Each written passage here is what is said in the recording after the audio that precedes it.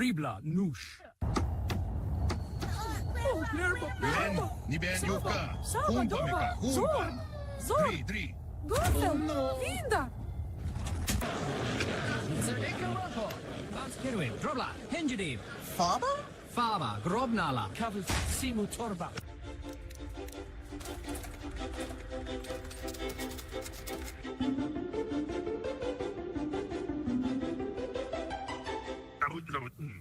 Slabo. Apa? Yo prima!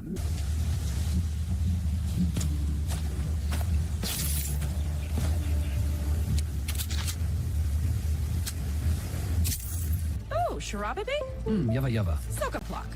Doba Doba, Hen, Bellator, Jibby. Yup,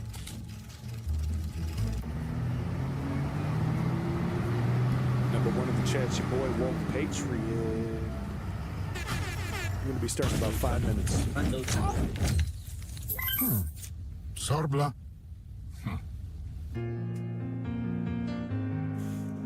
That was really funny. One more time, then I'll play something.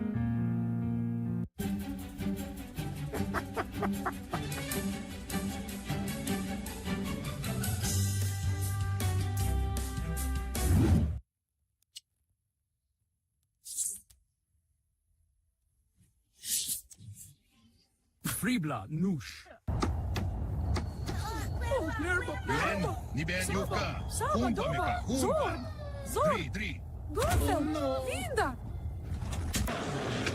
Zerdeka Roko, Vanskirwin, Drobla, Hinjadiv, Faba? Faba, Grobnala, Kavus Simu Torba.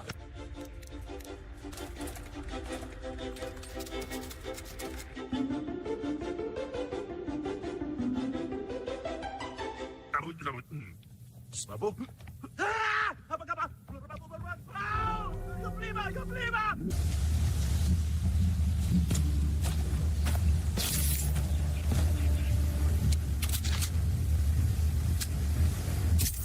Oh, Sharabibi?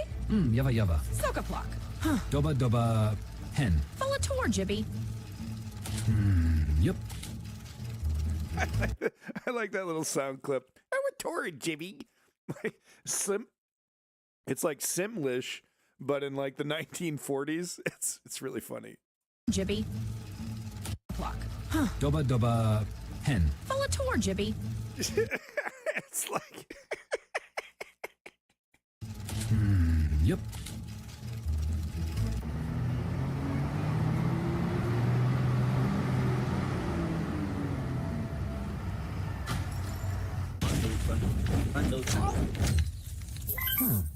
Sorbla. yeah, just the way he likes it. Just the way he likes it. Look at that. Everyone gone, just him sitting at the table. Looks like that shot of Putin from that a couple years ago. Yeah.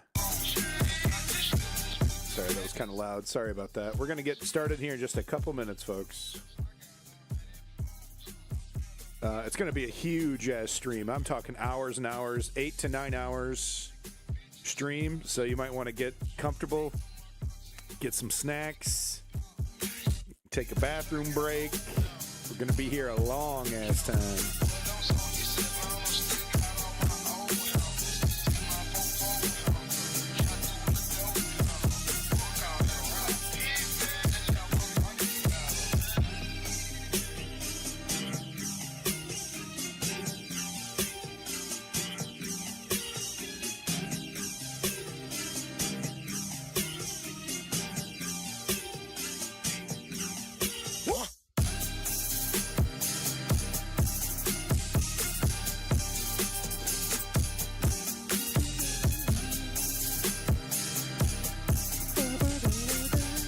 Sorry.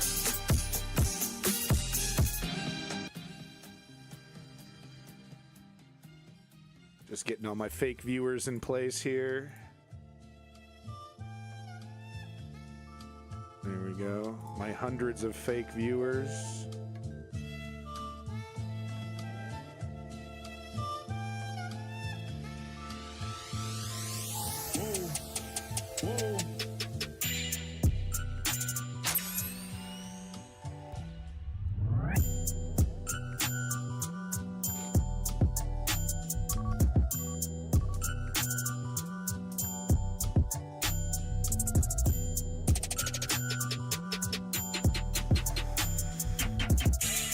fake news.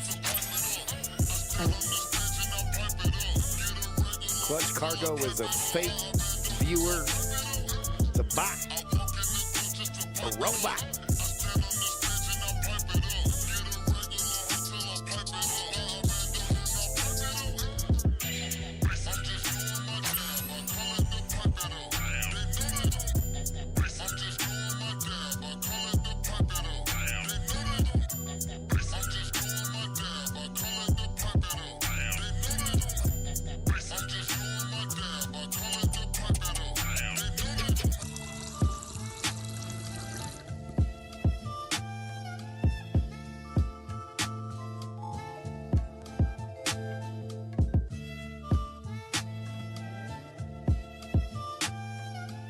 This Almost is a ready for it. certified hood classic.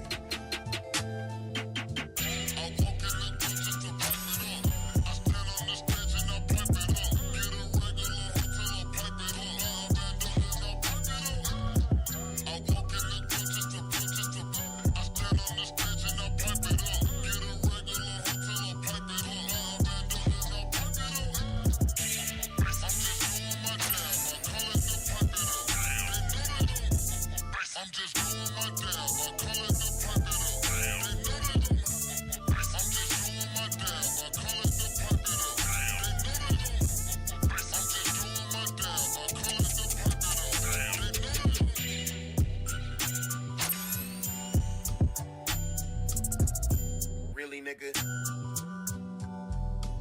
All right. Hold on.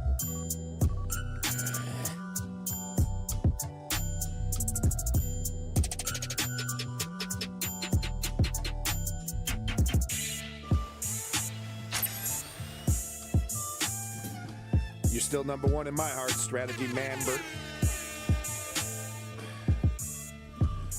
All right, motherfuckers. It's Japan. I don't know if it's Tokyo.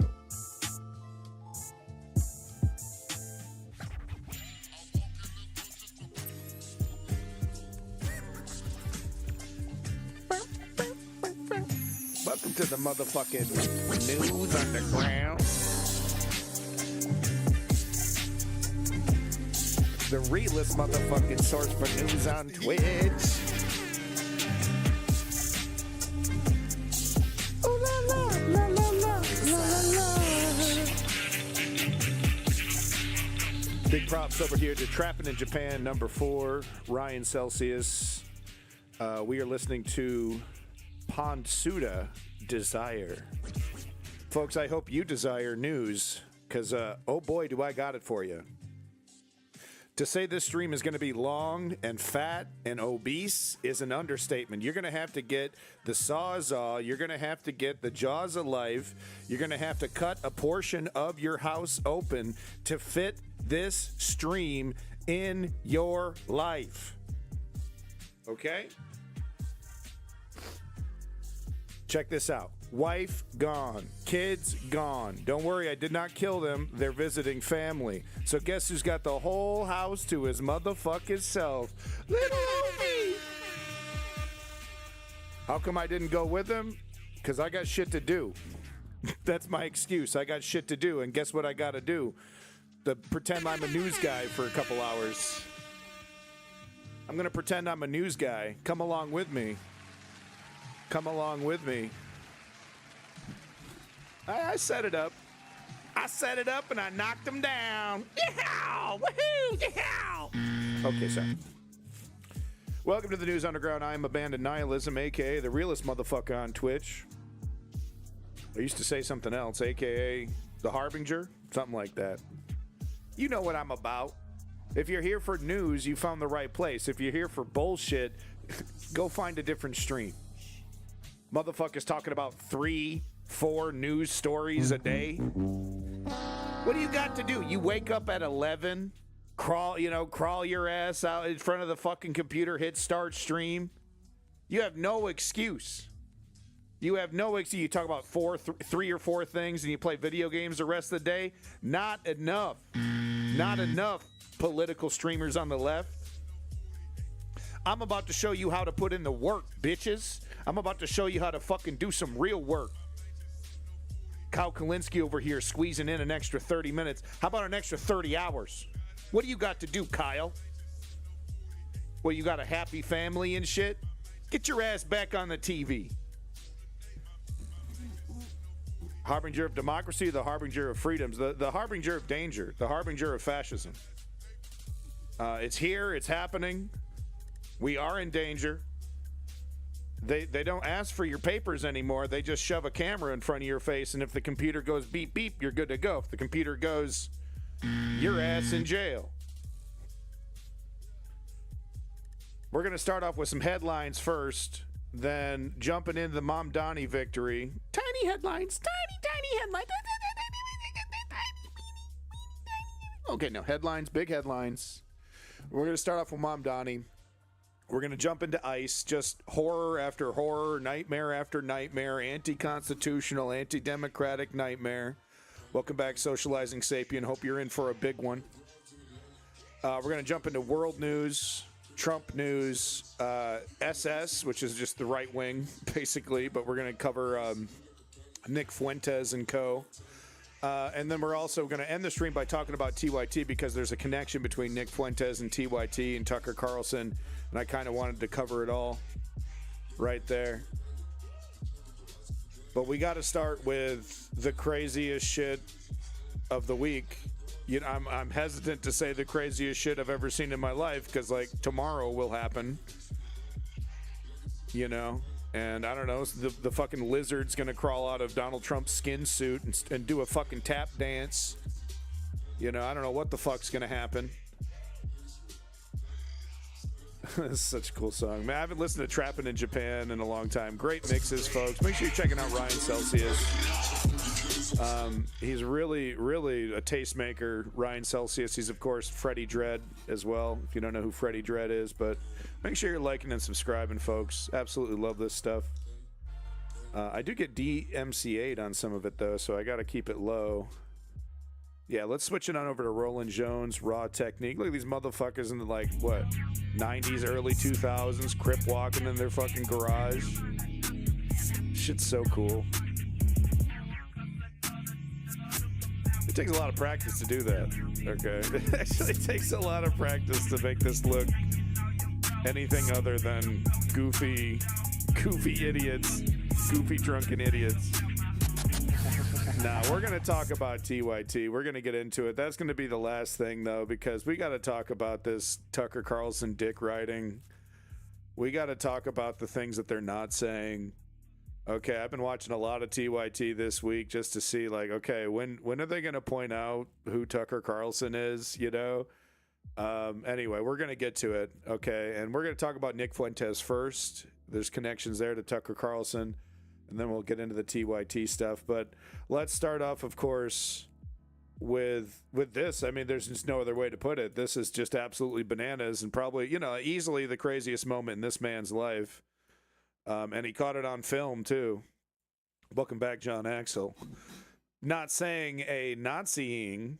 Oh, that was a bad pun. Yikes. Come on, strategy. It's okay. You're a little rusty. I didn't stream all week. I was working on a project. It's all right. You just got to, you know, shake it off. Shake it off. Talking about shaking it off. Welcome back, Ribbons. Watch this shit. If you haven't seen it, strap in, okay? Put your video game down for a second. This is nuts. All right, just a normal morning. Do we have the time here? So this is the speed of the airplane that we're about to see. And yeah, we're about to see it. Homie just chilling. Oh, it's 5 p.m. Okay, so it's the end of his day. It's the end of his day. Sun's going down. Right, just a normal Tuesday. Yo, from south of Boston, it's your motherfucking boy Lenny. This is how Lenny comes in the room. Like a fucking movie, dude. Like right the fuck out of a Michael Bay Transformers. Holy shit, what the fuck? Holy shit.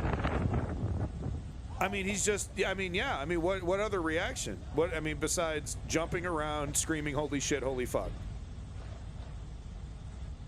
That's the appropriate reaction right there. I should get a dash cam. They're pretty. Oh, I installed one on my car. Very affordable. You know, just had to run some cable, and I think they have wireless ones now if you want to deal with batteries. Yeah, I mean, it's exactly how I would react. It's like a Michael Bay movie happened right in front of your ass, dude.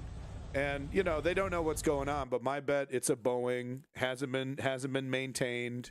Apparently the engine fucking fell right off. Watch this one more time. But apparently the engine fucking fell right off. And three pilots tragically dead. Catch the window right here. No, he comes back, dude. Yeah, this guy, he's literally jumping in the air. Like, what do you do? So that's my guess. It's a Boeing, hasn't been maintained. More cost cutting, corners being cut. Boeing build quality, right? They say these things are built to last. They're not built to last. Metal fatigue, you know, maybe some plastic bolts, who knows, you know, saving 6 cents on using a lower quality steel or a less thickness steel. That's my guess. He's like 150 yards away from being completely obliterated, like totally obliterated, like hit with a plane. And that would have been crazy footage, like the damn thing coming right down. Plane just nuked itself in the parking lot. I'm not joking. Socializing Sapien, we actually last year watched, that reminds me of a clip that we watched of, it was that tragic accident of the container ship hitting the bridge, the support of the bridge, and the bridge literally collapsing. This cop, you know, so he's got his car parked, you know, at the entrance to the bridge, not on the bridge, but at the entrance. And he's like, okay, yeah, there's some workers there. We got a problem, you know, and then whoop, bridge gone. And he was like, the bridge is gone. Bridge is completely fucking gone. It was, you know, really trippy. Of course, I'm paraphrasing, but it was just wild because he's like, okay, we're going to do this. We're going to do that. And doop, gone. Because they had about 1 minute warning before the container ship hit the bridge. And they're like, okay, yeah, we're going to go get these guys. And then bridge gone. Because it hit the perfect spot, the perfect amount of weight. It's just like gone. it was just a really crazy footage. But this is definitely more, like I said, it's like a movie. It's right out of a damn movie. Well, Cronus, I'm willing to blame Donald Trump for a lot of stuff, but I don't think he's making engines fall off planes. Right? Like, I got that Trump derangement syndrome. You know I do. Okay. But yeah, I don't think he's literally responsible for the engine falling off the plane. So there's other angles here, and people are saying, not this one, but I don't have it. Oh shit, there's another one of the plane coming in. And some people are saying, "Oh, look, there's no engine." So this is a different angle. So it was already on fire. Like, this is at takeoff, catastrophic failure. You'll probably say it's the Dems' fault. Yeah, well, you know.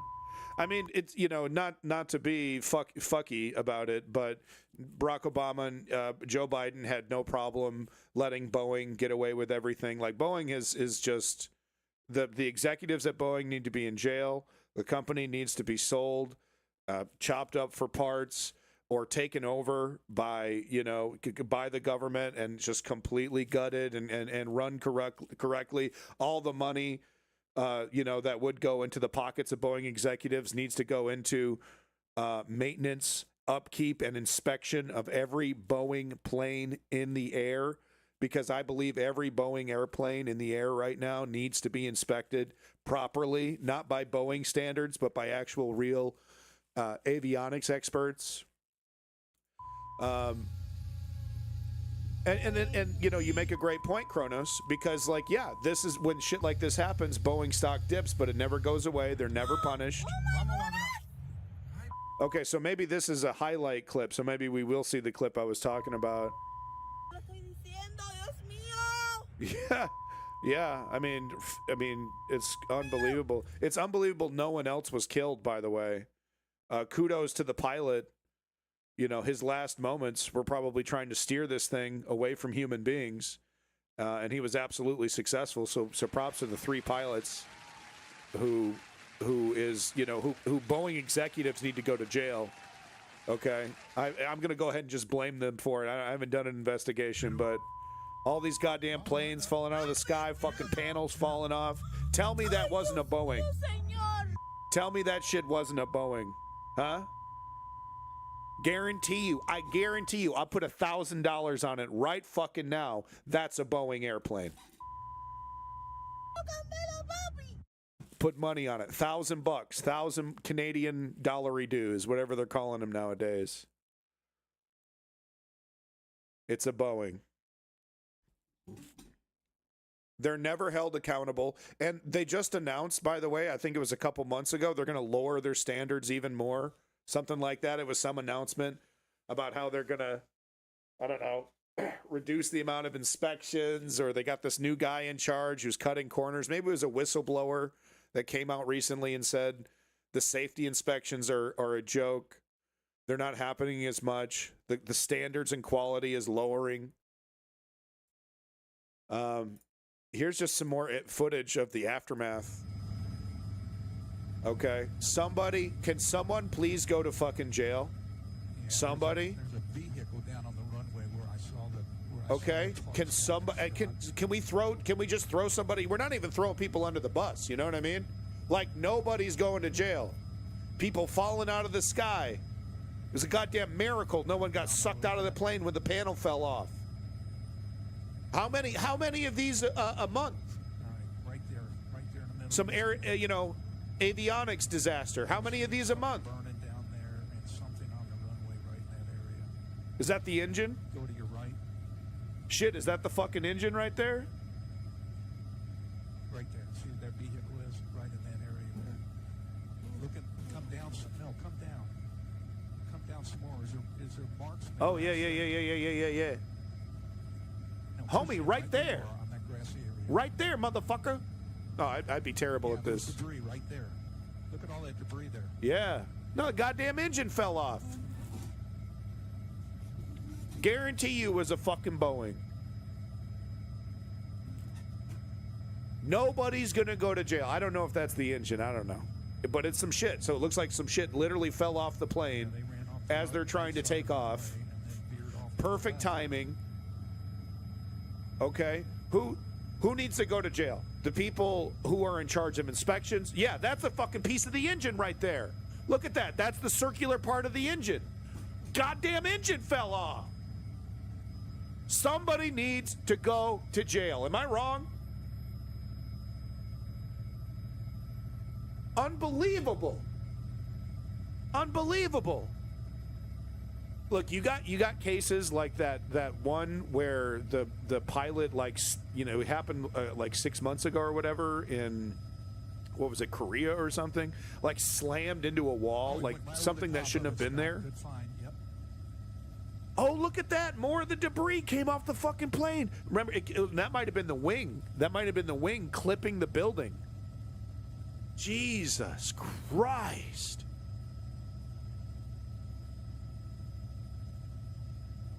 Great footage here from, looks like CBS. Probably no one's going to, I mean, no one's going to go to jail. Boeing stock will take a dip. It'll be, a good time to buy Boeing. And then we're all back to it, huh? I heard something crazy yesterday. So, they're talking about reducing flights. Delta made this announcement. I'll show you. I'm actually going to show it to you. I have the clip. But it was unbelievable to me that they said reducing their flights by 10% is going to be like 500 flights.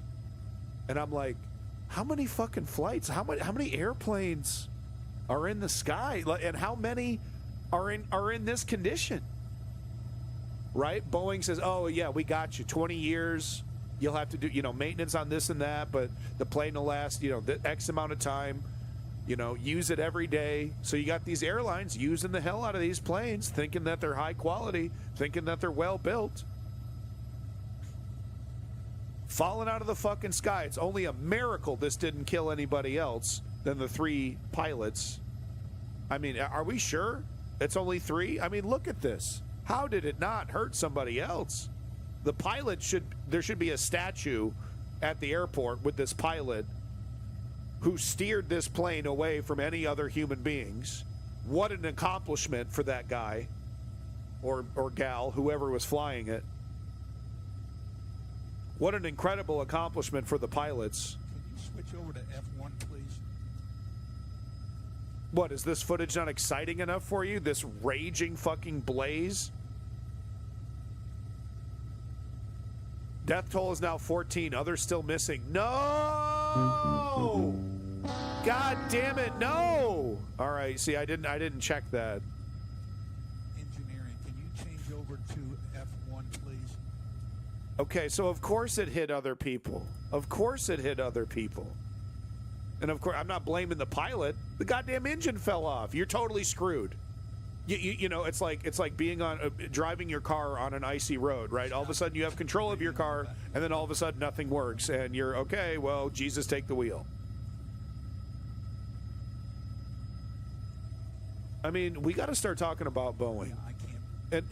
And look, and we can have a, you know, we don't have to shit on Boeing completely, though they deserve the primary, right? But it should be a general conversation about increasing the standards of avionics in general. And it's like, oh, that's expensive. That's going to be expensive. And it's like, yeah, I understand that, but I don't care.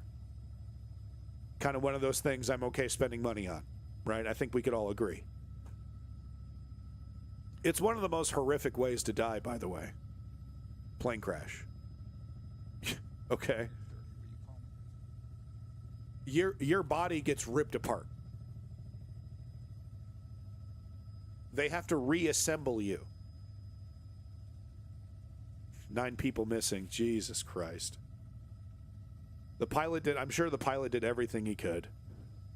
But how do you not, you know, you can't. It's a goddamn missile filled with 1,000 gallons of fuel. Jesus Christ. If you want to watch the rest of this footage here, I'll give you the link. Really nice, juicy 13 minutes of footage. Maybe we'll just, I don't know. Okay, yeah, let's watch a little bit of this part right here.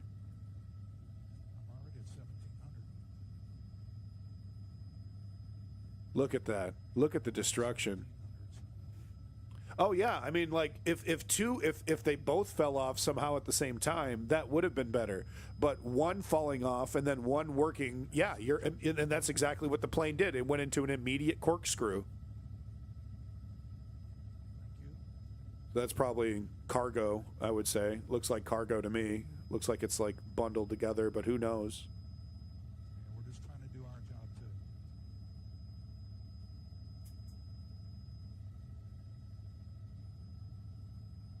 What is this guy talking about? Trying to do my job? What? Out of your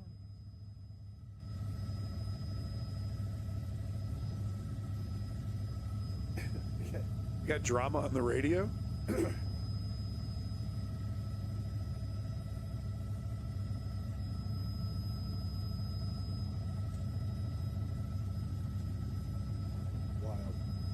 All right, let's keep this fucker moving. You know, my conclusion, you know, several people need to go to jail for life. Of course, there needs to be a much wider investigation of not just culpability, but how vulnerable are these planes. We have to remove Boeing from the equation. We need to bring in independent people not connected to Boeing to do these inspections of these planes. We need to make Boeing pay for it, these inspections. Well, that's going to make them go out of business. Yes, that's the idea. We sell them off or whatever. Okay, whatever we have to do. But so that's my general consensus, is that there needs to be accountability, and we need to do something about the Boeing airplanes that are in the sky right now. Goddamn engine fell right off.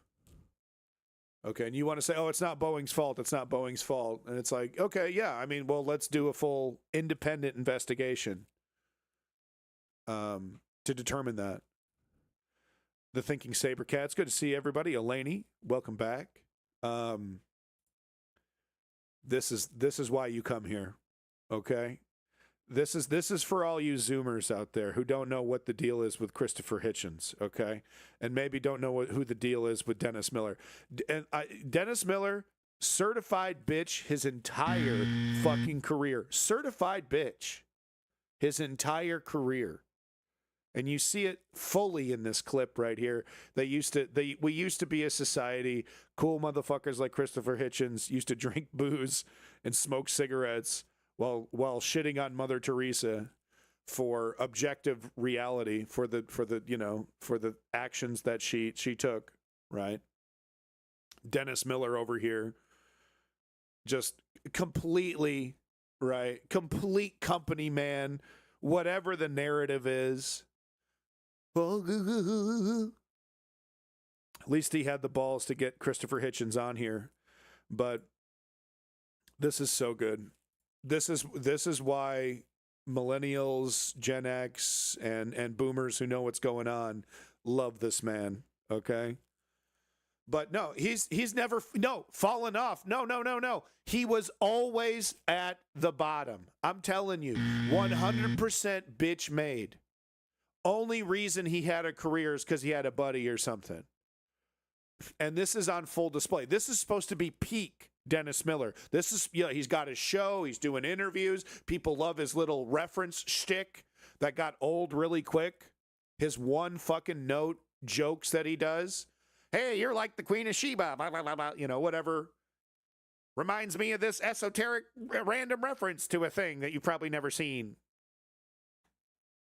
People got pretty sick of it pretty quick. No, he was always a bitch, and you'll see it here. You're like the smartest guy I've ever seen on TV, and I think to some extent... Sweet of you to say so. Well, I also... I love your work also. I think that I've some always people... liked your Charles Manson giggle, I must say. That's what brought me to this studio. Well, I've made a career off that Manson giggle, but you make a career off of lacerating things that some people won't even go near. And I'm wondering, do you feel safer doing it because... The Buckley debate is a legend. While you live in America, I don't know if you've been naturalized, but you're a Brit, obviously. And how can you tell? Well, I mean, do you feel... Oh, Clutch Car, you were saying he fell off the face of the earth. Yeah, I haven't seen much. He did some right-wing shit for a little while. I think he was a pro-Bush guy. I think it got to be too fashy for even for him, and he's never going to apologize. An ego like this would never apologize. So best thing is just to stay quiet. So got to give him credit there. He's right.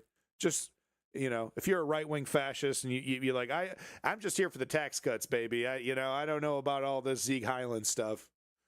Right. Best thing to do is just stay quiet. Keep voting fash. I don't know if you've been naturalized, but you're a Brit, obviously, and how can you tell? Well, I mean, do you feel safer, like, because I think if some American guys cranked up some of the sentiments you have, they would be, the villagers would be after him with torches. Is this Mother Teresa we're on about here? Well, yeah, I mean, the Mother Teresa thing just amazed me, and I when you read it, it's so well put together, and yet I can't follow you on the sentiment. I mean, well, explain to the people your general feelings about Mother Teresa. Mother Teresa is a bat from hell. Was a bat from hell. I correct myself, was a bat. No, and look, he's not making this shit up. You got to look it up. This idea that Mother Teresa, right? The most, no, she was political, she was corrupt, and she had some totally fucked up views when it came to poor people and pain and sickness. Mother Teresa believed that contraception was the moral equivalent of abortion. Hilarious abortion was the moral strategy, equivalent of murder. Mother Teresa took heaps of money from the Duvalier family in Haiti, who probably gave the poor as hard a time as the poor have ever got, even the poorest of the poor. Heaps of money from them and justified their regime. She took a heap of money from Charles Keating of the Lincoln Savings and Loan of California, who you're still paying for his bad debts, and a private jet in return for saying that he was a great guy. And a Listen, friend of with all Jesus the Christ. assholes getting on Learjets in this world, doesn't she deserve one? I mean, for Christ's sake, I see people getting off Learjets left and right who don't deserve it. I mean, this woman was living with... I mean, we're talking about taking a flying fuck, right? I mean, no, I don't think so. I mean, I think she is... the other people you see getting on and off these jets advertise the fact that they're scumbags and grinders of the faces of the poor. She does it by saying, I'm doing this to do the poor a favor. And then she says, poverty is a gift from God. Suffering is a gift from God. Leprosy is a gift from God. The death of your child is because God loves the child. Correct. And expects people to sit still for it. Well, not this reviewer. The bad moment, I wanted to call, you mentioned this animal earlier, I wanted to call my book about her sacred cow. But He just called her an animal. He's so awesome. I decided to call it the missionary position instead because I thought sacred cow might be offensive to some people. There was a pretty good stab in the And dark there, Chris. I hate to, but the You're so documentary funny, was Dennis. called Over My Wishes, was called Hell's Angel, which I thought was a bad title. The Hell's Angels came to the screening with a imagine lawyer's letter and said I Kronos, had violated their copyright. They formed up in a mob and said, you've violated our trademark, so now it's really true. Everyone in this country has a fucking lawyer. The Hells Angels have a lawyer. So now I'm on to the Dalai Lama, Hilarious. which is much easier. That's fishing about. Oh, wait, I can't let you go on Mother Teresa for a second. Even if you question, I mean, the woman, Bitch. would you ever consider doing that with your life? Who would? That's why she's sainted. You're a bitch, Dennis. Before she's already sainted. Who was out there and Read living it. with... You should read his work. Did you read the whole thing? I think it was a Vanity Fair article or something he's talking about. Well-sourced. You know, everything sourced. Everything buttoned up, you know. He's like, it was really well written. Did you actually fucking read it? Because he's just like, well, these, because you know, she like kissed the feet. She lived with some poor people for a little while. You know, there was this whole myth built around Mother Teresa. Some of it was true, right? But there was a lot left out. And he's just like, man, I mean, just do your fucking homework, man. At least he's got him on there. The dregs, the people nobody else wanted. No, I've been in Bosnia. And shall we be serious for a second? Yes, I've been I in want to be Bosnia. serious because Okay. Yeah. I've been in Bosnia. I've been in. He's in been Albania around poor recently. people, Dennis. I've been in Zimbabwe and many other hellish spots, and I've met probably many people here have met hundreds of people who spend their entire lives really working for the good of others, and just for that. They don't proselytize. They don't say we're doing this for the church or for our ideology, or to prove that poverty is a gift from God and you should accept it, or to campaign against divorce and abortion and contraception, as she openly did. She said that was her motive. She told me so herself in Calcutta. She said, I do this to disprove the secular idea that people can have divorce and immoral lives. We do it for this purpose. That qualifies it a little, don't you think? Well, I'm just wondering if you can get this wound up about that. And as a matter of fact, That as you point out, she was more often seen clambering on a Learjet to go and see Mr. Duvalier in Haiti and grovel to him, or Mr. Keating to go grovel to him, and being told all this time she's on the fast track for sainthood, and then going photo op with Nancy Reagan. No, I don't think so. She wasn't in Calcutta. Wait, how'd Nancy Reagan get into there? Where'd that One of her come photo ops. from? What's wrong with that? With Nancy Reagan? Well, I think they were absolute twin souls. But no one says Nancy Reagan does it for the love of humanity. Nancy Reagan does it for the photo op. It was very hard to catch Mother Teresa in Calcutta. If you blinked her. Wrong button. If you blinked, you missed her. Man, you are So- the Rosetta The Stone of point is- skepticism, the point my is that- friend. the point is, well, what would you say is the most Read his work, man. It's not assholes. He's not Tucker Carlson. 100% sourced. overrated virtue? So this is really interesting. I don't know how I would answer this question. I think I would go, I don't know. I like virtues generally. But listen to what Dennis Miller thinks is an overrated virtue. What a question. What would you say is the most overrated virtue? Honesty? I mean, it says everything, dude. Honesty's overrated, huh, Dennis? I'm utterly, absolutely, completely to my fucking brim shocked. Shocked. Shocked, I say. Shocked that this one-note conservative Z-level fucking nobody, who's more famous than me, so what am I talking about? Okay, he had some funny stuff. I do agree. The SNL stuff, right? When he had people writing for him, right? He has good comedic timing. Hey, you got a little talent. That's great. That's great. Give it to the fucking right wing. Anyway, but that's what he thinks is an overrated virtue. Honesty, huh? What a question. I don't know how you'd answer that and not get burned a little bit, right? Like I said, I would like, man, I don't fucking know. That's a good one. And let's hear what Christopher Hitchens thinks is an overrated virtue, and I would have to agree with him on this one. Man, you are the Rosetta Stone of skepticism, my friend. The point is, well, what would you say is the most overrated virtue? Honesty? I'd say faith. I know where you're coming. I hear that. I can work with that, but I think faith, don't you? Faith. Why just take anything on faith? Why say, I'd like this person to do my thinking for me? Overrated virtue. Faith. Yeah, I totally agree. You know, the people that use that lean on faith, they lionize faith as the primary virtue. But what is faith? It's rejecting logic. Now, we need faith, just like we need hope, just like we need to aspire for the impossible. We need those things. But it's a bit overrated. Couldn't agree more. Why ever do that? Why not say, the one thing that makes me human is I can do my own? Well, I guess we can agree to disagree on that, because to me she walked We don't need a guru, we don't need a princess, we cargo. don't need a president who promises leadership, blah, blah, all this nonsense. We have our own faculties. All right, so we disagree on Mother Teresa, but Clinton... You disagree, and then shifts over to Clinton. God, what a fucking hack. Hack. I think we're in complete concurrent on. You can wade into him, because it doesn't get more full of shit than that. Right. So we disagree on Mother Teresa, right? Because I don't get a career if I don't repeat the lies. Such a fucking slime bag, dude. Fuck Dennis Miller. And of course, mega props to your ultimate boy, Christopher Hitchens, the realist, right? And I don't agree on everything that Hitchens said, of course. Like some of his Iraq War stuff, not for me. Other things, but that's how it goes. That's how it goes with brilliant guys like this, you know.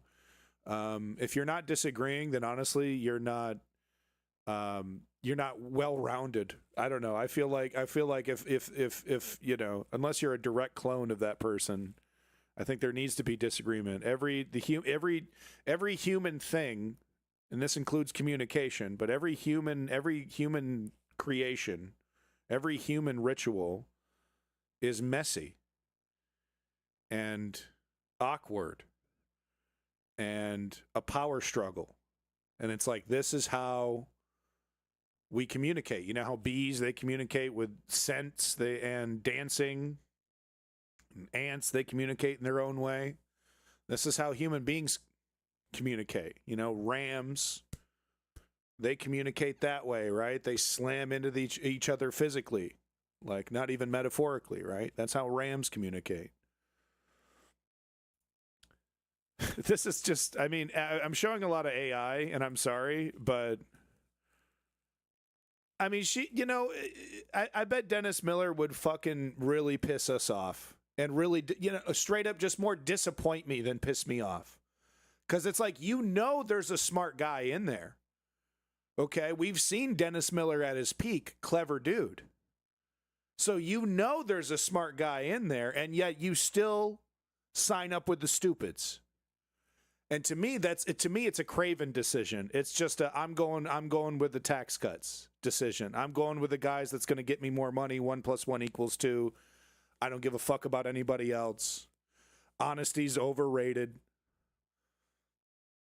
Most people don't even agree with themselves. And if we're thinkers, you know, oh my God, Asman, don't even get me fucking started. Anyway, I'm showing a lot of AI and I apologize, but this shit is fucking blowing my mind and it's hilarious. Watch this. Zero build Fortnite is tearing this nation apart. Our kids can't crank 90s anymore. What's next? No apple pie. Wrong. Zero build is making Fortnite great again. I know Fortnite. I've got the best Fortnite. I hate that I fucking agree with the neck pussy over here, but if I did play Fortnite, it would be zero build. I hate that build shit. Back in my day, we built our towers and we liked it. Zero build is turning our kids into a bunch of Asmon Gold watching betas. Please. I mean, we're at a time where build in Fortnite is for the boomers. That shit's for the oldies. If you're still playing build mode in Fortnite, bro. This is, well, it's moving so fast. Everything is moving so fast. I feel like I'm literally plunging directly into my grave. Lenny, how do you make everything slow down? Make it stop, Lenny. Simpy Joe probably thinks a chug jug is something you get at the ice cream parlor. Zero build levels the playing field. It's beautiful. Even Barron says it's poggers. If elected, I'll introduce the Tilted Towers training program. Ramp rushes replace reading, writing, and arithmetic. Build back better. This is literally 1984 in Tilted Towers. I'm fucking sorry. I'm fucking sorry. That's hilarious. I don't even play fucking Fortnite, and it's hilarious. I'm sorry. That's funny. Even Barron said it's poggers. Even Barron said it's poggers, yo. Okay, so this is funny, but it's also frightening because it's really happening. The bosses want the robots to take over. They want to replace $100,000 a year employees with a $10,000 subscription to some software. There's literally look, I mean, no, Sabercat. I mean, I saw some highlights. I saw some headlines.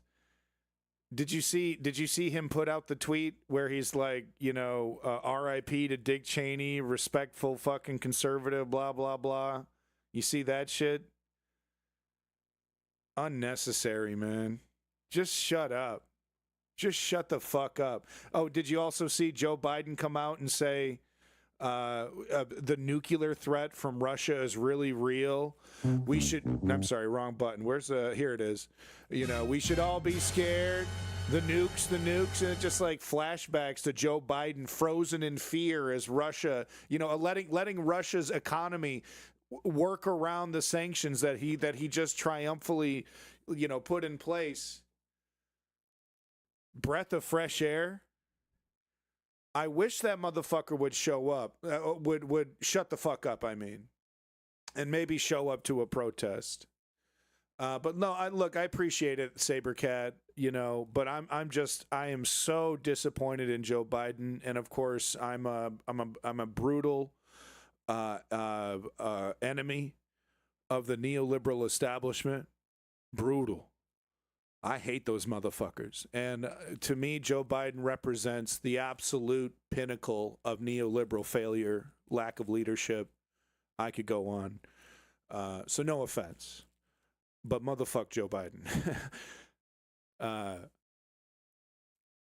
Talking about AI, though, this shit's really scary. This is funny, but it's also scary. And it's like, it's also not real as well, because like, this is kind of impressive, right? It's like, you know, it's a snapback from AI, and it's like, oh shit, they can actually do this. No, they fucking can't. No, they fucking can't. They keep doing university studies. There's all these companies that are like literally firing 30,000 employees, and they're not one-to-one trying to replace, but they're putting a bunch of work on the humans that are still there, and they're saying to those humans, oh, just offload a bunch of this stuff to AI. So they're like, okay, I plug it in, and oh, I got to spend an extra 3 hours fixing all the mistakes. Like, this isn't working. And they're like, oh, you just got to train it. You just got to give it more time to teach it how to be you, and then I'll fire you once it gets going. And then there's a lot of employees that are like, well, I got to eat, so I guess I'll go along with this madness. Okay. And they're like, yeah, this isn't working out. I keep trying to tell it what to do. And it, you know, because it's not learning. It's not learning. It's only based off the training it received. So it basically what I'm trying to get at is that they keep trying to test to see, okay, can you replace one-to-one, the dream, the executive's dream? Can you one-to-one replace a human being with this fucking robot? No. Doesn't work.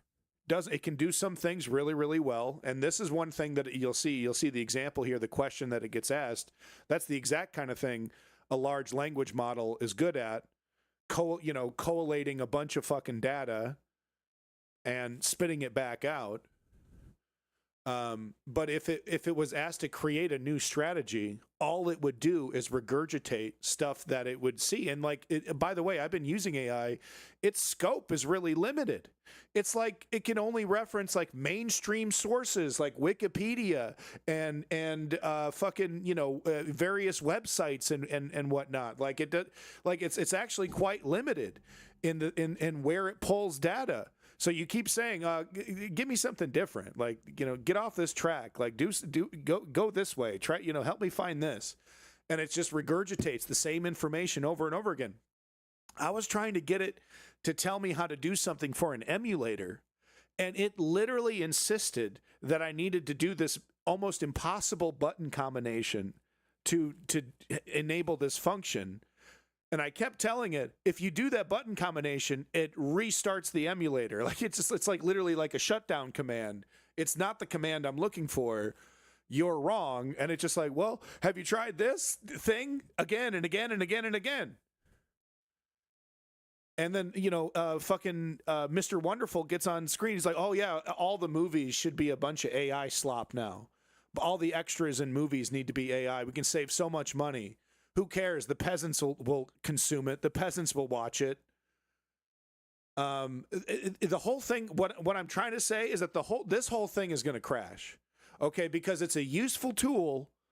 It's like a calculator, right? These large language models, like it's a very useful tool. It makes searching the web a much more interesting, like it gives you a whole new way to search the web, because now here's some robot and I can just tell it, hey, search everything you can literally find about this thing and collate that data and generate a report. Something that would take a human being hours and hours and hours of their life. Every website. I want to report about every fucking website. I mean, in detailed.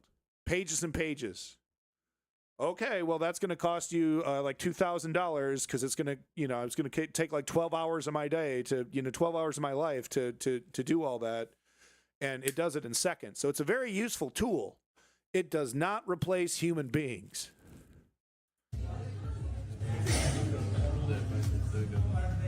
Hello, what's your role here in the company? I'm a business setup advisor. I'm a business setup manager here. With my processing speed, I could handle 5 teams and never miss a number. Should I start polishing your chair for a robot-sized replacement?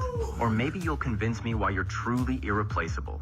Oh, okay, that's a great response. I would say that. What's the secret to being the best in your position? Confidence, knowledge, expertise in the field.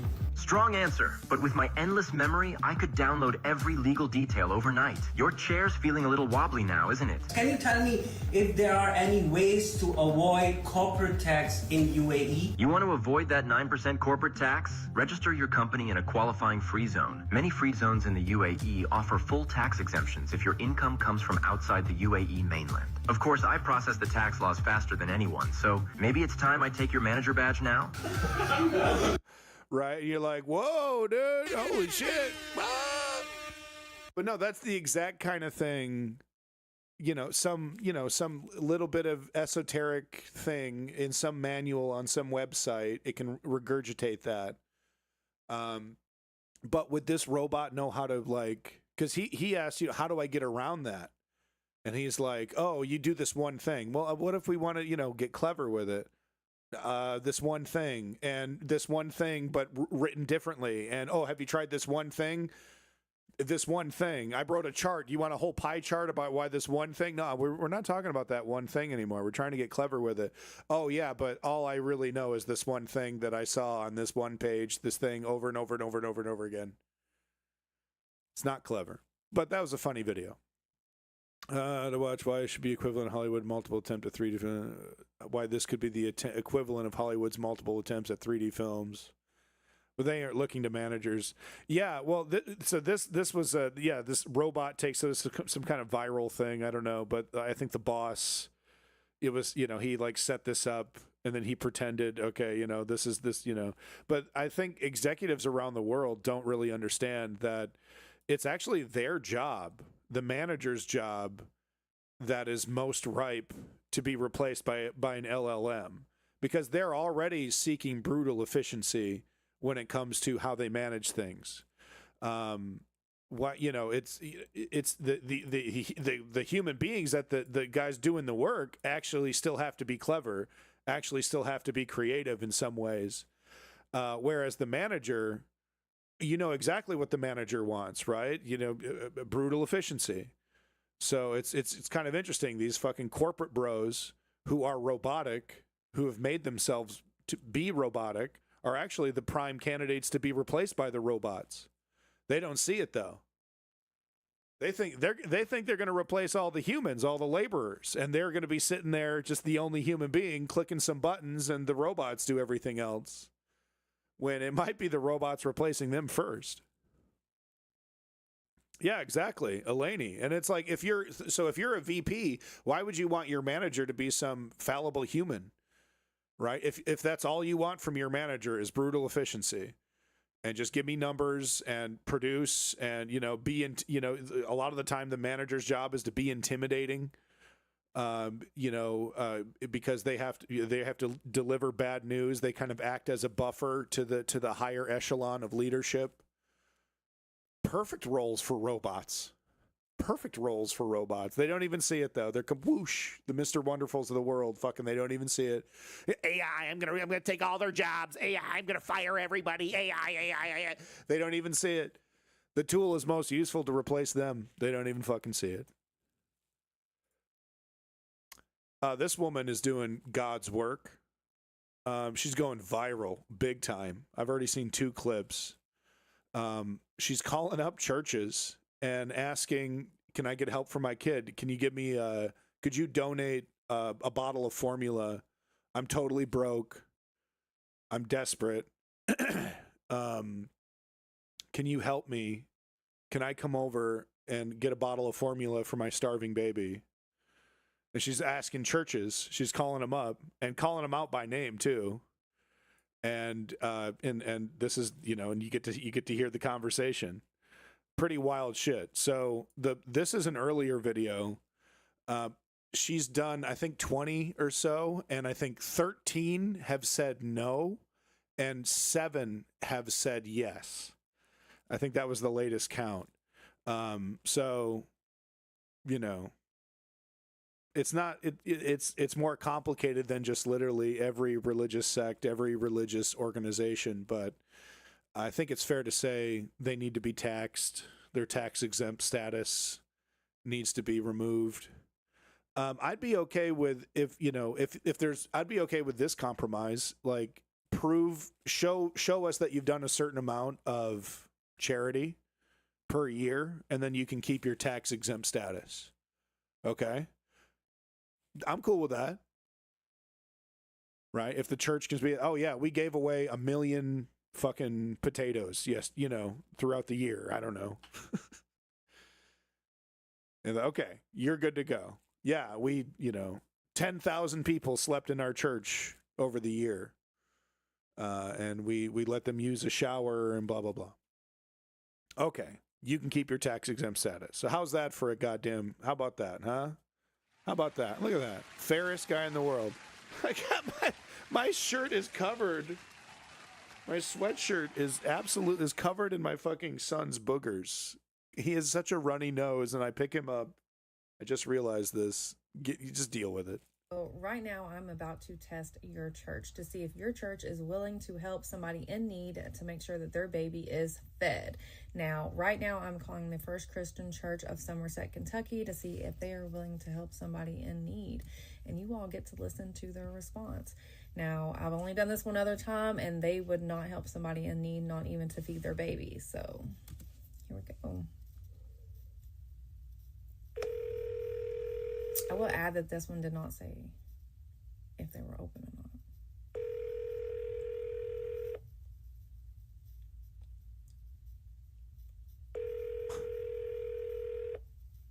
First Christian Church, this is Jessica. Hi, yes. I'm trying to find somebody that could help me. I have a 2-month-old baby and I ran out of formula, and I was wanting to see if y'all could help with donations of any kind of like formula at all. I'm so sorry. We don't have any donations set up for it. So you all wouldn't be able to help at all? I mean, do you know a member of the church? No, I don't. I'm just trying to find somebody that could help. I just don't want my baby to go without, and I don't have anybody else to ask. I completely understand. I'm a mom myself. I understand. Have you contacted PERM yet? Yes, nobody has anything. Okay. I mean, without knowing a member of the church, and this is just policy that the board members have set here, without knowing a member of the church, there's nothing that we can do either. Okay. All right. Thank you.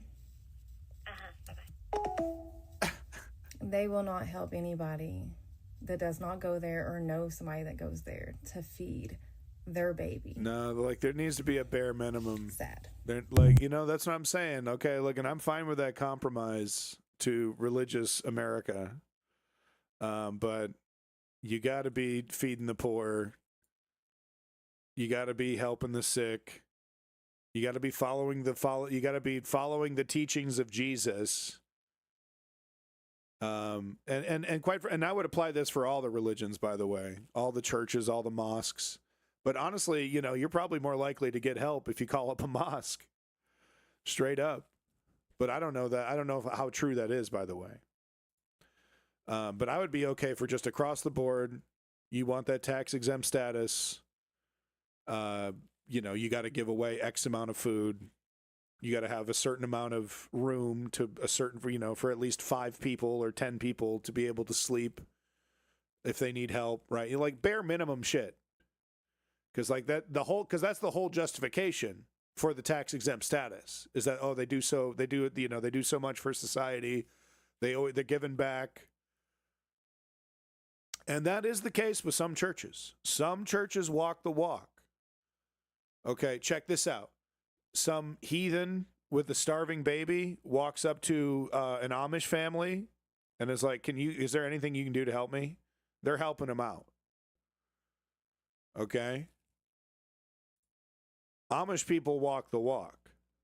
They're not going to let a starving kid starve in front of them. Would this be applicable to everyone, though?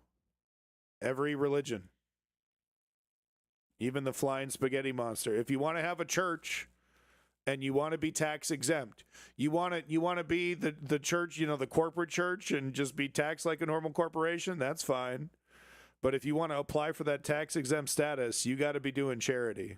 That would be my compromise if I was a leader. So this is the world's largest spider colony. This is the creepiest shit I've ever seen in my life. Over 111,000 spiders from 2 normally rival species living together. So instead of fighting, they've decided to kind of an interesting analogy for the human race here. So instead of killing each other, they decided to work together, and they have built this massive 106 meter, I don't know, this massive spider ecosystem. It's just filled. Like I don't think if you tried to walk through it, it would just be spiders and fucking nests and webbing everywhere. The creepiest shit in the world. Look at this shit undulate. This is on the outside. So this is like the entrance to the cave. It's completely sealed off. Napalm. Would you just be tax exempt then? No one gets to be tax exempt. Nobody. You can't avoid the hangman. You can't avoid the tax man. Churches don't, you know. Like I said, if they want to keep it, then just follow the teachings of Jesus or Muhammad or whoever, because they all say the same shit. Feed the poor, help the sick, blah, blah, blah. Right? They all say the same shit. So prove it, and then you keep your tax exempt status. Seems pretty fucking simple to me. You know, walk the walk or lose your tax exempt status. I think that's perfectly fair. Just walk the walk. Nonprofit churches are pretty fine. I want proof. You know, that's great. You know, for the churches that are literally following the teachings of Jesus or Muhammad or whatever and giving away food and helping sick people, it's like, great, no problem. Literally not a thing will change. And we keep our tax exempt status. The only, like the Joel Osteen fucking churches, right? These goddamn crooks, you know, festooning themselves with jewels and driving luxury cars and building these ostentatious churches. They lose their tax exempt status unless they can show that they're feeding hungry people and helping sick people. And they can afford it, right? So it would literally just be a tax on the churches that have an unbelievable amount of money but aren't doing jack shit for charity. And if you don't have a lot of money and you're not doing jack shit for charity, I mean, maybe we can talk, right? Maybe we can talk about some kind of, it's like we're like literally a $20,000 church, like okay, all right. Even a $20,000 church though should be able to give away some sandwiches, right? So I would set the bar super low. Like, did you have at least one chili cook-off a year? Did you serve some chili? I don't know. Did hand out some cold hot dogs out of the fucking sleeve? Anybody? Did you do anything? Okay. Yeah, exactly, Elaney. Yeah, yeah. Oh, we just couldn't find the time. Just couldn't find the time. Really? Okay. All right. Wow, you guys are really busy in there. What the hell are you doing in there? Just nonstop orgies. That's our religion. Oh, okay. It's a pretty cool religion. Can I see? Can I look? Nope. It's just us. Oh, well, okay. One soup kitchen. I don't know. Oh man, Trailer Park Boys. Did you hear about Bubbles? Jimmy, did you hear about Bubbles, dude? No, I had no idea. Everyone knows Bubbles from Trailer Park Boys, right? Dude's a fucking sex pest. He's busted for like groping on bitches, and he's like well known in the bar scene. In the area, all the bars of like where he lives, they all know who he is, and he hangs out with a bunch of prostitutes, and he's a total asshole. Not Bubbles, dude. No! God, why?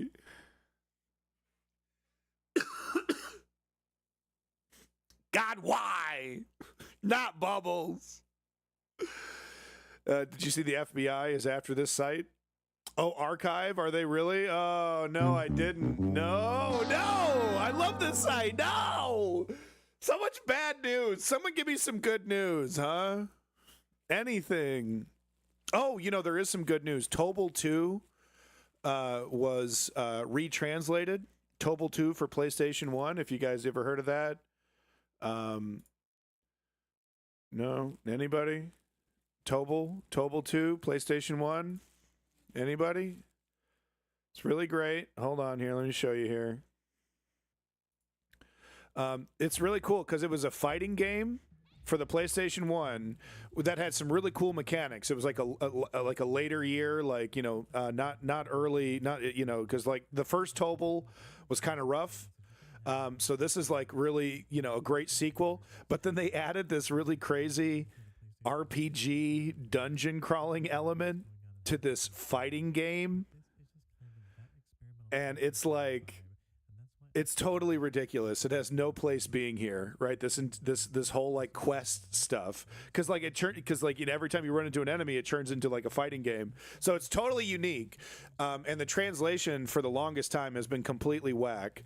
It's been totally retranslated, and it looks great. So make sure you play it today. Pick it up.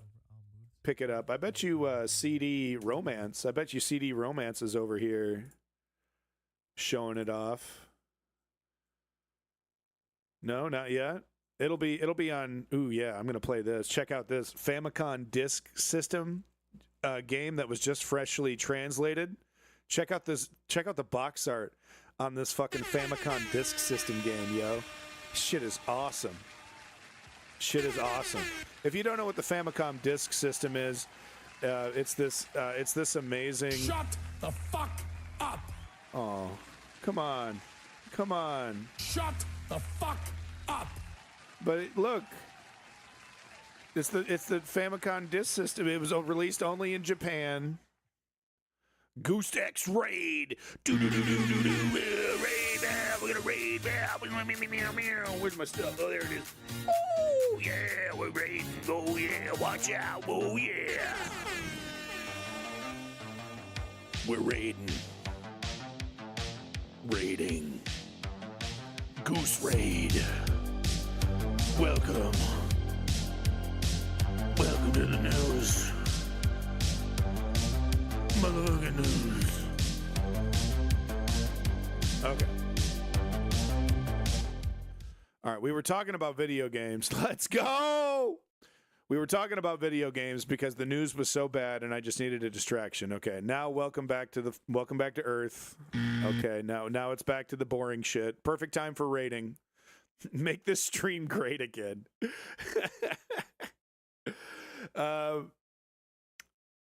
Meta is earning a fortune on a deluge of fraudulent ads. Documents show that this was a person in the Discord. Thank you. Give yourself props. Whoever put this in the Discord, thank you. But no, thank you, GooseX, by the way. I very much appreciate that raid. I hope you're doing well. I hope it was a good stream. Hopefully you're going to go eat some macaroni and cheese. You know, maybe a little hamburger helper. Oops, too much? Never, Trailhead. But yeah, just so you know, I'm not gonna spend too much time on this, but just so you know, it's all a house of cards. You know, the success of Meta. Like, who's using Facebook? You know what I mean?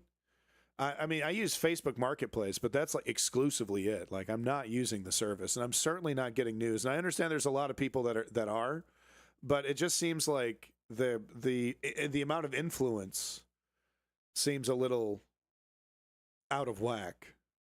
And it looks like a lot of their users, a lot of their activity is fraudulent bot activity. Eat some hamburger for sure. Excellent, Goose. Excellent. It's Facebook? Yeah, it's popular in India. Interesting. Sorry, there, had a hangnail. All right, moving on to the next thing. Hakeem Jeffries. This, look, you know, people are like, this went a little viral. It's like, oh, look at Hakeem Jeffries. You know, wow, so tough. What a fighter. What a fighter. Well, thank you, GooseX. I appreciate that. Another fellow politics streamer doing it in the politics section, I assume. It's like, what's even the point of going to Just Chatting? There's like 10 million motherfuckers in Just Chatting. It's like, you know, you're going to get no coverage whatsoever. But no, thank you once again, GooseX. Props to GooseX. Appreciate it. How about What's Just Chatting? That's the category that Hassan and all the rest, Asmongold will stream in, you know. But no, props to all you GooseX fans. Welcome to the News Underground. Let's get back to the news, though. You guys are great. Make sure you're liking and subscribing to everybody. Just follow everybody in the chat. Just click follow for everybody. I don't know. Like, it matters. Did you see the headline about Sky News did their own experiment with 9 different accounts, 3 right wing, 3 neutral, and then 3 left wing, and they kind of tested how the algorithm acted, and you know, everyone got a deluge. This is on Twitter, X. Everyone got a deluge of right wing shit. And left wingers, they got less right wing shit, but they also, you know, it was still a surprising amount. Like, you couldn't get rid of it. And I just saw just this morning, looking, you know, getting through stuff, bunch of pro Nick Fuentes shit, a bunch of pro Nick Fuentes, the new leader of the Republican Party, yay. Bunch of nobodies I've never seen before, like right next to CNN, right next to ABC. You know, a bunch, like a 9,000 subscriber right-wing schmuck next to AP News in the algorithm. Anyway, I wanted to show this here because this is like, ooh, Hakeem Jeffries, fighter for the people. Look at him clapping back. Yeah, exactly, Marculus. We're going to be talking more about him. This is going to be an extremely long stream, by the way, for the new viewers. If you're in it for the long haul, I'm going to be here for fucking hours. You're going to be so completely sick of this by the end of it. You're going to be like, oh, thank God he's done streaming. Okay? I got the fucking stamina. Okay? All your favorite streamers doing 5 stories. I do 500 fucking stories, and I'm not even fucking kidding. All right? So strap the fuck in. Hardest working man in news sitting right here. Sometimes I do need to go take tinkles, though. So please be patient. But no, this is the reason why I'm showing this is not to be like, rah, rah, go Hakeem Jeffries. The reason why I'm showing this is because this is the best we're going to get. This is the most fight we're going to see from the leader of the neoliberal establishment that's currently destroying progressivism. That's, that tepidly, meekly gave an endorsement to Zoran Mamdani 3 milliseconds before the election happened. Who does everything in his power to suppress the Zoran Mamdanis of the world. This is the best we are going to get. And this is, to me, this is further proof that he needs to be primaried and replaced as leader of the Democrats, whatever that means. Because what does that mean? To be a Democrat, right? This is just further proof, because this is the best we're going to get from this guy. Now, not only have you gone after Medicaid, not only have you gone after Medicare, in this, you are to direct your comments to the chair. Mr. Speaker, you know what's interesting is that every time I've come on this floor, I can use sharp language, he can use sharp language. You choose to admonish me. I don't work for you, sir. I work for the American people. Steve, you know what's up. I understand. So that's really great, and props, and I agree, and it is true. You see the Republicans acting this way. They are look at him looking at Jeffries like a fucking slave master, man. Look at that shit. Look at the way he's looking and pointing. And I love how he immediately, it's just like Saad describes these guys. It really is. I love how immediately, when confronted and pushed back, he fucking crumples. He absolutely fucking crumples. But Republicans, fascists, are eager to weaponize their positions in these parliamentary procedures. And you see, it's so blatant because it's true. The other guy was interrupting him. So, and it's just like, it's like the teacher that hates you, right? And he's like, it absolutely does not deserve to be admonished. And he points this out. It's very true. And I love how the guy just totally crumples when confronted with that. So that's all true. So props to Jeffries. And I agree. He's pointing right back. That's aggressive. I like to see it. It's the best we're going to get, motherfuckers. That's it. And it's right back to taking heapfuls of APAC cash and repeating the same dry-ass talking points and thinking James Carville is the fucking, scion of the Democratic fucking party. And what does James Carville recommend? Do nothing. Do fucking nothing. Wait, just like with Biden, just wait for the people to be sick of Donald Trump and walk into an easy victory. Right? So just status quo, do the same shit, continue to fight fight progressive leftism as hard as you can, while maintaining an anti-Trump stance. It's the same shit. I'm telling you, man, they're gonna try to shoehorn in 2028 or whatever. They're gonna try to shoehorn in a Gavin Newsom or a Pete Buttigieg, and they're gonna run a fucking Hillary Clinton, Kamala Harris 3.0 campaign. But they might win. That might be just enough to win, right? Like, it actually doesn't matter because, of course, because Trump is bad enough. But what has that party learned? If that party wins, what have they learned? Jack and shit. And they're not going to go after Trump. They're not going to go after the Supreme Court and add seats. They're not going to go after the activist judges. They're not going to prosecute ICE. They won't even close ICE. The neoliberals. Show me the neoliberal that has said defund and destroy and dismantle ICE. Show me the neoliberal outside of AOC and the squad. I think a few of them have mentioned that. Goddamn neo-fucking liberals!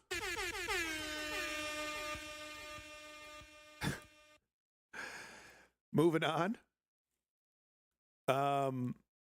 Barry Weiss, not only is she a hack for Israel, not only is she a dangerous propagandist, but she's likely fucking super duper racist. No one's really talking about this, but this homie's over here talking about it, and I appreciate that because, literally, it's not being talked about at all. The race component to this, right? We don't want to be too woke, but something's up. Something's up. She gets in charge and immediately fires all the black folks. Okay? Something's up, man. Yes, firing like all the black people there, like all the black people there. Recently, I came across this brother's video on TikTok, and he was claiming that CBS I was gonna got show rid of this. all the black and brown people on his team, including himself. Not only this, but all the white It's members blatant, were dude. reassigned. Shortly after that, I began to see that there were rumors that Gayle King was about to be asked to leave, which initially she denied, but as of Sunday, it seems that she's going to be asked to leave. Contributor Lisa Ling was also told that her services would no longer be needed. Gotta go. She's gonna get deported by ICE anyway. So Barry Weiss over here just kind of cutting to the chase. And little by little, more and more stories began to surface. And most, if not all, fingers are pointing to this person right here. This is the new editor out at CBS, and her name is Barry Weiss. We know what the fuck's going on. Within 1 week of getting her new role, she said, "We're all the black and brown people. Because y'all are out of here." Gone, dude. Which got me thinking, gone. wasn't CBS just in the news for something similar to this? Oh, that's right. They gave Stephen Colbert the boot. And to be fair, or somewhat fair to CBS, this isn't really a CBS problem. It's more of a Paramount problem. Which I understand. No, it was actually a Colbert problem, or should I say Colbert problem, because he'd be slamming in the ratings if he continued with his political satire that was biting and on point and daggers right to the heart of the Republican Party every single night. They were such suckers. They were going on interviews to be interviewed with Colbert, even though he would spit in their face. He threw all that away to suck celebrity dick. That's why Colbert has shitty ratings, because he decided being fucking Jimmy Kimmel or a second-rate Johnny Carson was more important than using his influence and power and creativity to take down Empire. He's a bootlicker, corporatist company man. Motherfuck Colbert. Some people might be an issue, but for me, I've been marked safe from this list. That's why his ratings sucked. Oh, and there's one more thing I forgot to mention. Before Miss Weiss decided to fire all the black and brown people, she made sure to end the race and culture division at CBS, because who cares about race and culture? At this point, I don't know why people are still watching CBS. Yeah. You know who has kept it real, though? John Oliver, keeping it real. Seth Meyers, keeping it pretty real. Most of his show is political dunking, right? It's the same, it's neoliberal style dunking, but it's energy directed against empire and fascism. Colbert? No thanks. Yet another schmuck interviewing yet another celebrity about whatever the fuck they're doing. Whoop-tee-doo. John Oliver, when he's hitting on, I do agree, he misses a lot of topics. But when he on the topics that he does hit, deep dives, they're funny, memorable. They often go viral, right? It's very repeatable information. So he does a great job, him and his writers. But I do agree. Like, I just wish there was more, right, of John Oliver. I wish there was 24/7 John Oliver. So this was posted in the chat. I think this was from your boy Woke Patriot. This guy going off on some Christian TikToker who's like, "Yay, poor people." He's like doing a dance at the grocery store. He's like, "Nobody's here because there's no poor people," and he's like got a Jesus Saves sweatshirt on. So this guy goes completely bananas on him. I absolutely love this. Watch this. A society of trash ass human beings.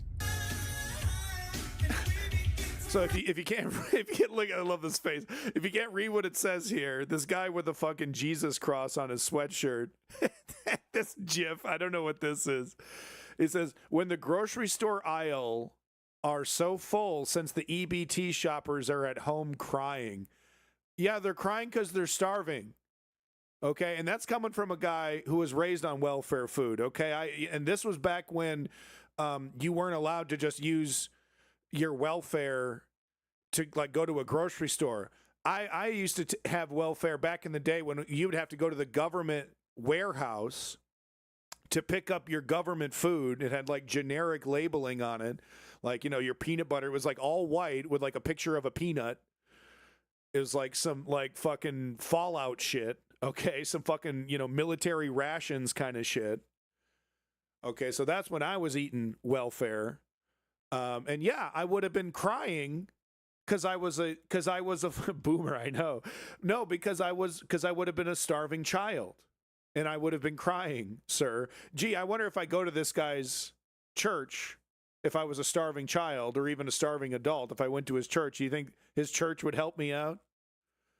Hey, look at Goose sticking around. Gee, I thought you were done streaming, man. Jesus, I appreciate it. Hey, thank you once again, Goose, for that raid. And make sure we're following, folks. Give Goose a follow if you don't know what's going on. You want more politics in your life. Click that follow button, folks.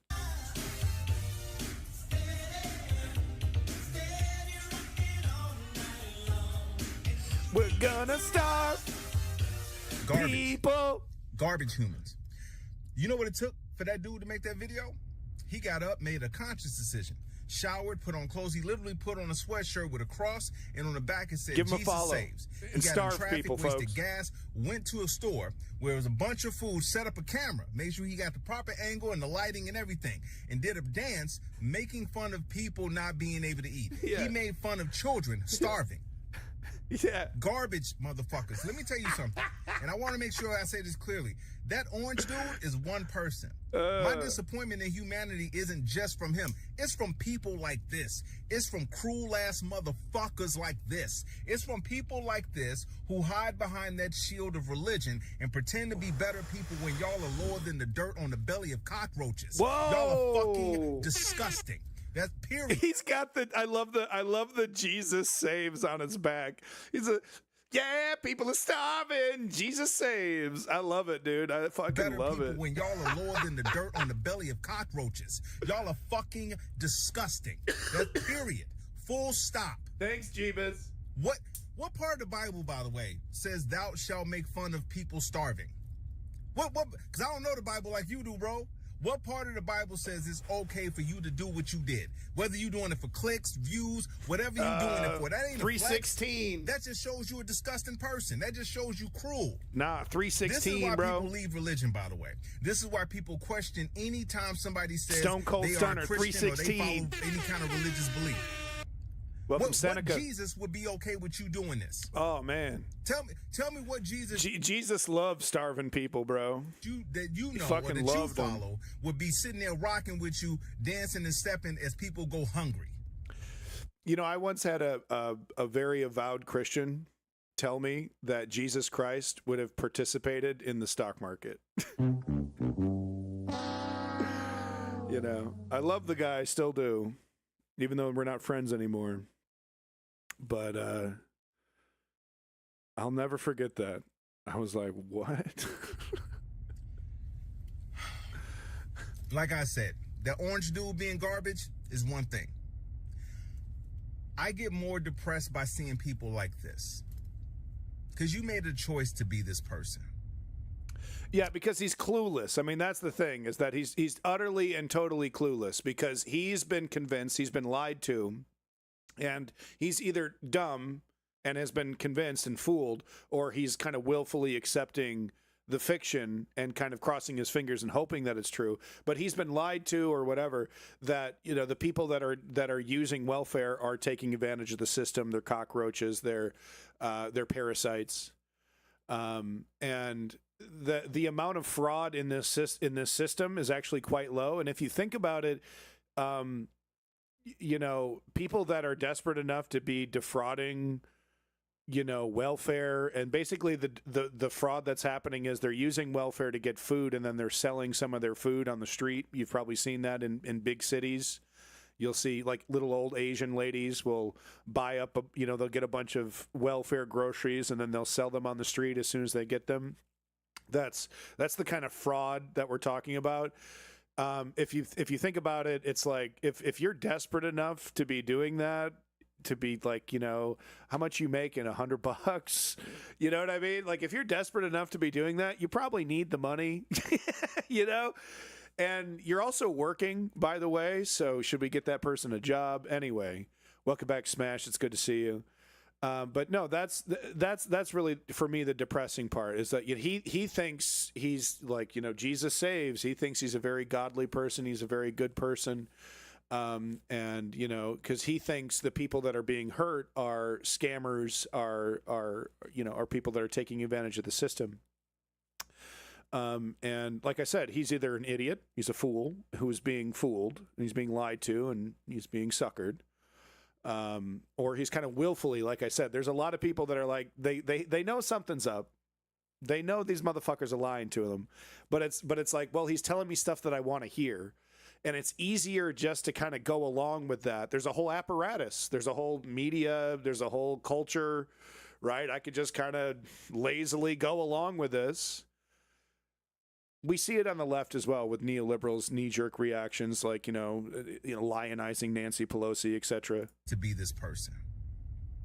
You don't make... Baby, rock it all night long. We're gonna starve people, starving people all night long. Woo! Come on, y'all. We're having fun. We're having some fun. Crip walking in the motherfucking garage. We're having some fun.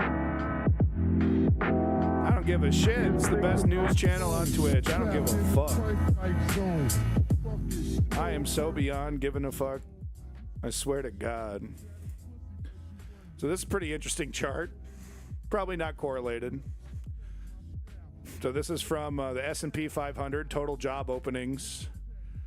This is the timeline when ChatGPT launched. Some kind of, I don't know. I'm not a numbers guy. Over here. So the purple is the total job openings, and they just kind of scoobity whoop-de doo. And then of course ChatGPT, or this is the S&P 500 going up and up and up. I've heard one analyst say the scariest shit I've ever heard in my life. He said we should get used to something called jobless growth. Okay, because usually when companies do well, they expand, they hire more people, right? That whole capitalism thing starts happening. But now they're like, well, what if we just didn't hire people and we just kept growing and growing and growing, baby? So this is, of course, the reality for like a dozen companies. Everybody else is sweating their nuts off, looking at the tariffs and looking at the economy going, yeah, something's going to happen. Something big is going to happen. Check this out from the Daily Mail, and I know, the Daily fucking Mail. So I don't know who Tilly Armstrong is, U.S. Deputy Consumer Editor. But I watch financial news. I keep up, I read snippets from the Financial Times. I should get a subscription, honestly. If I'm going to be doing this news shit 24/7, which soon I will be, once I move back to the United States next year. I hopefully will have more time for news. Maybe, we'll see. Because I need to do some academics as well. But anyway, what I'm trying to say is that I look, and I keep seeing analysts, economic analysts. I don't know who the fuck they are, right? Some schmuck from some fucking Carnegie University. I don't fucking know. Some egghead. Whole bunch of them saying, oh, this is messed up. This isn't right. Oh, if we're lucky, we can let some air out of the bubble before it pops. But according to Tilly Armstrong here, we've never been more sure of an imminent financial crash. Industry leaders across all sectors come together to say these signs of U.S. economic meltdown are undeniable. So if you've been watching the News Underground, you would know that I've been warning motherfuckers the whole year. Recession at minimum. Stagflation if we're lucky. Full-on depression if Donald Trump doubles down and triples down while he's sunsetting. Tariffs are my favorite word. Ugh. Okay. We're going to, and there's ramifications for this, folks. There's ramifications for this. I think what we're going to happen, what we're going to see, what we're going to happen. I think what we're going to see is the dollar being challenged first by gold. I think some country is going to try to, like China or Russia, maybe together, they're going to like switch right to gold or something. We only trade in gold. Blah, blah, blah. Buy our chips only in gold. I think it's going to start with gold being the challenge, and then some kind of shift further, of course, if the Chinese or Russian economies improve because of that move. But, I mean, I don't know how that's going to work if China wants to keep isolating its economy from the rest of the world. Yeah, Goosed. It's happening, man. And it's like, it's for real happening. So if you have a job, start blowing your boss, okay? Like, no, seriously, like, I mean, not seriously, but you know what I mean? Like, you know, you might be on the chopping block, you know, try to secure your, drop it low, man, fucking blop, dude, get down on them knees. But you know what I'm saying? Like, if you have a job, try to secure it. Now's not the best time to be the worst worker. I know your job sucks. I don't know what it is, but I know it sucks because I know jobs suck. I've worked a few in my life. This is not my full-time gig. But not only that, but your finances, your Bitcoin, your investments. Okay? If you're not holding it for the next 10 years, you know, do something about it. Divert it, get it ready. You know, ask yourself, what happens to my investments, my assets, my wealth if this were to happen to the economy? Because it's not an if, it's a when. It's a coming, and it might even come before Christmas, and it's so rare for that to happen, right? Because Christmas is the time when spending is ramping up. I think there's a real possibility that the early economic, because they're saying, oh, the spending is going to be $1 trillion this year. The estimates, the spending is going to be $1 trillion. It's going to be amazing, right? I don't get it. You know, everybody is really cost conscious and trepidatious, but these estimates that are coming out, people are going to be spending more than ever for the holidays. They say over $900 per person in America. Yeah, fucking right, dude. Maybe at the gas pump, maybe buying eggs. Christmas? Look, people are going to be spending money, of course. But what is happening is that all this activity is coming from the upper echelons. And I think what we're going to see is early indicators, the early shopping, the early Christmas indicators are going to be really, really low. And I think there's a real possibility we could be hitting economic collapse even before Christmas, dude. Living Lily, Goose Broadcast, shout out. I don't know, do I need to hit / shout out? How does that work? Is that a thing? I'm sorry. It's an old man using Twitch. I don't know what. Twitch is what I'm going to do in about 5 minutes when I die. Okay? Because I'm 40 now, and that basically means I'm the crypt keeper on the internet. No offense, of course, to Lenny, who's much older and much wiser. And hopefully lives another healthy 20. At least. Because we need #more Lenny. Black Friday probably going to be insane this year. I don't know. See, that's the thing. That's what I'm talking about. I think Black Friday is going to be a disaster. I think the early indicators that the economy is like, you know, having that big rush for Christmas aren't happening. And then I think that's when things get really wobbly. Because I think right now the sociopaths are like, well, we'll write it out till next year and then we'll see what happens. But Christmas and Thanksgiving, it's always a lot of spending. And Black Friday, it's always a lot of spending.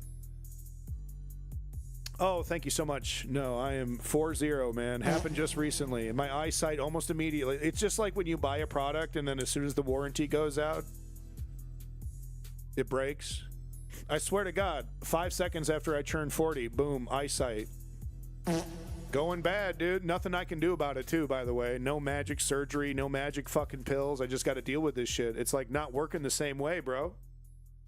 My shit's not working the same way. I can't upgrade. I can't replace my eyes with cyber eyes. No. If my dick was soft, I'd be good to go. If my hair wasn't growing, I'd be good to go. No magic pills for me, though. Dick working great. Eyes, what the fuck? Trying to play some video games here. Anyway, it's coming. Shout out to your boy, what's his nuts?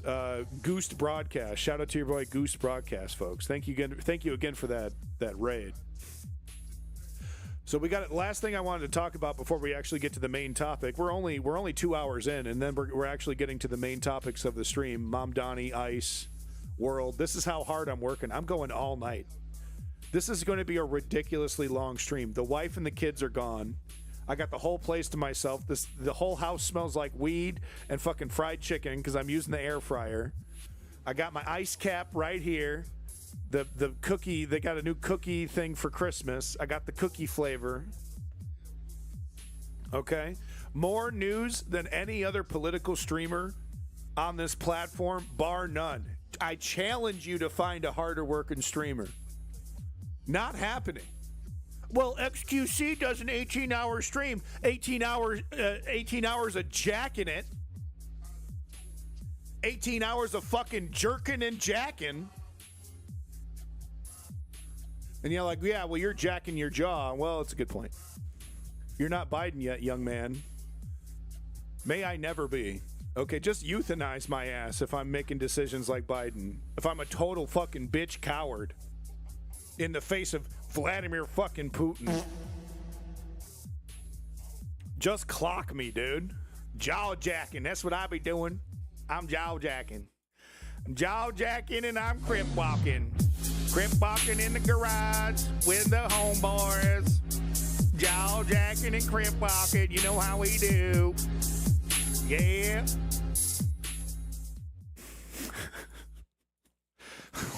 What is going on? What am I talking about? Okay, back to the news. The coolest chick in politics, okay? The absolute coolest chick in politics, Kat Abu Ghazala, who is totally awesome and based and stuff, as the kids say, running for office, protesting ICE, getting in the mix, by the way. Like, she's like, they're saying, oh, you assaulted this ICE officer who like literally picked her up and tossed her ass. And by the way, she got right back up, got right back in that cop's face. The future of leftism in America, right along with Zoran Mamdani. She follows the template, does a great job in confrontational interviews so far. So far, she's nailing it. Cat's my GF. 100% nailing it. Of course, the state intimidating, indicting, arresting wherever they can, and she's showing zero fear. She's showing zero intimidation. And here's the Legal Eagle kind of giving us a breakdown of the case against her, and if she is thrown in jail, how does she deserve it, right? And of course, the answer is absolutely not. Let's get rid of dual capacity. What is it? What is dual capacity? Please tell me.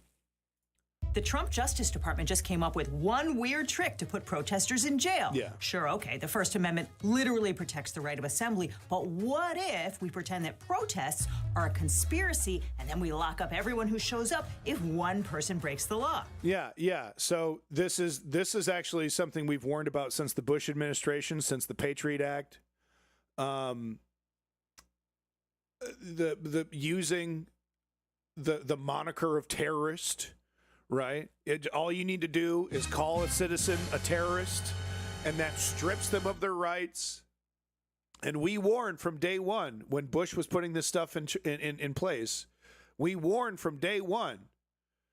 Any government can come along and just arbitrarily redefine what being a terrorist means. And bada boom, bada bing, there you go. Secret police scooping people up and, removing their rights. And it was just a chorus. It was an ocean of, oh, come on. It'll never happen. free-floating ideas in the galaxy brain. I love how it was like literally floating in the brain too. That was perfect timing, Seneca. Dual capacity is a situation where an individual operates in two distinct roles where it can have legal, business, and partnership implications. Yeah, that ain't good. Oh, you're talking about we should stop treating businesses, corporations, or people, my friend. Ah, you're just really smart. I see. No, that's cool, bro. That's cool. Smart's cool, bro. That's cool, bro. Yeah, I also don't think that's cool, bro.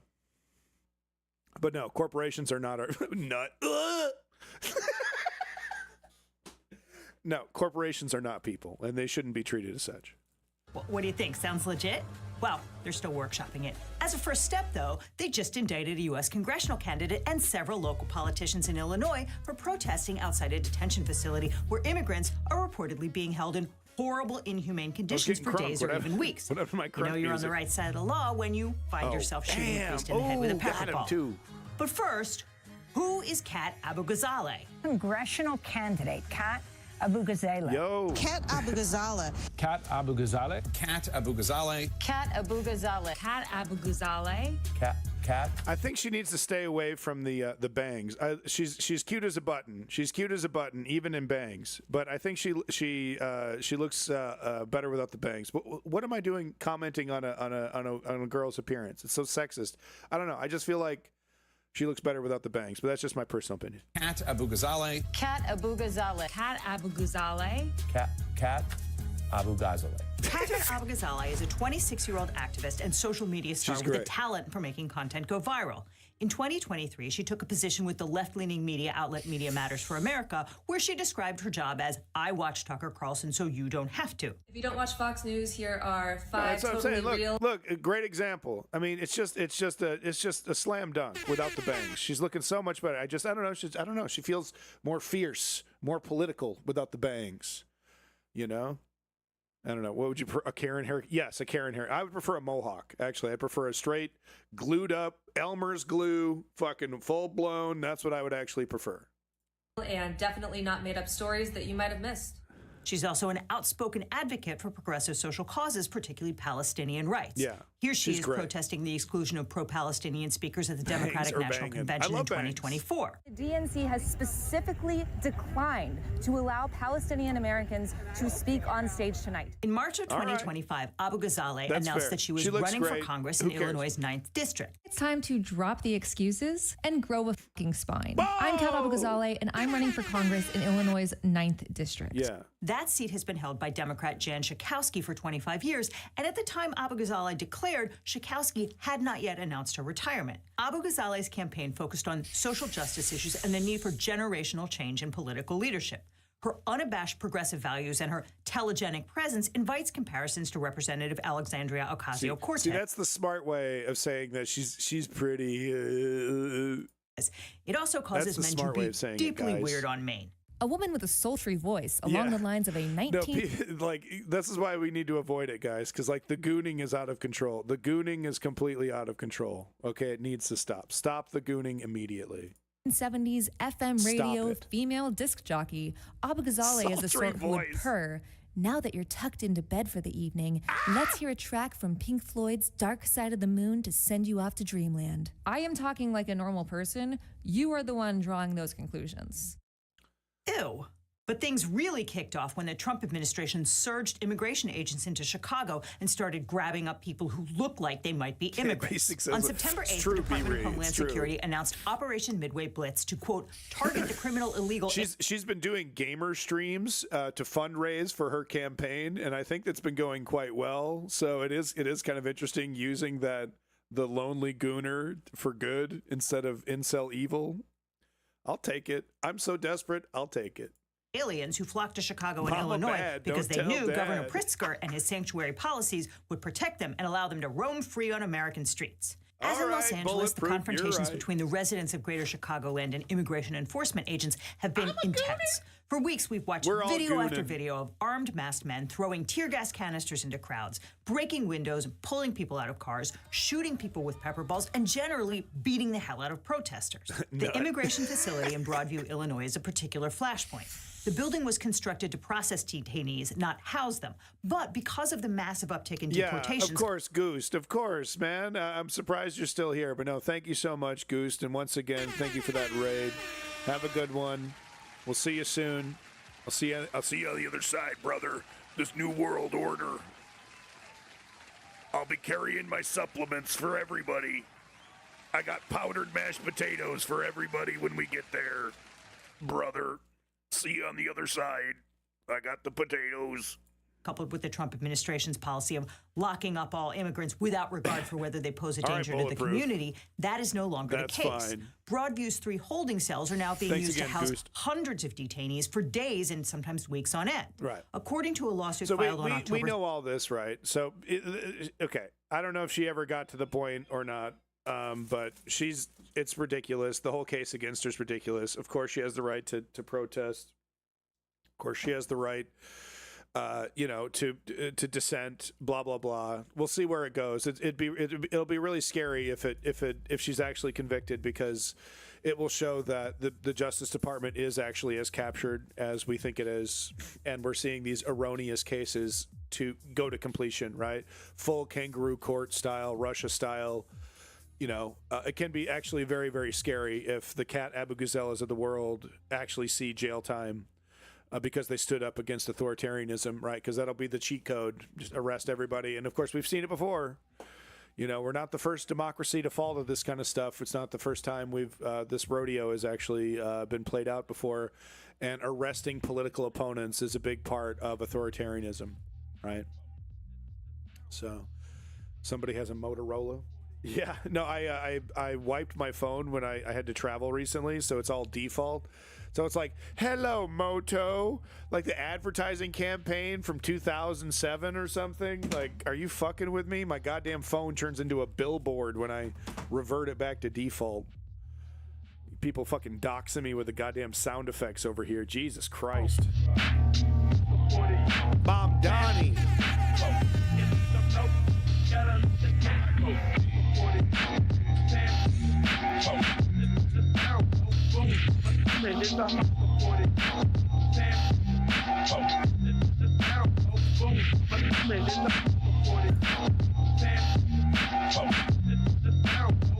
Mom Donnie.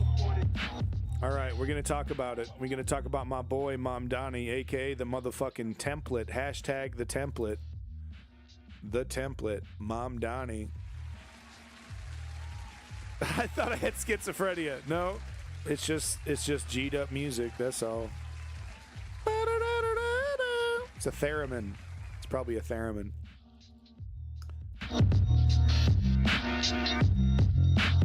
Okay, I wanted to start the Mom Donnie coverage with. I should update the topic here. Hold on. Am I spelling the name right? Mom Donnie, right? It happened, boys. He did it. Boys, girls, theys, and thems. He did it. He did it. Thank you, B-Ree. We usher in a generation of change. We embrace this brave new course. Rather than fleeing from it, we can respond to oligarchy and authoritarianism with a strength it fears, not the appeasement it craves. After all, if anyone can show a nation betrayed by Donald Trump how to defeat him, it is the city that gave rise to him. And if there is any way to terrify a despot, it is by dismantling the very conditions that allowed him to accumulate power. Is that Mom Donnie? I think that was Mom Donnie, right? Hey, if we're gonna be shitting all over, oh man, he completely ate. Are you kidding me? I should have streamed. I was busy though. I should have streamed, but I knew that motherfucker was gonna win. Right? It would have just been me screaming in the mic and like dancing and making a complete fool of myself for like 4 hours while covering him completely owning and winning. I know I should have streamed. I was busy though. I'm working on this project for my nephew. Something I've been wanting to finish. Like I just want to finish something, you know. Let's see what we got here. The subway.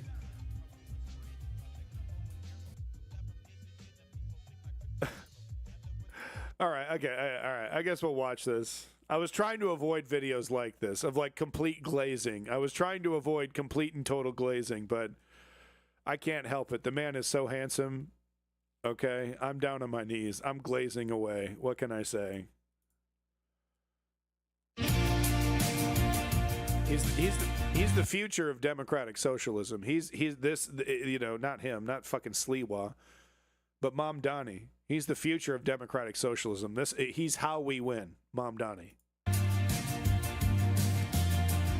The subway. Oh, we're going to be talking about Russia. It's coming up.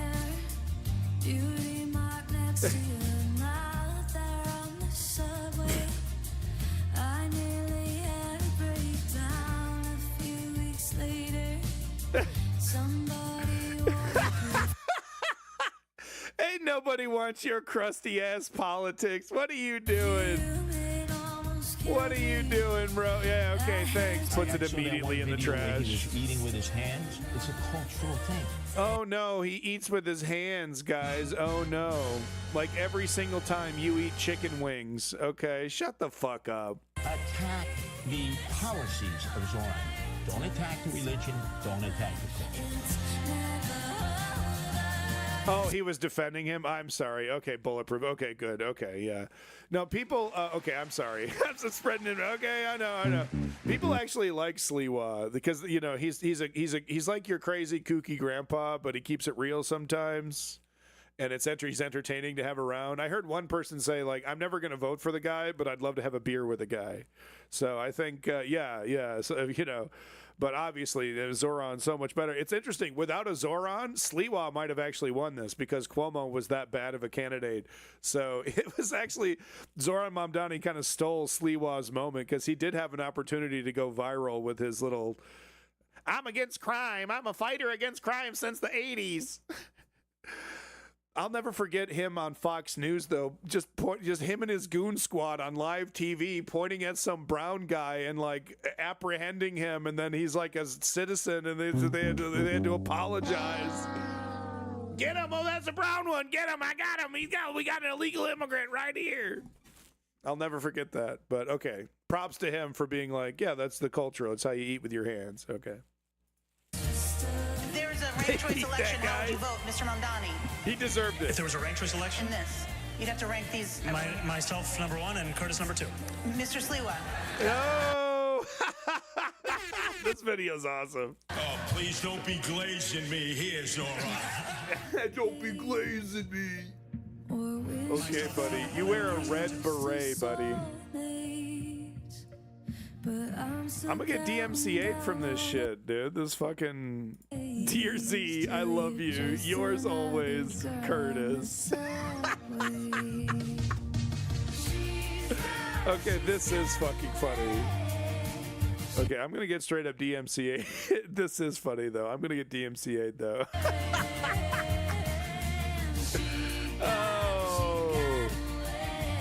Look at, is this where he lives? Bro, don't tell anybody how I live. Is this your house, bro? What is this? Do you live in like a halfway house? What the fuck is this, man? What the fuck? He's got 17 cats. Does he live there? The news and information that I read first every day is the New York Post, but it's the sports section. He's living like because it's the only thing. He's living like a fresh off the streets homeless man. Because it's the only This is great. Okay, this is amazing. Yeah. Oh yeah. Well, it's easy to make a goal when you don't have a goalie. There you go. See, that's why socialism never works. That's why socialism's such a bad idea. They think that this is a really good analysis. This will go viral. They think they're playing a game of soccer. You know, in England, they call soccer football. But anyway, over here, we call it soccer. They think they're playing soccer without the goalie, right? Yeah, am I right? Yeah, thank you. I appreciate my Fox News contract. Thank you so much. I'm going to be the next guest on the Paul Bett Davidson show. It's great. I'm totally blowing up making these conservative observations. It's a foreign sport. He's gay. That's what I'm trying to say, that Mom Donnie's gay. He's going to do a 9/11 and he's gay. He does have 17 cats. Bro, he's living in a fucking hostel with a bunch of cats, okay? Vote for Sliwa. You know what? This is why we need ranked choice voting. I would have given Curtis my second choice over Mom Donnie, over Cuomo. Cuomo would have definitely been my third. All right? We need ranked choice voting, folks. He's a cat lover. Look, he loves cats. He's just chilling in his hostel with his 17 cats. God bless Curtis. I hope he's doing all right. He actually did much better than anyone expected. Absolutely adorable. That's the video of the day. Paul Bet Davidson. Paul Bet Davidson. He lives in a hostel, man. Was that his house? Was that his apartment? Dude, are you okay? He lives like a recovering crack addict, man. Okay. Paul Bet Davidson? Who needs R.M. Brown? I am the soundboard. Okay. Kevin O'Leary. I hadn't heard about this O'Leary story, but I'm dying. Yeah. So this is great. This is actually really telling. Because here's this representative of the oligarch. I think that's fair to say about Kevin O'Leary. Total representative mouthpiece of the oligarch, right? He kind of represents he's more open to give you the opinions of the backroom oligarch, right? Mr. Wonderful, right? He's several times I've seen him on TV talk about how awesome it is that there's a bunch of poor people, how, you know, and he talks about we need to remove all the services, cut all the services. So he's actually defending Donald Trump in this. He's saying, go harder, go harder. This is great. This is great news. So he's a total bastard. He's a true bastard, representative of the rich. But this is quite telling because he's like, Mom Donnie, we hasn't even responded to me. You know, we wanted to figure out, okay, he's done with the rhetoric. Let's talk about what the actual policy is going to be, right? Like his idea of politics is just completely skewed and quite frankly anti-American, which is interesting because he's Canadian, but this isn't Canadian either. This is just authoritarian fascism. That's what fucking Mr. Wonderful here represents. Because his expectation is that, okay, now that Mom Donnie has won, okay, now that you've lied to everybody how to get in, now you can tell us how you're actually going to run things. And, of course, you're going to give us a bunch of deals and kickbacks, and you're going to help us and help us out. And he's over here like, he hasn't even returned my calls. Huh. And it's really quite telling because his entire career, this is how politics has worked in New York. And now he's like, I won't be able to completely fuck people over 24/7. What will I do? Automatically, I and others who invest in real estate have tried to get a meeting to figure out what's rhetoric and what's policy. So, all right, what's rhetoric and what's policy? What the fuck are you wearing, by the way, dude? What is that? The fucking a fucking Riddler couture? What the fuck is this? What kind of what kind of shop? The shop you shop at exclusively makes clothes for supervillains? What the fuck are you wearing? Is that your fucking evening gown? What the fuck are you wearing? You look like some goddamn reject from a fucking comic book, dude. What the fuck are you wearing? Far from me, it's been crickets. I think it's a mistake on his part. I'm a rational person. I'm only interested in one thing, and I think he has to address this. Honk, honk. I get it what he's doing on the rhetoric, everything for free, and rents don't go up. What happens on new builds? We need to build a new building. So let's say we need 20% more affordable housing. Love to invest in that. So we go to the debt and we go to the equity markets. Yeah, no, I know what the poppy is about. I'm fine with the poppy. But what is this fucking checkerboard as? What is this, the Jordan Peterson line at fucking Kmart? What the fuck is this? What are you wearing? How are you wearing the inside out? He's wearing that shit inside out. That ain't the right way. What moron sold you that pile of shit that you're wearing for $10,000 fucking dollars? How much did you overpay for that gaudy, ugly ass coat, looking like a carpet I'd throw away? To do that. So my simple question to him is, look, I understand what you're trying to do, and you got to get elected, but tell me how you're going to do this. I got to put $50 million into a building to build it, just to get it going. And the market's going to want probably somewhere between an 8 an 11% return on the construction financing, and then when I stabilize it, they'll be happy with 7-8% return.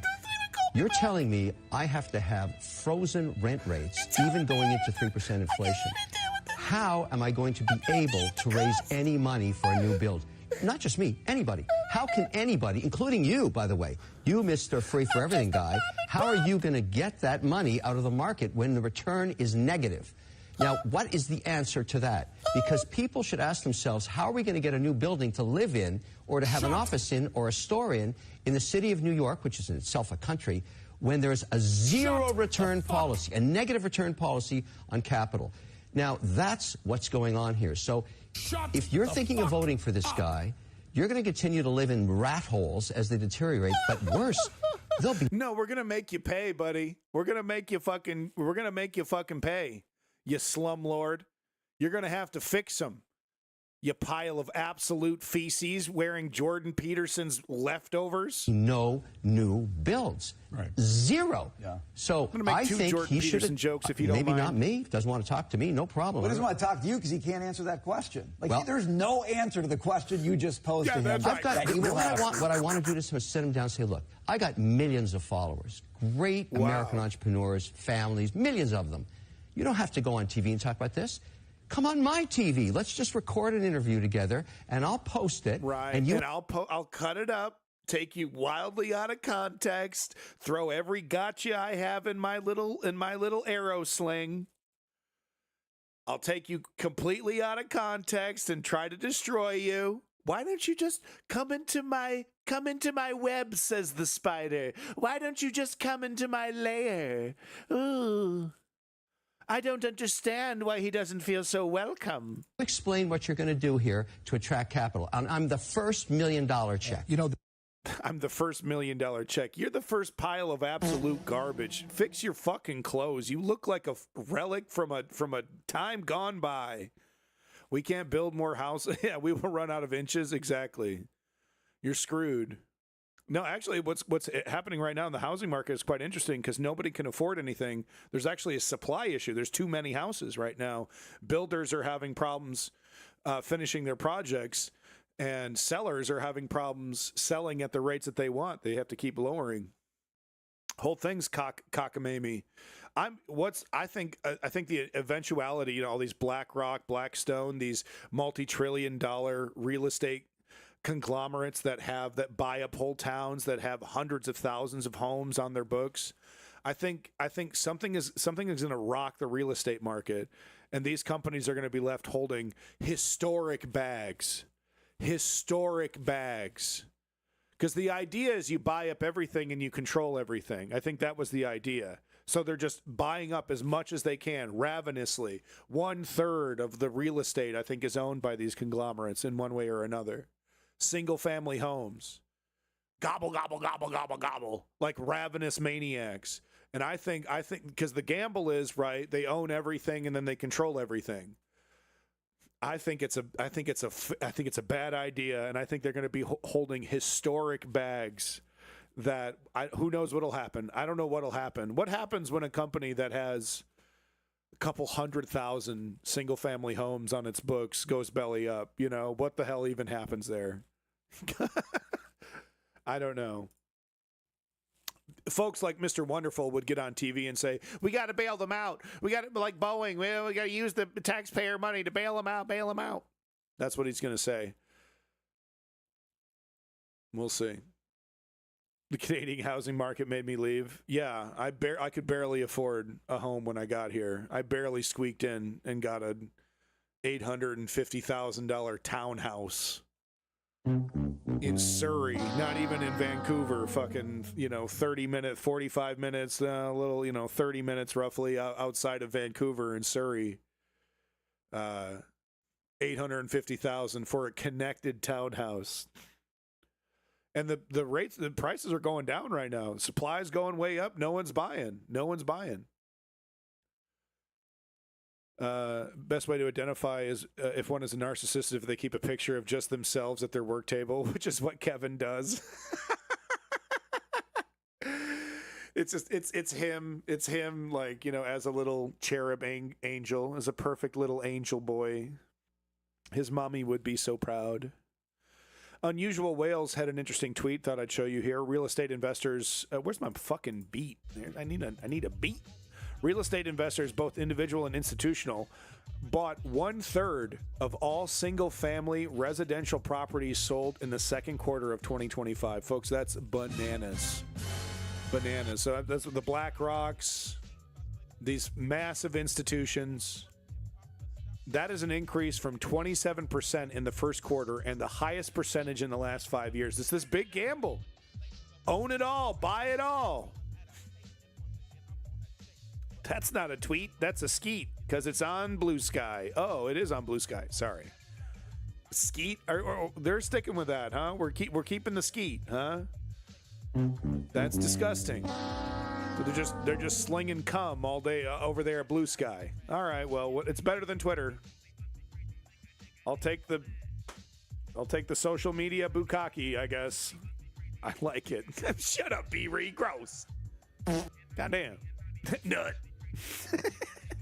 Blue Sky is superior. Go get your skeet over there at Blue Sky. Linda Kahn. So I've heard her described as literally Superman, as literally Captain America by some streamers. She's apparently one of the super duper real ones. She has a role in Mom Donnie's transition team. Apparently, Mom Donnie's transition team is all women. I mean, I love this. I love this, dude. I love this. My TDS is washing away every single time I see Mom Donnie. It's just no more TDS. It just all goes away. He's a foreigner, though. He'll never be president. Who cares? We've thrown away the Constitution, right? Fuck it. We're just starting over. Well, how about we just do like the Nepalese and we just like vote on Discord and we get like a human rights leader in there as president. Okay, fuck this. Okay, Mom Donnie for fucking that would scare the establishment. Mom Donnie 2028, just in a similar vein to Trump, where we're just denying reality and we're just barreling ahead anyway. And who cares? We do that with Mom Donnie. That'd scare the piss out of him. Anyway, Lena Khan over here, she's something else. I literally can't find a better. I mean, seriously, this is the pick. This is the choice. Oh my God, dude! It's like I got the bubbles. I got the bubbles. Not in the sexual assault kind of way. Bubbles. Why would you do that? Trailer Park Boys. God. Coming from the FTC, I'm going to be especially focused on things like, how do we make sure that we have a full accounting of all of the laws and authorities that the mayor can unilaterally deploy? I think one thing that was really shocking to me. Okay, so I'm talking over this, the most important part, talking about gross shit. But no, this is really important because this is what I talk about all the time.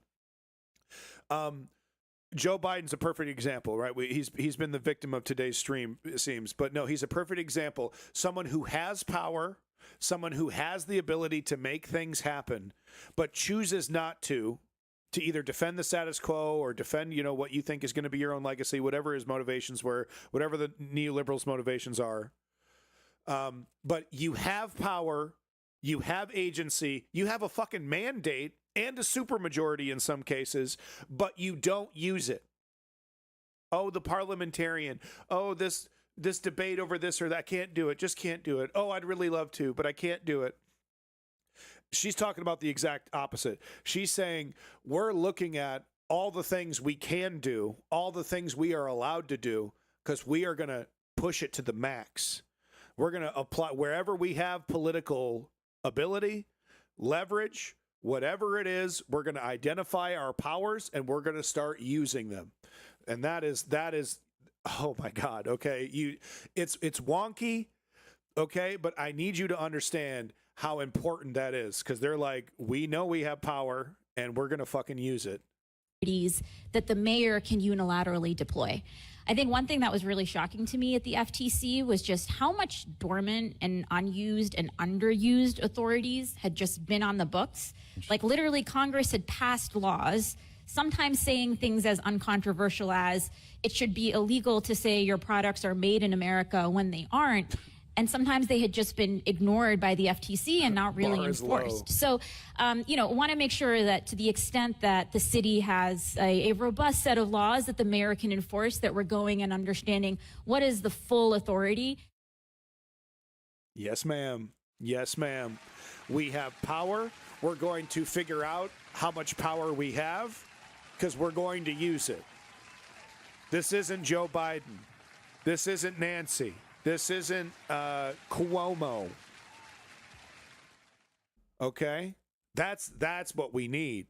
This is how we win. This, and like, even though Mamdani can never be president, he can anoint, right? He can be a Bernie.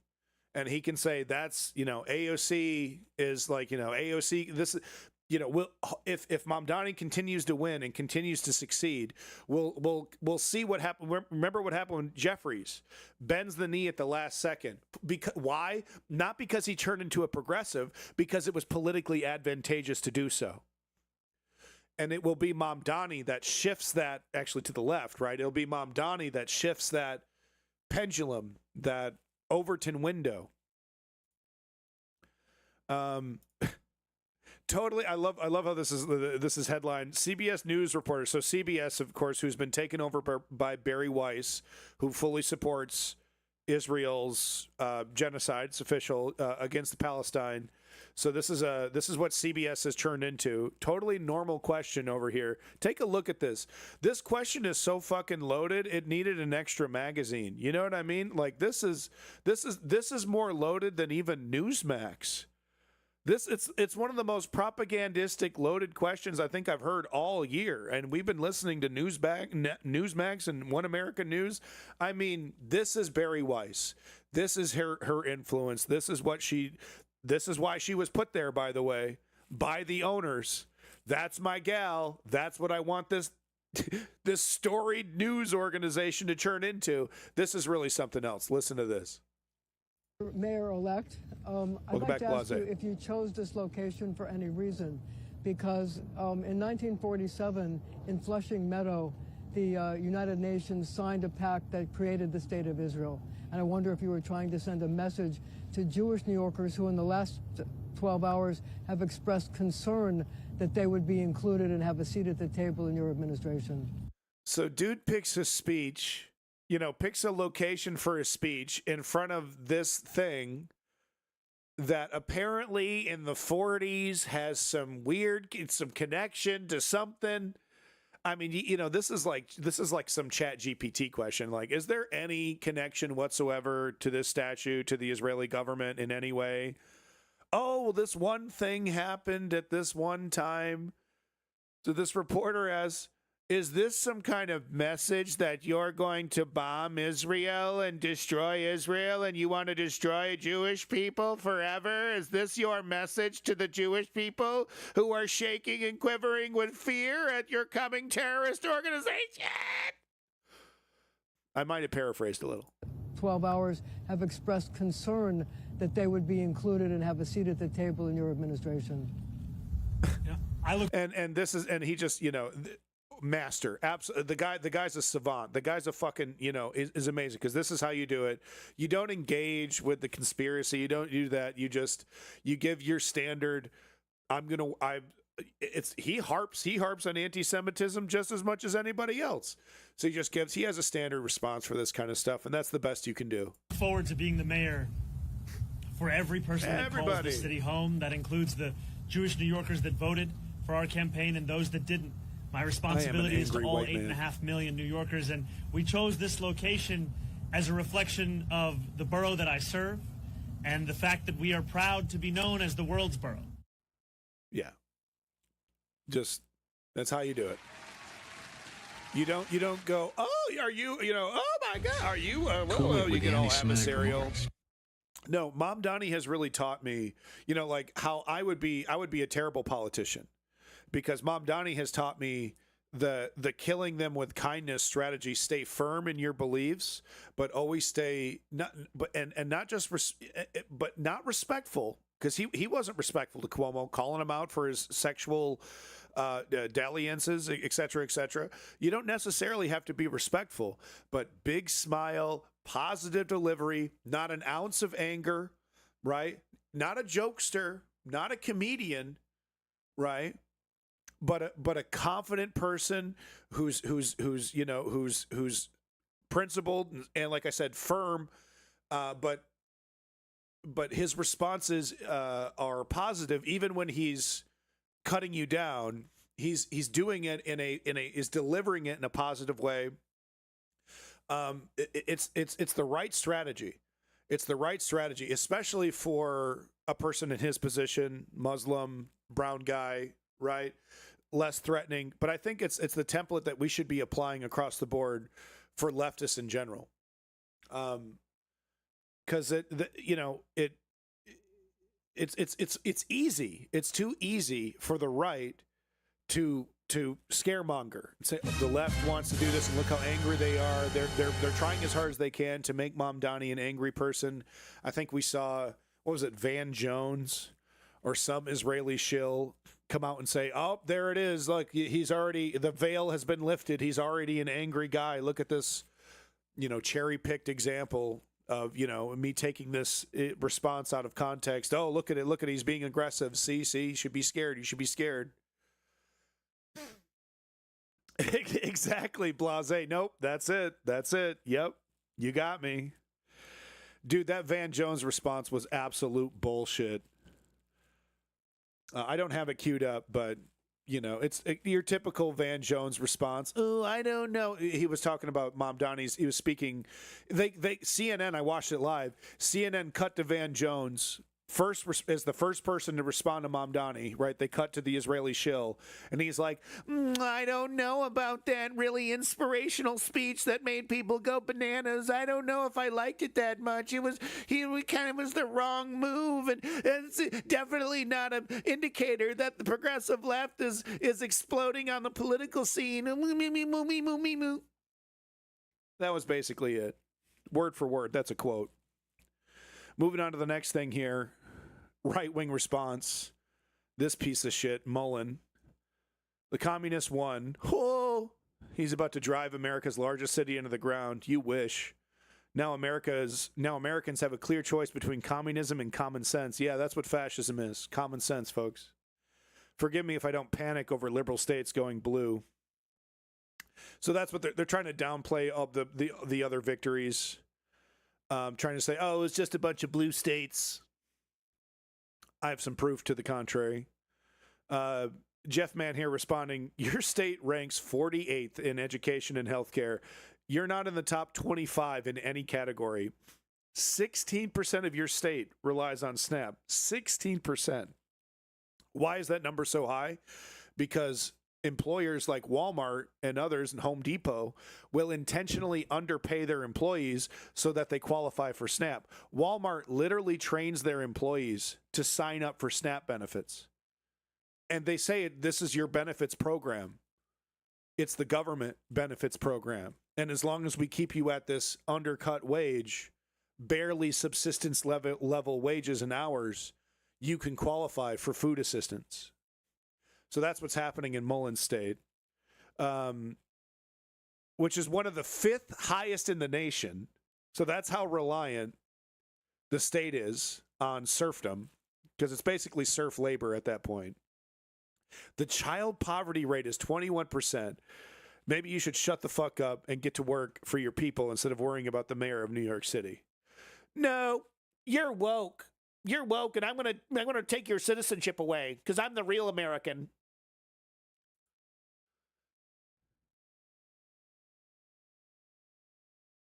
This is just the Mamdani glazing hour, okay?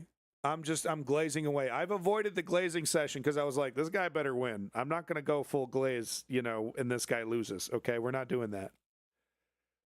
So I held it back, kept it in my pants like a good boy. Well, here we are, okay? I'm running down New Jersey and I'm whacking it, baby. I've gone completely insane. We're going Coney 2012 in this bitch. I'm running down the street whacking it. The glaze session is happening, so we're just going to listen to Mamdani just totally kill it on whatever. He's responding to Trump. I'm just nutting, okay? That's what we're doing right now. SNAP is such a weird way of providing Social Security. It's like wartime measure. I mean, are there better ways to deliver welfare? Sure, but it's better than nothing. Yeah, exactly. Marculus, that's a funny one. That's me right there. It's almost perfect. It's got the beard and everything.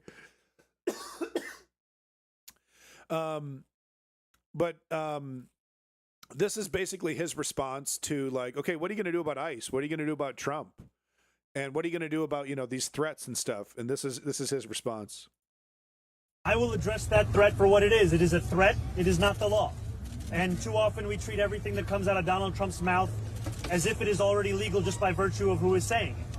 And it is time to finally stand up to the bullies that make these threats, not to become the bullies ourselves. And we've seen time and time again that the best way to respond to Donald Trump and to defeat these kinds of threats is to actually stand up and fight back.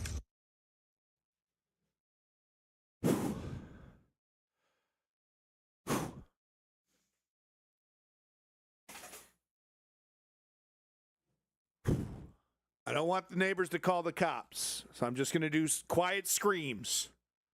Quiet screams.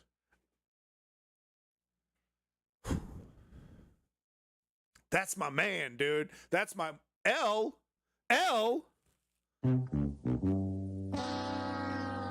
Damn you, Marculus. That was not an L. That was a W.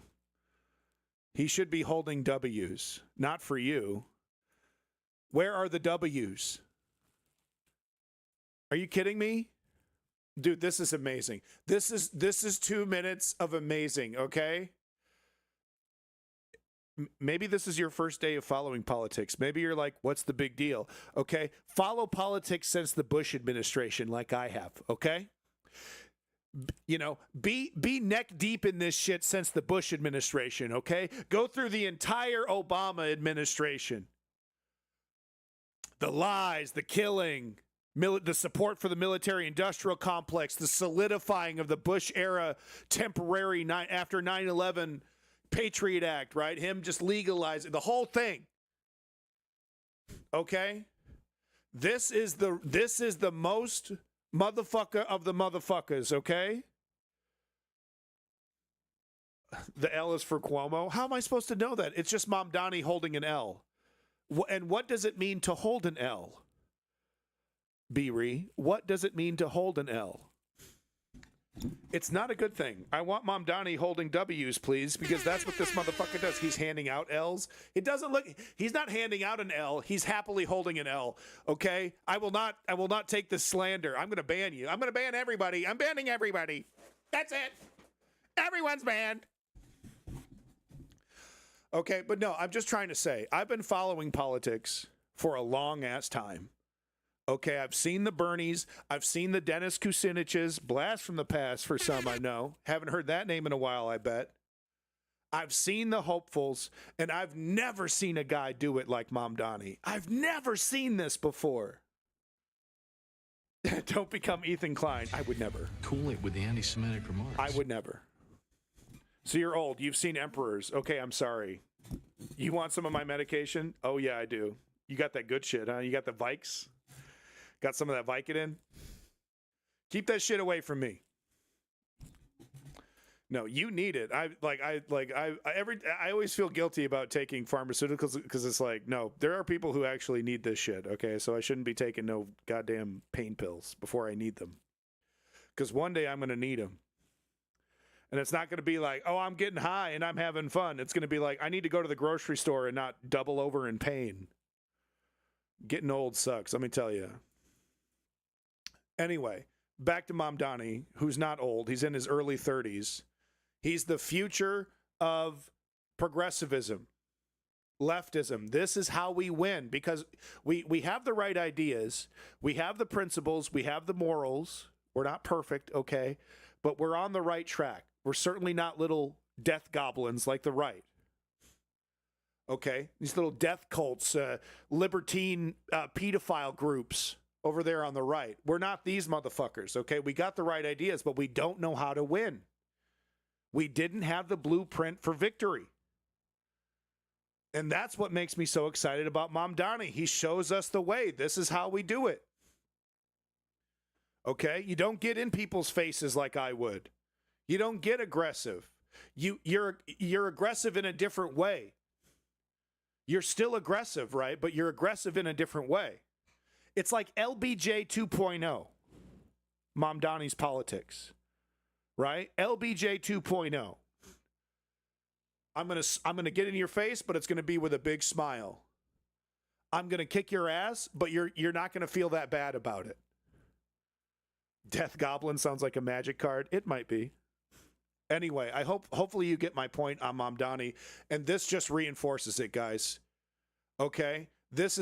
Vosh has talked about the template. Okay, what is the template? You have to be fully on point and educated about what you're talking about, where you're from, what you represent, what your policies are. So you have to be smart and academic with it. You have to do your homework. You have to be patriotic. Okay? You love New York. You love Indiana. You love wherever the fuck you're talking about, wherever you're representing, right? You're super into being you're super into your town. You're super into your city. You're super into your country. You're patriotic, okay? And then 3, principled, okay? Some things that you stand by as a leftist are considered controversial, and you see people like AOC sometimes bend on their principles to defend the status quo. The reason why they bend is because it's too difficult to go up against that, because they're not confident in themselves, and that's where step 1 comes in. Okay? The academics, the smartness, the being on top of it, the doing your homework. That's where that confidence comes from, because he knows, look, I'll show you this example. Let me hit play on this. You'll see what I mean. The guy is nailing it, firing on all cylinders. No, I'm not from New York. I'm from fuck you. Lightning round is in a word or a sentence, but it's your mic. If you go longer, you go longer. Okay, You're a candidate. In a word or a sentence, I am a Democratic Socialist because I believe in the dignity of all people. I am the Democratic nominee for New York because I beat Andrew Cuomo by 13 points. A reason conservatives are welcome in your Democratic Party is they also have to pay rent. Something Democrats are right about. That we have to take on an authoritarian administration in Washington, D.C. Something Democrats have gotten wrong. We need to bring back working people as the focus of our party. All right, New York shouldn't be hard for you. My bodega order is egg and cheese on a roll with jalapenos. Bagels or Bialys? Bagels. Sure. Come on. Why would you? I mean, good. My favorite subway line is? For nostalgia, the 9 train. Okay. And right now? The N train. Okay. Hashtag never. R train, hashtag rarely. You can call yourself a real New Yorker when? You know what a bodega is. Your favorite cannabis shop? Just ask. I would have to frequent them more often to have a favorite. See, he knows. God, he's good, man. Because he doesn't smoke weed, okay? He's academic. That's what I'm saying to a lot of leftists, my brothers out there. We got to sober up when we're doing this. We got to take this 100% serious. Sometimes you see leftists, like green candidates, they don't even wear a suit. They just roll out of bed. You know, they got a couple hundred votes they got on the ballot, but they're not taking that shit seriously. Their heart's in the right place. Their principles are in the right place, but the academics aren't there. Maybe the patriotism is there, but the academics aren't there. This is how democratic socialism wins. Okay, there we go. And a couple big picture ones. Okay. The biggest challenge facing America is? A belief that politics could be more than this. And facing New York? That we could actually have a city that New Yorkers could afford. The biggest challenge facing the Republican Party?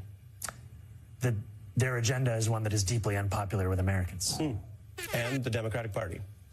That we are missing an affirmative message in a moment when New Yorkers are crying out for it. Yes. Final 2. If I lose, it's because? I didn't come on this show earlier. He's so good. He's so good. If I win, it's because? I came here with a few days left before Election Day. Zohar Mamdani, you are very busy right now. Thank you for coming through. Thank you, brother. Appreciate it. Mr. Carman, I'm sorry I told you to fuck off. Okay, I thought you were a right-wing grifter. I didn't know you were from France.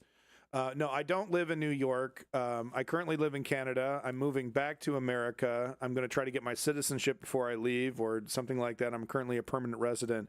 Coming back to Canada or coming back to California because my disabled son needs some special services that are only available there. So that's what's going on with me. We're not done with the Mamdani. I'm absolutely not done, okay? I've been holding it in, okay? And we're going crazy, okay? I got my government check, and now I'm spending it strictly on booze and hookers, okay? We're going completely bananas. Should come sooner, Zoran. Tisk, tisk. Yeah. I like that interview, though, because, like, he's so good. The usual mainstream media gotcha questions. How are you going to pay for it? How come you're not slobbing Israel's knob? They turn into opportunities for him to talk about his policies, talk about his beliefs, and that's what I'm saying. Like the academics and the doing your homework is the essential part that a lot of leftists are missing out. We're very patriotic, we're very principled, we're aggressive, we stand firm on a lot of things, but we got it. And of course, Mamdani had somewhat of a privileged upbringing. His parents were professional academics, so he had education opportunities. They raised him right, obviously. So we have a uphill battle to climb. A lot of leftists, because we're all mired in our vices, and we're like fuck everything and fuck hierarchies, and it can be hard for us to even find the the mental push. Because it's like it needs to become, it starts up here, right? It needs to become something that you conjure. What the fuck am I talking about? Hell no, F the right, all the way from center. Yeah, what's happening in France is quite interesting. What is happening right now in France? Actually, the last time I was covering it, the prime minister or the president was rehiring. Macron was rehiring the guy that stepped down, and Macron needs to step down. Available for now. It's a crazy world, isn't it? Yes, it is. So Zoran Mamdani announces all-female transition team as he prepares for New York mayorality. Mayorality. Just making shit up over there at the Guardian. That's not a real word. President had to keep redoing the PM, but don't know the details. Right. So things are still in limbo over there in France. I'm actually a little curious. I have no French news in my lineup here. I'm just type in France and see if we get any kind of update. Okay, things are going great.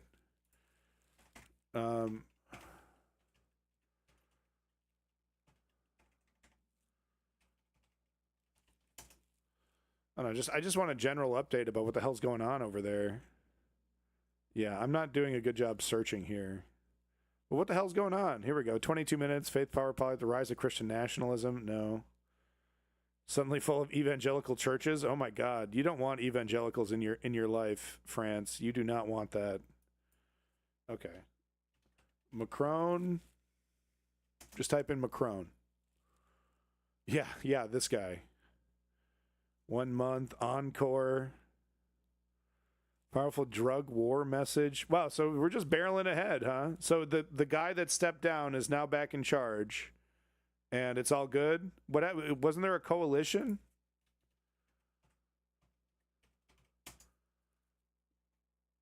Shine bomb. Okay, I don't know. Nothing's going. It's all fucked. Here's what's happening in France. It's all fucked. Okay, all right, fair enough. So yeah, we don't like drugs. Drugs are bad. Drugs are bad. Okay, my government's stable. Okay. Okay, so there's some kind of. Oh yeah, guys, this is it. Really is. All right. Okay. So we're fucked. But this is crazy, dude. Guy walks up, starts groping the Mexican president. For fucking real. So like it could have been an assassination. First of all, where's the Secret Service? Why? This is Mexico, land of the assassinations.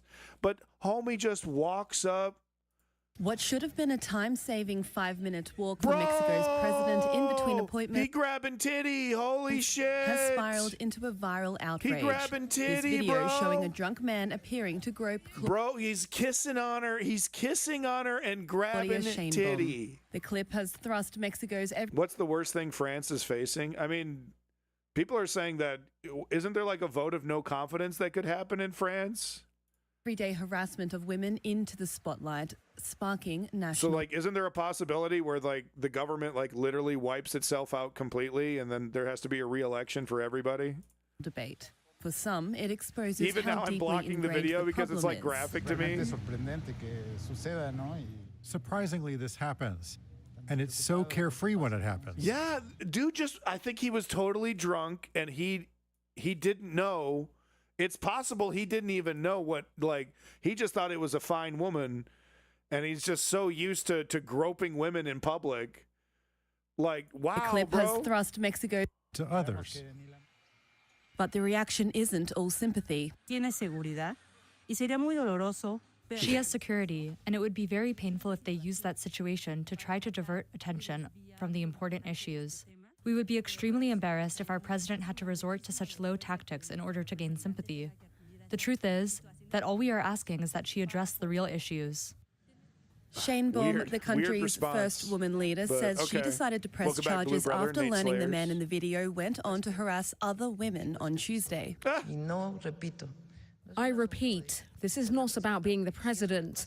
Although if this is what happens to a president walking down the street, then what happens to other young women? Yeah. We cannot let it go as if it were nothing. The president is known for engaging with crowds, often traveling with minimal security. She insists that won't change. The man in the video has since been arrested. Well, look, man, it sucks being a woman. It sucks being a woman. It really does. And to the guys, you know, like you want women to be more sexually liberated. You want them to be more free. Stop chaining them up. Stop caging them up. You know? Because it's crazy. It's a weird paradox guys have, right? They shame women for being sluts, but they totally want a slut. So it's like, pick one, guys. Pick a lane. Lenny, you got a boogie. I have a gig tonight. Yo, he's got a gig tonight. Yo, I have with some great musicians. Hey, that's great. Great to hear, Lenny. Good luck. Hopefully there's no technical issues. Hopefully you guys jam out, rock out. You should do a recording and then broadcast that on your stream. Exactly, Marculus. You should record it, bro, and then broadcast that on your stream. We'd all love to see a Lenny performance. That's so cool. Good luck out there. He's got a beautiful guitar collection, folks. Lenny, the guy's 100% class. I'm telling you. Hashtag more Lenny. Can't go wrong. Make sure you click and follow. Yeah, I know, Crail. They want like little mommy sex slaves, but they don't know what they want. They don't know what they want. You know, and it's like you're ruining it for the rest of us, okay? Because we you know, things were going really well. Women are wearing yoga pants now, like that's supposed to be normal. Like I can't see your whole ass, and it's awesome. All right, we're just gonna ignore that fact. I'm cool with that. I'm not looking. I'm looking. I'm not looking. You know what I mean? And now we got Nick Fuentes and crew over here wanting to put women in burqas and shit. And it's like, whoa, whoa, whoa. We had yoga pants and things were going great, you know, sexual liberation 2.0. And now we got to deal with Tucker Carlson and all of his weird penis issues, and Ted Cruz with his penis issues, and Nick Fuentes who wants to beat women and put them in burqas. So this is exactly what I'm talking about. They're over here saying, look at this shit. So right-wingers over here, Mom Donnie's wife looks like a man. Right-wing cope over here, MAGA is somehow the gayest political movement in U.S. history because it's totally ridiculous. She's a total smoke show, Mom Donnie's wife. Total hottie. So it's totally ridiculous.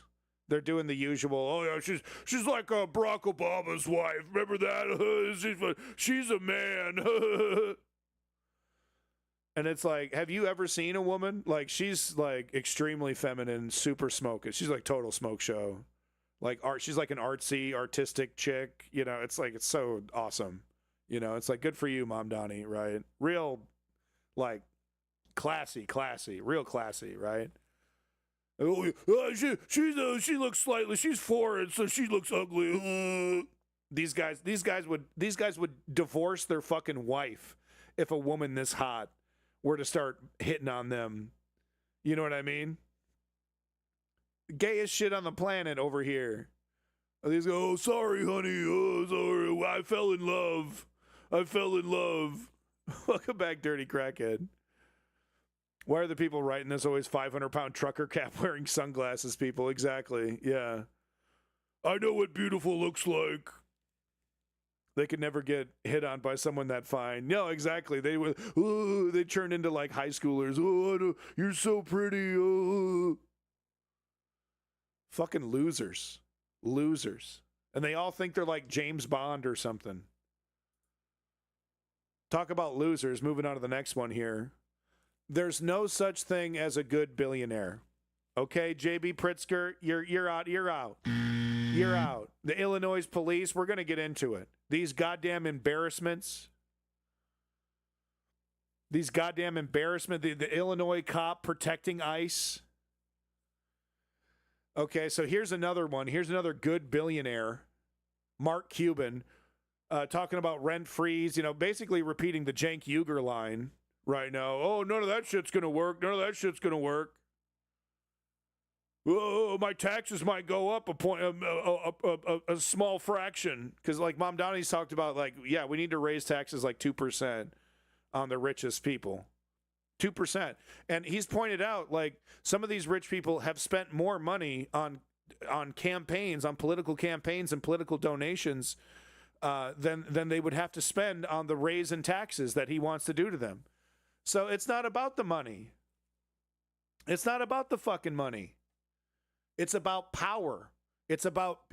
Mark Cuban is terrified of people in New York or people across America thinking that this is a solution.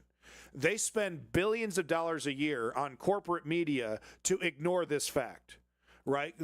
Absolutely cannot talk about raising rich people's taxes on CNN, ABC, CBS. That's always been the case, even before Barry Weiss.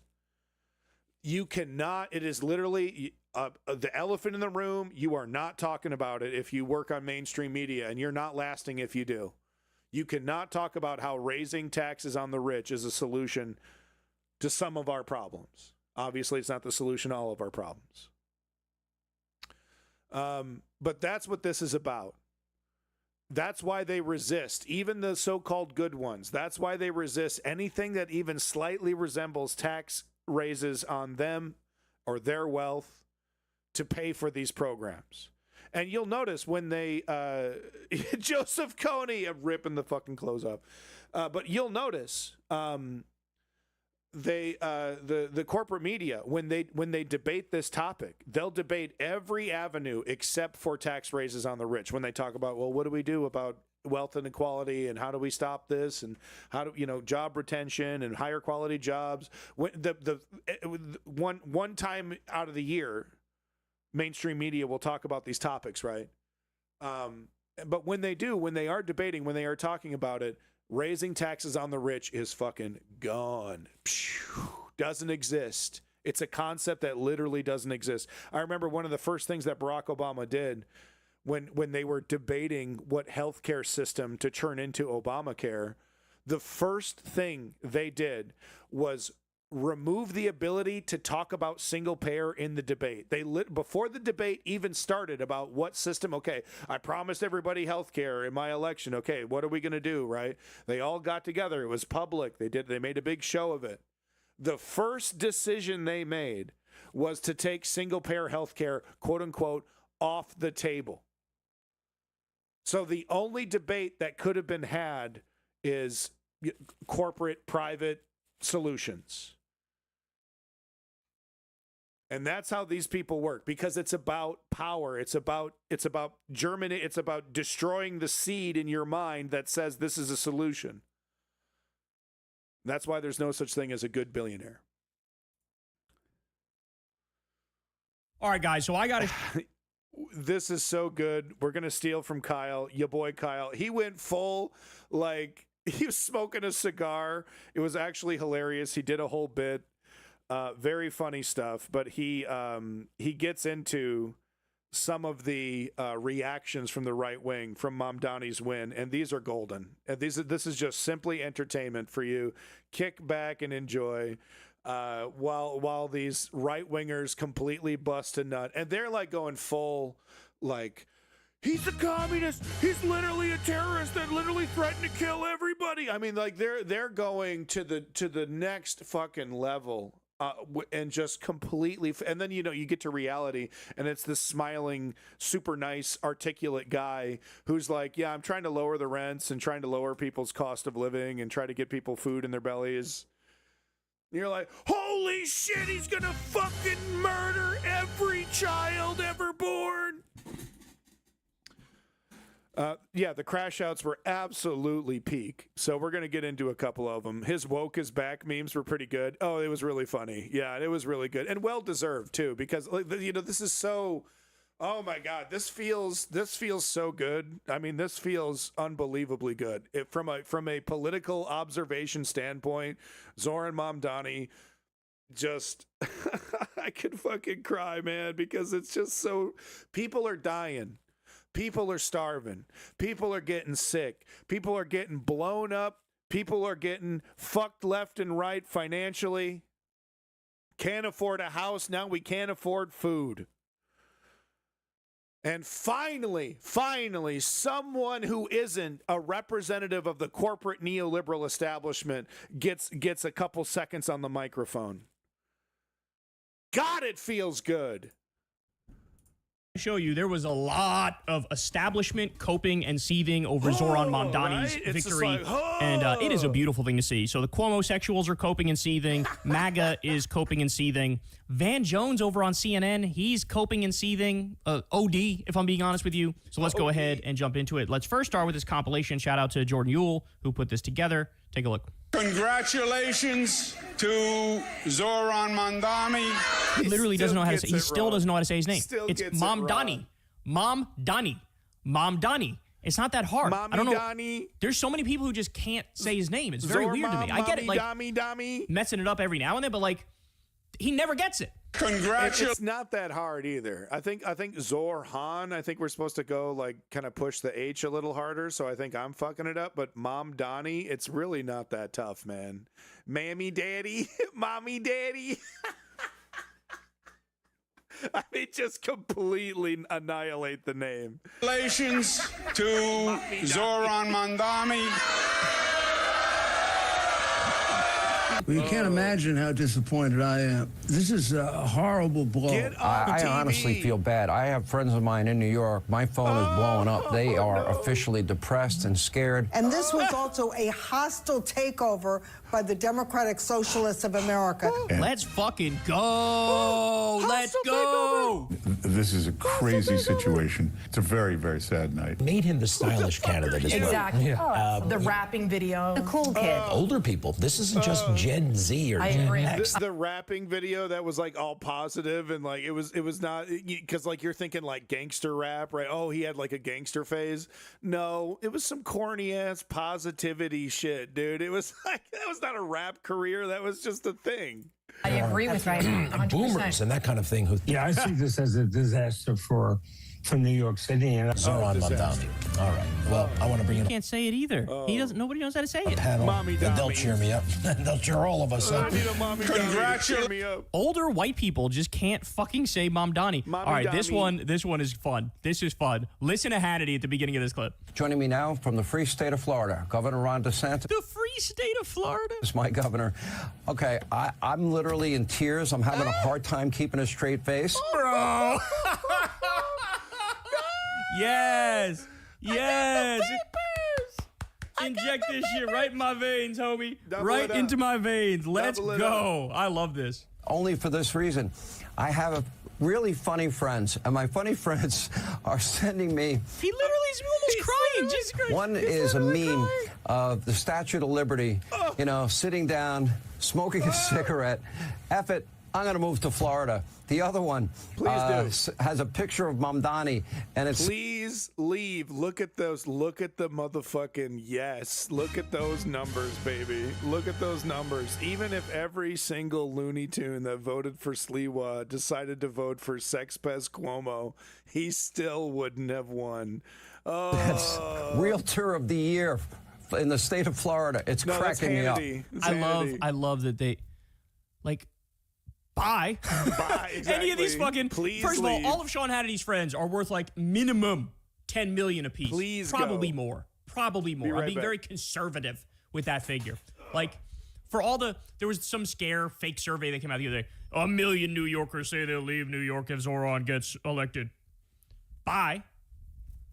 Don't let the fucking door hit you on the way out, bitch. The idea that, like, that's going to happen, it's not. But even if it did, there would be other people, other entrepreneurs who come in to take their place. You know, the funny thing is, right now, we already have an exodus from New York problem. You know who it is?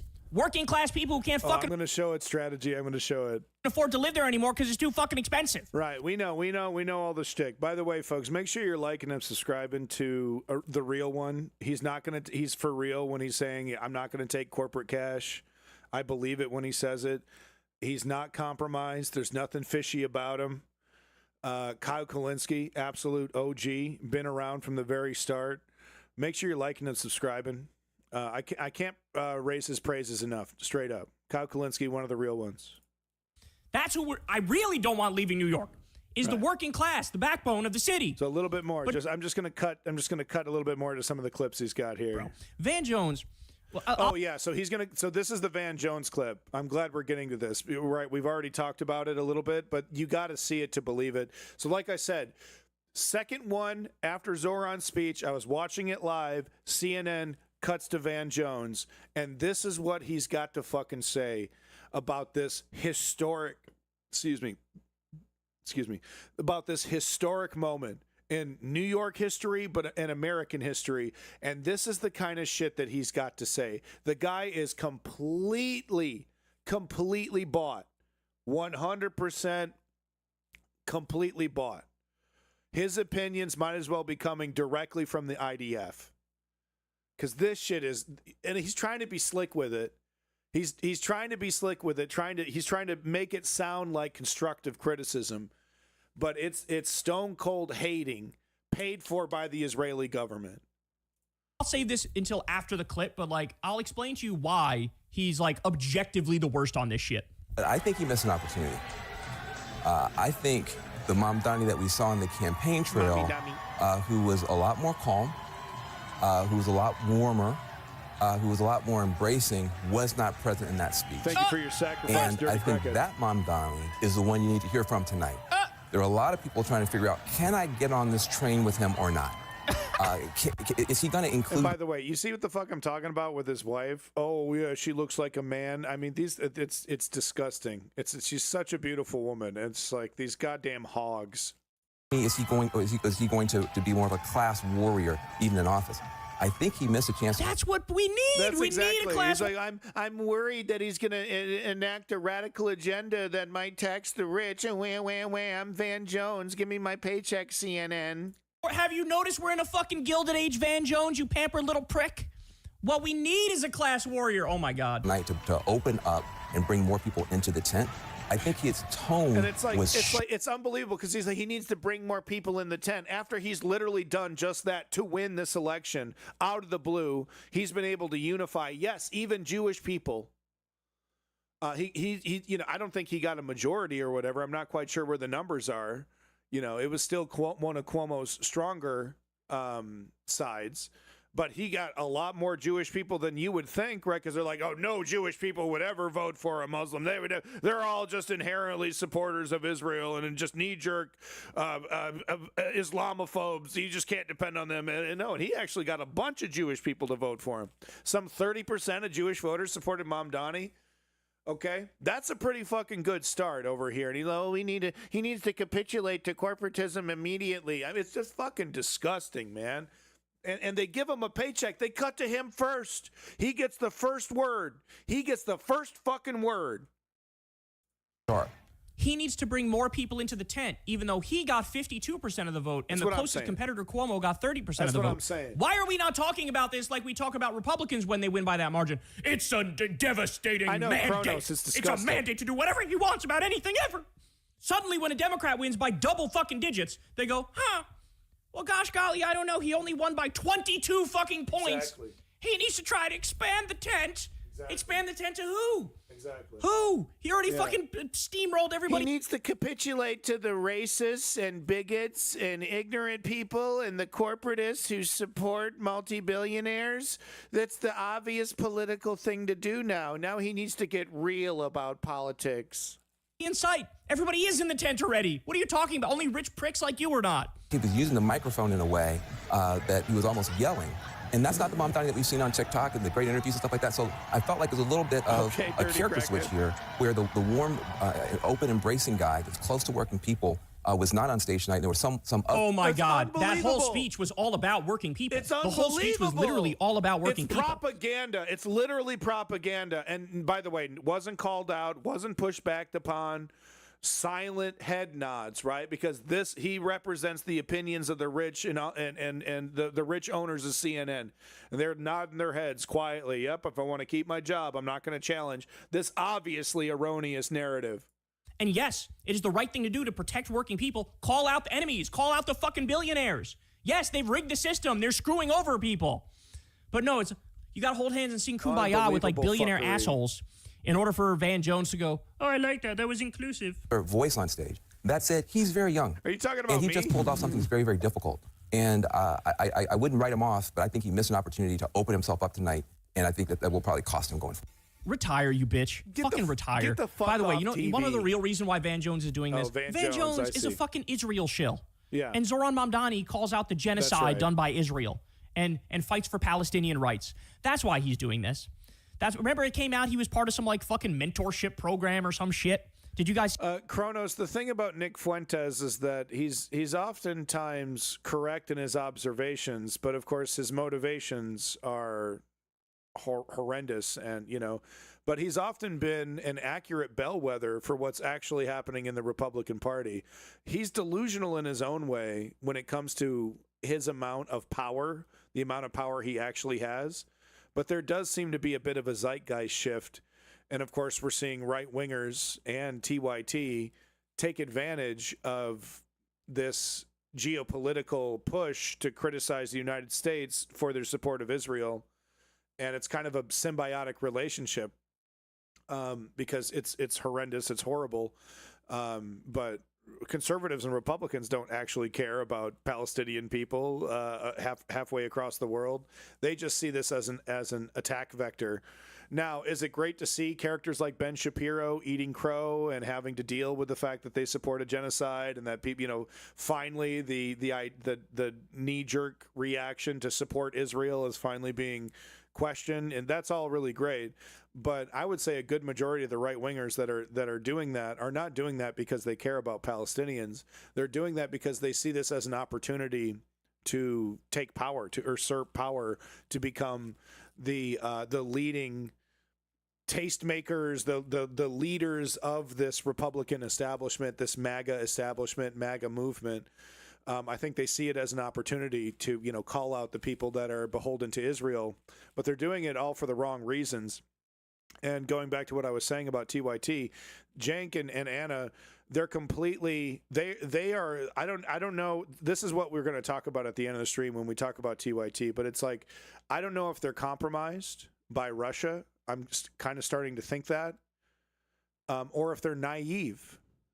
Because they're literally making, I saw it today on TYT, literally Anna over here making an earnest defense of Tucker Carlson,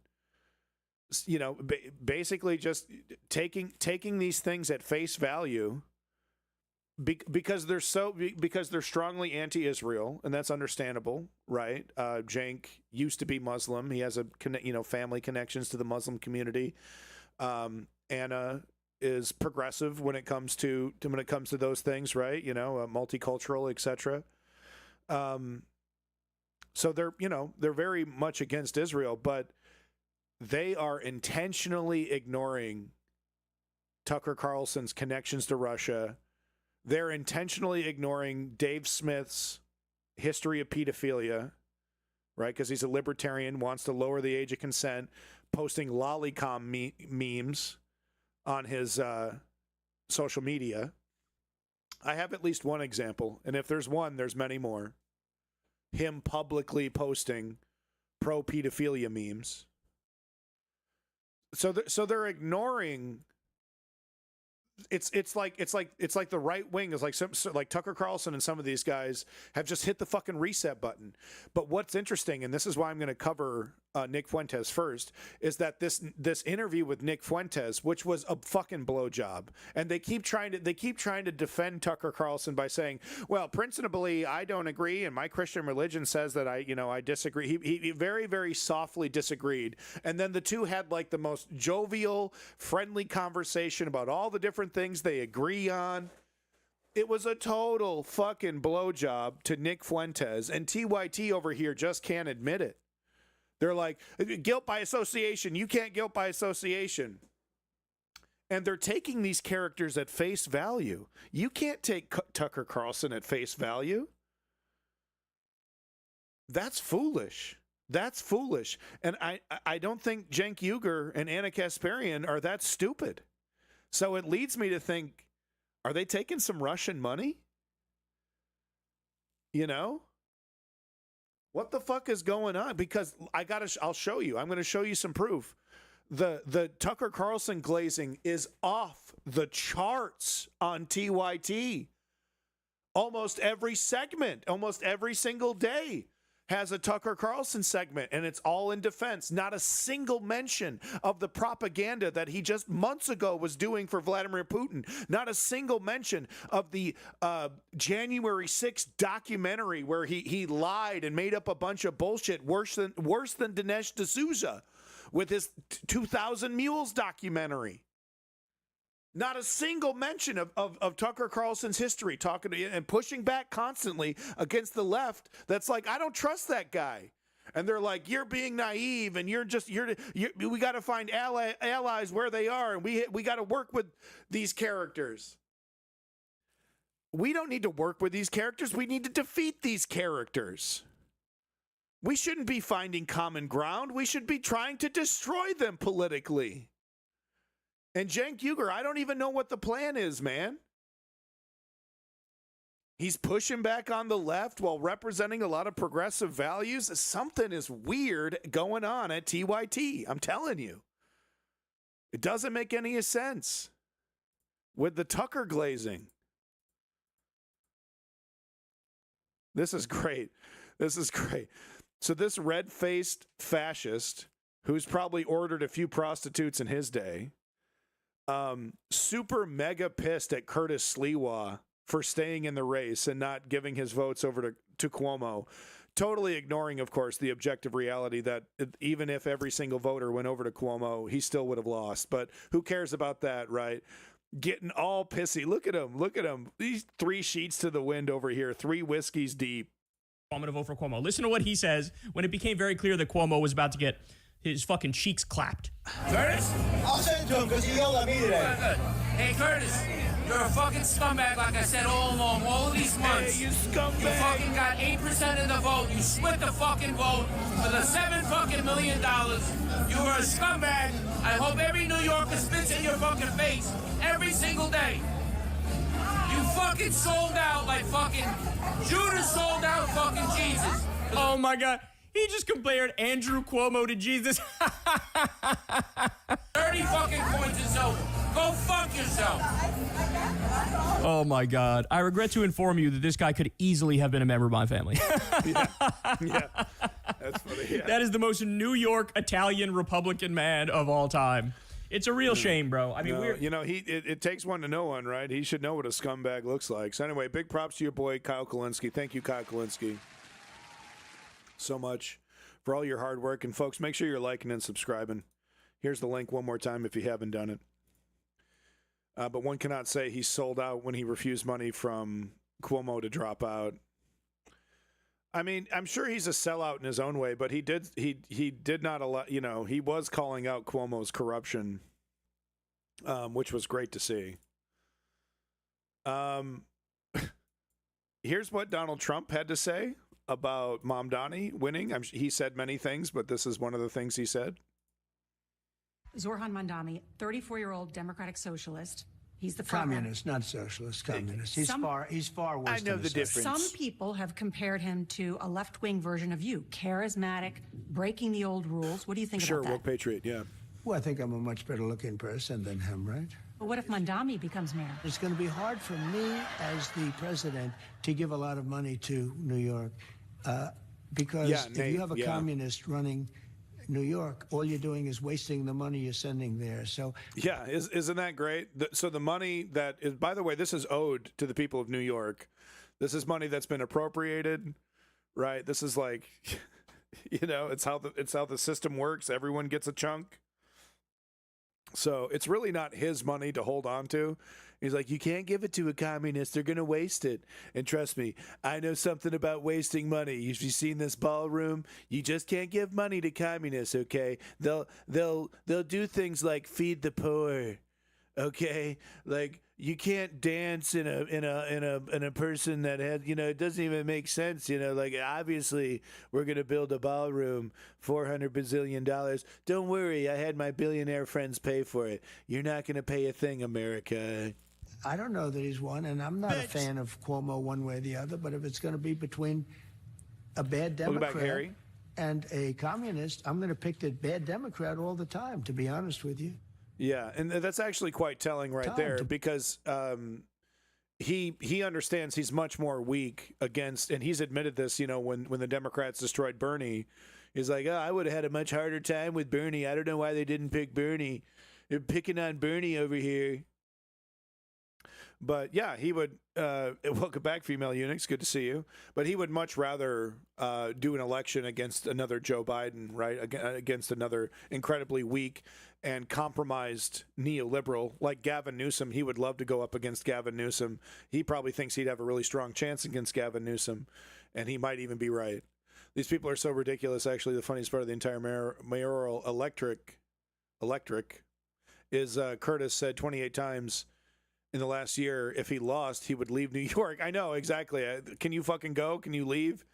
And 20 minutes after the numbers were called, he came out with a speech saying he's staying to make sure Mamdani doesn't let Hamas or the Illuminati or the Smurfs. Right. And immediately with the Islamophobic fear-mongering. Isn't that great? And they get away with it, too, by the way. Not allowed to be woke anymore. Not allowed to call out their racist bigotry anymore. I don't fucking think so. I've never stopped. I've fucking never stopped. And I never will. Nice racism, Curtis. Doesn't let Hamas in. The guy hates theocracy. He would never fucking work with Hamas. Zoran Mamdani. He's made it very clear that one of the reasons he disagrees with Israel is because it's a theocratic government. And he said that about all the other theocratic governments like Iran. It's like, yeah, I'm an American. I believe in the American system of representative democracy. I believe in the Constitution. So I'm not a big fan of theocratic governments. Oh, he's going to support Hamas. Why? Because of his brown skin, you racist fuck? That's like assuming you're going to do a school shooting or touch a fucking kid because you're a fat white Republican. Curtis. Keep jiggling, bitch. So Alan Dershowitz said he's going to blow his fucking brains out on live TV if Zoran Mamdani becomes New York City mayor. I got one thing to say. Where are you at, Alan? We're waiting. I got my champagne. I got my haggis. I got my potted pie. We're waiting, Alan. I bought the fucking premiere ticket, front row seat. Do you need my help? I'm going to say some shit that's going to get my ass Alan Dershowitz. Moving on. That's the Mom Donnie hour. It took 2 hours. Took about an hour.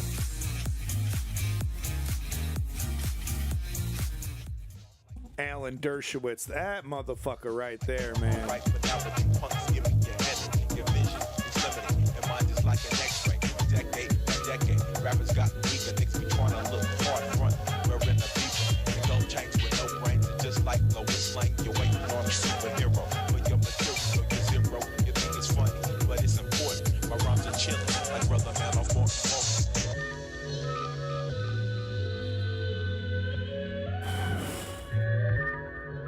Look, I'm just going to give you my opinion one time, and then I'm just going to show you the evidence to back it up. ICE needs to be disbanded. We got Democrats, most of the Democratic Party, not talking about disbanding ICE. Gavin Newsom over here making fire tweets, not making a single mention about what he's promising the American people about what's going to happen to ICE. Obviously, ICE needs to be completely dismantled. Completely. They need to be arrested. Their crimes need to be cataloged. People need to be going to jail for kidnapping and human trafficking, for the violation of inalienable human rights and violation of fucking all kinds of laws in the Constitution, I'm sure. So the whole operation needs to be disbanded. People need to be going to jail. And where the fuck are the neoliberals talking about it? You know what I mean? J.B. Pritzker, letting the Illinois cop act as backup and support for ICE, talking a big game on the microphone. Oh, don't you come to ICE or we're going to get really mad at you. We're going to ban masks and make sure that you have identification. Hasn't done shit. Completely rolled over and capitulated to authoritarianism while talking shit on MSNBC. J.B. Pritzker. Neoliberals have been mentioned. So there you go. There's my opinion on ICE. Here's evidence to back it up. This is a cavalcade of pain and terror. One of the most shameful moments in American history, right next to Japanese internment. And getting worse every single day. The sexual assaults are going to start if they haven't already. These unaccountable masked bigots can steal women off the streets. You don't think the sexual assaults are going to happen? So here's the potential. This could happen to you. Because it doesn't stop with immigrants. The crimes against the immigrants is the framework. They're going to apply this template to the American citizens. So imagine this happens to you. Imagine you think, well, I'm an American citizen. They can't do this. They can't do that. A man rushed to the Broadview ICE facility searching for his wife. They followed every legal step. So I guess they went into the ICE facility themselves, like lambs to the slaughter. But ICE took her to another room. So they come in together. We're going to do this right. Look, he's wearing a suit. He's wearing a suit, right? His best clothes. I'm one of the good ones. They kidnap her. She vanished. He's like, where'd she go? Where is she? Where's my wife? They don't tell him. Silence. He tracks her cell phone, because they have, they share each other's location. Lots of married couples do this. My wife and I do this. So he tracks her cell phone to this gulag, to this American gulag, and then the signal dies, either when the battery dies or they take her phone and turn it off. So here he is. Here's a picture of him sitting in the parking lot, weeping. His wife kidnapped. No answers. Silence. No calls. But she could be literally dropped into a different country. Not even sure what country this person's going to get kidnapped to.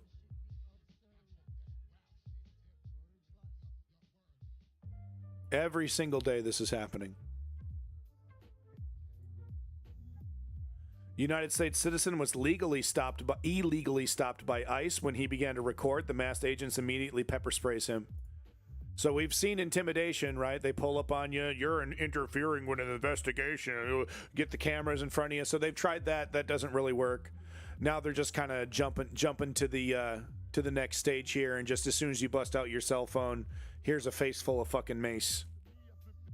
Ironically, this is a tax-paying American citizen. So this American citizen has money out of their wallet to pay for this. What are you doing? I'm recording, sir. What are you doing? I'm recording, sir. What are you doing? I had no interference with them. I mean, if the video speaks for itself. I was just driving. They surrounded my car. Unmarked cars. No ICE cars, no Border Patrol cars, and nothing. Recording, they don't have they walk up, spray chemical weapons into his car. Cool, bro. Chest, they don't have, they're just masked bro. men. So, I mean, like I said, the video speaks for itself. He just came up to my window, no questions asked, no nothing, maced me in the face. It was an assault. Eric called 911 on one of those TikTok videos where you hear, I need police, that is his 911 call. So that's going to be on dispatch. And HPD came, and HPD, he told HPD, anymore. Those are the guys over there. You know? And the Illinois police and the LA police and the DC police that are working with ICE, they basically just they make it legal. They make these things that used to be, you know, if no one's going to enforce it, then that's the new legal. It's really about, you know, and like this is why Zoran is so great, because he's like, no, we're gonna, if you know, I'm gonna pass laws to make it so that ICE has to operate, you know, within the bounds of sanity, because there's nothing he can do about federal immigration enforcement. But he can say ICE is not allowed to wear masks. ICE is, you know, they have to identify themselves. This is how they need to apprehend people. They have to, you know, act professionally. They're not allowed to ram people's cars, and if they do, they will be prosecuted, et cetera, et cetera. That's why it's so essential. And that HPD officer, those units with 2 officers, went and talked to those individuals. He said, those are the guys that maced me. He went and talked to them. And then he came back, and Eric said he wanted a report. And he said, I can't give you one. And to all the naysayers. No accountability, no transparency. There's a first time, there's a second time, there's a third time, there's a fourth time, there's a fifth time, there's 100th time where we will tell the truth. And the truth will set you free. Okay, yeah, nice rhetoric, I guess. All right. We got to go a lot harder, you know. I mean, honestly, and no offense to this guy, I'm sure he's doing fine, whatever. But we all need to be in unison calling for one simple thing, you know, ICE has got to go. Melt ICE. That's a little corny, right? But ICE needs to be dismantled. Once again, just more evidence here. These guys, this is completely out of control. Chicago, guns drawn as federal agents block mother and child, telling her to shut the fuck up outside Broadview ICE facility. Yeah, Trailhead. Get out of there! Go!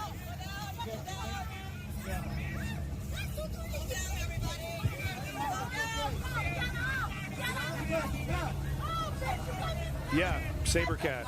But they have control of the marshals. They have control of the army. They have control of the police up and down. That was one of the first things they buttoned up, like day one, week one, Project 2025, buttoned up any kind of enforcement mechanism because it was actually really easy for them, no problem. And a lot of the leaders of those organizations were already Republican, hardcore conservatives. So it was actually pretty easy. And then sky's the limit. Who's going to arrest you? You know, didn't Thomas Jefferson or something say something about that? Like, you know, it's illegal, but who's going to come and get me? Something like that.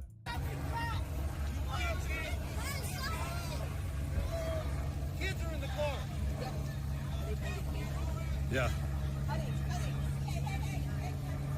Yeah, and no one's calling for it, DCH.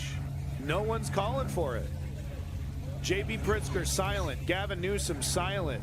Hakeem Jeffries and the rest, stone cold silent. Nobody's talking about dismantling ICE. No one's even talking about reforming ICE. Nothing. Investigations, nothing. The DNC, the Democratic Party, isn't even cataloging all the crimes. Where's the website? Where's the interactive website? There's probably an interactive website for Hillary fucking Clinton, right? Where's the interactive website for every single crime that Donald Trump is committing every single day? No one's cataloging this shit. It's left up to the citizens and progressives. I'm sure there's some progressive doing it, but how come the biggest so-called leftist organization, multi-million-dollar, billion-dollar political party, where's the fucking flashy website that shows me all these crimes in real time? Nothing. The whole thing is just a fucking grift. Just a massive money-gathering organization. The only thing they know how to do is send emails out begging people for donations. It's literally their only function outside of stepping in the way of progressivism. Up so she could get out.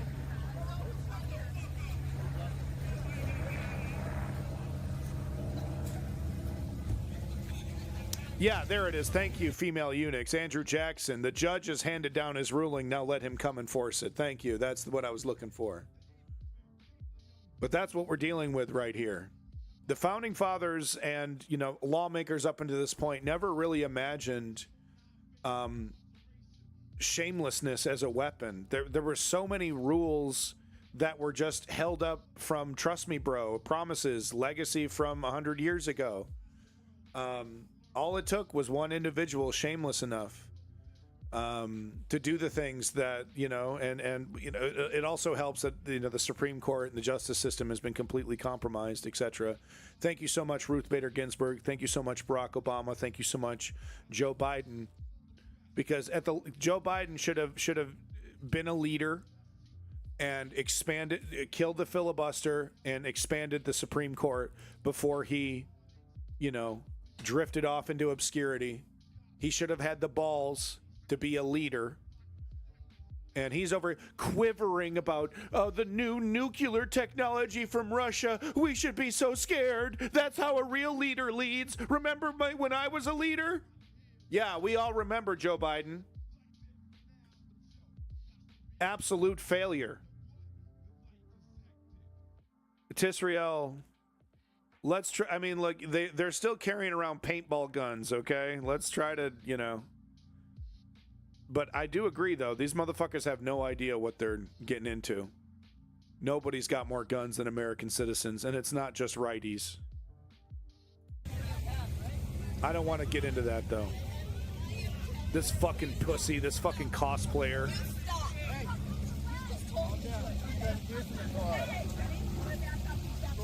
What do you got magazines in the fucking kit for? What are those magazines filled with? What the fuck? You got hollow tips in there? Armor piercing? What you got in there, buddy? Huh? Standard 5.56? Yeah? Maximum penetration? Right? Looking like fresh out of fucking Fallujah. Bunch of Call of Duty cosplayers. Welcome back. Photos printed. Does Bush have the guts to call out ICE after all his atrocities? Not even a tweet. Oh, fuck George Bush. That's exactly what I expected. Because, George Bush doesn't really, the Conservative Party doesn't really disagree with any of this. They just don't like that Donald Trump is so uncouth about it. That's why they're so stoked about J.D. Vance. All wrong. It's Nerf darts? Oh, okay. Okay, sorry. That's much less intimidating. I remember when we used to send armed forces into Iraq, Afghanistan, Vietnam. Now we send them into suburbs against moms, children, cooks in restaurants. Just leaves me speechless. I mean, the good news is that this is wildly unsustainable. It's expensive, and it's hurting the Republicans politically. It's a big fucking loser all around. Which adds my shock even more that the Democrats, because this is like a slam dunk, right? But the Democrats are too scared, too meek. Oh, we don't want to call out ICE. Then we might be seen as anti-police. Absolute cowards, right? Easiest slam dunk in the world to be like, oh, as soon as you put us in charge, this entire operation is buttoned up. Every single person's getting arrested. We're doing a massive investigation the second we're in charge. And Pete, mum's the word. They can't say easiest thing in the world. I'm not a political genius. Okay?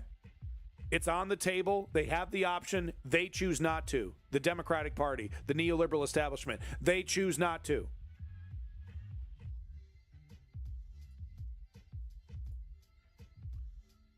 So yeah, now ICE is literally rolling up into daycares and pulling women out who work there in front of the children. These Call of Duty cosplayers frightening children, kidnapping women at daycare. Teacher being dragged out and into the car. So immediately, obviously, I knew it must have been ICE. This lady, one of the many parents trying to drop. Maybe looks like a kidnapping to me. These guys look like ICE. They look like common thugs. Immediately, obviously, I knew it must have been ICE. This lady, one of the many parents trying to drop off a child this morning at the Raito de Sol daycare along Addison, met instead with the sound of screaming. As a young teacher was dragged out of the building by armed, camo-clad and masked men. They went into the daycare with our kids there. No, Sabercat, the ICE is activating thousands and thousands of Americans every single day. People are seeing these images and left, right, they're like, this is not America. And they're standing up. I've never seen citizen responses to this. People minding their own business, drinking Starbucks, and they see ICE, they drop everything and use their phone and start screaming obscenities at people that are supposed to be police. I can't think of another time in American history where random American citizens were this vocal against deputized police in America, right? Usually, thank you for your service, sir. Real cornballs about it, right? Not with ICE. People just minding their own business, dropping everything. Moms, dads, right? Regular folks, normies. So it's absolutely a radicalizing element. I just hope, we can make some good out of this instead of it radicalizing in the other direction. I am at a loss for words for the, again, audacity. As those watching realized what was happening, the phones flipped on. Pistols, huh? Pistols for the daycare raid? Yeah, you need a secondary? Need a secondary for that daycare raid? Yeah? Hope you got some extra mags, bruh. Did you bring extra mags for the daycare raid? Good thing, bruh. I was just thinking, what to do. I know the first thing that yeah, he's got a hand. Was his hand on his pistol there? No, it's something else. Get in there. Get in there, bro.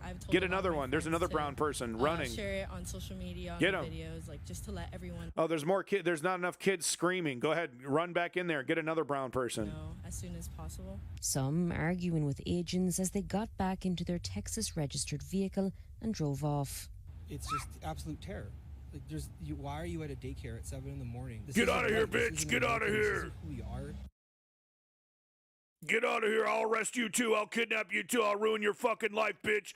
What's your face? Show me your face. I'm gonna scan you with my AI computer, bitch. Make sure you're a citizen.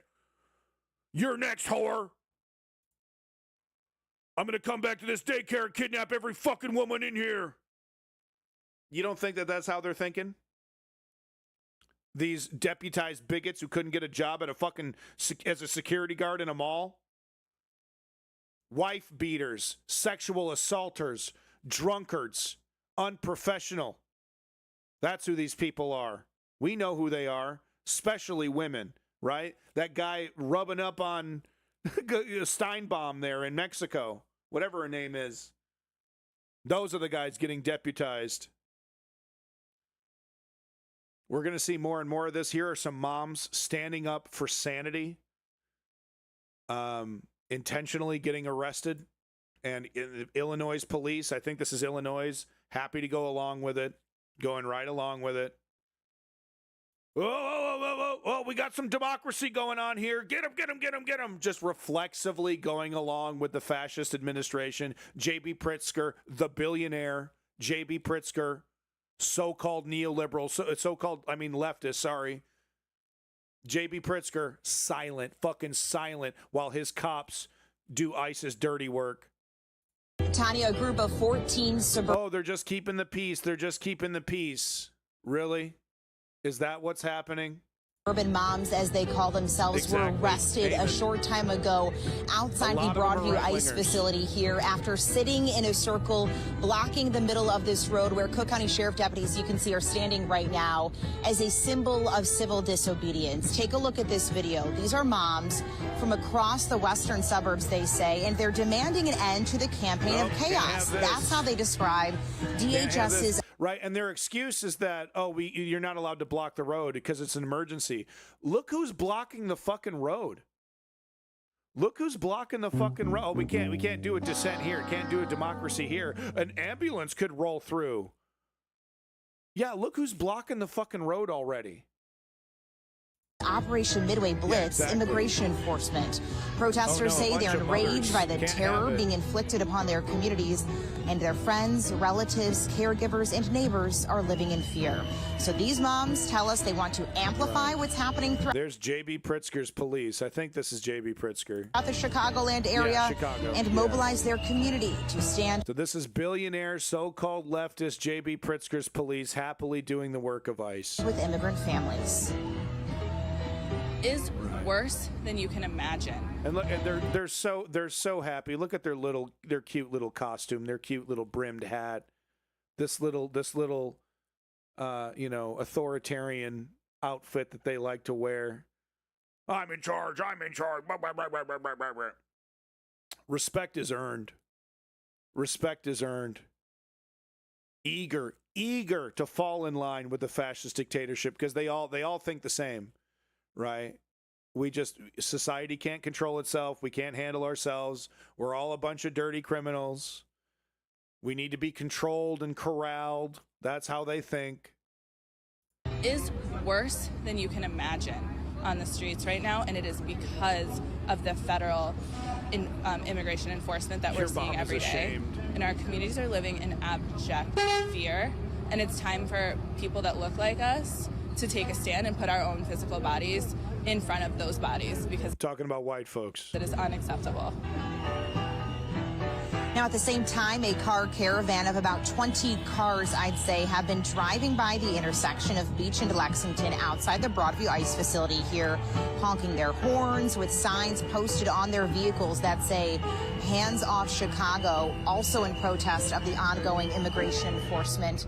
Back out here live, there are more protests planned for today, including one happening right now, a multi-faith prayer service that's happening over here closer to the intersection.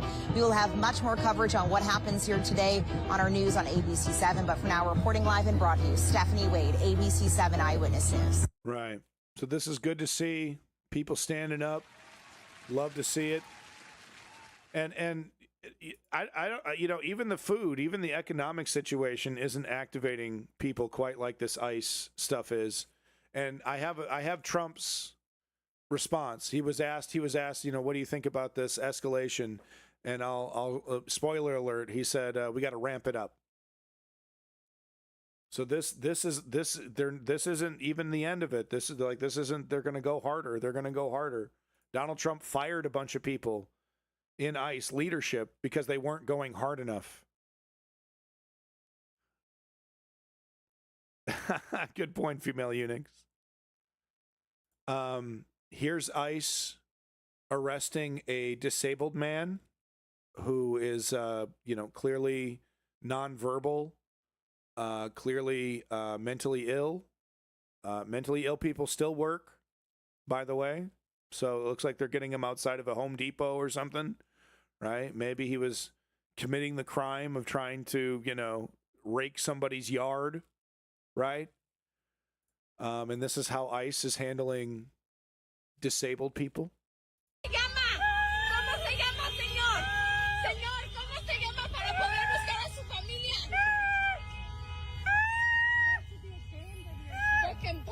Bitches. If y'all have the balls to capture someone with a knife, take it off.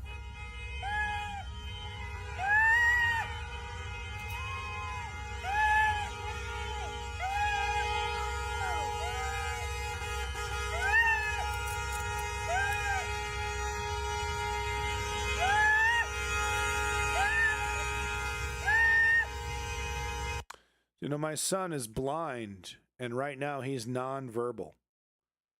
So I can't help but feel some connection right now. Of course, we hope eventually that he'll work his way out of that like a lot of blind people do. But, right now my son is nonverbal. He's almost 3, right? Should be talking, should be babbling. He sings. He sings songs, but he doesn't speak any words yet. So I can't help but feel extra sympathy for this man. Yeah, you think this is bad to watch? Wait till I show you the guy who was stroking out while ICE is trying to yank him out of the window. Oh, and by the way, he's holding on to his toddler while it's happening. Yeah.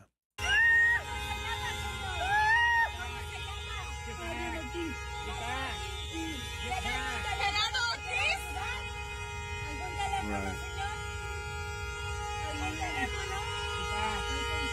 Get back. Get back. Stop filming our crimes. Stop filming our crimes. Why don't you blast her in the face with that paintball gun?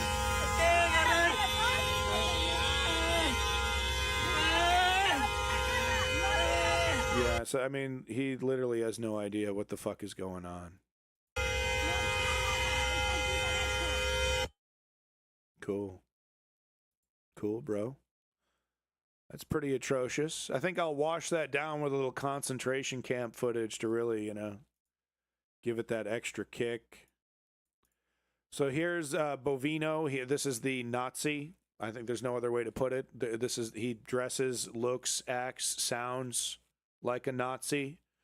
This is the Nazi that's been put in charge of ICE. Donald Trump loves this guy. He's a real character, real pro-fascist. That's his entire career, is being a hardcore authoritarian fascist.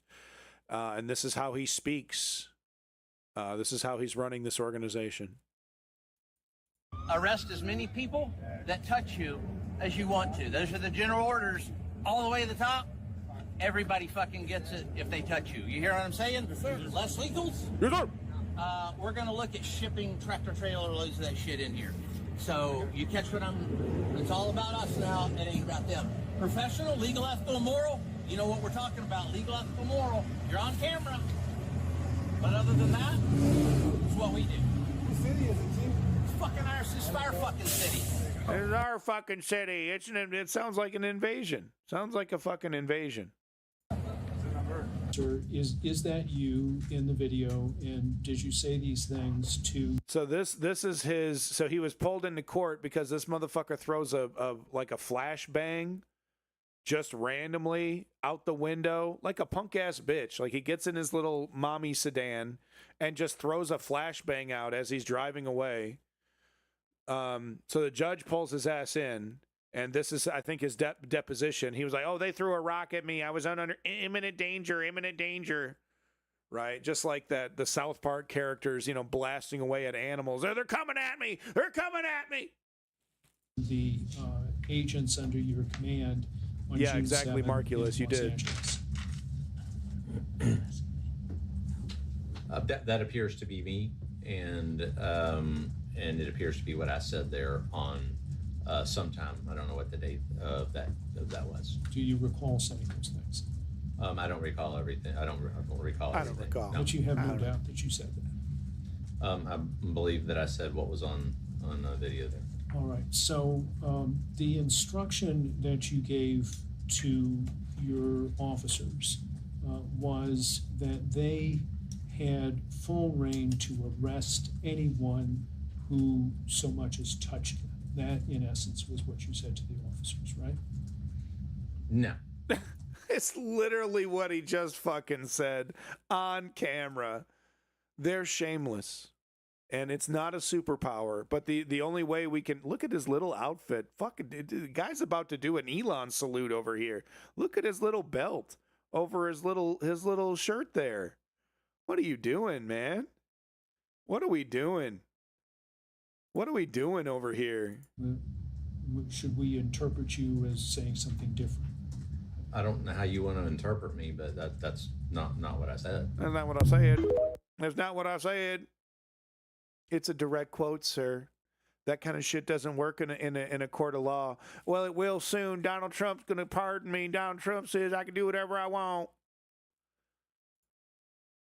Donald Trump's the law. They can't wait. They can't wait. If we want to keep our democracy, we need to defeat them. They're going to scream and gnash their teeth and call us the fascists and call us the authoritarians, right?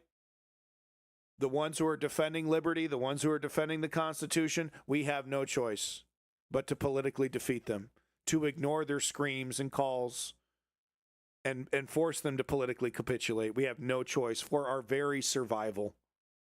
Welcome back, Promethean. So that's what Greg Boivino thinks. He thinks he's the ultimate badass. Here's what the American people think of Mr. Fancy Pants in his little fash uniform. Here's what the American people think of Mr. Boivino.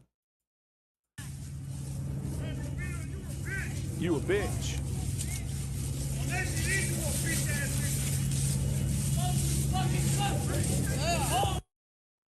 So we don't get it much of this, unfortunately. But like I said, I've never seen any police element activate people like this. You know what I mean?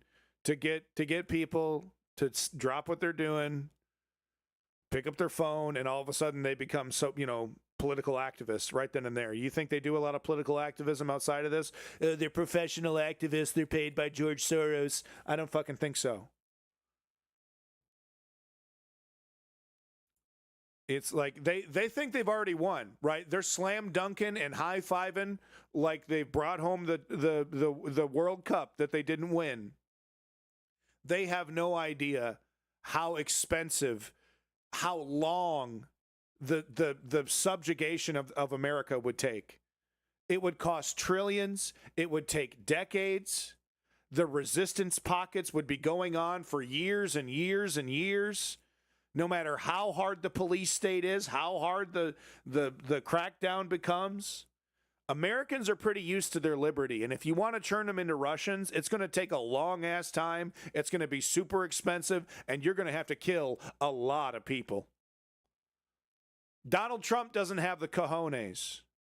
He thinks he does. He pretends he's a tough guy while obsessing over ballrooms and the Kennedy Center. Are they going to do Oklahoma again? He's the biggest queen on planet Earth. Now, J.D. Vance, on the other hand, he's the brutal, smart fascist, absolutely willing to hurt people, kill people to get what he wants. He understands this is a political project that requires chutzpah and sack to get it done.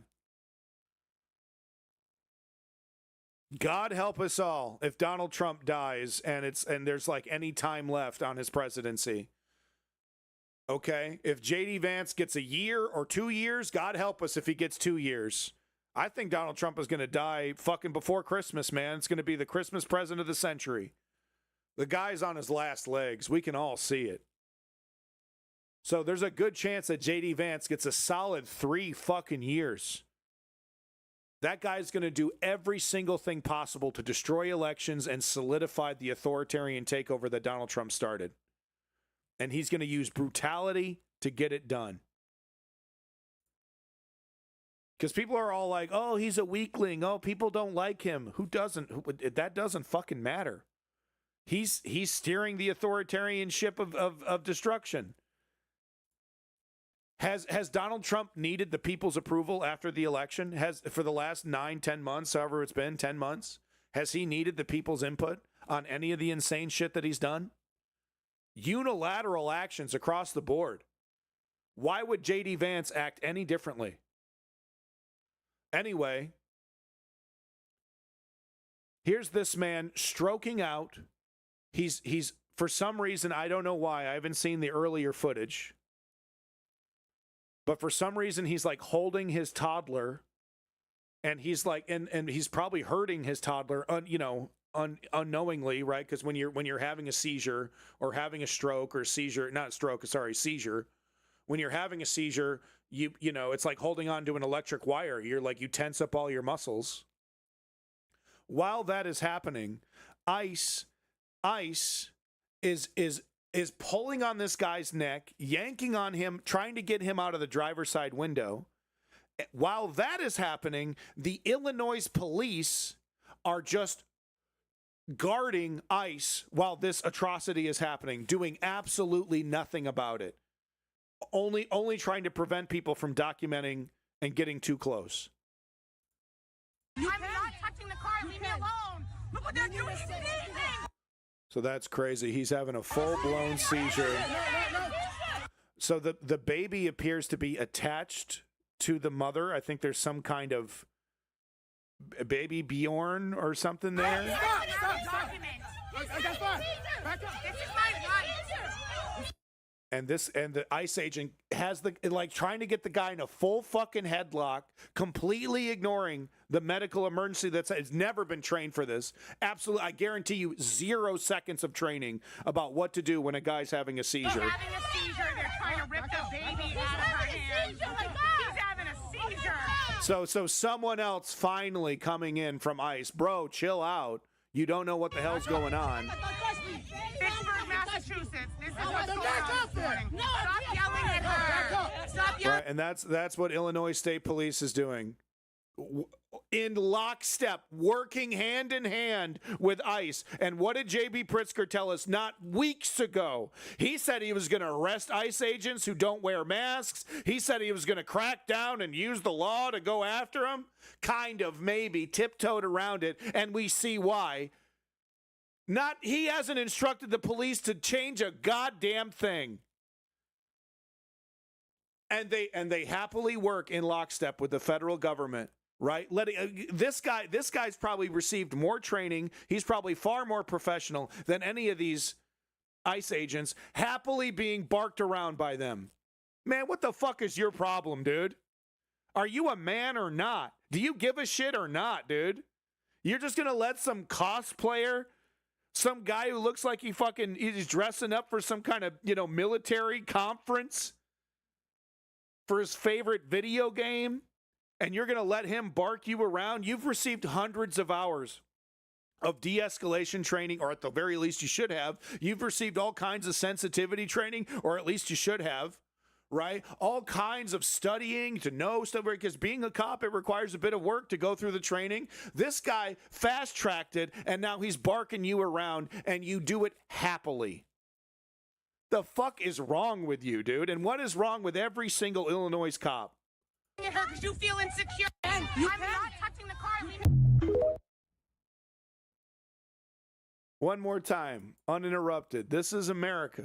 I'm not touching the car. Leave me alone. Look what they're doing. He's sneezing.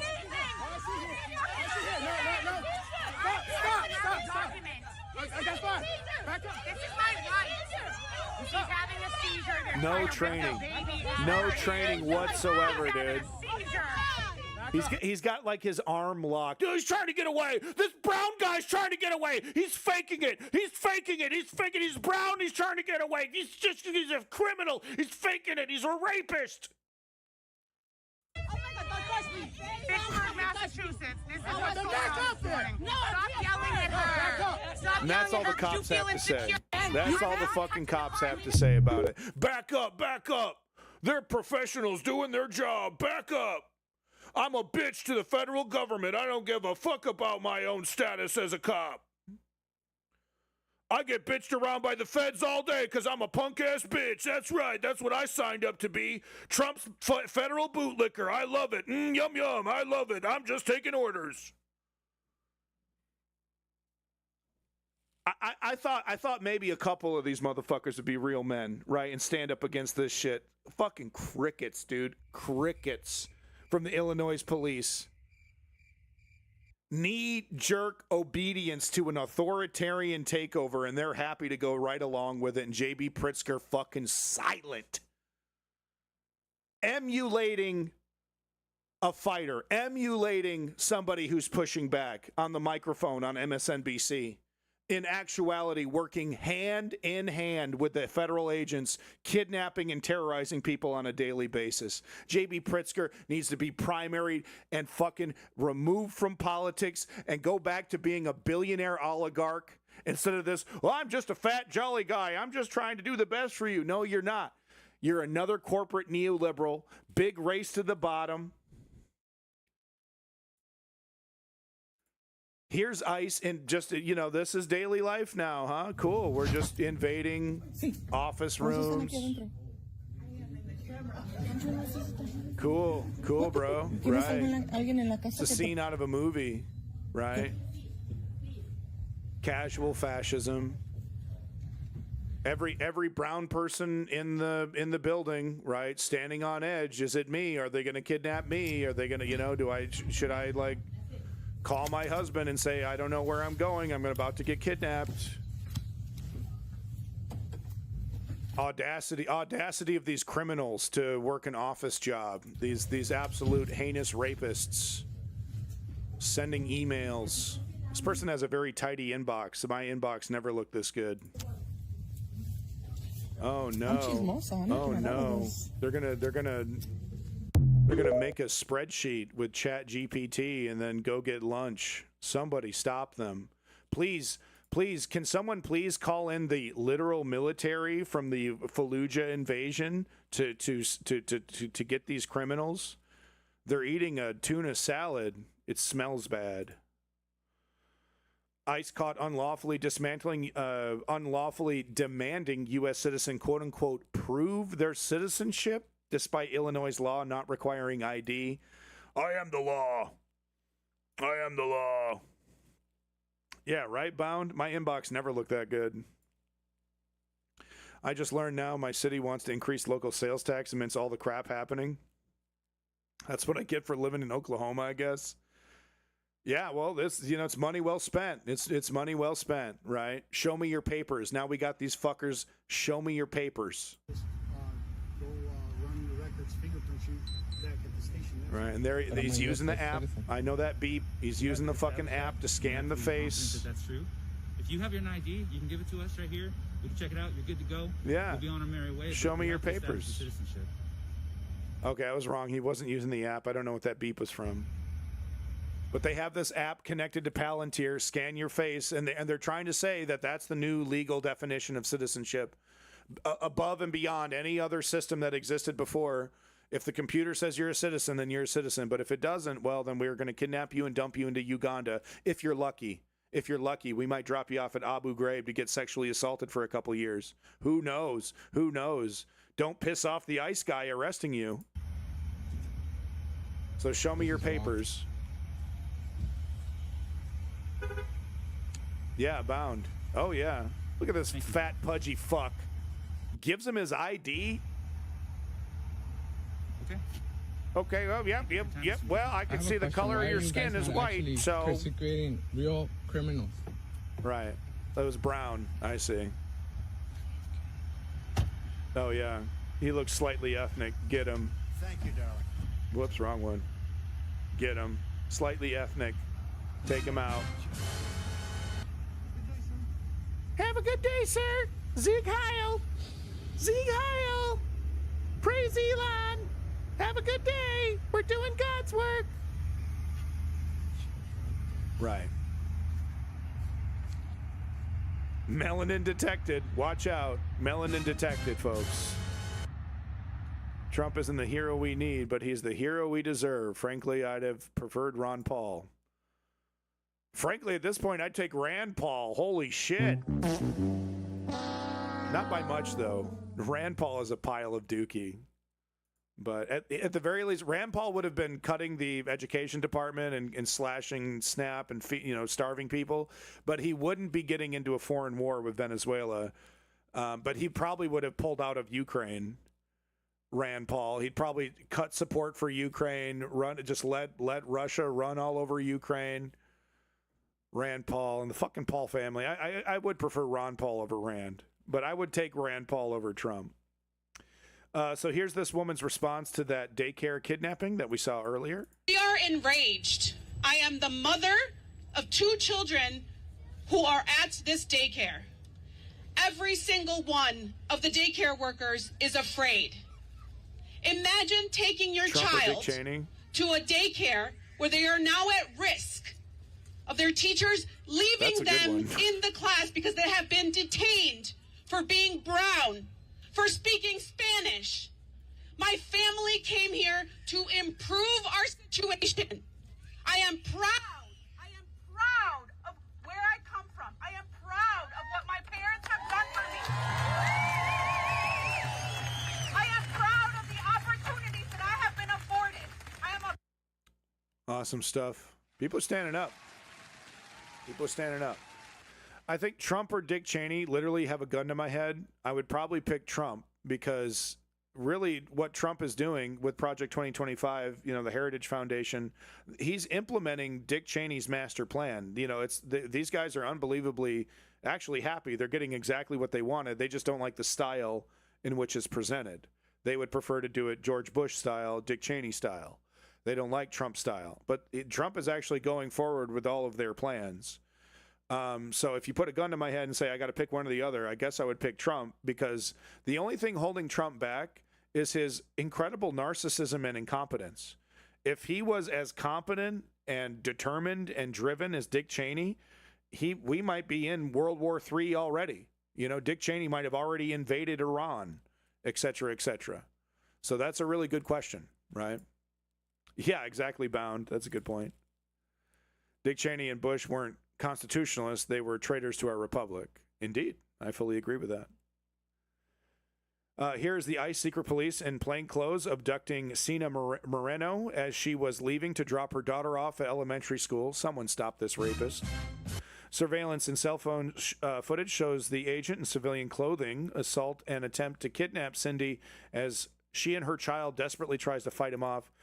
Once again, thank God for ICE, these heroes on the street that are preventing me from seeing brown people in my periphery. I really appreciate this. Yeah, Bound, yeah. No, the guy that he shot apologized to Dick Cheney for embarrassing him for getting shot. It was like peak Dick Cheney power. So here we go. This rapist, who's, she was attempting to sell drugs to children at the school. Her melanin count was way too high. As you can see here, melanin through the charts. Thank goodness this heroic bald white person is manhandling her and touching her and grabbing her. That's really great. This is really good. This is American. This is amazing. You got her child right there being traumatized for life, probably. She'll probably have to go through therapy after seeing her mom undergo assault and attempted kidnapping. I think maybe even successful kidnapping. Screaming, nobody reacting, by the way. All you need to do is just wear some stupid little belt and have a pretend little badge. And, so there's the traumatized child now probably calling 911. Right. Okay. Awesome stuff. Kidnapping still happening, by the way. We are watching a actual kidnapping happen. And she runs, and Mr. Fatso here trying to keep up. Right. Here we go. Cool. Nice human. He's just exhausted. He's just completely exhausted. Man, this kidnapping stuff is a lot harder than he thought, right? No, run. Run. No, you need to run. You need to run because there's, they don't really have the ability, like they know where you live and stuff, but if they don't catch you, you can get away. They'll just move on to the next brown person, right? You're still in their crosshairs. Like, you definitely still have to, be very careful. They'll try again. Of course, they'll try again. But you can totally just run away and then continue to live your life. All right.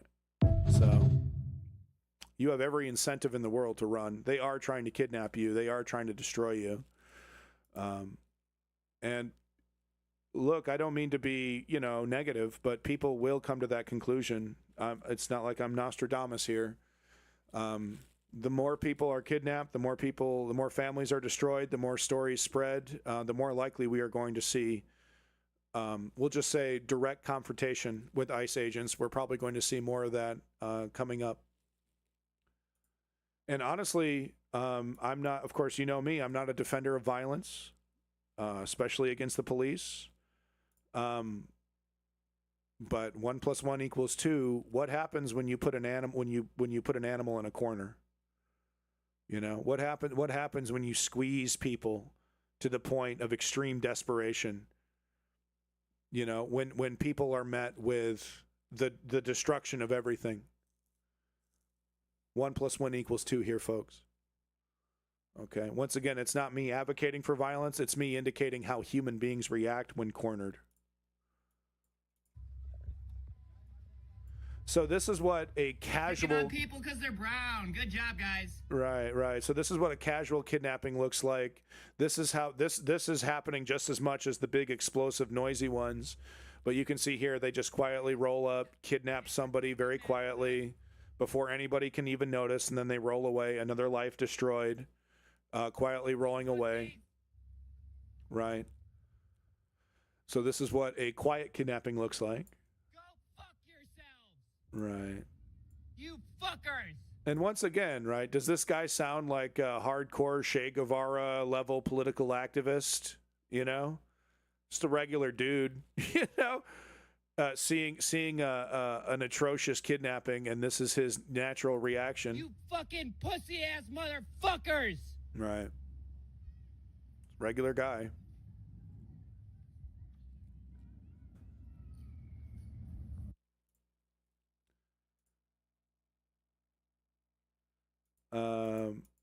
Right. So we already saw this footage right here of the daycare kidnapping. Illinois Guardsman Captain Dylan Blaha and Staff Sergeant Demi Palachek said this is not what they signed up for, and it's an order they are willing to defy if activated to go after Chicago residents. Demi Palachek said, quote, "I'm not going to go against my community members, my family, my culture, my neighbors." So I wanted to highlight this and, you know, applaud it and say, you know, go, this is great. I think these are military members.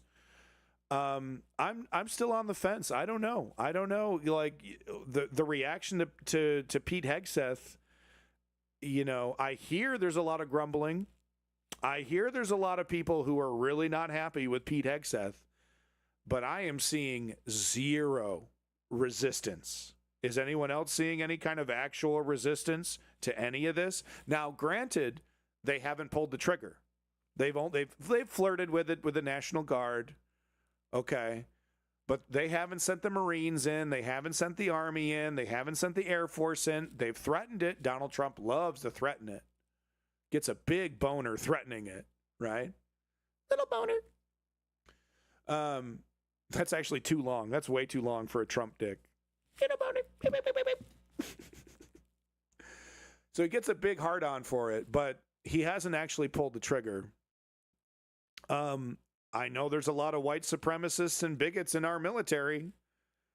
I don't know. Because like what I think they're trying to do is they're trying to find the MAGAs. They're trying to find the true believers, and then they put them in charge. They put them ahead. They give them erroneous promotions. So I'm sure they're trying to do that right now internally in the military at the grunt level. They're like, who's the true believers? Who are the Republicans? Who are the Trumpers? The racists, right? I don't know. I don't know how many. You know, are there enough of them?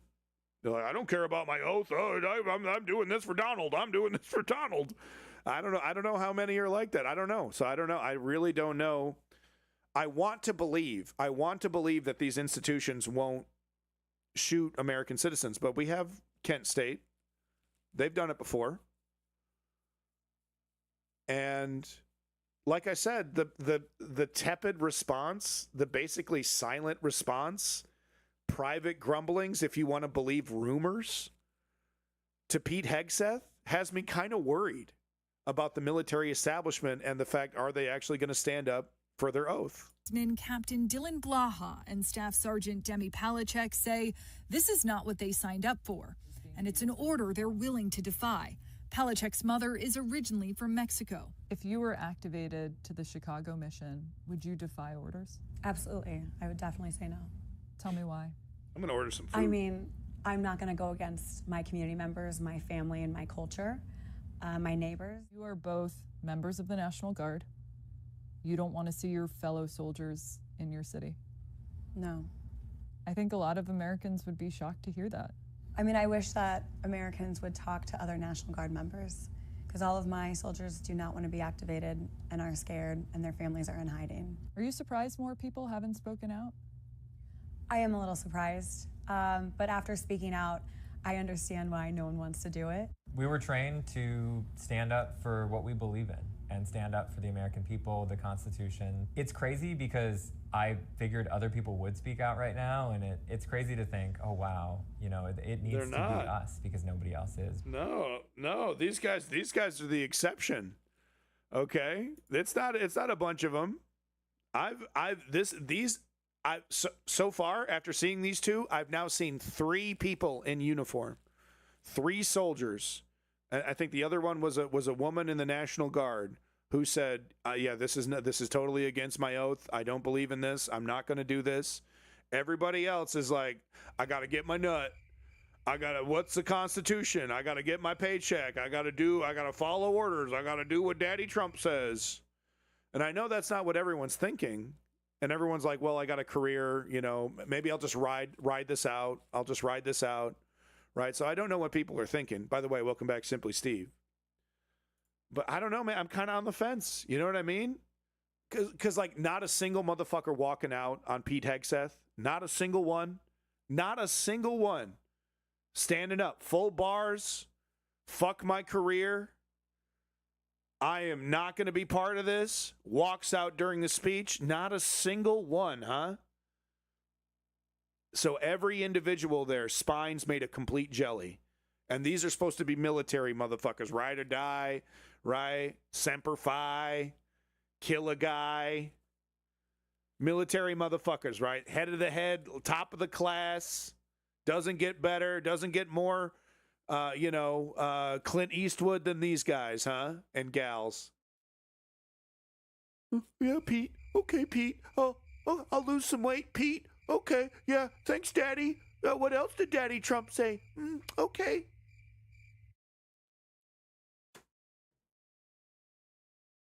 Semper Fi, blow a guy. Chicago immigration agents crashed into a U.S. citizen on her way to work, then dragged her out and arrested her. So this is the new MO. If some shit goes down and like it's getting too hot, they just like arrest people. They just pull them in. She's committing a crime. And they just, they let the person get processed and then, spit out the system out the other end later. But they're like, "Oh yeah, this is now a legitimate op. Yeah, this is now an op." And they act like mafia cartel members over here. Look at this cartel ass move right here. This is not the first time we've seen this. Yeah. Some fucking Breaking Bad shit. That's a hit and run, hit and run, hit and run. That's a hit and run, hit and run, hit and run. Look, hey, watch out. They're like, "No, I'm not running. You're arrested." Yo, watch out. What's wrong with you? You hit it. You hit her. Yo. What's wrong? You hit her. You hit her. You guys hit her. You guys hit her. What's wrong with y'all? Y'all hit her? Y'all bust a whole U-turn in the middle of the street. So they're driving like fucking maniacs. Oh, nice. I like the fully. That's not a paintball gun. That's a fucking machine. That's an automatic weapon, not a machine gun. That's an automatic weapon right there. What you got? You got hollow points in that, so you can pop some heads like watermelons. Hell yeah! Shoot some unarmed citizens. Hell yeah, dude! Slam into their car like a mafia member, bro. Fuck yeah! Hell yeah! Don't you wish you could just unload? I mean, don't you wish you could just fucking set it to automatic and just fucking rake the crowd? Wouldn't that be so fucking cool, bro? Just fucking pump a bunch of bullets into a goddamn bunch of crowd of unarmed citizens. Hell yeah, bro. No, what? Hell yeah. Crazy. I got no heart, for real. No heart. No heart. Right. So do you think the sexual assaults aren't going to happen? Yeah? Yeah, you're dead fucking wrong. You're dead fucking wrong. She's a female. You guys hit her. How you guys going to arrest her? Hey, bro! Look at all the extra. Look at that. He's got. This is a mag for a different fucking assault weapon. Look at this guy, completely decked out. 1, 2. He's got a secondary. He's got a pistol and a backpack. What, filled with field rations in case you get bogged down in urban combat? What the fuck is going on here, man? You guys hit her. Man, how y'all gonna arrest her? Guy's got a secondary. He's got ammo for guns he's not even carrying. And this shit isn't even bulletproof. The guy's not even expecting to get into a fucking firefight. It's strictly for show. Wow. Doesn't even have a plate in there. You hit her. No plate in the carrier, ammo for guns he's not carrying, a secondary and extra clips for the automatic weapon that he is carrying. Oh, You guys fuck hit off. her. You Fuck guys right hit her. off. Whole lawsuit right there. Believe that. I'm telling you. Go get your issue. Keep fucking around in Chicago. Keep fucking around in Chicago. Hey, baby girl, you good. Don't worry about it. Stop resisting. Don't worry about it. We need that information, bro. There it is. There it is. That was an American citizen. That was an American citizen right there. Full blown papers and everything. Papers and everything. Treated like a common criminal. Pulled out of her, there, no constitutional rights. Kidnapped without a word. No name. We don't get nothing. We don't know where the fuck she is, man. Could have been released. Could not have been. Who knows? Oh, go to the website. Oh, and we have evidence that they don't update the website, by the way. No, we honestly, we need, woke existed for a reason. And one of the reasons why woke existed was because of men like John Wayne and their ignorance and bigotry. Do we need positive masculinity? And if you want to interpret some of the things that John Wayne was, you can, sure. Yeah, no, we need woke, man. Look, this is what society looks like without woke. Looks like fascism. Because you know what woke is? Respect for people of color. That's basically what woke is. So how about no to fascism? Okay? And look, you want to talk about positive masculinity? Sure. No, fuck off. This is your society without woke, dude. This is what your anti-woke bullshit's about right here. Fascism. We need compassion. We do need DEI. We do need CRT. Black people, people of color, women actually do deserve rights. Woke isn't an extreme. Woke is an acknowledgement that there's systemic issues in society. That's all it ever was. It's all you can. I have nothing to do with that. I'm here to do a job.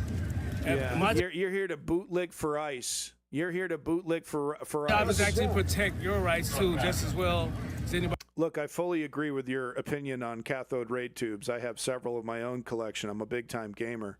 You're dead fucking wrong when it comes to social justice. Okay? Because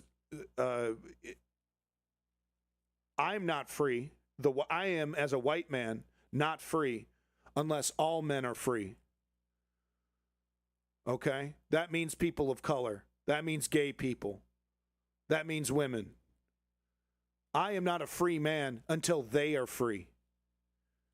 Do you understand that? You want to live in slavery by destroying woke. You're advocating for slavery. Your own slavery. Your own imprisonment. Because we are not free as white people until all people are free. Else. Why are we the ones covered in pepper balls and they're not? I didn't do anything to you and I didn't spray you with anything. You guys are not here. We're peaceful. Hold on, You listen. guys are not here. We be peaceful. You know this. I don't know why you guys are here. You want to say to me? I'm trying to talk to you guys. You guys are escalating it. We're literally peaceful every time. Okay, let's not forget you have a literal. Exactly, woke patriot. Very ironic, right? Yeah, but being anti-woke means that I want to be asleep. Thank you, Jimmy. Bluetooth Appreciate speakers sticking and around. everything. So this is an autonomous movement. Like, yeah, I mean, are we still bitching about that? Really?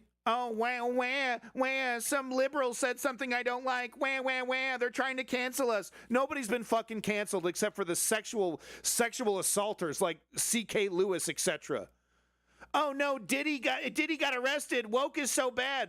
Excuse me? Sexual assaulters and criminals getting arrested is bad now? We're bitching about some liberals and some op-eds? Pull your head out of your fucking ass. Get with the fucking program. Fascism literally marching through our streets. I think we got bigger fucking issues. don't have leaders. There's nobody who's going to like give a call to disperse. But listen, I can take a vote. We can have a vote, and we can vote on whether to disperse. How does that sound? We can handle it democratically. How does that sound? Do it democratically. Yeah, we could do it democratically. I'm going to arrest your ass at 6 p.m. on the dot. If you're not out of here at 6 p.m., I'm launching tear gas and I'm arresting your ass. Free speech doesn't exist after 6 p.m. We can do this democratically. No problem. We can do it democratically. Are they okay? What's happening back there? They're tear gassing themselves. Come on. No one can hear you. No one can hear you back here. No, seriously, no one can hear you. You need to get like louder. Bro, I was trying to order fucking DoorDash. I just like formatted my phone. I guess I had an older version of the DoorDash app. Now I can't reinstall DoorDash because my fucking phone is so fucking old. All I wanted to do was pay $15 more for a cheeseburger or something. My fat ass can't even. And I don't have an account on some other. And I'm gonna have to fucking. Oh my god! They don't want my money. First world problems. Can someone please get Obama in here and explain this one to me? Cheeseburger. Listen, just do this, man. But listen,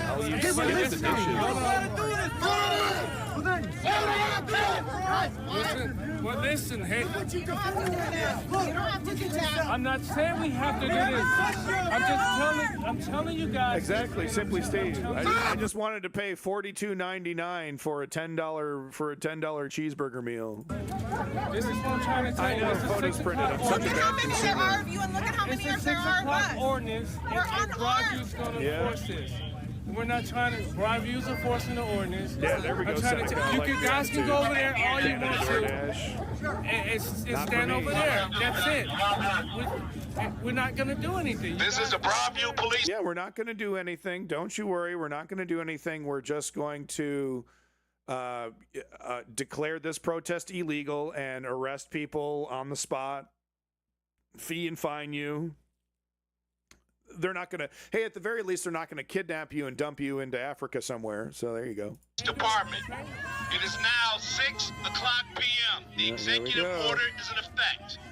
You are ordered to leave the area via Lexington. It is now 6 o'clock. If you fail to leave the area, you will be arrested. This is your last dispersal order. It is 6 o'clock.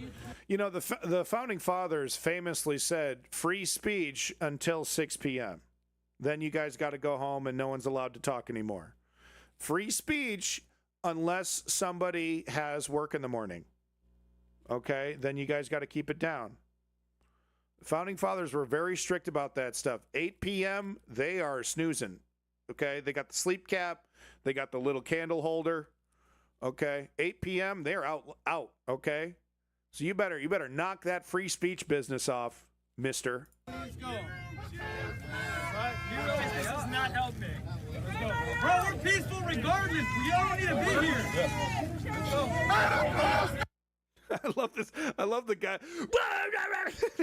It's actually legitimately frightening and intimidating. That'd probably be me out there. I thought I was snarky. It appears I met my match. I tip my hat to you. Sir, I stole that from a Reddit comment. I'm going to admit it. I'm coming clean. I stole it. I stole it from a Redditor. That's how pathetic I am. Turn me off. Close the tab. I deserve it. Unfollow. Yep. Here's Ice. I don't know. I'm not even setting this one up. Just another, here we go. Here we go. I don't know what they're doing. I tip my fedora then. M'lady. Cool, bro. Cool, bro.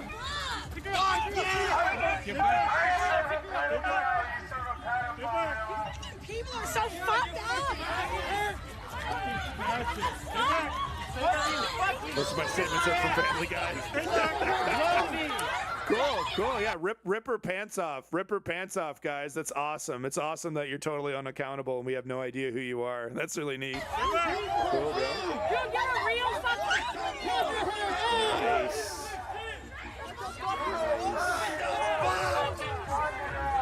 Fuck you,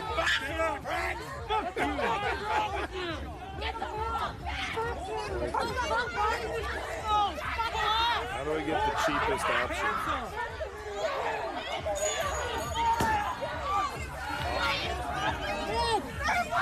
Yo, this shit looks just like DoorDash. Are these all just the same companies? Is there these are the same companies? This is the same app.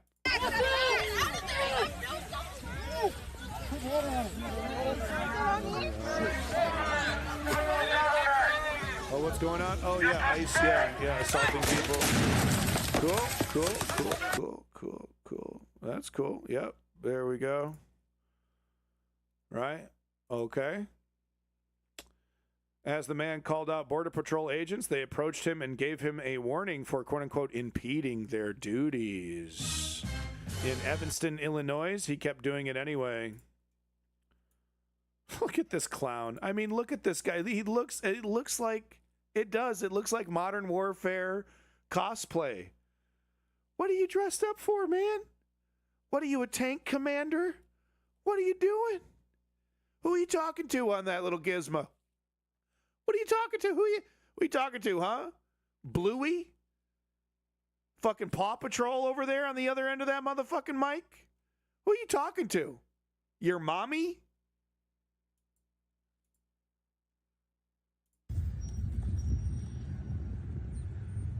Still trying to get food over here, sorry. Look at the pieces of shit here. Pieces of fucking human garbage. Can't believe you'd say Shame that. on you. Ooh, Chinese food? Should I go Chinese food?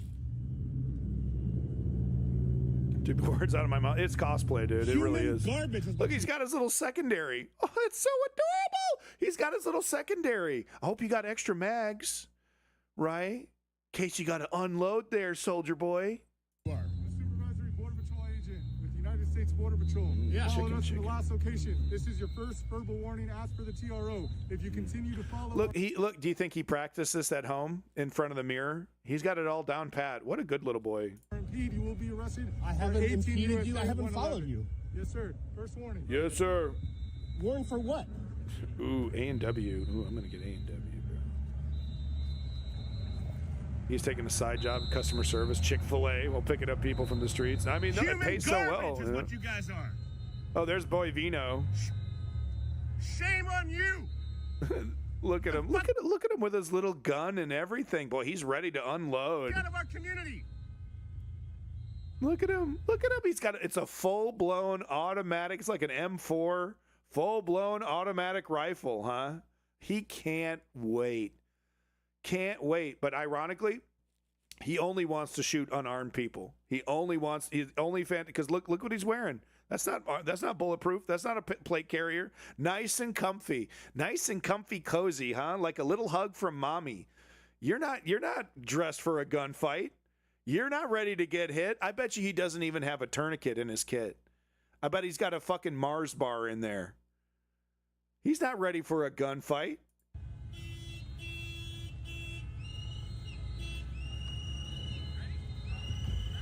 Yeah, straight to Battlefield 6. I'm jealous. I want to play that game so bad. There's like a free one. There's like a Battle Royale version you can play for free. Let's see here. Y'all are pathetic. You should get real jobs. Tell him. Fucking soldier boy, tell him, man. Shame on you. Hell yeah. Garbage. You're human garbage. You know it. Getting paid. Human garbage getting paid. Man. $7 for a hamburger? You should be ashamed of yourself. I don't know about that, bro. Intimidating people. I'm gonna go Chinese restaurant. That's the best deal. Chinese place is the only place giving you food now. $6 for. I wanted a hamburger, no cheese, spread. $6 fucking bucks. You know what I wanted to order? A meat patty and 2 pieces of bread. $6.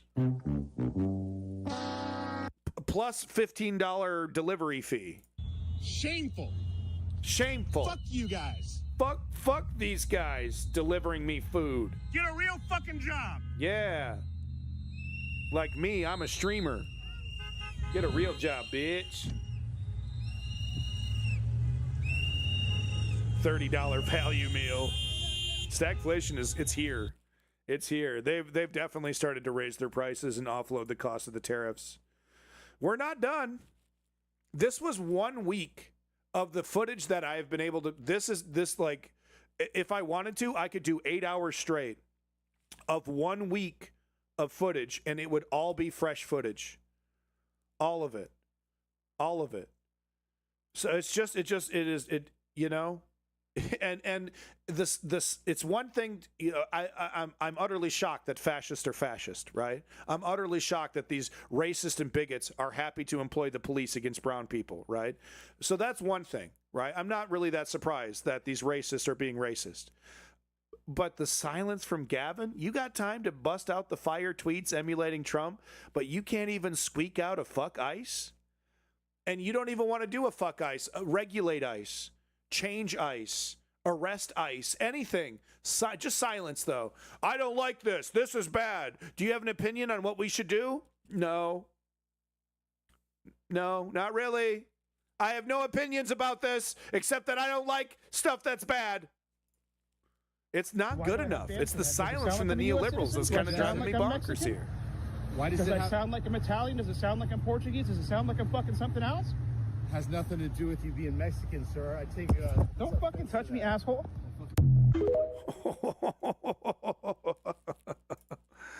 I guess this is another Che Guevara here, another extreme Soros-paid political activist. So this is what we're seeing on Elon Musk's Twitter now. Just so we're clear, illegals are voting, illegals are receiving benefits, and illegals are changing congressional maps. Folks, I need to make this clear. None of these things is true. Literally 3 for 3. 0 for 3, man. 0 for fucking 3. 3. All 3. And Elon Musk, these are simply facts. Sir, no, it isn't. He was repeating this shit on Rogan recently, Elon Musk. The reason why we had to cut everything at Doge is because of the fraud. There's so much fraud. You wouldn't believe it. Everyone's fraud, right? Because that's what they want you to believe. They're not sick. They're not desperate. They're not hungry. They're not underemployed. They're not desperate in a shitty economy. They're scammers. They're scammers who want to take advantage of you, the honest taxpayer. Joe Rogan slopping it up.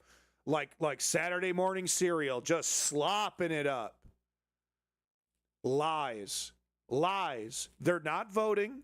They don't actually receive benefits. It's a travesty. But they have to pay out of pocket. They have to avoid going to the hospital. They don't get treated the same in medical situations. And they're not changing congressional maps. Lie. These are simply facts. They only get away with it because we let them. Gruesome Newsom is a tyrant. He governs my state. The thought of him as president would make a great horror movie script. Look, I'm a leftist. Okay, do I prefer Gavin Newsom over Trump? Any day of the week. Sign me up. I'm slopping it up like morning cereal. Okay. But is he the reason why California doesn't have single payer? Yes.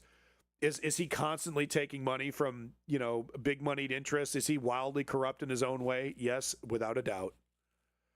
He's the quintessential politician in a lot of ways, Gavin Newsom. Totally corrupt in a myriad of ways. So Fox over here saying jarring deportation videos saying immigrants understand force and threat. Brown people get it. Didn't Donald Trump say something about this as well? About how, they work so hard and they don't complain. It's amazing. Oh, illegals, you can take advantage of them. Something like that. Newsom is mobbed up. He's in bed with Chicago crime family. I'm going to need some proof on that one. They pay taxes and get no benefit, which is taxation without representation, 100%. They're held against international law and detention for seeking asylum and exploited support by the agriculture business, 100%. Yep. Trying to get through the rest of the ICE stuff here. So this is what citizens are doing now. This, I believe, was Halloween. They wanted to have a peaceful Halloween, not filled with human trafficking and kidnappings. So they actually took it upon themselves to kind of lock down the block and prevent ICE, making it harder for ICE to to terrorize people. This is what Americans are resorting to protect themselves. So this is Chicago neighborhood closing all the blocks so families can trick or treat in peace. Now, some places do this, you know, ICE or not, right? They're doing this stuff for the safety of their kids. But people are doubling down on this. People are, you know, they're seeking safety and security and solidarity from their neighbors. So don't be surprised if we see more and more stuff like this. Here's an ICE agent being told off. This is a 14 fucking minute video. I'm not going to play the whole thing, but we're going to get a little taste of it. You know, you love to see it. Look at this. Look at this fucking loser. Look at this fat slob. This absolute fucking masturbator over here.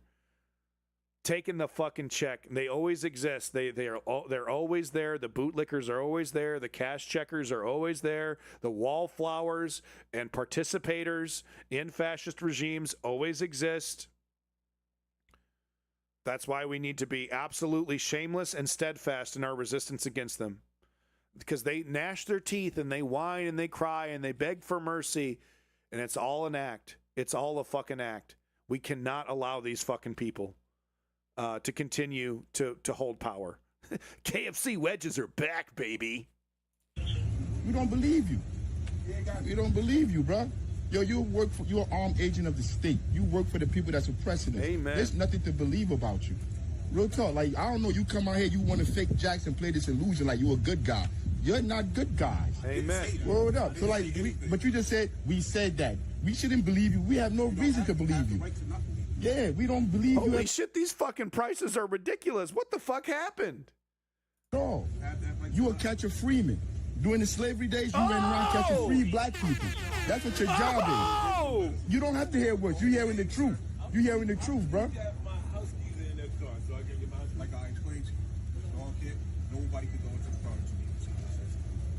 But the dog don't hit this landlord doubling people rents, though. The dog don't never hit their apartment, don't hit their homes. I know you don't. You just come here to police us. To police people that look like you. Yep. To oppress them. And you think you're doing something. You ain't doing nothing. And he done took that cartridge, that weed cartridge. He wrote that down that he took it. Huh? Did he write that down he took it? Why you asking me what he did? Because he with you. He came with you. He with your gang. So he with your mob. Yeah, he with me. You're a black man. He with me. Okay. Yeah, he with me. So then you should know I will give my life for him. Yeah, he with me. You should know everything. Yeah, I do. I know you a traitor to your people. I mean, yeah, I know. Yeah, I know who you are. And that's why y'all just illegally took his stuff, his property. Y'all just took his property, put it in your pocket. I'm quite sure. Make a complaint to who? Massa? To Massa? Make a complaint to your boss? You out your rabbit mom, bro. Oh, he's getting cooked. Oh, my God. Dude. Holy. Who you talking to? Yo, bro, yeah, student debt, back. yeah. You ain't got no reason to take super his stuff. centrist. You don't. You taking it because you feel you could do that. Because he by himself. If there was 100 of them out here, you wouldn't have took it. You wouldn't have took it. Y'all wouldn't be standing there posted up like that. I don't never see y'all with the landlords or the politicians, bro. I see y'all out here intimidating other black men, people that you know don't have lawyers to go fight y'all. That's who you intimidating. All power to the people, brother. Real talk. It don't matter. It don't matter, because we poor. If we had lawyers, we wouldn't be living here. We wouldn't be out here if we had lawyers like that. My lawyer would be here already if I had one. I mean, I ain't got no lawyer. If we had money, we wouldn't be living around here. We wouldn't be getting oppressed by y'all. His car wouldn't go nowhere if he had a lawyer, if he had money. But like you walk around oppressing your own people every day and go home and sleep. I don't know how y'all do that. I couldn't do it. And I'm more gangster than you. I've been to prison. I've been everywhere. I couldn't walk around oppressing my own people and then take my fat ass home and go to sleep. I couldn't do that shit. Beautiful life you live. Yeah, it is a beautiful life. I could sleep well. I don't know how the fuck you social. He's wearing shades like he's about to go skiing, dude. I sleep well. You know you ain't doing nothing positive. You ain't changing nothing out here. Fuck you think about towing this car? You changing crime out here? You changing anything out here? You ain't doing shit. Nailed it. All you doing is putting more bills on it. What you went to prison for? None of your fucking business. I know you won't tell me. None of your fucking business. Victimized you. None of your fuck. Yeah. I was wishing I victimized you, but you wasn't dead. You wasn't dead 20, 30 years ago when I was in the streets. I would have victimized you because you a coward. Only cowards take these jobs. Oh my God, dude. Look at this. This motherfucker, he's like, that paycheck, he's earning that paycheck today, dude. He wants so bad to throw down. Yes. To victimize you. Because you're a coward. Only cowards take these jobs to come oppress your own people. I ain't know no better when I was 16, 17, 18, 20. Only cowards what? Look at the flag you got in your head. Bamboozled, hoodwink, Uncle Tom. That's what you are. You want to have this conversation with me, Tom? I knew he was going to say it. Nigga, catch a free, none of your fucking business. None of your fucking business. None of your fucking business. You fucking Uncle Tom ass niggas, man. That's all you do. Eat a dick. You go to Africa, bitch. That's where you from. You left the fucking soul there. You working for these crackers oppressing your own people. Say it. And you feel you could talk. I didn't say it. Stupid ass nigga, man. You a useless ass nigga. It ain't an opinion. It's the truth. Nigga, what the fuck you think Malcolm would say to you? Nigga? Huh? What do you think Malcolm would say? But you don't give a fuck. But you don't give a fuck about... What do you think Malcolm would say to you? Holy shit, dude. Holy shit. A nuclear weapon went off and we were not told. I know a black person but yourself. Whoa. Which makes you Uncle Tom. He would say to me, how you doing, comrade? Because the Black Panther Party was started because of Malcolm. He would say, all power to the people. You feeding the people in the community? You housing the people in the community? You policing the police, nigga? All power, comrade. And he would call you a fucking rat. Ooh. That's what he called you. He would call you a house nigga. Remember the house nigga, field nigga shit? That's you. He called you what you want. I mean, hurry up and tow the car and get the fuck out of here. I'm tired of looking at y'all. Y'all disgust me. I ain't want to stop. I only stopped because I saw my head surrounded by you motherfuckers. I ain't want to stop and speak to you motherfuckers. Real talk. I got somewhere to be. I got to go do the after-school program, pick up all the kids around the city to go to the after-school program we do for the children in the community. But I got to stop to watch you motherfuckers. This is amazing. This is amazing. Kicking people out. Jersey North lead the goddamn country in gentrification. You ain't out here harassing landlords. You out here harassing somebody, a nigga. Exactly. Oppressed just like you. And you out here harassing him, acting like you somebody, you better than him. You out your fucking mind, man. You out your fucking mind. But it's cool though, man. It ain't gonna be like this forever. People waking up, man. It ain't gonna be like this. Like you see how people just come out and they just keep walking? Sooner or later, they're not gonna be walking. They're gonna be standing firm, like what the fuck y'all doing in our community? But it takes time. It takes people to put that energy in the community. They shouldn't be afraid of y'all. Y'all nothing to be afraid of. Fuck you gonna do? Grab me, lock me up? Fuck, I can't come back out, nigga? Fuck is wrong with y'all? See, people don't think like that. You come right the fuck out. As a fucking hero. Fuck, man. Y'all niggas disgust me, bro. This what niggas die for, to breed you pieces of shit. So y'all can come in the community and torment the cash and checks, cash and checks. This what they shot Malcolm for you niggas. Exactly. To be fucking cops. To be the fucking pigs. Exactly. Got me all fucked up. Y'all the second group of police I pulled up on. I'm driving over there on Fabian, they run up in somebody's house. What the fuck y'all doing in their house? They talking about we looking for a car. We want to see the ring camera. Fuck you doing running up in the house for a ring camera? Because nobody question you motherfuckers. People be walking around scared of y'all. That shit is over with, man. That shit over with. Yeah. Real talk, man. Crazy. And like this, that's half the video. This goes on? No way this goes on.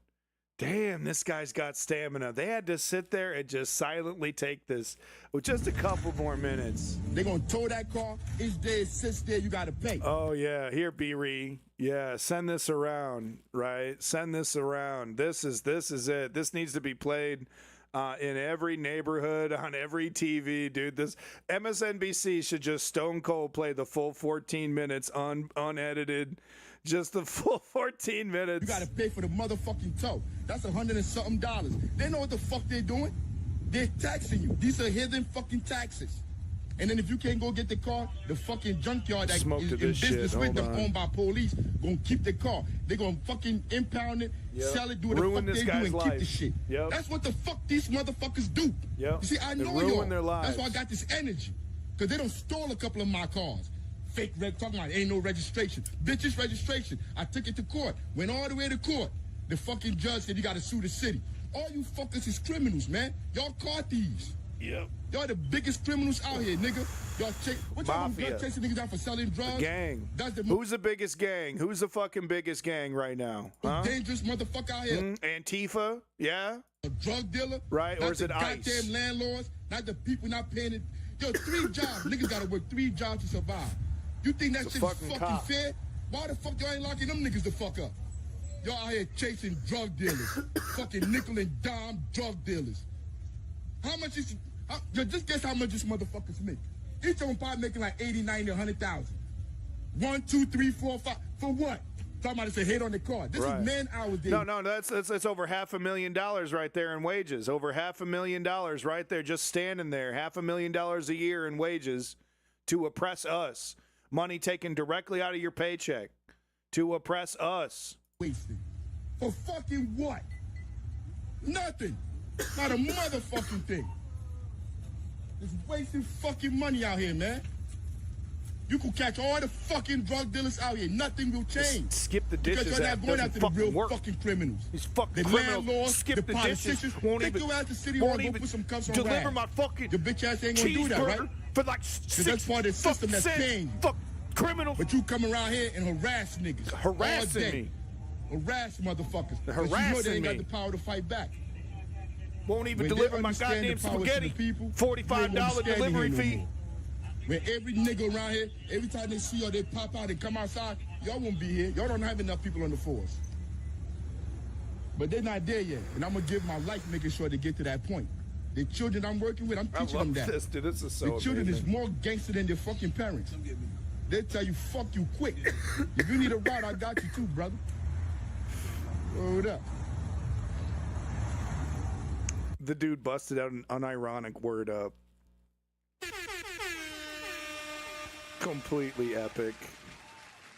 Completely epic. How many word ups you busted out lately, huh? You got to earn a word up. You're not just busting out a word up. Okay? This isn't Zumba Foom or whatever the fuck that is. Guy unironically busting out word ups. Here's some more. I don't know. Is this ICE? So this is ICE telling an American citizen, we can be anywhere in the United States. We're the federal government. So I guess that's how it works. Cool. I guess that's how it works now. This brother should be invited to 60 Minutes. Exactly. No, exactly. That would be the best 60 Minutes in decades. Him, that guy, 45-minute interview, uncensored. You know, five to 10 minutes talking about how he couldn't get his title done or something. He starts bitching about his car registration. Yes, I would watch it. Hello, officer. What's going on, sir? How are you? Do you have ID? Why? I'm here to drive us some post office. Okay. You're following our vehicles? Am I? You are. So I'm a waiting resident. I'm a waiting resident. I've been watching you follow one of the vehicles. Have you? Just to let you know Okay. that you could be arrested for Well, what violation am I violating? you're sitting here following us around. You're like stalking us. I'm not stalking you guys. Yes, you are. I have the You've right been to parked drive over around. there. I have the right. So they know what the law is. They're going to dance around it. It's just pure intimidation. What is this flag, by the way? What the hell is this? The right to drive around. I do. This is where I you're live. sitting I there live here. following us around. I live here. I came here to the postal office. I went to the police station. How is that wrong? Okay. I'm recording. Oh, is that the Texas flag? Sorry. Okay, that's the Texas flag. Recording everything, by the way. So Okay. just letting you guys Yeah. know. I'm sure you guys are recording me too, so that's cool. But I'm just telling you, you keep following us around. He's got a little window breaking tool there. Cool. Do you do that to traumatize families? Maybe pull a guy out while he's having a seizure? We're going to arrest you for impeding. Debate Lord 2000. I want to know what violation I'm doing. Uh-oh. So just letting I'm you in guys trouble know that, now. first of all, you guys shouldn't be here. You guys shouldn't be I'm here. in trouble now. First of all, you guys know that. Why not? So we can be anywhere in the United States. We're the federal government. Yeah. You're the federal government. Okay, so I'm just letting you guys know you guys shouldn't be here. Cool. Okay. Yeah, we could just do whatever we want, man. Stephen Miller told me personally, just fuck them up, bro. Go nuts, bro. We're in Texas. You don't have rights here. Land of liberty, huh? No, we're the land of Joe Rogan and ignorance. Would you like a tube of ivermectin? Law.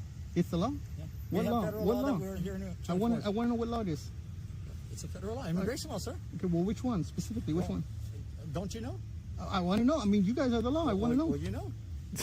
We don't need to know the law. You seem pretty educated yourself, correct? I'm just right, ADD, because that's what this is, right? This is stalking ICE. Oh no, Antifa gonna get him. And I don't understand. Really, performative ignorance.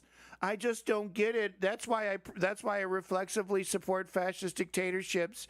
Oh, both sides. I wish we could just get along. You guys know that you guys shouldn't be in wheeling. Right, We want exactly. you guys out. Your words or you shouldn't. You want us out. Right. Hydrochloroquine.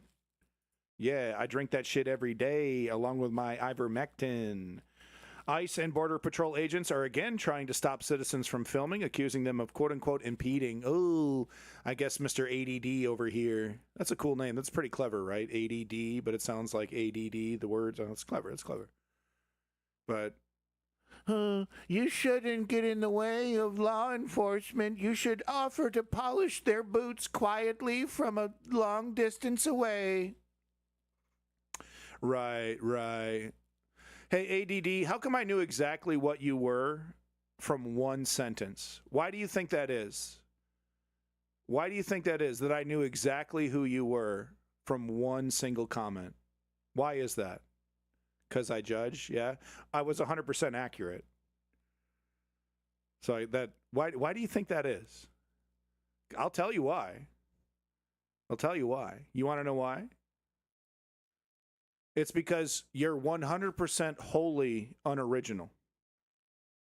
You have allowed yourself to become completely weaponized by a right-wing fascist political organization. And you go around to Twitch streams to harass and troll people. That's your life, man. I mean, that's your life. I mean, it's one thing for me to like waste my time and do a stream to a bunch of cool motherfuckers, right? But not a lot of them, right? I'm no Asmongold. But it's another thing to go into that guy's stream and try to spread right-wing propaganda like a complete political amateur, right? Getting called out literally first comment, I know exactly what you are. I mean, that is truly a complete and total waste of time in one's life. So, congratulations. You're a total waste of space, literally wasting oxygen that should go to a fire. You're breathing oxygen that should go to a fire right now. What a complete waste. Yeah. Leftist only zone? Yeah, you bet. Yeah, we don't allow right-wingers in our midst because we don't think fascism's cool. Actually. This kind of shit, not cool, actually. I'm neither. I'm sure you're neither, right?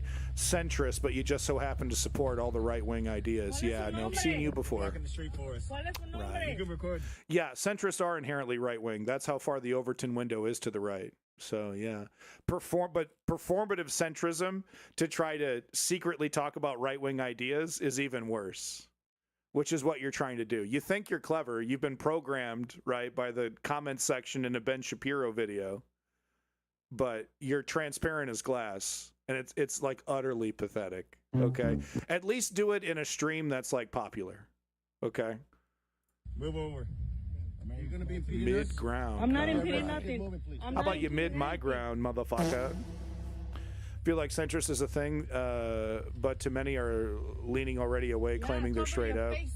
I've never met a centrist that isn't a fucking right winger, quite frankly. I'm moving. I didn't say centrism is fascism, but if you scratch a neoliberal, a fascist bleeds. So here's Donald Trump. So you've seen all the crimes. We even have right-wingers in here pretending like they give a shit about immigration when really they're just super stoked about hurting brown people.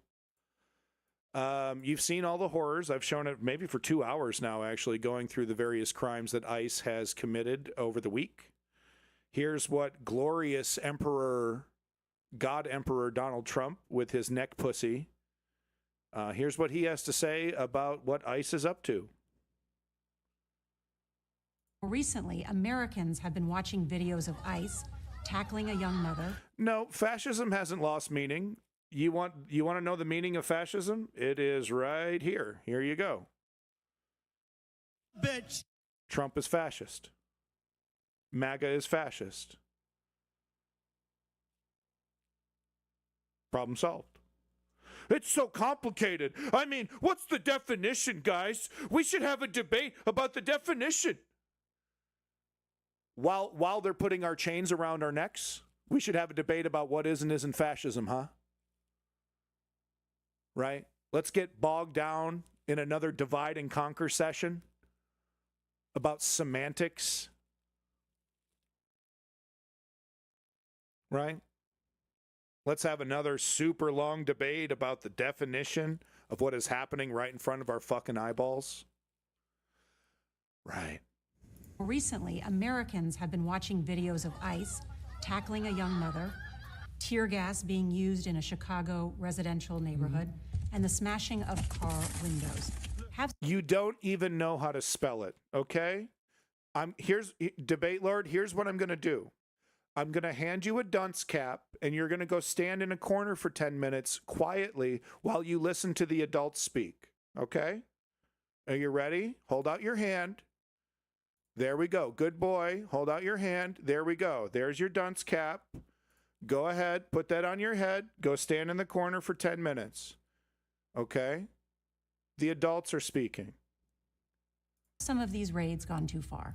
No, I think they haven't gone far enough because we've been held back by the judges. Right. So they haven't gone on far enough. Yeah, no, and you, I'm not even going to give you a dunce cap. You get the full flush right away. Bye-bye. Well, what happened to my flush? There she is. Done with you. Bye-bye now. I'm sure somewhere it's against TOS to support kidnapping and human trafficking. Am I wrong about that? Isn't there somewhere in the Twitch TOS where it's actually probably against TOS to overtly support human trafficking and kidnapping? Am I wrong about that? Oh, you know what? Oh, wait, I hear him coming back up. Hold on. Oh, he's coming back up. He's got more. Oh, there we go. Second one. There we go. No, don't do it. No, don't do it. Don't do it. No. Oh. That was a big one. Anyway, so yeah, we just got done 2 hours of horror and terror, families, children. We literally saw a man seizing, inadvertently choking his toddler, right? True horrors, things that will stain your imagination. And what does Donald Trump think about it? Because we've been held back. And the smashing of car windows. What does Donald Trump think about it? Have some of these raids gone too far? No, I think they haven't gone far enough. Haven't gone far enough. What? So kill them? Shoot them? Shoot people. What's the next stage? Mass kidnappings by the hundreds? Like, are you going to lock like drones and military raid Black Hawk helicopters on whole neighborhoods, like Christelle Knott style, right? You know, hoarding people in ghettos and rounding them up and like what is not going hard enough? What is that? What does that even look like? It's not fascism. I know it's not fascism. I'm a centrist, and I'm not sure what that is, but I definitely know it's not fascism, though. Fascism is literally only wearing a swastika, going Sieg Heil, and wearing a funny mustache. That is literally the only definition of fascism. Everything else should be debated endlessly. Okay. Meanwhile, Nick Fuentes, wearing a swastika and Sieg Heiling. Well, I don't know. He doesn't really represent all the right wing. Well, that's technically true, but only technically. Because we've been held back by the judges, by the liberal judges that were put in by Biden and by Obama. You're okay with those tactics? Yeah, because you have to get the people out. You have to look at the rapists people. And killers. Many of them are murderers. Yeah. Many of them are people that were thrown out of their countries because they were, criminals. Well, you promised in your campaign. Right. So, and then here's this journalist not doing her job because the obvious response is, well, statistically, by the numbers that we've seen, less than, it's like, what was it, 20% were actually criminals, and that you rounded those people up rather quickly. A grand majority, by the numbers that we have here, a grand majority of the people that you're kidnapping or detaining are laborers, people who have never committed a crime. And he fake numbers. You're not being nice to me in this interview. Shut it down. You're not being fair. 60 Minutes is, of course, owned by CBS. That you were going to deport the worst of the worst. Violent criminals, rapists. Well, that's what we're but doing. a lot That's of the what we people do. that your administration has Oh, thank God. Okay, so she does bring it up. arrested and deported aren't violent criminals. Doesn't talk about the specifics of the numbers, but all right. Landscapers, nannies, construction Yeah, workers, landscapers farm who are criminals. workers. Yeah. No, look. The family of I your need service members. landscapers and I need farmers more than anybody, okay? Is it your intent to deport people who do not have a criminal record? We have to start off with a policy, and the policy has to be you came into the country illegally, you're going to go out. However, you've also seen you're going to go out, we're going to work with you, and you're going to come back into our country legally.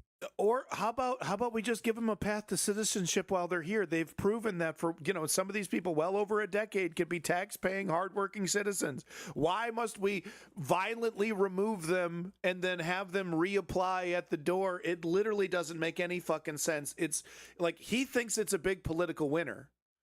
And when people don't see the ramifications, when people don't see ICE marching down the streets, they think it's a big winner. Kick them all out. They think it's great. But they don't want to pay for it, and then they also can't handle the police state that it creates. We're seeing this in England, right? Stop the boats and all that. Get them, rah, rah, rah, burn the hotel down. Is that what Nigel Farage is saying? We want ICE? I think I have heard a couple UK politicians talk about bringing ICE to the UK. Maybe I'm tripping. But this is what it looks like when you want to kick all the brown folks out. This is the horrors that follow. So, I mean, obviously we're done, right? 5 hours of streaming. Oh, God, I can't. Oh, I'm so tired. Wow. What do you do? Normally, it's true. 5 hours. I can't do it. I'm done. 5 hours. Why? Why? Because I don't have the stamina? Because I can't go on? No, because I got to go take care of my kid. But guess what? My kid isn't here. My wife isn't here. They're visiting family. It's just you and me. It's just you and me. Yeah, just you and me. So guess what? We're not going anywhere. You see all these tabs? You see all these tabs? How many links? How many tabs? Look at this.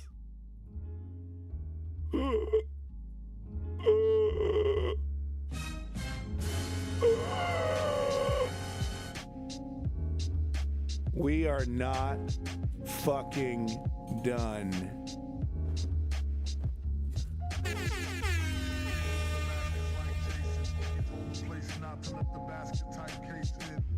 I'm not going anywhere. I'm covering all this shit. Are you getting into Procross today? I'm so glad you asked. You know why? Because that's the next subject of today's coverage. Amazing. Do you? It's a bit. I paid him. I paid him to do it. It's a bit. It's a bit. We're going to talk about Procross, baby. We're going to talk about Ukraine. Let's talk about it. Today there are interesting. Let's talk about it. Now, for those who don't know, any new viewers or whatnot, I'm pro-Ukraine. I'm pro, defending one's sovereignty from an invading country. Wild, completely out of pocket. I can't believe he would say that. Is Ukraine perfect? Is the Ukrainian government perfect? Is Zelensky perfect? No. Is Zelensky the right man for this war? Is he the right man for this time? Is he the X factor and reason why Ukraine has been so successful? Yes, I believe that. Are they infallible? No. The last time we covered Ukraine, I was really super duper worried that they were repeating the same mistakes that they made in Avdiivka, that they made in Bakhmut, where they allowed Russia to surround them too fully and then waited until the absolute last millisecond to get people out.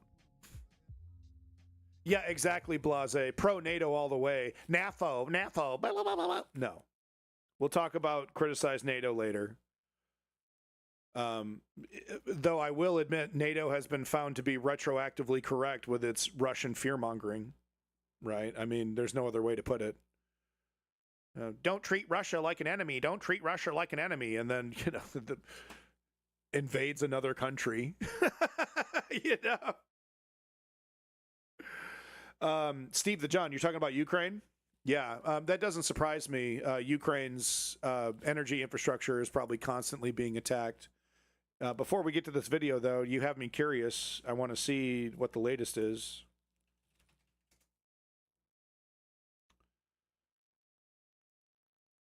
Ooh, 13 hours ago? Ooh, that sounds pretty good. I like that. 9 hours ago, but I saw this reporting from Ukraine 4 hours ago. All right. Today. Yes, we're going to do a lot of Ukraine stuff here. Uh-oh, what happened? Something happened in the chat? Did I get banned? Uh-oh, am I still here? No, I'm still here. Okay. Everyone behave themselves. Jeff Bezos is watching. Hey, Jeff, how you doing? How you doing?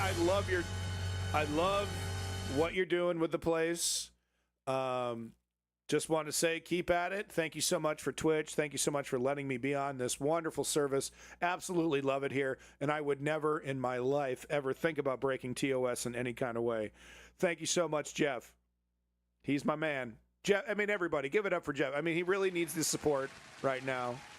Okay? We should have the back of Jeff. Everyone loves Jeff around here. And your beautiful wife. Gorgeous. Oh, God. Ukraine. What is going on? Okay. This is the latest out of Ukraine right now. So let me finish my thought here before I went off on my stupid bit. I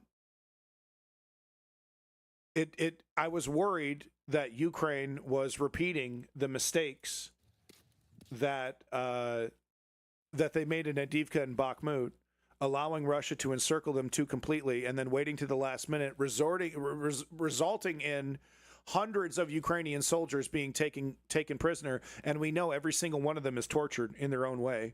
Either, if you're lucky, you're just going to get starved and beaten once in a while. The really unlucky ones get sexually assaulted and mutilated. There he is. God damn it, I knew he'd see him. Russia tortures every single Ukrainian prisoner. So for the Ukrainian military to not learn any lessons from Bakhmut and Avdiivka, it's like, come on, are we fucking serious here? What is this incompetence? And why are you allowing, why are you taking these risks with extremely precious resources? So that's what I was worried about. That's what we were talking about. It looks like Ukraine is being more proactive. It kind of looks like it's both. It looks like they're both kind of making similar mistakes that they made in the past that resulted in encirclements like Avdiivka and Bakhmut. But it also looks like they're being much more proactive in trying to attempt, a resistance against that encirclement. So as you can see here on the map, we have the encirclement here. This is Pokrovsk right here, but they're trying to, of course, encircle these Ukrainians right here. And what we've seen Ukraine do now is send the military in and attempt to encircle this pocket right here of Russian soldiers, resulting in the Russian military diverting resources from the Pokrovsk offensive into defending these areas right here, or else they're going to completely lose them. This is important for two reasons. Of course, it diverts resources away from Pokrovsk, but more importantly, it opens up a lifeline for retreat for these Ukrainians right here. Okay, because it's like this is a death zone. This is a death zone. This is a maybe death zone. Okay, it's still pretty dangerous. Drones everywhere, mines everywhere, constant danger, but it's a little less dangerous because they're fighting this push, okay? So it's a little bit of column A, column B, because they should never even be in this position. Let's be real.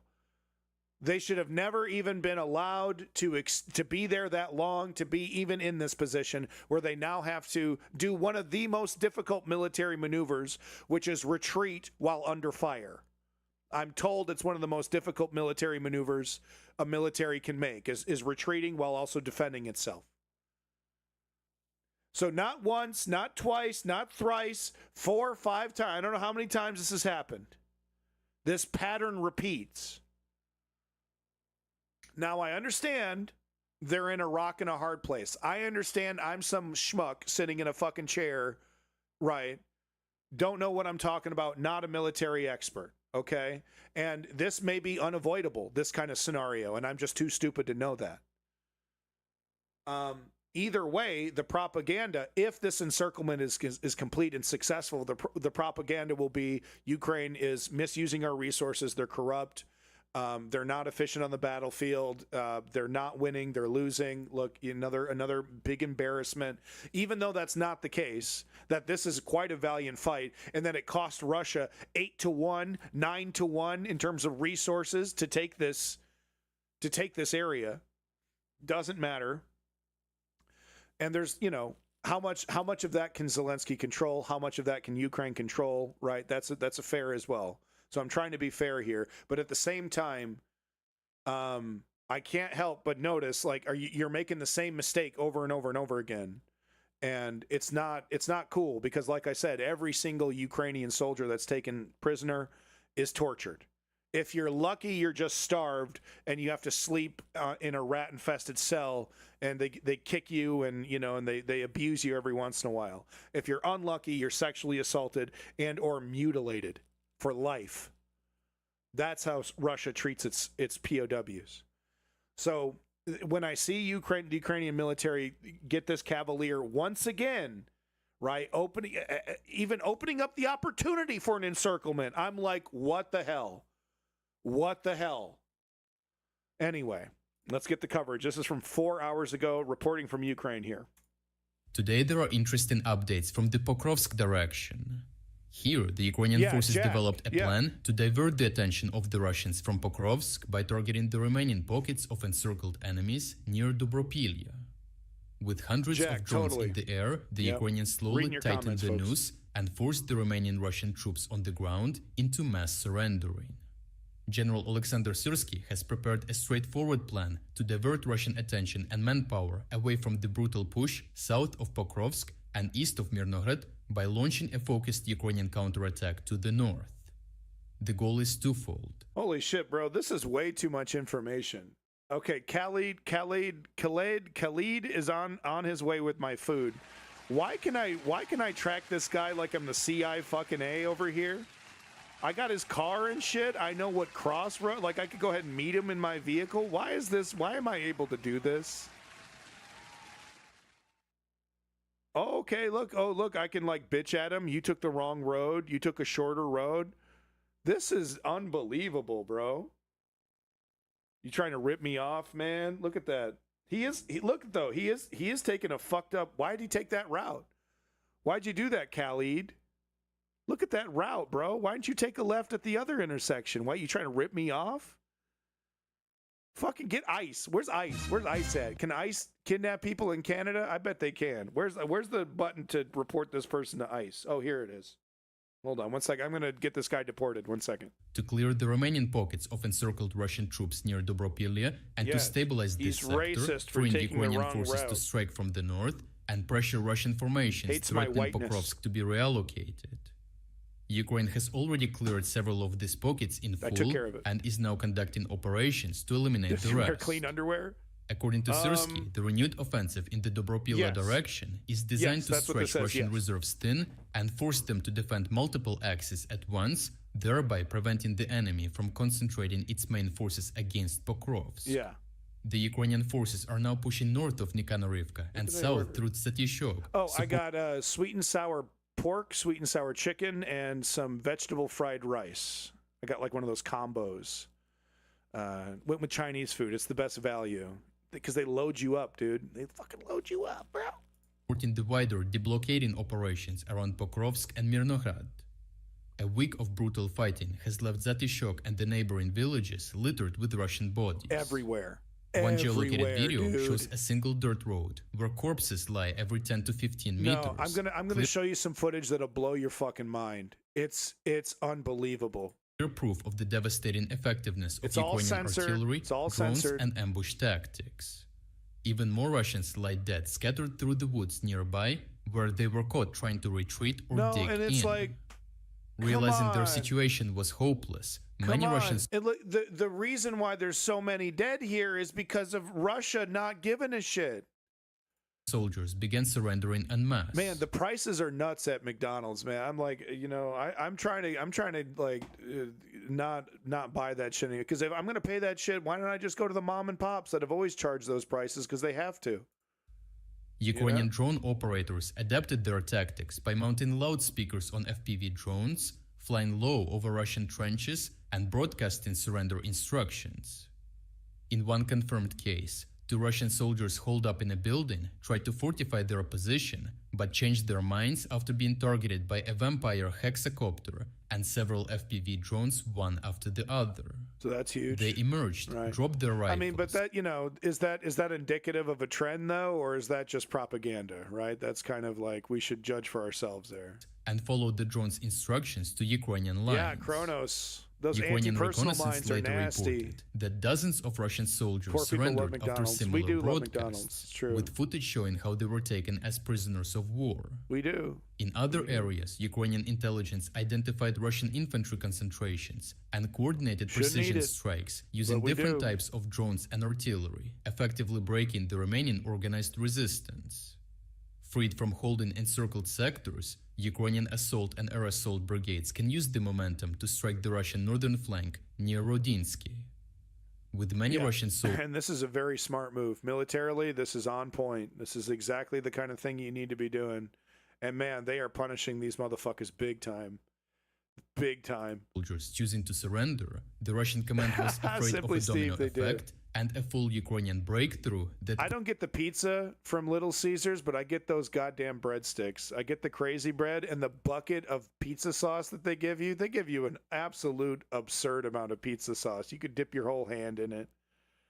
So I do get the crazy bread with the pizza sauce, but I don't get that. That pizza is disgusting. would cause the entire rather northern get flank to Papa be John's. exposed.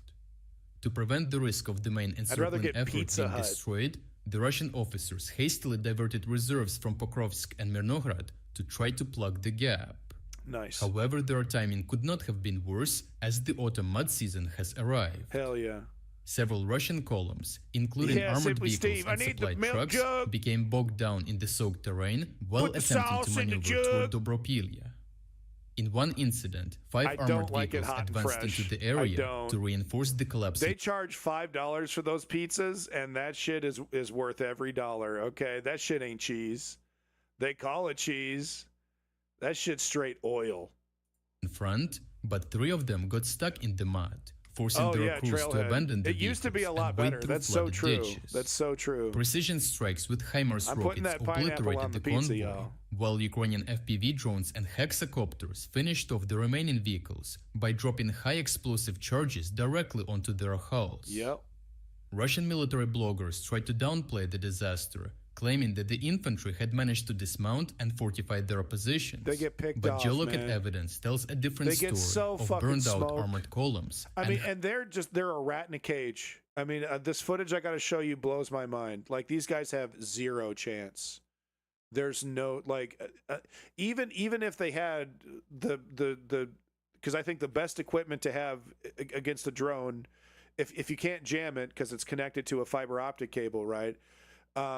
Your best defense would be like a short-barreled shotgun filled with birdshot, and it's like that only gives you like a 10% extra chance of survival. Like, you're so screwed. Even if you go into a building, into cover, they're flying these drones right up in there, and they're smoking your ass. Sometimes the explosion is good enough to collapse the roof on top of you. So, I mean, you're just Hundreds super of Russian duper bodies fucking scattered like across bone. open You're just fields and totally trenches. screwed. Overall, the Ukrainian clearing operation achieved its objective to divert Russian attention from Pokrovsk, forcing the enemy to reallocate troops after Huge. several positions That's collapsed. huge. Surskai's plan of targeting the northern flank Right. aims Now get these guys out of there, please. Please. If I swear to God, I am going to bitch and moan and do nothing else but that. If I hear Russians captured hundreds of Ukrainians, I'm going to be pissed. I'm not going to be happy. to restore much-needed breathing room to Ukrainian defenders. That's about the only good thing at KFC. I mean, that chicken sucks. The potatoes and gravy, oh my God. The macaroni, oh my God. It's so bad. The only thing I get from there is the Crunch Wrap. So I don't even get chicken from the KFC. I get Taco Bell. But, it's unbelievably bad. The chicken at KFC. It's not finger-licking good. It's like grease. It's just grease. In Pokrovsk and Mirnohad. It remains to be seen whether the Russian command I told myself last year, I ordered some sandwich from there, and I was like, okay, whatever. $35. Okay, whatever. And it was the most disgusting sandwich I had all year, and I said, I'm never getting KFC ever again. Ever. Yeah, it was, allow the Northern Front to disintegrate That's what I hear. It was to good 20 maintain years their ago. push from the south. Right. But every attempt to support those near Dobropilya has only deepened the catastrophe, Right. Yeah, leaving they the Russians just keep throwing dudes and equipment at this, and they're getting ground up. with more Ground losses. up. If you would like to explore Right. So there you go. That's reporting from Ukraine there. We got more, plenty more. We're going to be just a lot of this stuff we're going to be getting into. So I think, so that one was from yesterday. That was a report from yesterday. Here's the report from today. Ukrainian special ops are storming the city on helicopters and clearing Russian positions. So they're not done with Pokrovsk yet. They're sending in, I think this is GRU, the GRU, GUR, the GRU. These are apparently the ultimate badasses of the Ukrainian military, right up there with the elite of Azov. So they're sending these guys in, and we've seen these Black Hawk, helicopters coming in, dropping guys off. The propaganda machine immediately said that, these guys were killed immediately. And we shot the helicopters down. Both of those things were proven to not be true, especially the helicopter thing, because there's plenty of footage of these helicopters leaving. I mean, flying as low as your swing set. Like these fucking things flying incredibly low. But going in Rambo special ops style to back up and to reinforce the evacuation of Russian personnel. Not the material, though, right? Who knows how much shit is going to be left behind because this is an emergency evacuation. Once again, why is Ukraine in this position? It's not the first time. Anyway, we won't stress that. Let's get to it. I'm going to show you footage, Marculus. I'm going to show you footage. It's I would give up. It's you have no if you're infantry, you're Russia, you have infantry, bro, you're so fucked. You have no chance of survival. They're just playing a video game. And they're just blowing your nuts off, dude. It's unbelievable what's happening on the battlefield right now. Today there are important updates from the Pokrovsk direction.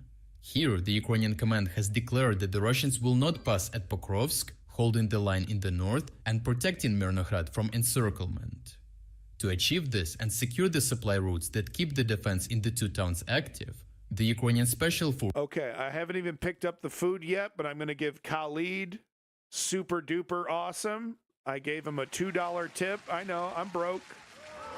Should have given him more. I'm broke. I'm cheap and I'm broke. Pay your employees more. Giving them all thumbs up.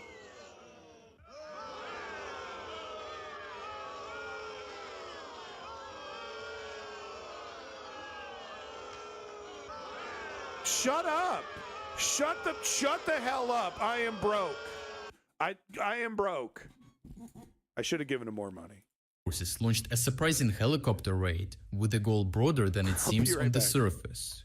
The Russians managed to gain a partial foothold in the southern districts of Pokrovsk and put the rest of the town in the gray zone. The Ukrainians adapted their tactical objective and now aim to keep the northern part of Pokrovsk from falling. The idea is to preserve a functioning logistics artery towards Mirnohrad so that supplies, reinforcements, and evacuations can continue. Ukrainian drone operators carry a heavy weight for making this possible, and geolocated footage shows the destruction of a Russian group in the northern sector of Pokrovsk, demonstrating that Ukrainian drone forces maintain effective fire control and are striking with precision even in the chaos of street combat. The defense of Pokrovsk... It wasn't even USD. It was $2 Canadian. Don't... Come on! Come on! Come on! Exactly, Blase. I'm such a hypocrite. Anyway, I'm going to eat this food now. Are everyone cool? Okay, bye. Is now not about holding every street indefinitely, but about ensuring that the corridor towards Mirnohrad stays open, preventing Russian infiltration teams from spreading toward Mirnohrad. Yeah, Eldon, yeah. The Ukrainian command has made it clear that yeah. holding Pokrovsk, though symbolically important, is not the end goal. The priority is to keep the connection alive. Thanks for the tip, Thiago. Appreciate it. Deny the Russians a complete encirclement and preserve the ability to move troops and material through the northern fields. So far, no official withdrawal has been announced from either of the two towns, as Ukrainian units remain active, counterattacking where possible and rotating. I'm giving the orphanage zero amounts of food. Yep, this is happening, folks. White privilege live on your fucking screen. It's disgusting. It's disgusting. To stabilize the line. This is part of a larger operation to hold several flanks stable, and if Ukrainians succeed in clearing the Russians from the northern flank near Dobropilya, Mirnohrad will remain a fortress with much more stable supply lines. However, Ukrainian commanders are aware that if the situation deteriorates, a phased withdrawal may be necessary. But for now, they exploit every opportunity to inflict losses and slow down Russian advances. The reason for the operational shift to Mirnohrad... Am I hearing this correctly? We're not doing a pullout? What? Am I hearing this correctly? We're going to try to save this? Come on, man. Ukraine needs to get the hell out of there. They can't recover this. However, Ukrainian commanders are aware that if the situation deteriorates, a phased withdrawal may be necessary. But for now, they exploit every opportunity to inflict losses and slow down Russian advances. The reason for the operational shift to Mirnohrad is that Pokrovsk itself is vulnerable, as it is easily accessible from the south through smaller settlements like Zvirove, where Russian infiltration groups exploit the terrain and ruins to enter the outskirts. This makes it nearly impossible to maintain an unbroken security perimeter and cut Russians off even with drones operating around the clock. Mirnohrad, on the other hand, sits in open terrain surrounded by fields, offering clearer observation lines and fewer hiding places for Russian infantry. Despite repeated Russian assaults, the town remains unbreached, the result of careful defensive planning and well, I'm not a disgusting animal like Zoran Mamdani, and I'm not going to eat my food with my hands. So I got to go get some silverware. I'll be right back. Hope you don't mind. Can you believe what... Did you know Zoran Mamdani threatened to do a 9/11? Yeah. No, he threatened to do a 9/11. Every single day he was in office as mayor or governor or whatever. He said that. Continuous adaptation. As you may have seen, to stabilize Pokrovsk's northern sector, the Ukrainians launched a daring operation that stunned both analysts and the enemy, but the goal was much larger. Special operators from Ukraine's main Directorate of Intelligence conducted a landing directly inside the combat zone using Black Hawk helicopters. The goal was to open and secure a ground corridor for reinforcements and establish a stronger defensive perimeter in the north. Footage released later showed elements of the Timur Special Unit landing under fire, coordinating with drone and electronic warfare teams, and engaging Russian forces immediately upon arrival. More footage of these Blackhawks flying. I mean, look how low that is. They're scraping the top of the power pole. Electronic warfare teams and engaging Russian forces immediately upon arrival. Despite Russian air defense attempts, the helicopter successfully inserted and extracted without losses, a fact even Russian sources reluctantly acknowledged. Busted. After the Black Hawk operation secured an entryway into Pokrovsk, more special forces joined via the secured route, and within hours, the Ukrainian side regained control of several key blocks, with at least 85 Russian troops reported eliminated. Follow-up footage showed members of Ukraine's 3rd Special Forces Regiment conducting close quarters clearing operations, reconnaissance and defensive coordination to prevent Russian fire control from expanding. The entire operation was supervised by General Kirill Budanov and Commander-in-Chief Alexander Syrsky, underscoring its importance for the Ukrainian defense. Simply, Steve. Overall, the Ukrainian tactic at Pokrovsk has evolved from static holding to flexible layered adaptation. The priority now is to keep the Russians from capturing the northern half of the city and protect the logistical lifeline to Mirnograd. The situation remains critical, but the successful airborne insertion has given the defenders fresh momentum. Hello, quick double As the tap. Russian command throws more reserves into the fight, Ukraine is reinforcing its own lines to prevent a breakthrough. Pokrovsk may remain a town in the gray zone, but the defense of Mirnograd depends on it staying alive, even as a contested fortress on the front line. The biggest problem with reading news online is that it comes as a stream of Okay. I don't know. I mean, these guys know what they're doing. Nobody's hotter than the Ukrainian military right now. These guys absolutely know what they're doing. That doesn't mean they're infallible. That doesn't mean they can't make mistakes. But the hottest front line right now is Ukraine. And the Ukrainian military has succeeded under an environment of incredible pressure, and they've taken what they have and made the most out of it. They've made the most out of it for the most part. But I don't know. I don't know about trying to hold some of these positions here. Like, I understand turning Pokrovsk into a contested area, into the new front line. But Mirnograd, right? This Mirnorad, however you say it, this area right here. Like, get these motherfuckers out of there. What are we doing? What are we talking about? Get them out of there. Why are we doing this?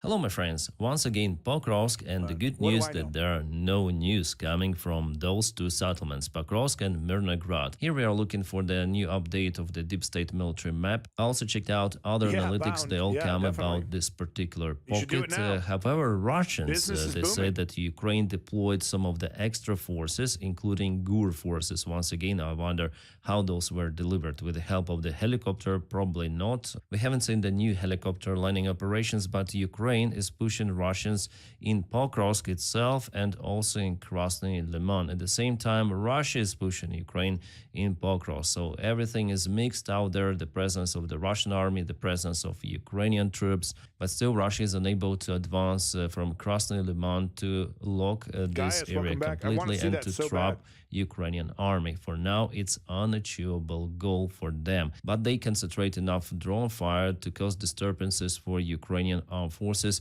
So for now, it's kind of the big risk for Ukrainian army to attempt to withdraw the forces, because all of them will be under the drone fire. It's imminent. For this reason, I think Ukraine is more concentrated to expand this area and to try to find some of the locations of the Russian drone operators. Also, Ukraine recently hit several of the Russian artillery systems, which are also focusing on this corridor, or you may call it a bottleneck. Well, the corridor itself could be wide like this one if we take the red area, or gray zone. It's like this, way narrower. But the main thing that it is still out there, and I see the attempts of the Ukrainian army to provide good way out for our forces from Mirnograd and Pokrovsk. That's the most important thing about this general operation of, let's say, defense of Pokrovsk and Mirnograd, but finally Russians will occupy those two settlements. I think maximum couple of weeks, as Donald Trump likes to say. Well, if you go a little to the north, Yeah, there quick is a double real tap, big time. encirclement of the Russian armed forces. Yeah, not many of the troops are deployed in this forest line, but they try to leave and exit this area, even towards Shahava. They're in desperate, but probably they'll have to surrender, or they will be flatlined. Here's the Ukrainian territorial gain in this sector, and it's great, guys, that we see the Ukrainian advancement, not the Russian one. Every day that I update the map, I'm hoping that Ukraine gets more ground and Russia loses it. But in most of the variants, of course, Russians take more territories, little by little, they but just they have do it. more. But for the last Always 24 another hours, wave. they Wave after had wave no after any wave sort of after the wave. propulsion in this pocket, which is great. You see, Ukraine is very active with armed forces. You may click on all of those marks and check out the real videos coming from the front lines. Well, this one was posted, I think, 3 days ago. Then Ukrainians advanced to Pokrovsk, central part of it, from the Skela 125th Brigade, and they put Ukrainian flag. Awesome. Plus, as I say to you, Ukraine hit some sort of the artillery system in this area. Russia is using artillery to cut supplies for Ukraine. Well, it was geolocated. Here's the video itself. Yeah, this is the Grad system that was traced by Ukrainian drone and hit kaboomed. But let's go to another direction. For example, in Vovchansk, there Ukraine lost the artillery system which was used to hit Russian army advancement in Vovchansk. Vovchansk was without any actions for maybe a couple of years. I just don't but for get the the last Russian week, military. Russian I Z don't get army managed to occupy the part of the forest, and they also went into the settlement itself. They even put their flag there. As you see, they help also with their aviation gliding bombs, some of them, maybe even Iskander missiles. With this attack, Vovchansk is being divided in two of the parts. We have also the confirmation from the Maiko 73. It was his interactive map, and you may check out the link to find out his social media where he posts all of that, and also there is the link for his map in his Twitter. So we see that Ukraine doesn't have enough resources to compensate those Russian strikes elsewhere. Well, unlike in Pokrovsk, in Vovchansk, it's just a minor attack for now. So, Marculus, my opinion is that both sides are producing propaganda, but only one side has to really lie about what's actually happening. Because the pro-Ukrainian propaganda is just like, look at this slaughter of, yet again, another day, another slaughter of Russian troops.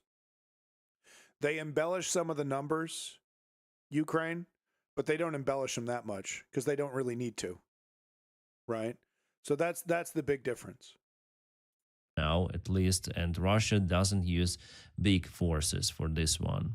Where Russia moves quite fast is in Dnipropetrovsk, Zaporizhia, and Donetsk. So here is the move every day, expansion of the gray zone. They also very close to Nova and Novospenivske, the recent update over here. So Pokrovsk direction is kind of concerning. The battle for the settlement will start the next year at the very beginning, as well as the battle for Konstantinivka. Now Russia tries to reach the settlement, attacking from the south, from Toretsk. Guys, I'm very surprised that despite all of those issues in Ukrainian army, our defenders are capable to keep Pokrovsk and Mirnograd. They're not yet being trapped. Don't believe the Russian propaganda, at least by the time I'm recording this video and you see it.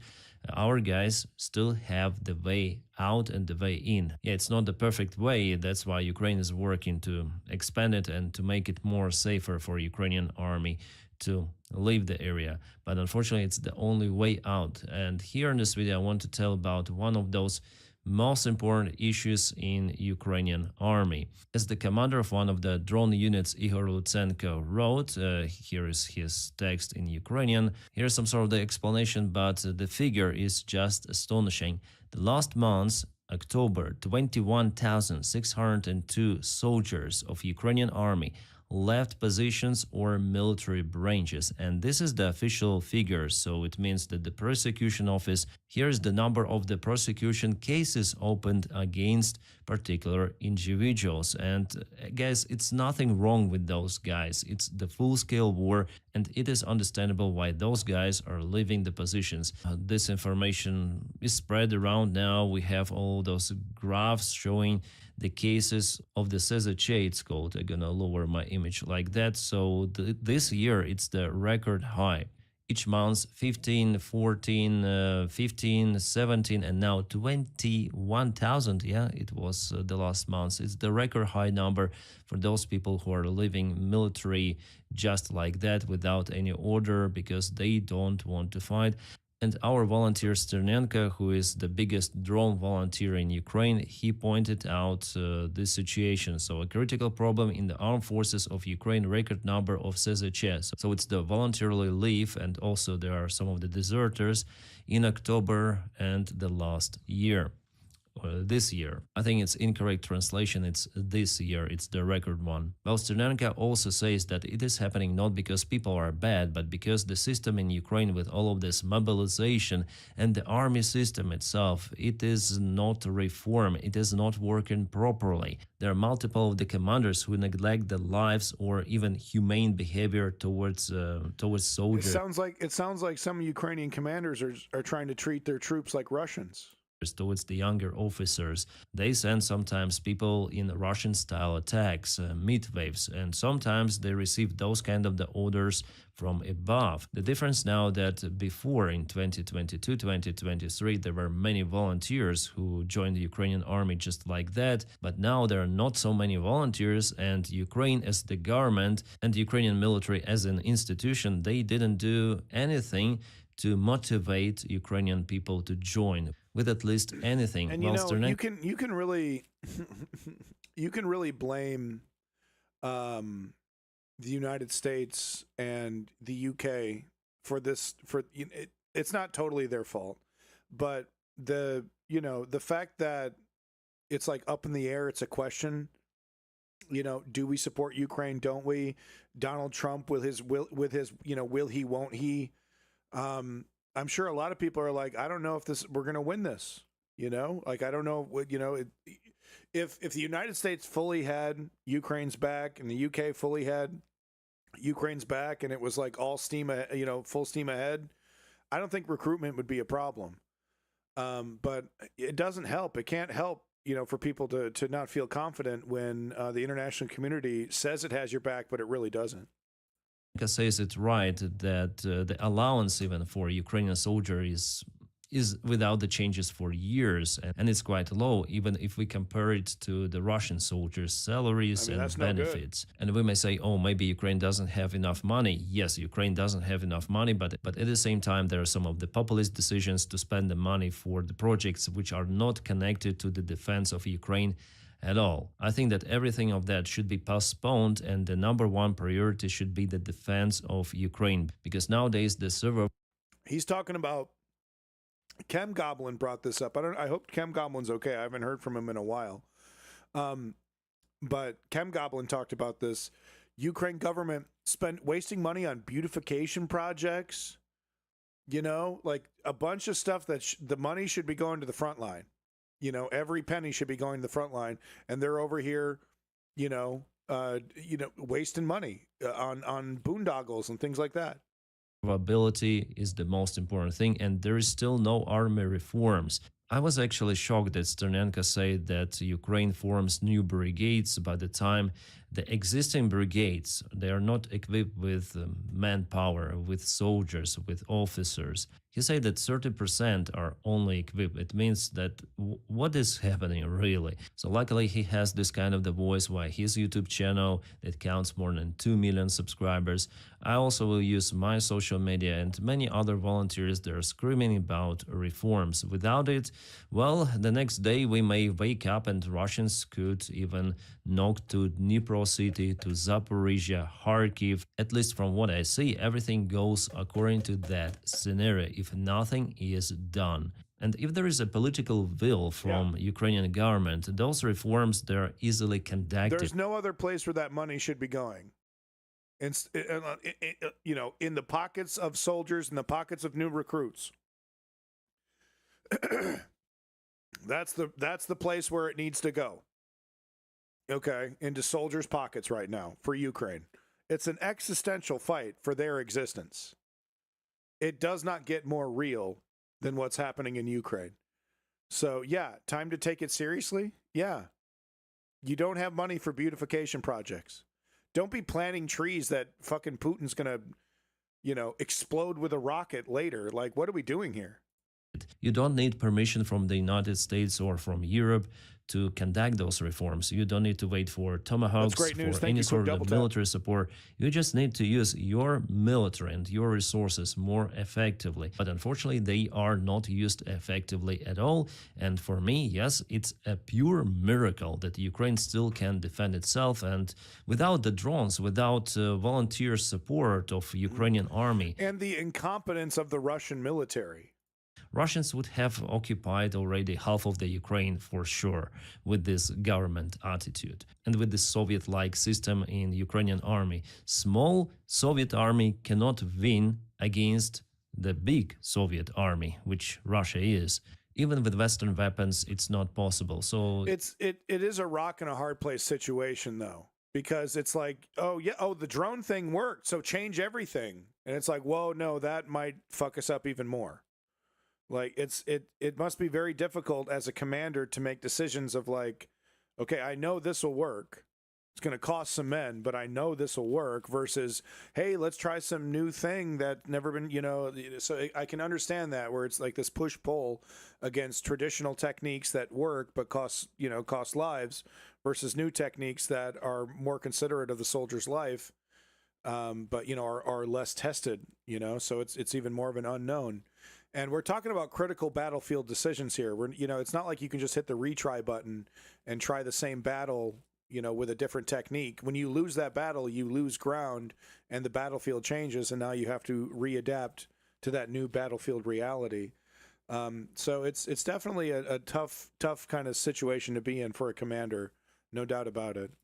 There were some of the good decisions, like to form some of the corps, but it's not working as it should be. In general, I see that the military command, it rotted down. It should be mainly dismissed, as for me. And many of the officers... Right. So if you want more of Dennis's opinion here, make sure you like and subscribe. He's doing a great job, and he has been since the very start. And he's never afraid to criticize the Ukrainian military. He always keeps it real. Great screenshot there. So make sure you're liking and subscribing to your boy Dennis over there. Oops, hit the wrong button. There we go. That's the right one. Thank you, Dennis, for your coverage. Maybe just give Putin a token win and then diplomatically take back the Russia gains after Putin is no longer.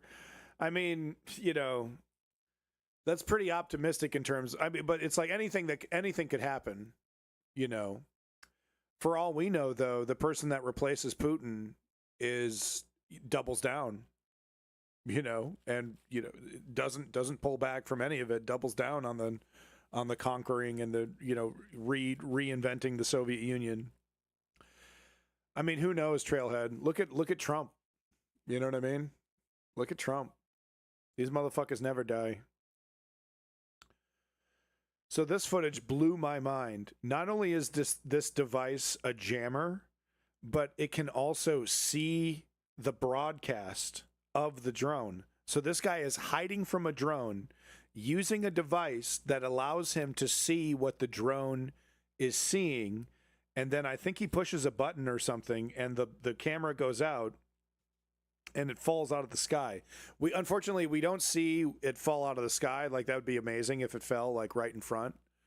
But this is some technology, man. This is some crazy shit. The wealthy Russians want world access again. It's true. Yeah, they want that, but they also don't want to slip on a banana peel outside of a balcony. So it's got to be a tough decision for those guys. So yeah, isn't this nuts? I think he's still got the screen protector there. Like he pulled this son of a bitch right out of the box, man. Look at that. He's still got the little tab, the screen, the plastic thing. He's got to peel the plastic. Wow. Brand new tech. This must be brand new. Oh, and there you hear it drop. You heard it explode. That's sick. So he sees the drone. And then boop, there it goes. The jam kicks in.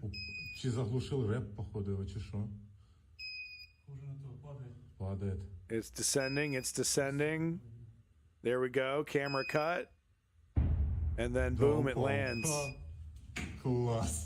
Whoa, that's crazy, dude. Look how tiny that is. So that's wild. You know, we're seeing the battlefield change because of drones, but we could see it totally revert back to, you know, because everything's so small, everything is like so small but destructive.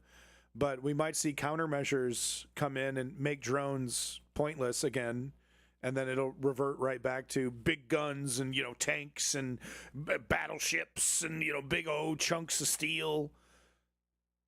You know, because right now that's just nothing but a disadvantage, right? A little toy boat filled with dynamite or whatever rolling up, and then there you go. There goes your battleship.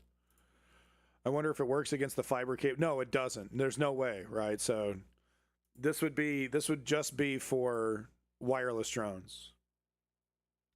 So this is the Volunteer Zhukov uses the Chukya 3.0 radio electronic reconnaissance device to watch as an EW system jams an enemy FPV drone over Konstantinivka, causing it to crash. Oh, okay, so this device isn't jamming. It just allows you to see through the drone, right? A wireless drone flying up ahead, you can see what it's looking at. So a different electronic warfare device jams it and then takes out the drone. Wow. Okay, very cool. Wonder if it worked. Yeah, okay. Ships. We gotta have ships, exactly. Steam-powered battleships. Can you wait? Am I banned? Uh-oh. Uh-oh. Oh, no. No, we're good. Woo! Okay. Still here. Woo! Restream must be having some problems here. Okay. Yeah, but no, Donald Trump over here talking about, I want big battleships. I want them painted gold. And we got to use steam power. Steam-powered battleships. Can you believe this? Have you heard of this? Steam-powered battleships, folks. We're not done yet. We are absolutely. We're going to get to this footage in 1 second here. But I saw this France 24 video while searching for other videos 14 hours ago. Battlefield update. Let's go ahead and see what France 24 has to say. Unbelievable to me that people still live in some of these places, but they do. They got nowhere else to go, folks. It's going to be huge. In Pokrovsk, Ukraine, most citizens have fled. Moscow said its soldiers have encircled the city, a claim rejected by Ukraine Wednesday, as the fierce battle for Pokrovsk continues. Located in the Donetsk region, mostly occupied by Russia, Moscow's aimed to take control of the strategic city for a year and a half. However, Ukraine's soldiers insist they will. Holy shit! Look at this antique over here, man. What is this? Is this fucking Battlefield 1948? What the fuck is this? Fighting to maintain their hold in the Donbass. Oof. If we give territory to Russia now in 6 months or a year, they will gather more strength and advance further into Ukraine. These barbarians will not stop until they're stopped by force. That's correct. Pokrovsk, which had a population of 60,000 before the war, is part of Ukraine's fortress belt of Donetsk and previously served as a crucial military logistics hub. Russia has been trying to break through this belt, seeing the city as a key point through which it can take control of the rest of the Donetsk region. Ukrainian President Volodymyr Zelensky discussed the battle for the city at a briefing Friday. In Pokrovsk, the situation is difficult. Okay, I gotta say this shit. I mean, this was when, you know, this was designed when Russia was controlling Ukraine, right? When the Ukrainian government was just a Russian puppet government. Look at the aesthetics. Look at the fucking aesthetics, right? These weren't design decisions that were made by Vladimir Zelensky. Does it ring any bells? I love that. I love that GIF. That's great. But ring any bells, right? What does this look like? What does this remind you of, right? Gold. I love gold. Oh my God, gold. Oh. Sorry, that was disgusting. The enemy began assault operations on November 5th and has continued conducting assaults since, using armored vehicles. They have lost equipment, but the enemy's #1 goal is to occupy Pokrovsk as quickly as possible. Yep. Then on to the next. Although many see the fight for Pokrovsk as a metric for the future of the war, experts note that taking the city would not guarantee Russia total control of the region, as long as Ukraine maintains its strongholds in Slovyansk and Kramatorsk. I think Slovyansk, Kramatorsk is really still the most kind of vital, important part of Donetsk Oblast for Ukraine to defend. It is still really the center for command and control, for logistics. Right, and if they're gonna keep the same pace as they have in taking Pokrovsk, it would take them another couple years, and I don't know what, a couple million soldiers to take those locations. And Vladimir Putin's like, yeah, no problem. Sure, wave after wave after wave, no problem. I just keep hitting the wave. It's my ultimate. You know, I found the life hack in winning wars. Just throw. You know, you would hope eventually Russian society would eventually react. He would have to start dipping into his population of more affluent, you know, educated Russians that are closer to Moscow. You would think by then, but I don't know. Apparently in Russia, there are just hundreds of millions of drunken idiots. You could just slap an AK in their hand and send them forward, and they just keep coming. And for holding much of the front line, it kind of operates in these two cities. Russian President Vladimir Putin claims the Donetsk region is now legally part of Russia, while Ukraine and the West say Russia took the region in an illegal land grab. Oh, right. We're still talking about that? Right. Thanks, France. All right, so look, I can't show you some of this stuff. All right, this is too hardcore. I can't show you this video right now that we're watching. It's too hardcore for you to watch. All right, the G'd up style is just too much for you to handle. No, this is crazy. Okay, these, like, Ukraine's putting, like, every single day there's a new one of drone footage. Look, man, there's no place to run. There's no place to hide. Like, this guy kind of seems like he's in a good position, right? There's no place to run. There's no place to hide. Jesus, man. Okay, and he's applying a tourniquet. Look at this. He's trying to apply a tourniquet. And boom, that's the last moment, wearing Nike gloves. Look at this guy, no cover, completely naked. Doesn't even have enough time to pull out the AK to defend himself with. Gone. Gone. Just look at this guy. Look at these guys. You have no chance. I feel so bad, even though they're invaders. You know, even though they're a bunch of idiots. Yeah, no, shovel isn't going to do it. They're like throwing their guns. They don't know what to do. There's like, you can tell that there's really no training, any kind of uniform training on how to handle this. They just cross your fingers, good luck. Like, cause everyone kind of does like different things. There doesn't seem to be any kind of like, here's how you handle this situation.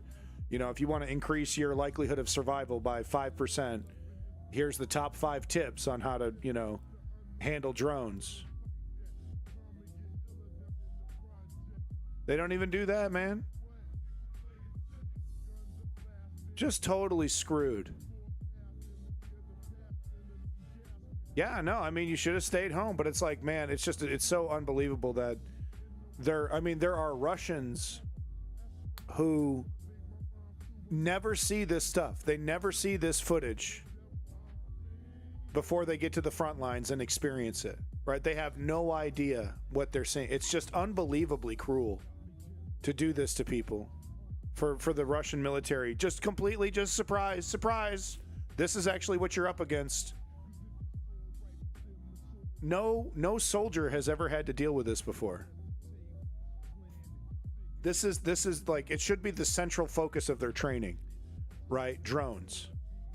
And they're just totally clueless, naked as shit, like, you know, like protecting their, like, you know, like curling up in a ball, like that's supposed to do a damn thing for you. Some of them just stand there. The next video I'll show you, the guy just stands there. He knows it's coming. Whatever.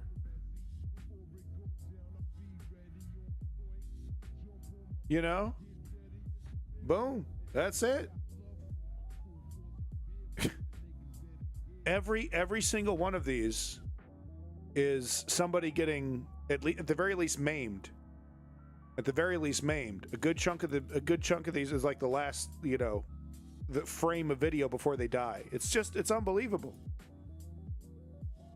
So here's that footage I'm talking about. Dude just standing there. He's like, just do it. What is this military?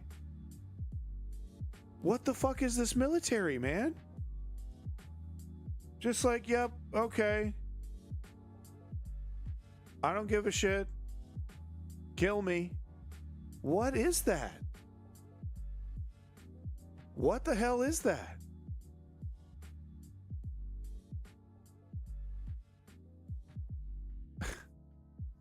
Wave after wave after wave after wave after wave, dude. It just doesn't stop.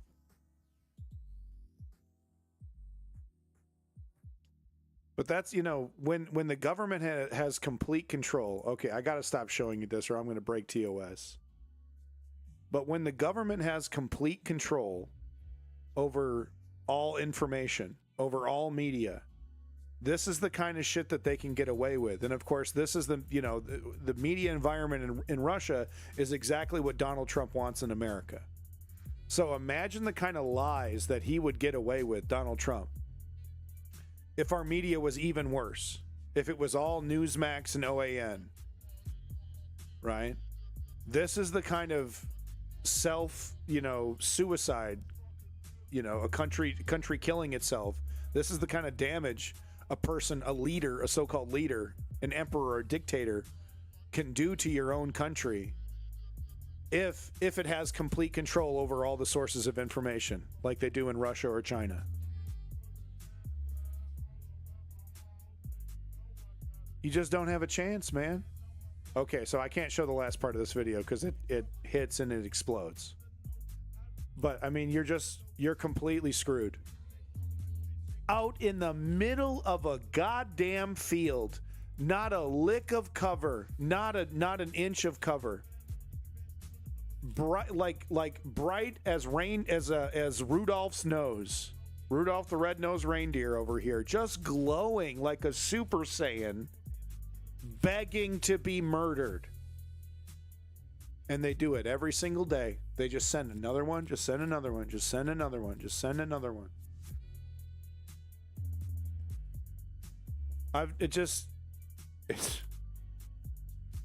It leaves me speechless. I've never seen a military treat its own soldiers like this. So here we go. Here's just another wave, another example. So now, what they're doing now is they're just approaching on foot. They're not even trying to approach on motorcycles or mechanized in any way. They just try to, it's kind of like, instead of a phased wave, it's kind of an endless wave, kind of like a tower defense game, right? Where it just trickles, it just one wave after another, but they're smaller and they're not mechanized. So what they do is they get to a certain position, then they try to, like a building or a row of trees, and then they try to fortify that position and hold that position. So that's what we're seeing here. They're taking a building, and,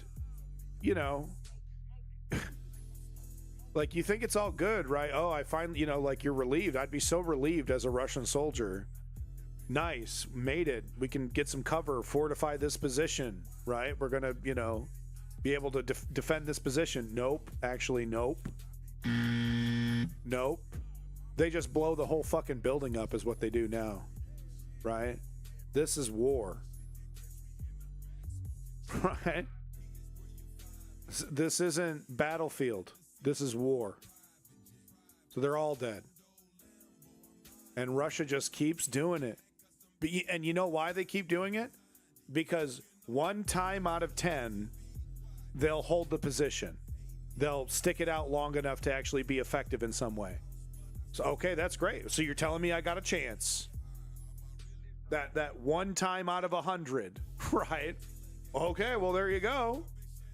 Okay, so you're just telling me I just need to send 100 squads, 100 waves. No problem. serve it up. Hit the squad button. Beep, beep, beep, beep, beep, beep, beep. It's like a video game. There's always more. Always more prisons to empty. Always more bars to empty.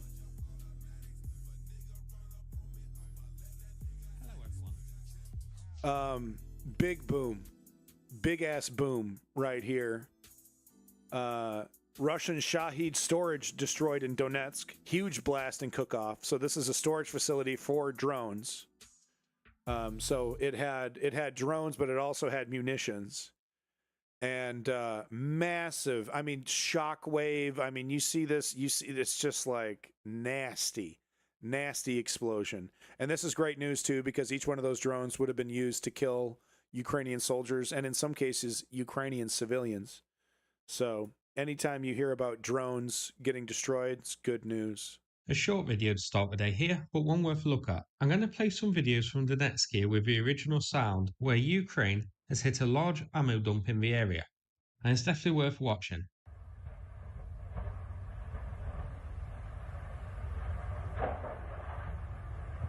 Oh, not so bad. That's okay. That's all right.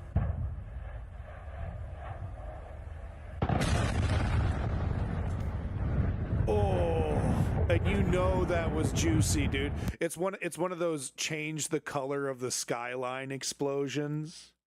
This guy was like a mile away, at least, maybe 2 miles, maybe 3 miles. Look how long it takes. We see the flash. What was it? 5 seconds? 4 seconds?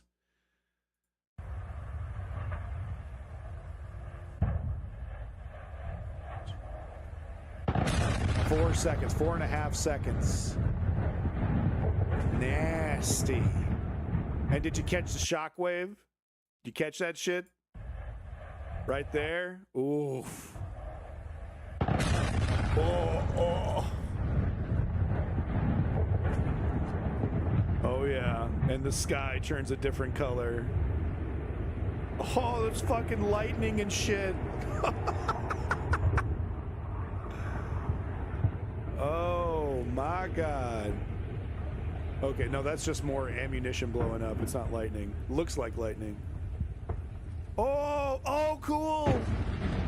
Yo, who knows where that one went? Uh-oh.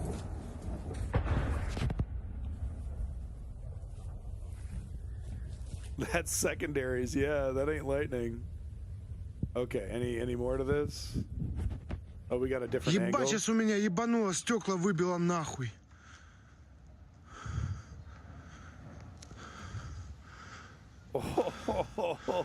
Сука. So this ammo dump was hit hard, as you can see, with some pretty huge impacts seen and ammo cook-offs. If you listen close. Okay, so I mean, big props to Suck You Minimus here, and make sure you're liking and subscribing if you like military analysis from outside of Ukraine. There, this is a fellow out of the UK. Does a pretty good job. I really enjoy his work. Make sure you're liking and subscribing, folks, if you're interested. Put the link in the chat there. So, they're just new lows every single week from the Russian military. New lows. From the headline here, United 24, grain of salt. But headline over here, Russia sending mentally disabled men to the front to replace heavy losses, Ukrainian intel says. So we've just seen some of these guys just standing there. Some of these guys having no idea what to do. Okay.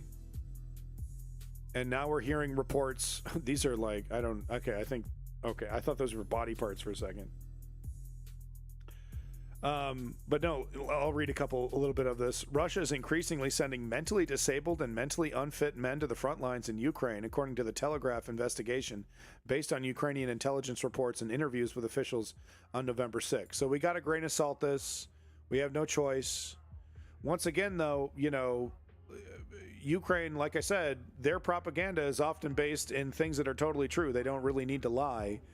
You could say it's officially propaganda because it's coming from a state source. But there's a higher likelihood that this is totally true, that this is 100% based on truth. Of course, I'd like to see more independent analysis. Footage verified by Ukrainian sources shows a visibly emaciated, disoriented Russian soldier lying in a muddy ditch, stripped of his uniform and unable to move. So he went full Coney 2012 and just got naked. Officials said the man was one of severely mentally disabled recruits deployed to the front, part of what they described as Moscow's growing dependence on vulnerable populations to sustain its offensive. So they've run out of North Koreans, they've run out of prisoners, they've run out of yokels, and now they're starting to, empty the mental hospitals. Great. Great.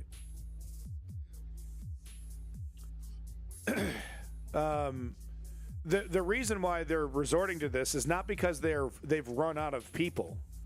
It's because they don't want to recruit real Russians, basically urban Russians that are closer to Moscow, the more affluent Russians, the ones that are closer to the center of Russia, not the vassal states that Russia has conquered, right? The remnants of the old Soviet Union. Like, a lot of Russians don't give a shit if a bunch of poor yokels who don't even have, toilets, they got fucking outhouses and they don't have, washing machines and things like that. Some Russians don't give a shit about those folks. But it sounds like Putin is running out of those people that he can kidnap and, erroneously arrest and then send to the front lines. Yeah, exactly, B-Re, exactly. So good stuff, having a good time. Wanted to show this. I had this queued up, just more footage from Pokrovsk. You can actually see with our own eyes how bad the situation is. We're going to crip walk on over to Pokrovsk. Sorry, but I love that album. I'm going to keep showing it. Russian media refers to it as the gateway to Donetsk. And the Russian military now claims to have captured it. The city of Pokrovsk in the east has become a focal point in Russia's campaign, with these images purporting to show attacks on a neighboring town. If confirmed, the capture would be the most important Russian territorial gain of the year. Pokrovsk is an important city. They haven't had, too many important successes, I'd say, for key cities. But this would be an important success in 2025, and so it's quite important for them informationally to capture the city, I think, before the end of the year. Russia has advanced probably about twice the rate in 2025 as it did in 2024. But in many cases, they're advancing in somewhat less important directions. Ukraine rejects Russia's claim, saying its troops are holding on to the city despite difficult conditions. Kyiv has deployed special forces there to push back on what it calls an intense Russian assault. 20% of Russia's artillery goes to Pokrovsk. So you can understand how difficult it is for us. Up to 300 Russian troops are in the city. Our 425th Assault Regiment is working inside Pokrovsk and is engaged in quite intense combat operations. Another focus for Russia, Ukraine's power grid, as the days get darker and colder. Kyiv's national energy operator says several regions faced rolling power cuts on Sunday as a result of targeted Russian attacks, like one in Zaporizhia, where 58,000 homes were plunged into darkness. Facing a fourth winter military targets, according to Putin. Of blackouts, millions of Ukrainians are preparing for hardship, their president warning that Vladimir Putin is orchestrating a humanitarian disaster. I need to remind everybody, and not that anyone in the chat needs it, but I will just like to say that Ukraine has never, even up until now, never intentionally targeted a civilian target. Missiles have been shot out of the air and tragically have hit civilian targets. Ukraine has never once looked at a civilian target in Russia and fired a missile directly at it. Never once. Even after Bucha, even after several years of near constant terrorism from the Russian government, the Ukrainian government has never steeped to that level and intentionally targeted Russian civilians. And they should be very thankful because Ukraine could kill some motherfuckers close to that border. They could unleash absolute hell on Russian civilians fully supporting this invasion. So the option is there to terrorize the Russian people, and the Ukrainian military and government have chosen not to this entire time. I need to point, that's not, it's pretty common to target the civilians. Even the good guys do it. So the fact that they haven't shows incredible restraint. Moving on. No news. I think this is my last Yes, this is my last Ukraine video. And once again, it's this amazing person named Steve Rosenberg. I can't recommend him enough, but he's great. He's this British dude that can speak Russian and read Russian. And he's got these subscriptions to all the Russian propaganda newspapers. And what's great about this is that this isn't Russian propaganda made for a Western audience and presented to the Western audience. This is internal. He's the BBC's Russian guy. Oh, okay, it makes perfect sense. This is the internal propaganda, right, from the state to the Russian people, and it's different. It has a different tone. It's willing to be a little bit more honest. You get a very interesting POV as to what's happening on the ground inside Russia with this kind of analysis. So I'll let Steve here take it away. BBC guy only has 50K subscribers. Come on. Sex pests who live stream on Kick have quadrupled the amount of subscribers. Okay? Come on. If there ever was a sign that humanity is failing, you know, Ice Poseidon over here. Ice Poseidon getting more live viewers than this guy has subscribers. And this guy has like a degree and stuff. It's just sick. It's just disgusting, this society. Newspapers today in Russia, Monday and Tuesday are national holidays. No newspapers today in Russia, Monday and Tuesday are national holidays. But here are some of the papers from last week when I was away from Moscow on a work trip. I've now had a look through some of them. He's still alive. In a moment, yes. Russians actively economize on food due to rising prices. First, the Russian public continues to be told that the West is out to get them.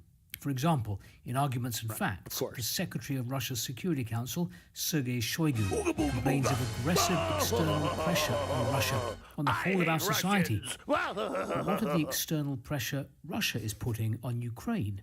Keep in mind, it was Russia that invaded Ukraine and continues to wage war there. Sergei Shoigu claims that Russia's enemies want to divide our motherland into dozens of tiny states in order to cow them into submission, exploit them. The military paper Krasnaya Zvezda, Red Star, claims that Western elites recklessly continue to steer their countries towards a direct military confrontation with Russia. Their chief military instrument, and we're NATO, scared. We're so scared. If our names are Joe Biden, then we're so scared. Is openly preparing for war with our country. Donald Trump won't like this. After appearing to suggest that America will resume nuclear testing, in Komsomolskaya Pravda, a Russian political scientist explained the ignorance of the US president. The Russian government paper Rossiyskaya Gazeta reports, I love this. The newspaper shows this well-equipped, this is the right equipment for drones. How many of those Russian soldiers that we saw getting their dicks blown off after the drone, 1 second before the drone explodes in their face, how many of them had shotguns with birdshot? Not a single one of them. They all had just the standard issue AK of some variant, right? Some rusty ass shit pulled out of a Cold War vault. None of them had the proper shotty. Not a single one of them. And I don't think there was a proper shotgun in either of those two compilation clips. And there's at least 10 soldiers getting murked. But I love that the newspaper shows this is right. We'll give you everything you need, boys. Don't you worry. No, they don't even give you a shotty. How much could this cost? $900 for a 20 gauge and some birdshot? What are we talking here? $1,000 for a proper shotty? You know what I mean? Like, what are we talking about here? The authorities in Nizhny Novgorod, Tambov, and Yaroslavl regions recruit reservists to protect oil refineries and other facilities. It emerged recently that in Leningrad region, they're selecting 105 reservists to protect the skies from Ukrainian drones. For this purpose, Snow Leopard 47 unit is being created. Whoa. Other regions are following suit. In several regions, the authorities have started hiring reservists primarily to protect oil refineries. How many rubles? How many rubles, smart guy? Huh? Now, this is a sign of how damaging recent Ukrainian drone attacks on Russian oil installations. It's brand new. It's such propaganda. Look, it's brand fucking new. Never been fucking fired. What a joke. What a fucking joke, man. Have been. Talking of oil, Moskovsky Komsomolets reports that the market price for petrol has started to drop. In 3 days, the price of 92 petrol Marculus. fell They got by like a couple 12%, thousand of them or something. 95 petrol by 8%. But it's too soon to relax. Petrol and diesel prices at the pumps continue to rise. From petrol to Poseidon, the nuclear-powered doomsday torpedo, as Komsomolskaya Pravda calls it, unveiled by Vladimir Putin. When it comes to developing weapons... What the fuck is this picture? What has he got? Textbooks? He's got like kids' backpacks? Big ones, like the Burevestnik nuclear-powered cruise missile, featured in Arguments and Facts. It appears that Russia has money for that. By contrast, Kommersant reports that citizens have begun to... Oh, that's the propaganda unit, right? ...actively economize on food.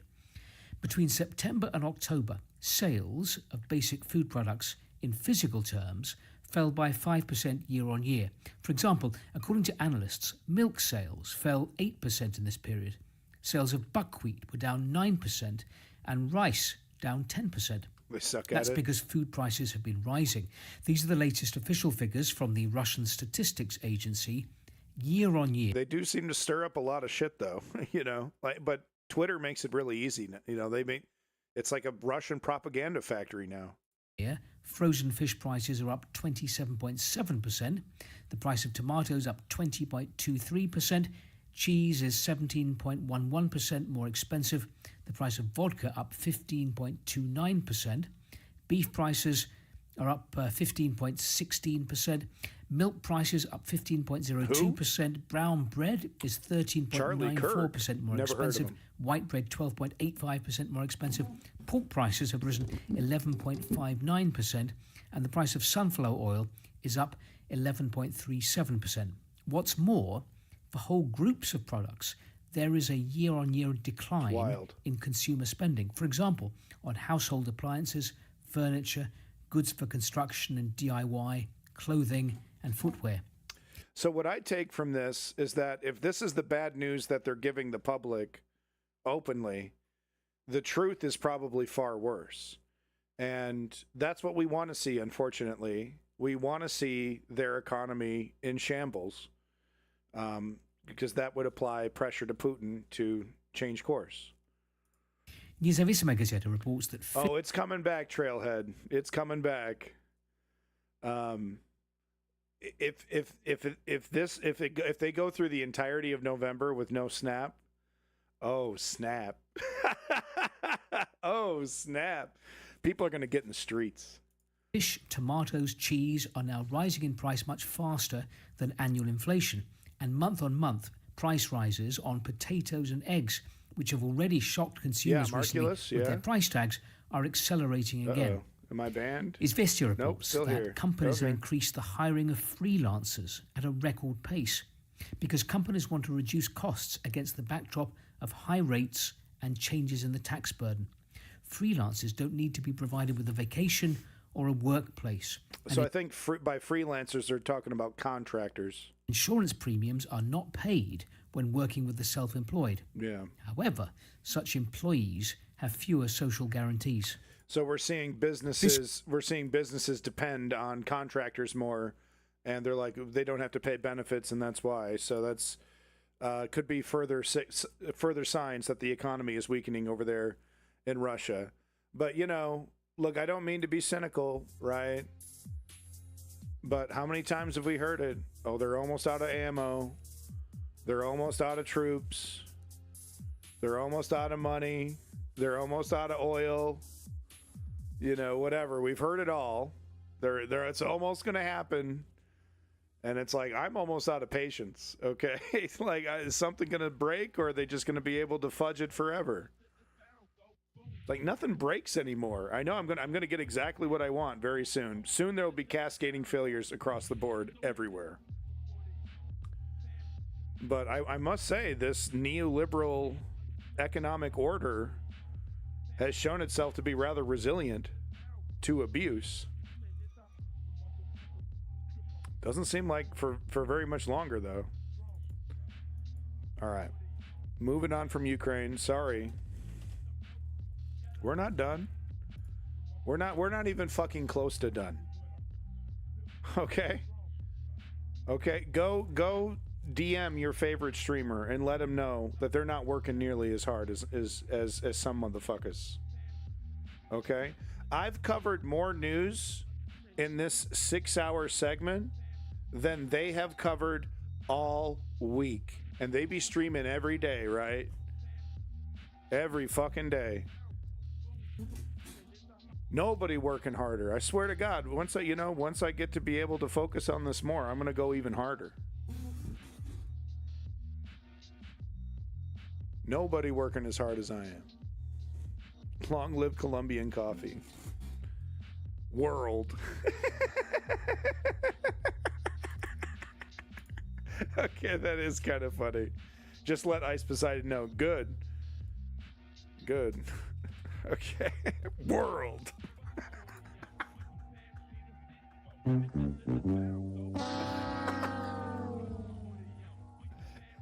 That was the funniest one-word joke I think I've ever seen in my life. That was so funny. Okay.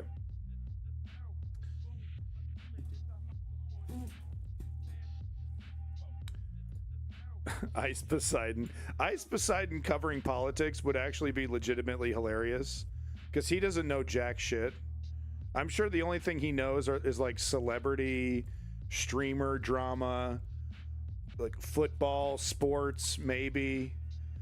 It would be even more funny if like he starts covering politics and he's like stone cold articulate about politics.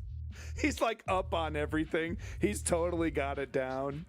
That would actually be the most entertaining thing. If he was just totally down on, he could explain his position on Israel Palestine really well. That would be really hilarious. Aiden Ross. Yeah, he's a fascist, but he's like, "Oh, Donald Trump's losing me money. I don't know if I like MAGA anymore." And then 2 seconds later, he was right back on Donald Trump's dick. He's a stupid piece of shit. Got chased out of a Denny's for being an ass. He deserves it, but he's also so pitiful. Politics? Okay, Skisnoid. Cool people ignore the world around them. It's true, though. They do.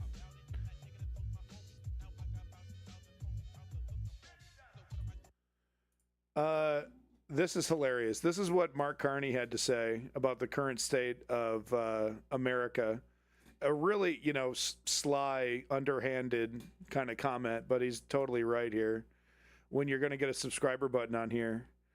Once I get around 100 viewers, if we can get the stream up to 100 viewers, I'll pull the plug, I'll pull the trigger.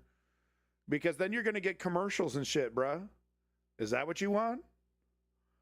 You know what I mean? So once, if this thing turns into something bigger, which I hope it does, and we get around 100 viewers on average, I'll do the whole partnership or whatever the fuck. But I appreciate you wanting to support. Maybe I'll do one of those. I think I'm going to do before that. I'll do one of those, like, you can donate to the Patreon or some kind of shit. But more to come. More to come. It's like, I don't want to take people's money when only 20, 30 folks are watching. It's like, I literally feel like a homeless guy at a house party, and I've already begged everybody for money, so now I'm begging the same people for money.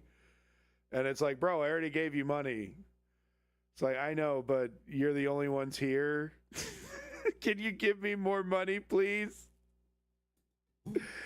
No, I gave you money yesterday. Okay. I'll just be over here in the corner. No, back to world news. Back to world news. Mark Carney over here with a sly pushback on Donald Trump and the current state of America. If you're a foreign investor, one of the things is people know if you're a foreign investor, one of the things is people don't wake up in the morning and think of Canada. And so when they think of Canada, it has to be easy for them to think about it. Okay, it's got the lowest tax rate for investment, regulatory clarity. There's lots of people know this, there's lots of institutional capital in Canada and very strong banks, so I can get financed if I'm going to move forward. The U.S. is doing that too, though. So what is the extra thing that Canada Well, forgot? Like the, we one have big beautiful bill rule of they- law. That's one of the big things.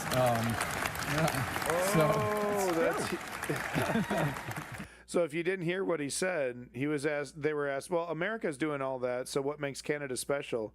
And he goes, "Oh, well, we got rule of law for one." It's like, oh yeah, we're not a bunch of pedophilic criminals over here in the Canadian government. Oh yeah, there is a difference. But no, thank you once again to Incredulous Buffoon. I appreciate the support.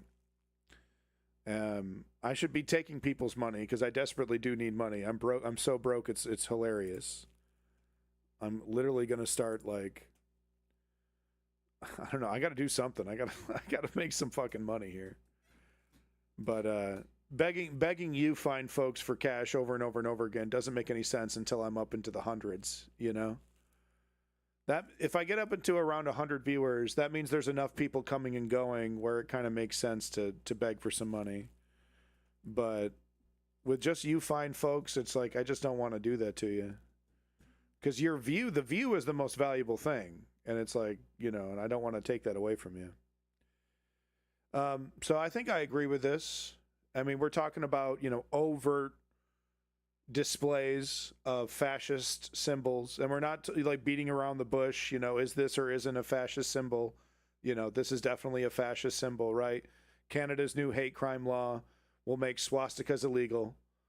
I'm cool with that. I'm good with that. I can think of one guy that isn't, though. What's his name? Belon? Zelon?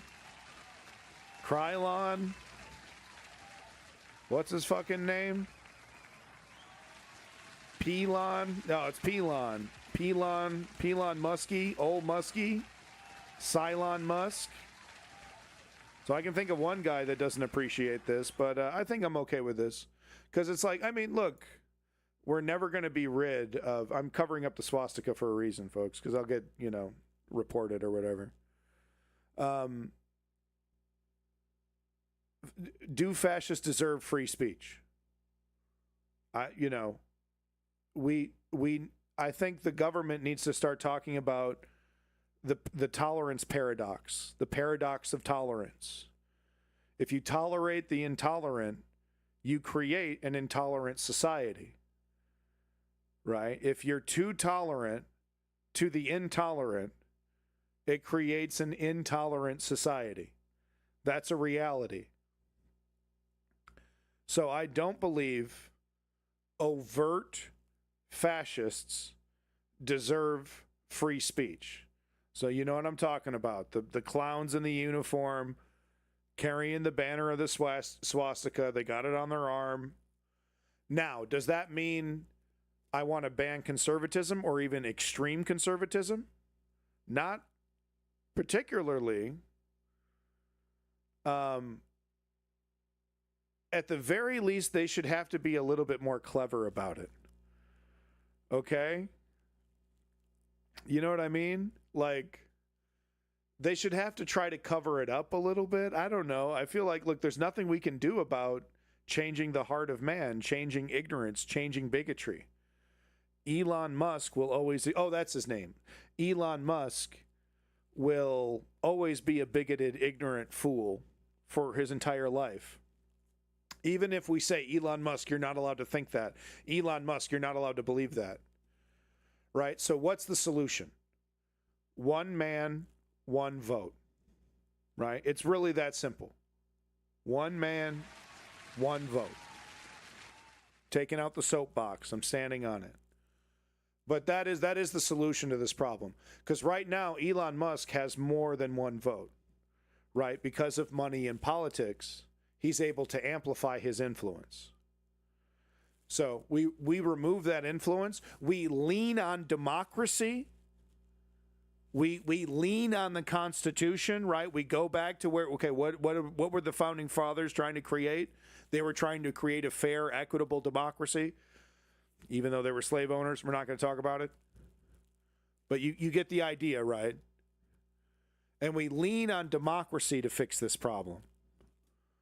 And what's the democratic solution? One man, one vote.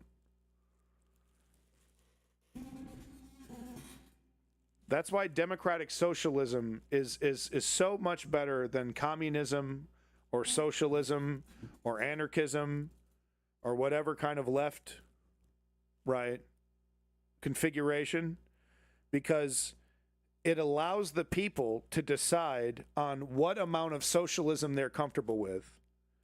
What amount of free speech do they allow? Do we want free speech like in the UK, or do we want free speech like in the US? Do we want free speech like in France? That's why it's the right way to go. It lets people choose how much socialism and versus basically how much capitalism they want in their society. And I personally believe you give people an honest choice, cut the bullshit, cut the propaganda, you give people an honest choice between socialism and capitalism, 8 times, 7 times out of 10, they're going to choose socialism because it's, yeah, I want free healthcare. Yeah, I want free education. They want that shit. They want that shit. But we're never going to get them on our side if we're going to do a Vosh, and he's just like, fucking deal with it. Social, fucking, we're going to take over. We're going to do it. You're going to listen to what we have to say. And it's like, people don't want to hear that shit. It has to be democratic. Because every time you help somebody out, somebody else has to compromise. And nobody's going to find it fair unless it's democratic. It has to be democratic. So we lean on it's the same thing with free speech, right? Do we fix free speech by censoring everybody and locking everything down and letting billionaire oligarchs who control social media pick and choose what we can and can't say? No. But does that also mean, back to the paradox of tolerance, does that also mean we just let people do whatever the hell they want, a la Elon Musk? Well, clearly not. But the solution to the problem is often not banning and censorship, but increasing the amount of speech that's available. Personally, though, I think when it comes to social media, the government, one, needs to define what social media means, and two, the laws and regulations that they need to pass basically should mandate that any social media company has to be transparent about their banning and censorship policies, and there needs to be a certain amount of ability to get your account back, to get your ability to use the platform back. At the same time, though, you start like posting child pornography, there probably should be a mechanism to bust your ass as well. I think we would all agree there. But goddamn, it's all slippery. If the government is really going to get into this shit, because I think it needs to. I think we all agree. I know, there he is, right? We don't want him in charge. But I think we all agree social media is dangerous, right? That shit is dangerous. It's fucking people up. It's fucking societies up. And are we really just going to stand idly by, But how do we do that in a way that's democratic, that's aligned with the principles of free speech, that's transparent?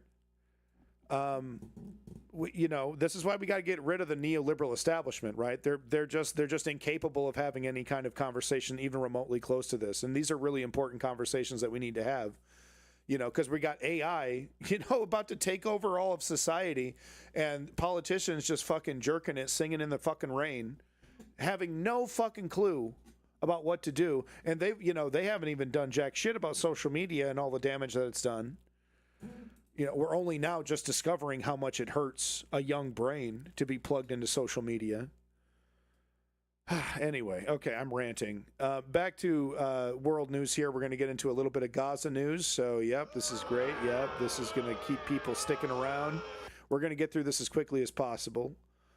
But hey, did you know the pro-rape movement in Israel is alive and well? I'm not joking. This is real. We've covered this before, but of course there was a big controversy. A whistleblower released a video of a video example of the systemic rape that IDF soldiers perform on Palestinian soldiers. And there's a big argument in Israeli society, a minority of people saying this is wrong and sick and these people should go to jail and we shouldn't encourage rape. A larger portion of society, unfortunately, believes that rape against Palestinians is justified and should, and it's okay to be used as a weapon of war, right? To adequately punish these animals. It's appropriate to sexually degrade them. That's kind of the argument. There were some protests in the streets of Israel recently in support of rape. These are not the first ones. We covered this, I think it was last year, the pro-rape protests when this was released. So now people are getting in the streets and they are demanding that the whistleblower get arrested and I assume raped, I guess. Israel investigates whistleblowers, not rapists, at SDE Tiedemann torture camp. So we're going after the person who leaked the footage, not the people who sexually assaulted Palestinian prisoners. They had a whole system too. I mean, they were all down for it. It was like clear it happens like almost every day. Pretty clear. It's like totally systemic. They knew exactly what to do. All the soldiers, they put up their shield, hide themselves from the camera, and just went to fucking town.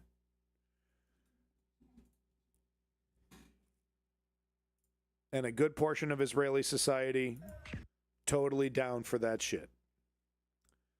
All right, we're going to get to that story in a second. My videos are a little out of order here, but here is Ben Gvir, who is, I don't know what, finance minister, defense minister, very close to Bibi Netanyahu. He's part of the rival party to the Likud. He's the more extreme. But here he is showing off his latest kidnappings, right? He just scoops people up. Could they be Hamas members? Sure. Could they be resistance fighters? Sure. Could they be completely random schmucks caught up in this shit, kidnapped by the IDF for absolutely no reason? Absolutely. Happens every single day. So here is this monster war criminal who the United States hands over billions of dollars to, bragging, about these tied up, tortured, just lying flat face on the ground, tied up, incredibly uncomfortable, incredibly painful. Try it. Go ahead, lie on your kitchen floor with your hands behind your back. See how long you can do it. Nice, hard, flat surface. No problem. All tied up. Cool, bro. In your... Good one, bro. Moving on to the next video here. Zateo absolutely holding it down. Once again, one of the best media organizations doing it right now. No offense to Democracy Now!, but give me a Zateo over TYT any day. Absolute bangers every time when it comes to Mehdi Hassan and Zateo.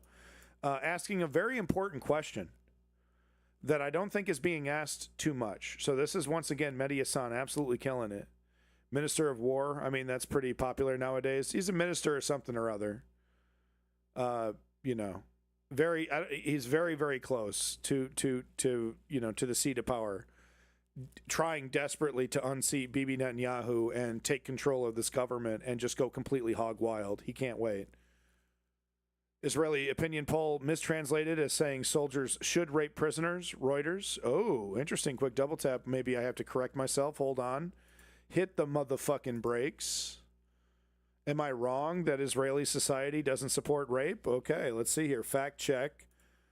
I love how you guys are fact checking me. That's great. I actually do appreciate it.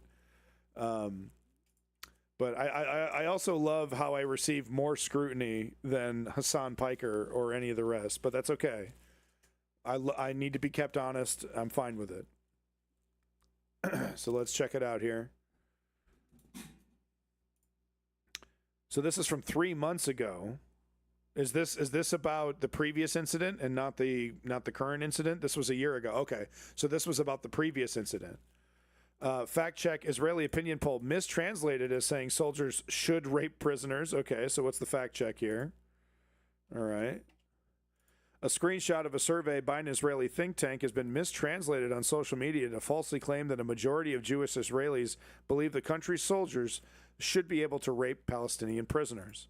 The screenshot shared online features a multiple choice question in English above a bar graph where 3 answers in Hebrew, part of an August 2024 public opinion survey conducted by the Institute for National Security Studies. The question in the screenshot reads, recently the military prosecution requested to extend the detention of the 5 soldiers suspected of serious abuse, and it was clear that the evidence was enough to strengthen the suspicions against them. In your opinion, if it is found that there is a basis for suspicions against the 5 suspects, how should they be treated?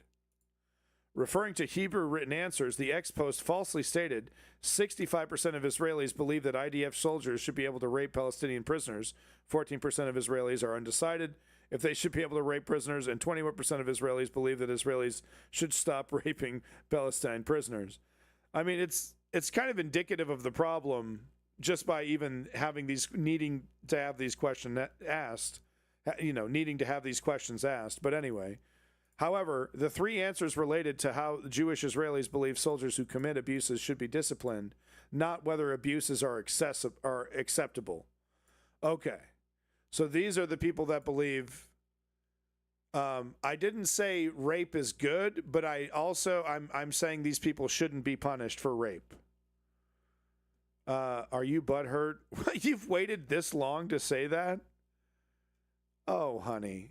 I'm literally not even going to waste my fucking time with you. Honey. Honey bunny. Yeah, I'm butthurt the fascist one. Yeah, I'm a little triggered that a fascist authoritarian has taken over our country and is destroying our fucking constitution. Yeah, I am butthurt. Yeah. Yeah. You're not even down with the fascist president, bro? What the fuck, bro? You're like triggered and butthurt? Oh my god, bro. He waited. He was I sent him to the dunce corner. He's been watching this for hours. He waited until now to say that stupid shit? I mean, god damn, bro. You don't even like our emperor? Oh my god, bro. According to Reuters translation, the screenshot shows 65% of Jewish Israelis answered they should be dealt with disciplinary at the command level only. So not the soldiers who raped, but the soldiers who acquiesced to the rape. Yeah, I know. Debate Lord, exactly. An estimated 21% answered they should be brought to criminal trial, while 14% answered I don't know. Okay. All right. So I don't want to spread misinformation. This was the previous hullabaloo. I don't know what the numbers are now, so I would like to see an updated poll on this. None of the answers in the screenshot mentioned rape or Palestinian prisoners, and no other results in the survey supported the claims. Okay. All right. Well, thank you for that fact check. Reuters fact check. Reuters. We're here for the fact check when it comes to defending Zionism. We're 100% on top of it. No. I'm just making fun. But no, thank you. A quick double tap for this link. Keeping me on my toes. I do appreciate it. Back to Zateo. Back to the realist. Back to your boy Mehdi. Talking about how complicit are Muslim leaders in Gaza. And I think this is a very fair question. I'm butthurt that planet Earth has so many ignorant people. Chewy, new destination. You're stuck here, baby. That's why we got to be Nietzschean about this. We got to be existentialist about this. Okay, we got to make the most of this. We got to embrace the struggle, right? This is a fight that we're going to be fighting our whole lives. We got to get used to this. We got to knuckle down and bury the fuck in. All right, we got to be ticks, not birds. Okay, we're not flying away. We got to be ticks. We got to be honey badgers. That's the only way we're going to win. That's how the fascists are winning. That's the only way we're going to win. That's the only way we're going to win. Keeping you honest the best that I can. World! In your sermon in the book titled A Manipulation of Muslim Consciousness and the Art of Subordination, you say the real disaster is when the theology of the colonizer is superimposed upon the colonized, so that Muslims themselves buy into the idea that what happens in Makkah is a Saudi concern and what happens in Al-Aqsa is a Palestinian concern. In your view, Khalid, how complicit are Muslim leaders around the world in terms of what's happening in Palestine, in terms of abandoning the Palestinians for their own self-interest? You know, the genocide could not have happened. And let's be very frank about this. The genocide could not have proceeded and would not proceed today if Muslims were not complicit. The role of the United Arab Emirates in covering for Israel and continuing to supply Israel, the role of Jordan in making sure that goods continue to flow into Israel, the role of Egypt in suffocating and laying siege to the Palestinians and helping Israel with this, the role of Saudi Arabia in continuing to talk about the Abraham Accords and the possibilities of peace and the Neom Project and funding Trump, giving him billions and billions of dollars. I love the 2002 era headphone setup, bro. It totally rules. There is no, and I believe that Israel understands this quite well. And that is why Israel, quite frankly, doesn't see any cost to reneging on its agreements with Palestinians. No, that's so true. Israel has annexed so far about 80% of the West. I do believe he brought up Jordan. I think so, Blase. I'll give you the link to verify, but I think he did bring up Jordan. West Bank has taken over all of Gaza. It is quite true when you hear from, because I follow Israeli media quite closely, and when Israelis talk about, you know, Arabs. Look at his fucking setup, yo. Look at this guy.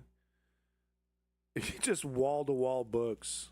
Man, that's how I want to go out. That's it. Maybe some video games too in there, but yeah, that's it, dude. That's, you know, he's living it. He's living the dream. And when Israelis talk about, you know, Arabs want us to finish off Hamas for them. Arabs just want us to do the job for them. I think there's a lot of truth to that. Man, that hurts. It hurts because and that's what makes this such a hard thing, you know, to talk about, and why so many leftists are left flat-footed when talking about Hamas.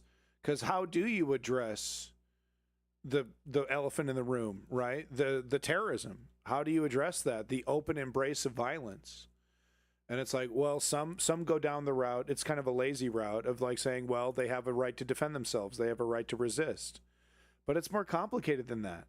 Because of course they have a right to resist, but they don't have a right to commit atrocities against men, women, and children. And that's just exactly what the fuck they did on October 7th. You know, it'd be one thing if they kidnapped a bunch of folks at that music festival and kidnapped a bunch of folks in the Sikhs. And they didn't kill anybody. They just went in, scooped up some folks, and went out. But no. They turned that music festival into a fucking carnival of horrors. They didn't have to do it that way. You know what I mean? They didn't have to operate like that. Unleash the psychopaths. Israel is happy to show it. It's all over the internet. They got that shit hosted. They're happy to show you the unedited footage of the unbelievable carnage that Hamas unleashed on those folks at the music festival. Now, you know, was it gauche to have a music festival on conquered land, you know, like 2 feet away from like an open air prison? Of course it is. It's totally disrespectful. Does that sign your death warrant? Does that give you the, you know, does that, you know, like you have the right to be brutally murdered or worse? Mostly murders though. Settlers attacking Israeli activists who were helping Palestinians in the West Bank harvesting olives. So pretty common stuff. Olive harvesting season. I think it's over. Is it over by now? constant harassment. This is just insane. You have no idea what happened to us now. Violence, constant. Palestinians in the occupied West Bank, helping the local Palestinian community with their olive harvest.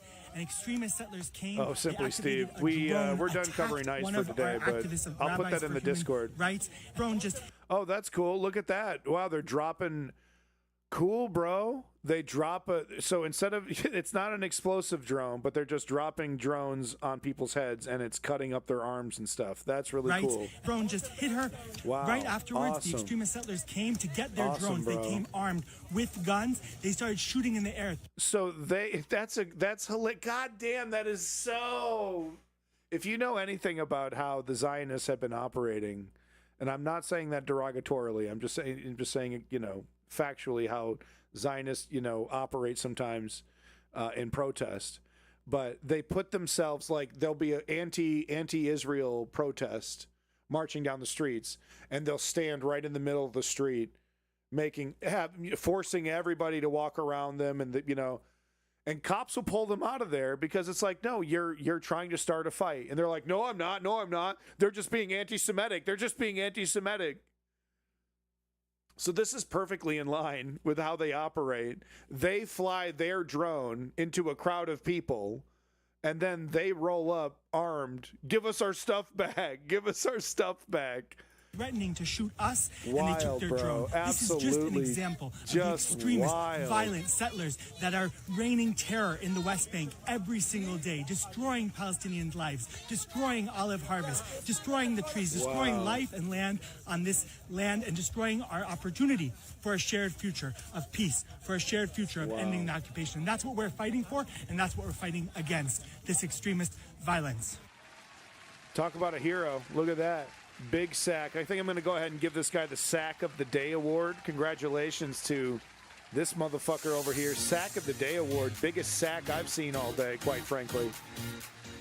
Front line of the struggle for sovereignty, putting his body in between Israeli settlers and Palestinians. Sack of the Day award goes to this dude. Congratulations, sir. More evidence that it's just completely out of control and it's going to get worse. But here are Israeli settlers draining Palestinian water tanks. So just, like I said, everyday abuse. They just come out, and the IDF, that's really dangerous. It is.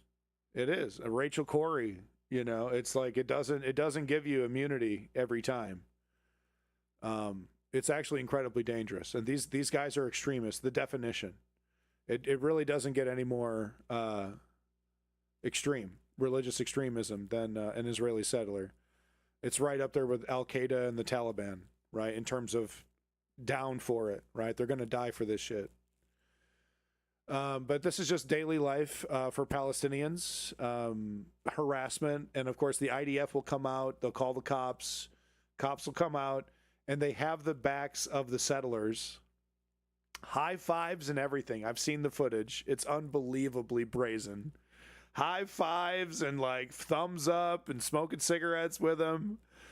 And sometimes they'll just sit by while these settlers will just continue to fuck with the Palestinians. It's unbelievable. And then if the Palestinians even start to verbally say, hey, stop, IDF comes in and starts harassing the Palestinians. You have to see it to believe it. But it happens every single day. But you have to see it to believe it. But I promise you, it happens every single day. It's like you live in bizarro La La Land when you watch it, right? Because you're like, okay, thank God the cops are here. The authorities are here. We're going to stop this madness. And they, it's like in some cases, I think there's a couple pieces of footage of the IDF joining in.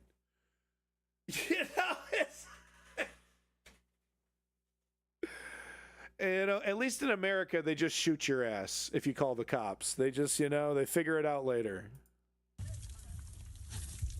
So he just is making us lose all the water.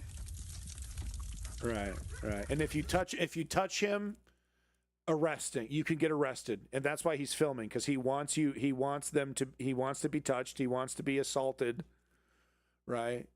And if he were to be in any kind of danger, even minutely, say a single rock were to be thrown at him, he were to use that gun that he's got slung around, and just were to murder somebody right in front of him, the Israeli government would have his back 100%. He wouldn't see a day in jail. That's how bad the situation is. It would be inconvenient, though. They'd drag him through the courts. So I think that's really the only thing holding them back.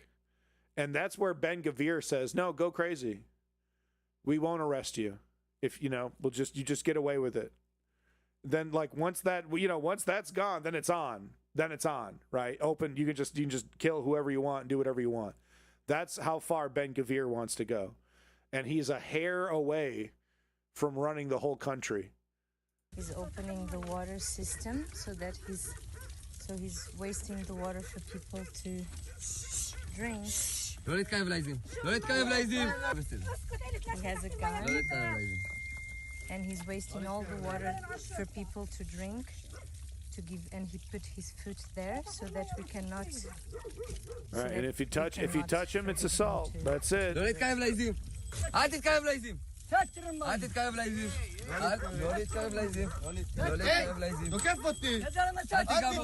don't assault me. Don't assault me. I'm allowed to do this.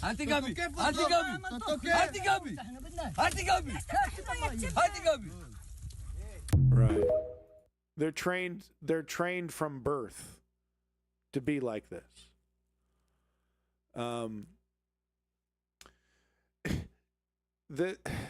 It's going to be really tough if if the Mamdanis of the world actually win and somehow wrestle fascism away. It's going to be a decades-long campaign, decades and decades, to reclaim the land for Palestine back to the 1967 borders, right? To get these people out. Because once they're in, they're in. They're so in. We were talking about buried in like ticks. I mean, these guys bury in. They go hard. And it would take an incredible amount of effort to get them to leave. Once again, I always like to show these when it comes to Gaza. There are people who represent Judaism that actually don't agree with Bibi Netanyahu's extremism. Israel actually doesn't represent the entire religion. I don't believe the consensus is uniform. Maybe at one point there was, basically everyone was on board. But I don't think that's the case anymore. And I think these academic voices for Judaism are getting louder and louder because people are realizing that something ain't right. Something isn't right about this. Maybe Barry Weiss doesn't have the right idea about what's going on. So I love showing this stuff right here. So this is a Jewish rabbi. Wish the caliphate returned. Pretty extreme words. So I'm sure Barry Weiss would probably call this straight up terrorism. So let's see what this fella has to say. Me as a Jew to answer it to you. I'm not a Muslim, but I wish that the Caliphate would come back, and I'll tell you why. The Caliphate have a way to protect the poor people. The jizya that we used to pay, it's only for the rich Jews. Poor Jews that didn't have money used to receive tax credit from the Muslims. We, as a Jewish family in Baghdad, our neighbors used to come to bring us sheep for the Jewish holiday Pesach, which is a very expensive holiday. With reference to Caliphate, people making a big mistake. Caliphate was the justice among the Caliphate was amazing. The protection of poor people. Women were very well respected. Bring a lot of honor, unity, prosperity in spiritualism and in justice. Says that Zionism will come to an end. All the rabbis before the Second World War said that the Zionists would be driven out of Palestine, but Jews would remain with the Palestinians. So pretty interesting. The interviewer trying to finish the guy's question. I mean, just let the guy talk. All right, he'll get to it. All right, he's just trying to figure out his thoughts.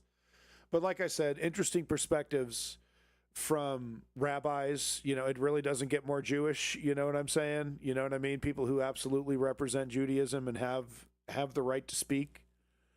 They disagree with what Israel is doing. Yeah, I like the get up. It's got the pro-Palestinian flag there. But yeah, to the interviewer there, don't be doing that. Come on, man. This is good stuff. Cory Booker, right? Everyone knows him. Cory Cha-Ching Booker, taking big fat checks from pharmaceutical companies and yes, AIPAC. Booker has taken almost $900,000 from AIPAC. Why do they do it? Why do they do it? It's not like the money goes right into their paycheck. It goes to their campaigns. What's wrong with that? Why do they do it? Because it's politics on easy mode. Okay, check it out. A good chunk of, your average neoliberal politician who's like grinding away, they have to spend a lot of time on the phone begging for donations, making promises to rich people and high dollar donors, right? Neoliberal. They have to spend a lot of time grinding, getting money to make sure that that their political career survives. AIPAC makes it easy, baby. AIPAC makes it easy because it's not just the $900,000 that he's received. It's all the extra advertisements that they give you. They'll just, as a super PAC, they just spend money on helping you out. It's not a direct donation or anything. They just do a pro Cory Booker commercial because you're towing the line, right? You're towing the line. This is where Van Jones comes in as well. But this is why Cory Booker and other politicians take the AIPAC money, because it means that they don't have to work as hard to earn the money. It's just as long as I toe the line and say Hamas bad and Israel has a right to defend itself, they get buku bucks and they have to spend less time doing the tedious work of being a neoliberal politician.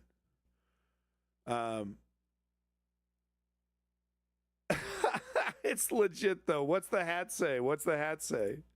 So anyway, this is why this protester here, who's wearing a Bibi Netanyahu mask, is completely stunting on Cory Booker here, who has no fucking security, by the way, totally naked out here. I don't know, bro. In the age of Charlie Kirk, your ass might want to get a little security. Oh wow. 900 fucking grand, baby.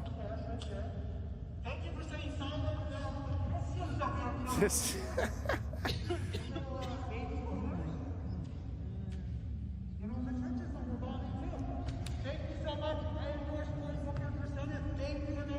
Oh, that's embarrassing. No, I mean more of this for Booker here. Very big Booker percentage. Cory Booker, 2026. Let's go. That's great. Awesome stuff. Great job. Great. Oh, we got the rolling protesters. Oh, I always love this, where you interrupt and then everyone sits down and everyone gets back to it. Okay. Oh, ha. So funny. We're still the majority. Everyone thinks that this is still common sense to just support Israel no matter what, right? That's still the common thread. You get right back to it, and then as soon as everything's back to normal, someone else stands up. You voted to send bombs to Israel, and you're talking about love and values here, and children in your neighborhood? Children in your neighborhood get Twinkies and apples. They don't get bombed while going to get them. You took 800 USA! In the National Cathedral, disrupting an event by Cory Booker and John Meacham. They were talking about their deep... Folks, it's messy, it's awkward. This is how we win. How else would you describe the fascists who are currently winning? Messy and awkward, is that fair? This is democracy. This is how we win. It's not pretty. Okay, you don't get a lot of fanfare. You don't get high fives sometimes. We don't do it. We don't do it because we get prizes, we get candy and hugs. Okay, we're doing it because it's the right thing to do. All right, and we don't need everybody on our side, but we do need enough. We're almost there. ICE is the biggest fucking recruitment, tool that the left has had in a long time. Christian faith, while obviously Cory Booker has been taking money from AIPAC and other Israel interest groups, and silent about. Yeah, Cory Booker is a stooge. Van Jones is a stooge. Hakeem Jeffries is a stooge. Chuck Schumer is a stooge. Joe Biden is a stooge. Either laugh, cry, or bang your head against the wall. He talked about love. He talked about faith. He talked about Yeah, faith and love. That's cute. In Newark. He talked about how they, don't have healthy things to eat when you have to choose between Twinkies and apples, and Twinkies are cheaper. My question was, what about the people, children in Gaza? He better be. Simply Steve. He's been funding bombs. Some have said that he might retire as soon as AOC puts a challenge to his seat, but could just be talk. Money being thrown at politicians from PACs when he's taken almost The fedora style. And he has the nerve to sit here and talk about corrupt politicians taking money from PACs. Free Palestine. Look, it's a great attempt. They were the only ones there. Small operation, maybe 3 or 4 people. They did the best they could. Right? Was it a rounding success and the revolution begins today? No. Did they do the right thing? Did they show Cory Booker that, hey, wow, that's kind of never happened to me. Oh, that was Code Pink. Okay, so this is a Code Pink operation. Medea Benjamin's pro-Russian. Sorry, got to point that out. She's a Russian shill. But with all that said, it was the right thing to do, and it does. You would hope that Cory Booker gets the memo, but who knows, right? Who knows? So I wanted to show this because it's just like, we could be living in an alternate universe where we're all getting along and, we're not, at each other's throats and trying to take advantage of each other. And, I often, people come in here, they say, well, how come we can't just get along? And I always make fun of that because it's usually by a grifter or a centrist who wants us to ignore everything, wants us to ignore the world while the criminals get away with crimes. But this is really amazing footage here. This is a Russian nuclear icebreaker called the 50 Years of Victory meets the French icebreaker vessel Commandant Charcot at the North Pole. And it's not like adversarial. It's not like them threatening. It's them like super stoked, and just it's nice. It's like it's a little shade. That moment in the Matrix when they bust out of the clouds and they get to see the sun for like 3 seconds before they dive back in? It's like it's one of those moments. Like, this could be the normal. It's hard work. It requires sacrifice. It requires a lot of work to build something like this. But we are capable of it.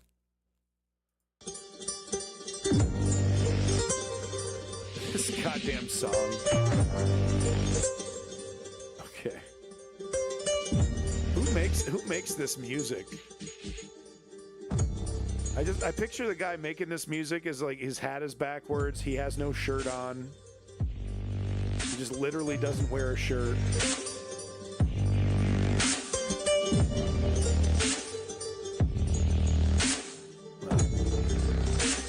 It's a beautiful thing, John Cage in a happy mood, yeah. No, it's a beautiful thing.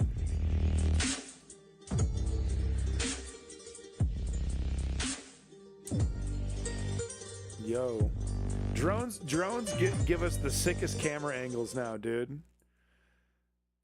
Drones, it used to be really expensive to get these kind of camera angles. Now we get this shit with a single robot These camera angles are sick. I mean, that's sick as hell, dude. That's such a good shot. Above the helicopter? Above the helicopter? Shut up, dude. That's a sick shot. Anyway, so props to this moment in mankind's history while we're like knives to each other's throats. You know, these scientists or, you know, whoever they were are, hey, how you doing? Hey, you know, they're just like, how you doing? Everything's fucked, but hey, how you doing? I don't know. It's just beautiful. I wish this could be every day, you know. It is possible. It's not impossible. There's a lot of people that say it's impossible, and they're fucking liars, and they're nihilists, and they're wrong. It's hard, but it's not impossible. Moving on to the next topic here in the world news. Tanzania president reelected in disputed vote, marred by deadly protests. So it's like chaos in the streets. Pretty nasty shit. I don't know much about this, so let's get an update. Get this quality up. There we go. It's Tanzania's most serious political crisis in decades. Protests in towns and cities against bro. what would... Hey, cool, bro. Awesome. Dude, you're awesome, bro. Awesome job, bro. Cool. That'll burn the whole building down. Sick, bro. Sick. Right, and you're doing this for a politician. Cool, bro. You're really cool, man. Described as sham elections from which opposition leaders were banned. The biggest challenge to the ruling party, which has governed since independence in the 1960s. And these right, okay. So this is what happens, you know, eventually people are not stupid. They know when the elections are rigged. It's obvious. It's fucking beyond obvious when it happens.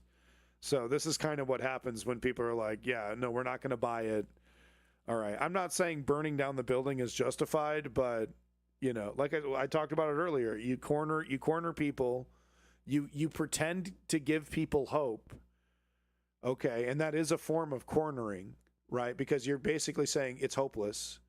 Give up. Stop fighting me. You know, acquiesce to my tyranny. And people are they lash out. They fucking lash out. Demonstrators have had enough, burning pictures of their president with claims that hundreds have been killed after police opened fire. This is in Tanzania.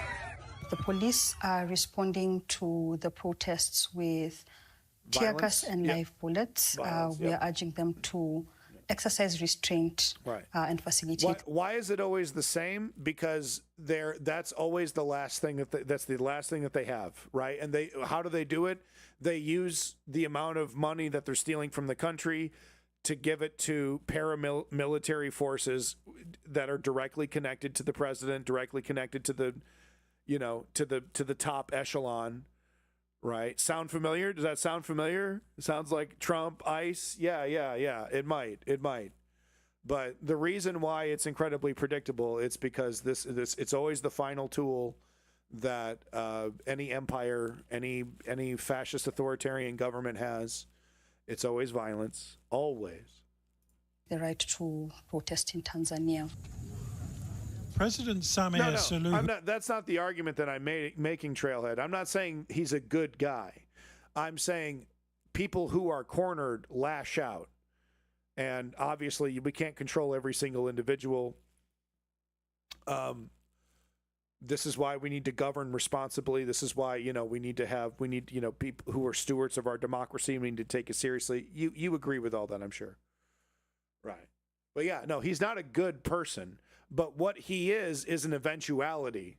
If this is how you treat democracy, if this is how you treat people who you know, you try to lie to people and say, no, you do have a choice in this government. You do have the ability to change this government, and it's a stone cold lie, and everyone can fucking see it. I got 99% of the vote, right?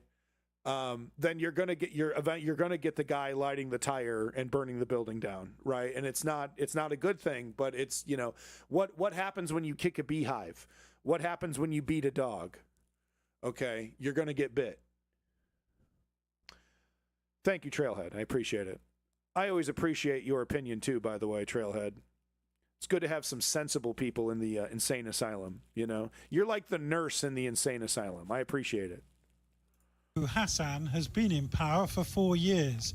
Today, Tanzanians were told she'd won by a landslide, over 97% of the vote. Quick double tap. Thank you for the warning. Let me just do a quick double check here, because the violence is legit. They're not really showing us the juicy stuff here. Oh, bro, we do get to see the aftermath of the fire that was set, though, so look forward to that.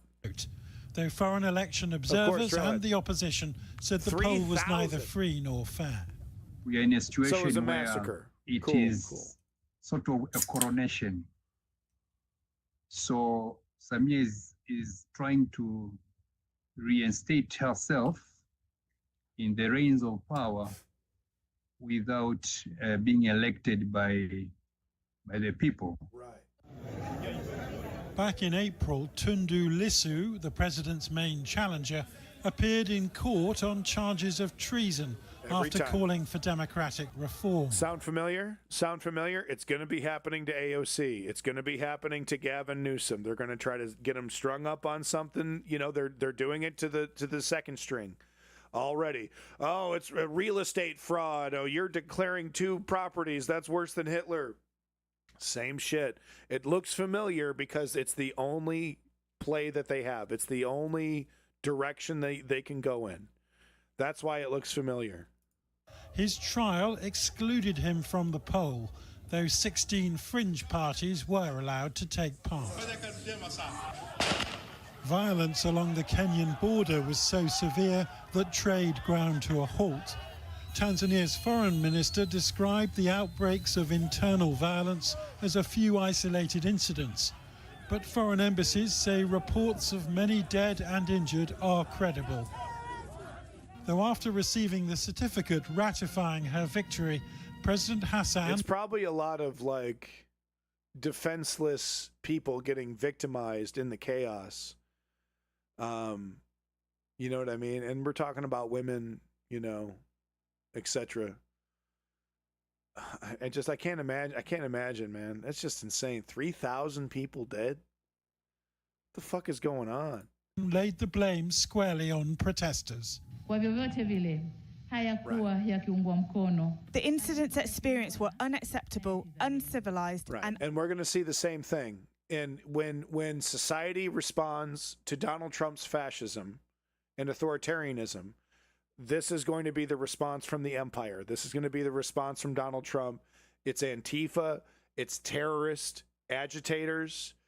It wasn't us pushing. It wasn't us going too far. It was the protest movements that we've declared as terrorists. It's these elements that are trying to destroy society. Putin will often declare, internal protesters as foreign agents. So maybe we'll see Donald Trump do that as well. Oh, they're Hamas. Oh, they're terrorists that came there from Iran. We might see him go in that direction. But he just might be nebulous and just do the whole Antifa thing because Americans are too goddamn stupid to even understand what that even means, I guess. Right? They're getting away with calling Antifa terrorists, which is just, beyond the pale hilarious and Orwellian, but I guess that's the whatever works. Right? Whatever rhetoric works, even if that rhetoric is absurd. If it works, use it. Unpatriotic. Patriots build their countries. They don't destroy what the blood and sweat of their countrymen built. Today, it was calm in Dar es Salaam, Tanzania's biggest city. There have been calls for fresh elections and for the army to take over. Though for now, the army is... Cool, bro. Good job, bro. So this looks like a train station. So cool, man. You burned down a train station. Awesome, cool, man. Cool guys do that. Cool guys burn down train stations, bro. That's awesome. That's nice. So like nobody could use it. They had to fix it before people could use it again. Oh yeah. It was broken for months or like a year. People couldn't use the train station for like a year because I burned it down. Cool, man. You're awesome. That's for fresh elections and for the army to take over. Though for now, the army is backing the president. Super good. Describing demonstrators as criminals. Right. I mean, Jesus. She does look like a piece of work. She looks like a real... I'm getting some Karen vibes from this dictator over here. Hey, props to the dictators over there in the various African countries. There's a few female dictators holding it down, folks. All the women not very independent. Throw your hands up in slavery. Is that not funny? Sorry. If you need a good laugh, I laughed for like 30 seconds. A whole 30 seconds? Okay, this better be good. At least they know who did it. True that. What? Oh, yeah, this is classic, dude. This is classic. But, you know, I feel bad because, like, I've done this sometimes with words that I don't pronounce right. But he literally doesn't know what it is. And this is after he's like literally, I think he's already sniffed Andrew Tate's chair after he left. Remember, there's that thing where he sniffed the chair, and he's like full in supporting Donald Trump. And then he's like, bro, you keep calling me fascist, bro. What does a fascist mean? Oof. Like he's never heard the word. It means you are a far right authorization ultra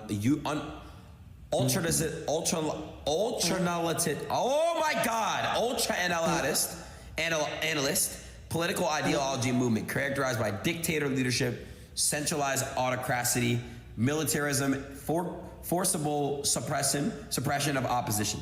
So I don't know what that means, bro. I swear to God, I don't know what the fuck I don't know what that means, but bro, I totally support it 100%. But I totally don't know what that means. But I totally put all my weight and influence behind this fascist movement, bro. Fascism is. I don't know. And anybody that calls me fascist is woke, bro.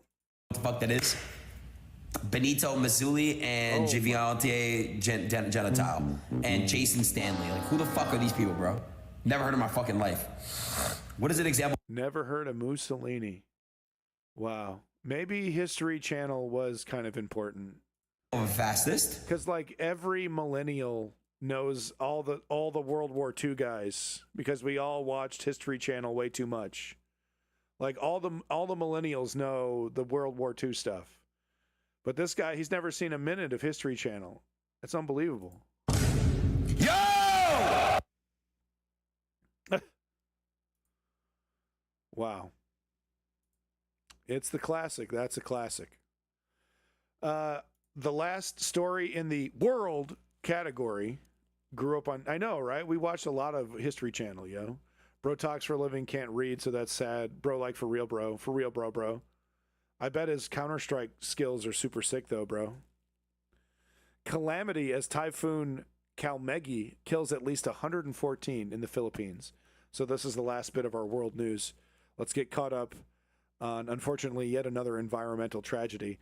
And I won't belabor the point, but these tragedies in the third world are often exacerbated by the corruption, right? The building standards being incredibly low, the safety standards being incredibly low, and then corruption on top of it, the building standards just being, out the window.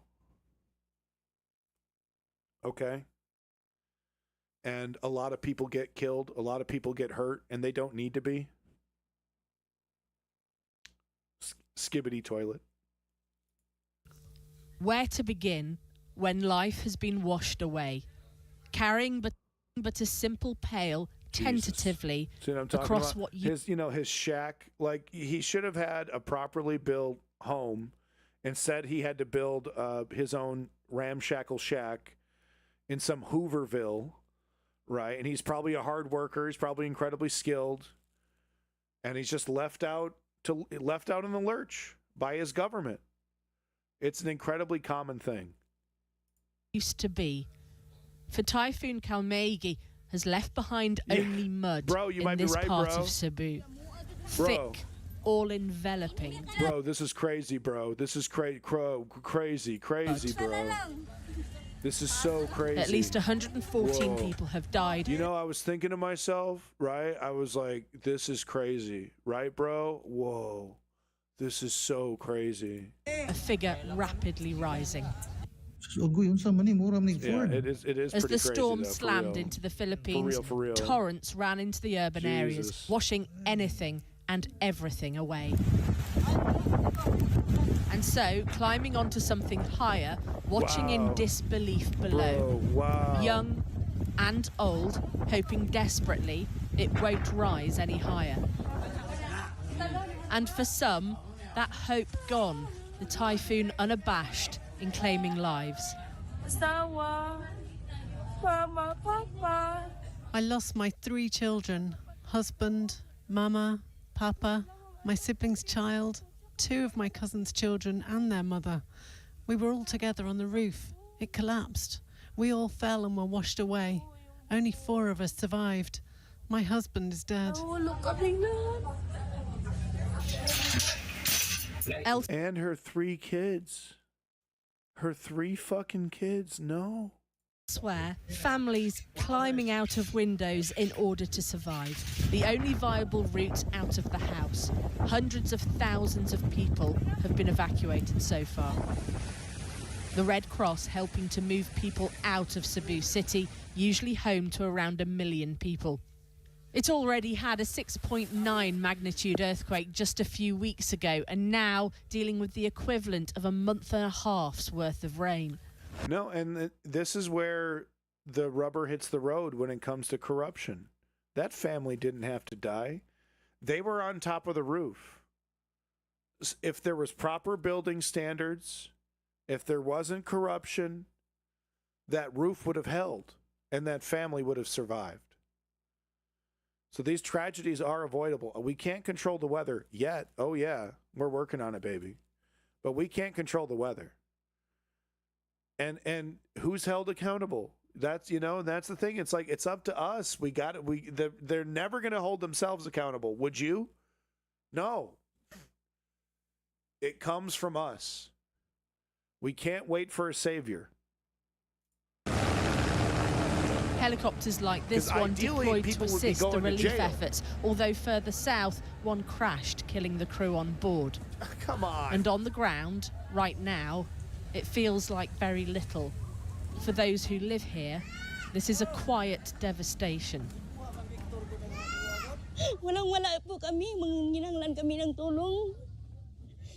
We've lost everything. We don't have a home. We need help. We have no place to sleep, no food, nothing to use. We only have torn clothes. We just need food, rice, anything to eat, but we have nothing. It kind of sounds like things maybe a government should be taking caring. Am I wrong? Am I crazy? And they're just like, you're on your own, bruh. By the way, show me the, who's the, what is the, president, fucking king of the Philippines? How are they living, huh? I bet it's Bentleys and gold palaces every fucking time. Bentleys and Rolexes and gold palaces every fucking time I see this shit. They're living lavish, multimillionaires, living it up every time. I guarantee you, whatever the structure is in the Philippines, I don't pretend to know, but I guarantee you, the family at the very top, living big, guarantee it. Can't even get food to hungry people. May mga mapunit-punit kami nga damit, hiyo na lang. The typhoon is the 20th tropical cyclone to hit the country this year, this time barreling into one of the Philippines' more central islands. And its path is continuing, already impacting Vietnam and moving in the direction of Thailand. There are questions for the government in the Philippines. In September, violent clashes over scandals alleging officials were taking kickbacks from flood control projects. 33,000 people demonstrated, angry that plans had... I'm not Nostradamus. It's always the same shit. This is why leftists are so fucking irritable. This is why we look this way and act this way when we have bowel problems. Okay? I'll admit it. I don't really. I think I'm okay. But you know what I mean? Like, we're all like this because it's just, come on. How many fucking times we got to see this movie? You know?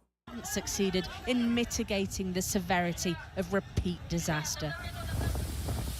Overnight, gusts reached almost 130 miles per hour. Work by World Weather Attribution says that typhoon intensity has become 7 times more likely, with repeat storms creating a constant state of insecurity and worsening people's vulnerability. The height of the floodwaters here surprised many. The strength, even more so. This is a country used to storms, but no one can become used to this intensity. Just terrible. Just absolutely terrible. And like I said, the there's nothing you can do to stop a hurricane, typhoon. There's nothing you can do about that. You can mitigate it. You can try to, prevent climate change that can make these things worse. But of course, earthquakes and things of this nature, they'll always happen. But if you have proper standards, you can avoid mass death situations, tragedies like that poor woman. I couldn't imagine what I would do with myself if my wife and kid drown in front of me.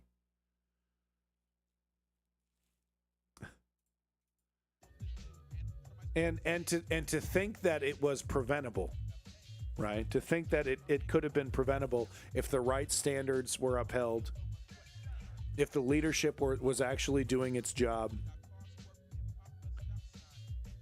Is it bing bong or bong bong? I don't need to know it. I don't need to see. I don't need to hear.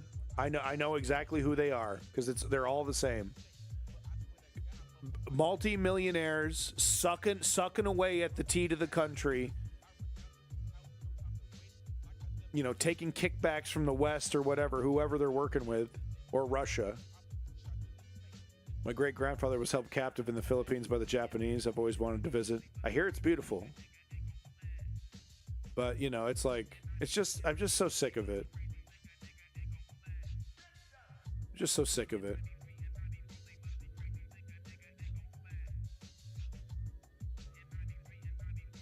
Okay, I know I talked a lot of shit about stamina. But looking at this fucking Trump list makes me think maybe I should do a stream tomorrow.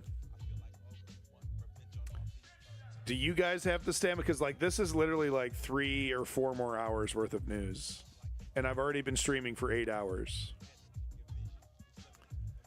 That's a lot of news. Another stream. I think I might end it here at the Trump section. Let's go. Okay, I tell you what. Boo. Okay. Here's what I'll do. I'll stream 1 more hour marathon. I could do it. I could literally go all night. But I kind of want to eat dinner. I don't know. Maybe watch some news. I'm so pathetic. God help me. I don't know. I'm not used to being able to stream this long, and it feels like I'm breaking the rules or something. Like I'm doing a no-no. I'm a no-no boy. I don't know. I guess I'll keep going. I guess so. Don't end on orange. What does that mean? Oh, on Trump. Are you going to call Khan for a $20 burger again? I got Chinese food, thank you very much, and it was incredibly overpriced and just okay. It was just okay. All right. You know what? Let's do a little Trump news. Fuck it. Let's keep this fucking train going, baby. I might have to call my wife eventually to wish her good night, but it's only 6 o'clock right now, so. Anyway, I wanted to start my Trump coverage with this.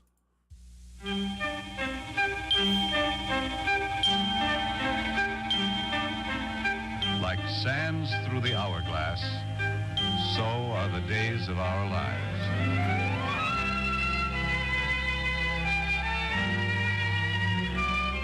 The days of our lives with Donald Trump. This is MacDonald Carey, and these are the days of our lives. Yeah, my grandma watched this. It just never stops. It does feel like a soap opera sometimes, doesn't it? It just never fucking stops. All right, so here we go. These are the days of our lives with Donald Trump. I wanted to start off with the most recent numbers, the poll numbers. the electoral results. I wanted to talk about the big electoral defeat because Donald Trump is saying, I think of death. That's, it is, I don't know. It's a very evocative title sequence for the hourglass. That's a very, very brilliant. I don't know. It's a very smart intro sequence. It's just a stupid soap opera, right? But I don't know. There's just something timeless about it. I don't know. But anyway, Donald Trump was saying, everyone tripping over the intro. I love it. But no, Donald Trump was saying, I wasn't on the ballot. That was the problem. They weren't sucking my dick enough. That was the big, my name wasn't all over their campaigns like it should have been. They should have been nonstop talking about how awesome the economy was, because it's totally awesome, by the way, and prices are going way down. That's what they should have been saying. They should have been blatantly lying to people constantly and nonstop. They just don't know how to do politics, folks. They're amateurs. So that's basically what he was saying. The reality, of course, is far different. Go figure. The reality is that Donald Trump, it was all about Donald Trump. This small election that happened, these few elections that happened in a few states. And it wasn't just left-wing areas. Yeah, Trump lied. I know it's hard to believe, So that's the current excuses now from the right wing. Oh, it was blue elections. They didn't. It's not like it wasn't any big surprise, and we shouldn't be surprised. And Zoran Mamdani's a communist, et cetera, et cetera. So let's get a little update here from the most entertaining man in corporate news, Harry Enton, or Larry Enton, whatever the fuck. He's funny. He's cute. He's adorable. Let's watch him. During the election, some Dems are saying that they have the momentum and that Tuesday's election shows voters have turned on President Trump. So what might this mean for next year's midterms? Because a lot of people are shifting to that now. CNN's Harry Enton here with us. I need to make sure I give you your due, Chief Data Correspondent Harry Enton. What did Tuesday's elections tell you about how he about hit his head on the fucking floor, dude? Calm down. Are you a cartoon character? Important Trump will be for down ballot Republicans? Yeah, I think there are a lot of Republicans who saw those polls that, showed Donald Trump low nationally, and they didn't necessarily believe him. But for Democrats, those polls are real, and they are spectacular. And the reason I say that is because take a look here. Voted for the Democratic nominee among Trump disapprovers. I got 2017, Trump's first term, and 2025 in New Jersey and Virginia. In 2017, among the Trump disapprovers, the Democratic nominees got 82% in New Jersey, 87% in Virginia. Come over to this side of the screen. If there is any idea that Republicans are going to be able to outrun Donald Trump's low approval ratings, this says, nah. They're going to be like impalas getting chased down in the African desert by a big lion. Look at this, 93. It's so disgusting and audacious. I kind of like it. Yeah, you're a poet. You're a poet for sure. You know what's something that makes a lady really hot and they really love it and they totally want you to do it? It's when you brag about the size of your dick. They think that's really cool and you should do that more. Did you know that? It's like a secret trick to make a lady really into you, to talk about your penis. Hot tip. 3% of Trump disapprovers voted for the Democratic nominee in New Jersey, and 92% voted for them in the great Commonwealth of Virginia. The bottom line is this. What those results on Tuesday night showed us is that Donald Trump is absolutely a drag on Republican candidates in New Jersey and Virginia. Likely, I feel like he should be. This is like the same presentation like a sixth grade teacher would give their class about politics. You know what I mean? Nationwide, if you are in a state where Donald Trump is underwater, you are in big trouble. Whatever. What does this mean nationally, though? Because that is what people are really going to be concentrating on. It ain't about the size. It's about the techniques, baby. Yeah. Okay. So the big question is, what does it mean? I'm not saying mine isn't a total monster. I mean, mine is of course a complete fucking monster. Okay, of course. But I'm just saying the size doesn't matter.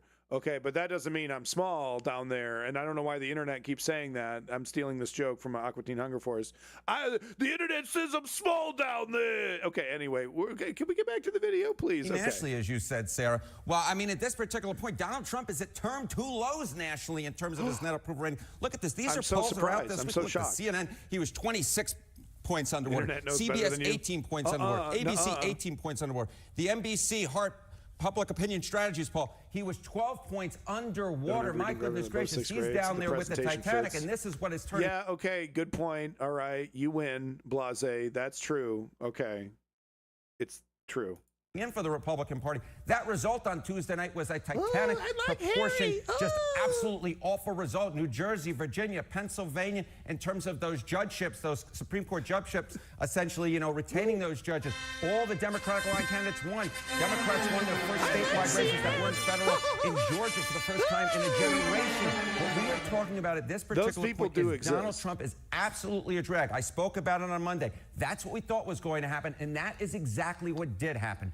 Donald Trump at this point is an absolute drag on these Republican candidates. We saw it on Tuesday night. Americans and Nancy, I expect that result to hold because food. At this point, Donald Trump is at his term 2 lows. You're talking about this. They have a whole year. I mean, this is the bad news. I wish the midterms were tomorrow because we would be slam dunking and mother chunking, right? Because that would mean that they didn't have enough time to implement all their changes and they just have to roll the dice and hope, you know, for some reason people like Republicans, right? But they're going to take this whole year and they are going to implement some of the most draconian voting restrictions that we've ever seen in American history. Okay? It's going to be completely ridiculous and Orwellian. They are going to go way above and beyond. The right winger has already bought up Dominion voting systems. That shit's going to be compromised. They have a whole year to plan and execute, and they are on top of it. Donald Trump taking naps. He's not in charge of this. He put a different fascist in charge of it, and they are full steam ahead in compromising the midterm elections. So, I mean, not only do we have to be on top of challenging the neoliberal establishment, but we need to be ready for the election theft that they are going to attempt. Titanic, Democrats before this, right, were on the Titanic. Their approval ratings lower than Republicans. What does that all mean? Okay, what does that all mean, right? I think there are a lot of Republicans saying, okay, Donald Trump ain't that popular, but the Democrats aren't popular either. And those Democratic low favorable ratings, those will save us. Well, we had a test of that on Tuesday night. So what do we see here? Okay, vote for the Democratic nominee. View neither party favorably. Here's the margin. Look at this in New Jersey. If you viewed neither party favorably in New Jersey, Mikey Sherrill won that vote by 66 points. How about in Virginia? Abigail Spanberger won that vote by 56 points. It doesn't necessarily. Okay, these numbers are pretty bananas. Okay, because these guys are not they're not Zoran Mamdani clones, right? They're like fucking Alyssa Slotkin clones. All right, we're talking right down the middle. You know, I support Israel, blah blah blah, kind of Democrats. Matter, it turns out that the Democrats have viewed that unfavorably because amongst those who like neither party, the Democrats ran away with it. You know, I started off with a running analogy. One of them was actually fucking CIA. Yeah. These folks are like Usain Bolt. Despite the fact that Donald Trump is, despite the fact that Democrats are viewed unfavorably, Democrats are like Usain Bolt because Donald Trump is like rocket fuel and they're able to run away from the pack. Disgusting. I think Usain Bolt would leave both of us in the dust. You are also like rocket fuel, and you can just run on out of here after that good segment. See you, Harry. That guy, he's such a guy. Oh my God, Harry, you're so funny. Oh my God. Did anyone hear what Harry said yesterday? Oh my God. That guy is such a cut up. Oh my God. There you go. There's your Harry Enton update. Moving on.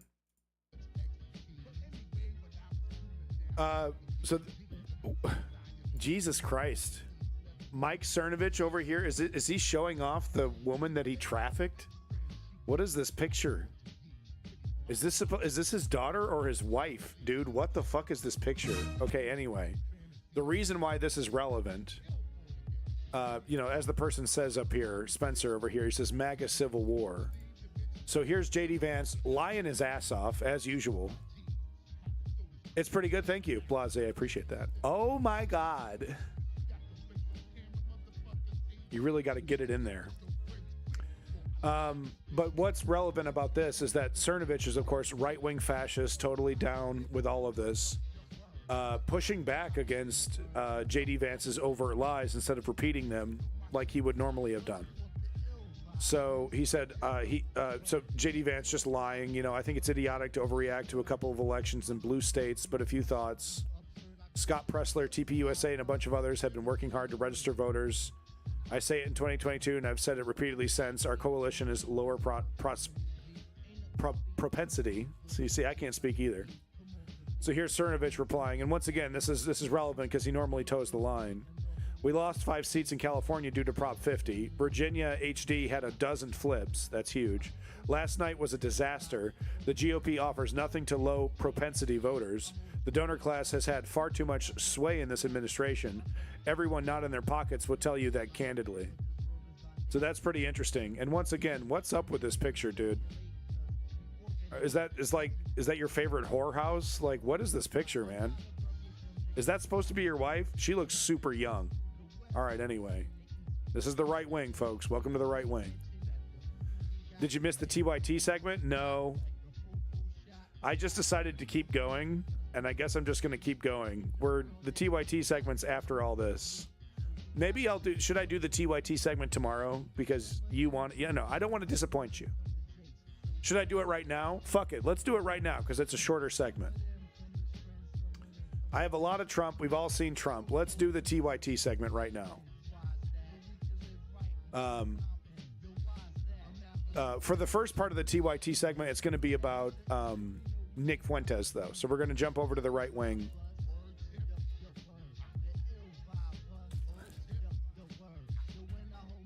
So let's talk about it. Extreme right and TYT. For those who don't know what the hell's going on with my criticisms of TYT, they have been all over Tucker Carlson's penis, defending this guy to the hill, but not just Tucker Carlson, a bunch of other right-wingers. Cenk Uygur and Anna Kasparian have been pushing super, super hard on this idea that, of course, they're like, we don't agree fully with everything that the right is saying, but in the places that we do find commonality, we should embrace that commonality instead of pushing these people away. And on paper, that sounds really reasonable. On paper, that sounds really smart and really great. But from my perspective, it seems less like a victory for the left in terms of we're making common ground. And it seems more like a victory for the right. Oh, we're making the left capitulate.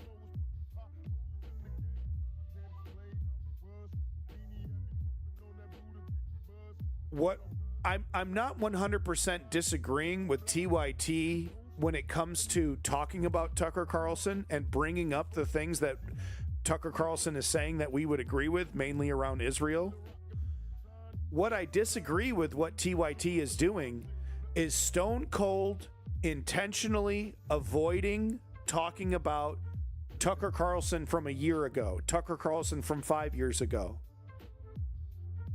Tucker Carlson is a stone cold Russian-funded propagandist who went to Russia and did disgusting propaganda for the Russian government. He spread incredibly untrue lies about January 6th before he was sued by Dominion. And once again, it's one thing to report on Tucker and being like, yo, it's weird. This fascist is like Marjorie Taylor Greene as well. Like all of a sudden these fascists are changing their tone. Let's analyze why. Let's dig into why. But that's not where Cenk Uygur and Anna Kasparian are coming from. They're like, no, there's no agenda here. He's just standing up for Palestinian people because he's a good Christian. That's why Tucker Carlson is standing up for Palestinians against Israel, because he cares, because that's his Christian religion. They're just like naively like, no, we buy it. Yeah, and he's a good heart. He's a good guy. We just have some disagreements. And it's like, no. Tucker Carlson doesn't disagree with the left. Tucker Carlson wants to destroy the left. Right? He doesn't want to work with us. He wants to destroy us.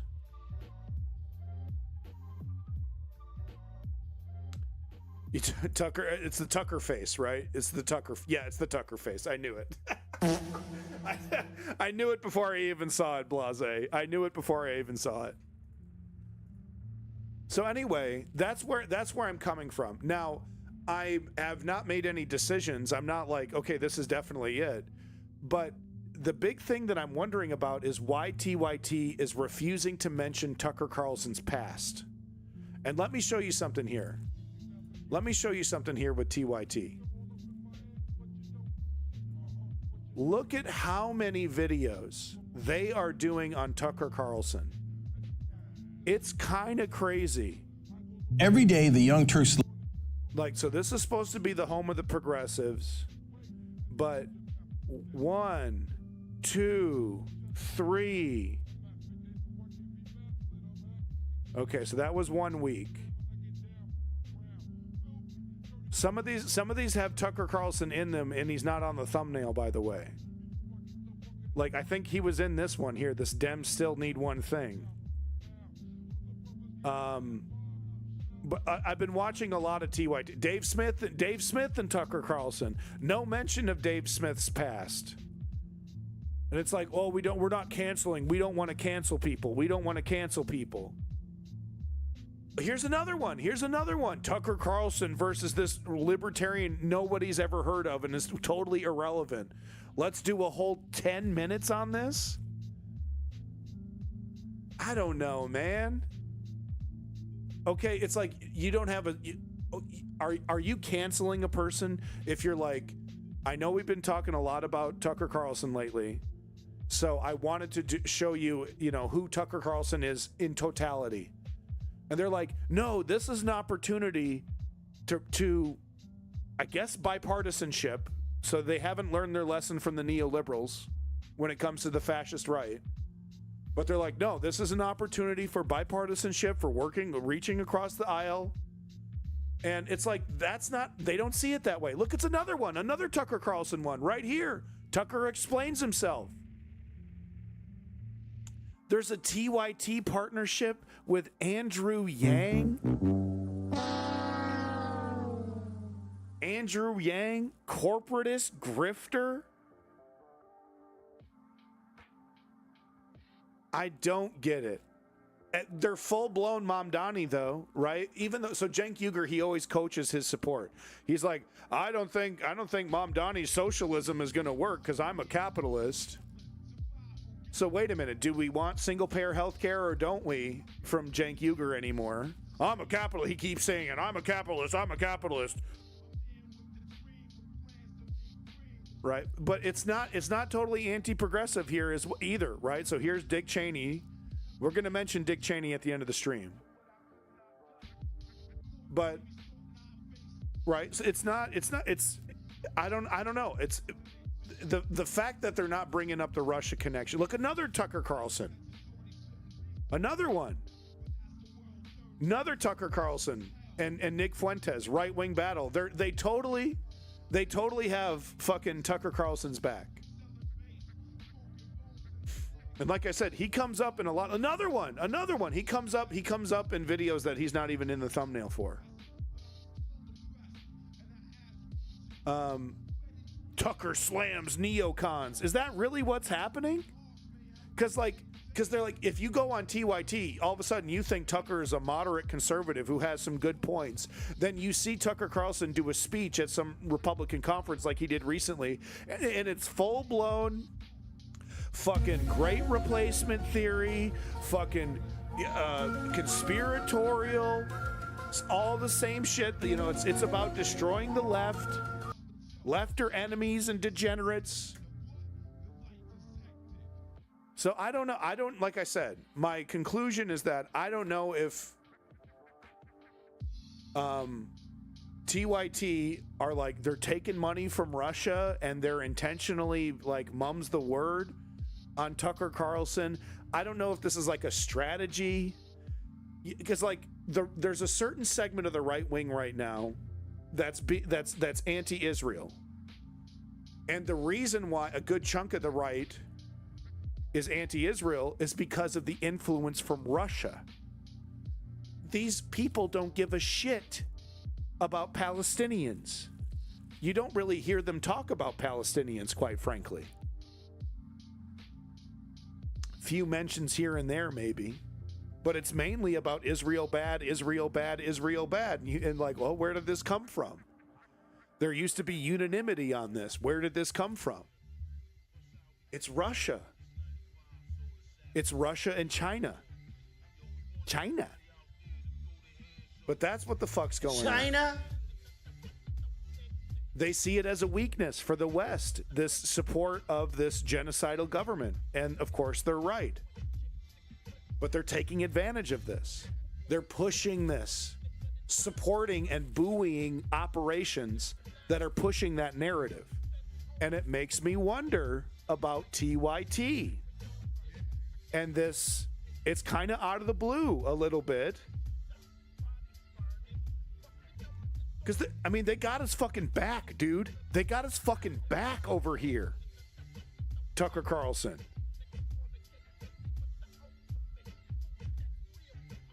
And it's like, are we this? We're not this naive. Look at this. Rogan nails it. Now we're taking Rogan at face value. And it's like they're desperate to find any right-winger saying anything reasonable, and they run to that. They're like, oh, look, it's a right-winger saying something we agree with. Look, it's a right-winger saying this, or the right-winger saying that. And they're like, where's the Zoran coverage, man? He's on here a little bit. We get a little Zoran, right? We got some Zoran over here. Nancy Pelosi, this millionaire that's running against Nancy Pelosi, shitting on Nancy Pelosi. Here's another Zoran defending him. So it's a mixed bag. Here's another Zoran. Okay. More Tucker than Zoran. This guy, by the way, what are you doing hiring this guy? What are you doing? Anyway, we won't talk about it. Good for you, guy. I don't know how you have a career, but good for you, man. I don't even know what his content is. His content is better be super progressive. He doesn't give me progressive vibes with his little mustache. He gives me Sagar Enginetti vibes. Okay, so that's my point. That's the basis of all of this here. Now I'm going to try to back this point up with a little bit of evidence. Okay? So the first video I want to show you is a Nick Fuentes video where he... Is it this one? Or is it... Let me see here.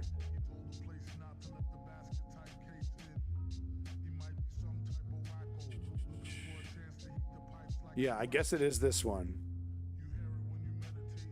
And oh, okay. So that I lost my train of thought. But no, so this why this video is important, because he says basically me and Tucker are on the same page, right? Because TYT over here over and over and over again, repeating over and over and over again,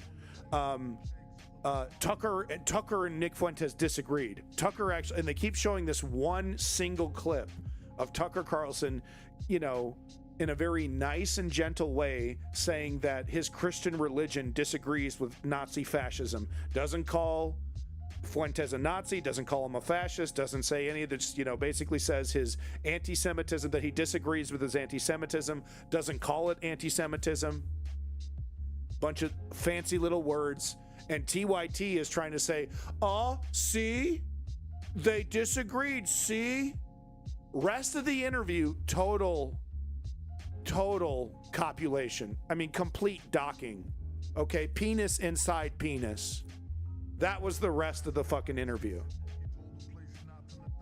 But this one little clip that TYT shows over and over, they've shown it multiple times. I've watched too much TYT this week. They've shown it multiple times.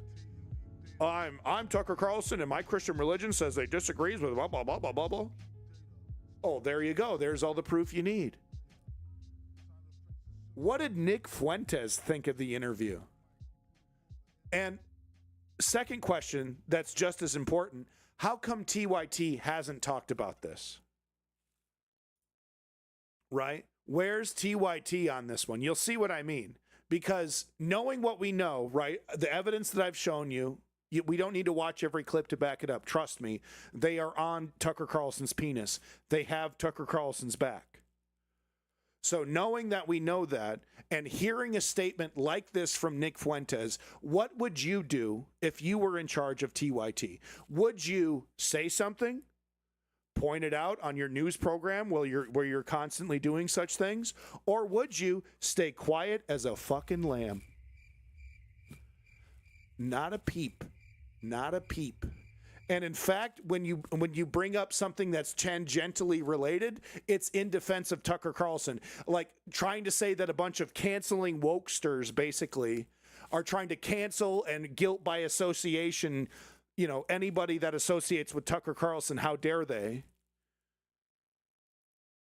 Okay, and you'll see what I mean with these statements from Nick Fuentes. You'll see what I fucking mean, right? It's like that. It should be impossible for you as an honest person to stay quiet after seeing these comments, and yet they have been. And it's like, what the fuck is going on? Are they taking Russian money?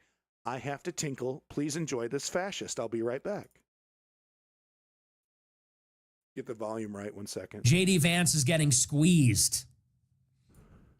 And he's going to have to make a decision. J.D. Vance, our vice president, spoke at Turning Point USA last night, and he held a Q&A session, just like the Groyper Wars, just like Charlie Kirk. And he was met with one Groyper question after the other. They said, tell us about your connections with Palantir. Why did you marry a Hindu if you're a Christian? They said, is the United States controlled by Israel? And J.D. Vance had to pander to his new Groyper base. He said, well, this president isn't controlled by Israel. America must come before Israel. He said, the Jews don't believe in our Messiah. He said, I married Usha when I was agnostic, but I hope she converts to Christianity. And the Israel lobby was not happy with his answers. The Israel lobby said, JD, why did you not take that opportunity to forcefully condemn anti-Semitism? These were the wrong answers. How could you say that this president isn't owned by Israel? Do you mean that other presidents were owned by Israel? Right. So some people on the right are motivated against Israel because of influences from China and Russia. Other people on the right are motivated against Israel because they hate Jewish people. Right? It's rather simple when it comes to Nick Fuentes. He's getting squeezed because the Groypers are on the one hand saying, hey, listen, fat boy, we want America first. You want to run for president? We want to hear you say America first. What is this? And on the other side, he's got his donors, and they're saying they're horrible anti-Semites. You have to. He's got like weird spider fingers. To disavow them. You have to forcefully condemn them. Condemn Tucker. Condemn the Groypers. Now, if Vance condemns the Groypers, we are deploying to Iowa. That's the coolest sentence I've read all day. Transgender immigrants are dropping sexy M&Ms from Chinese balloons. It's the gay agenda, folks. And it's serious.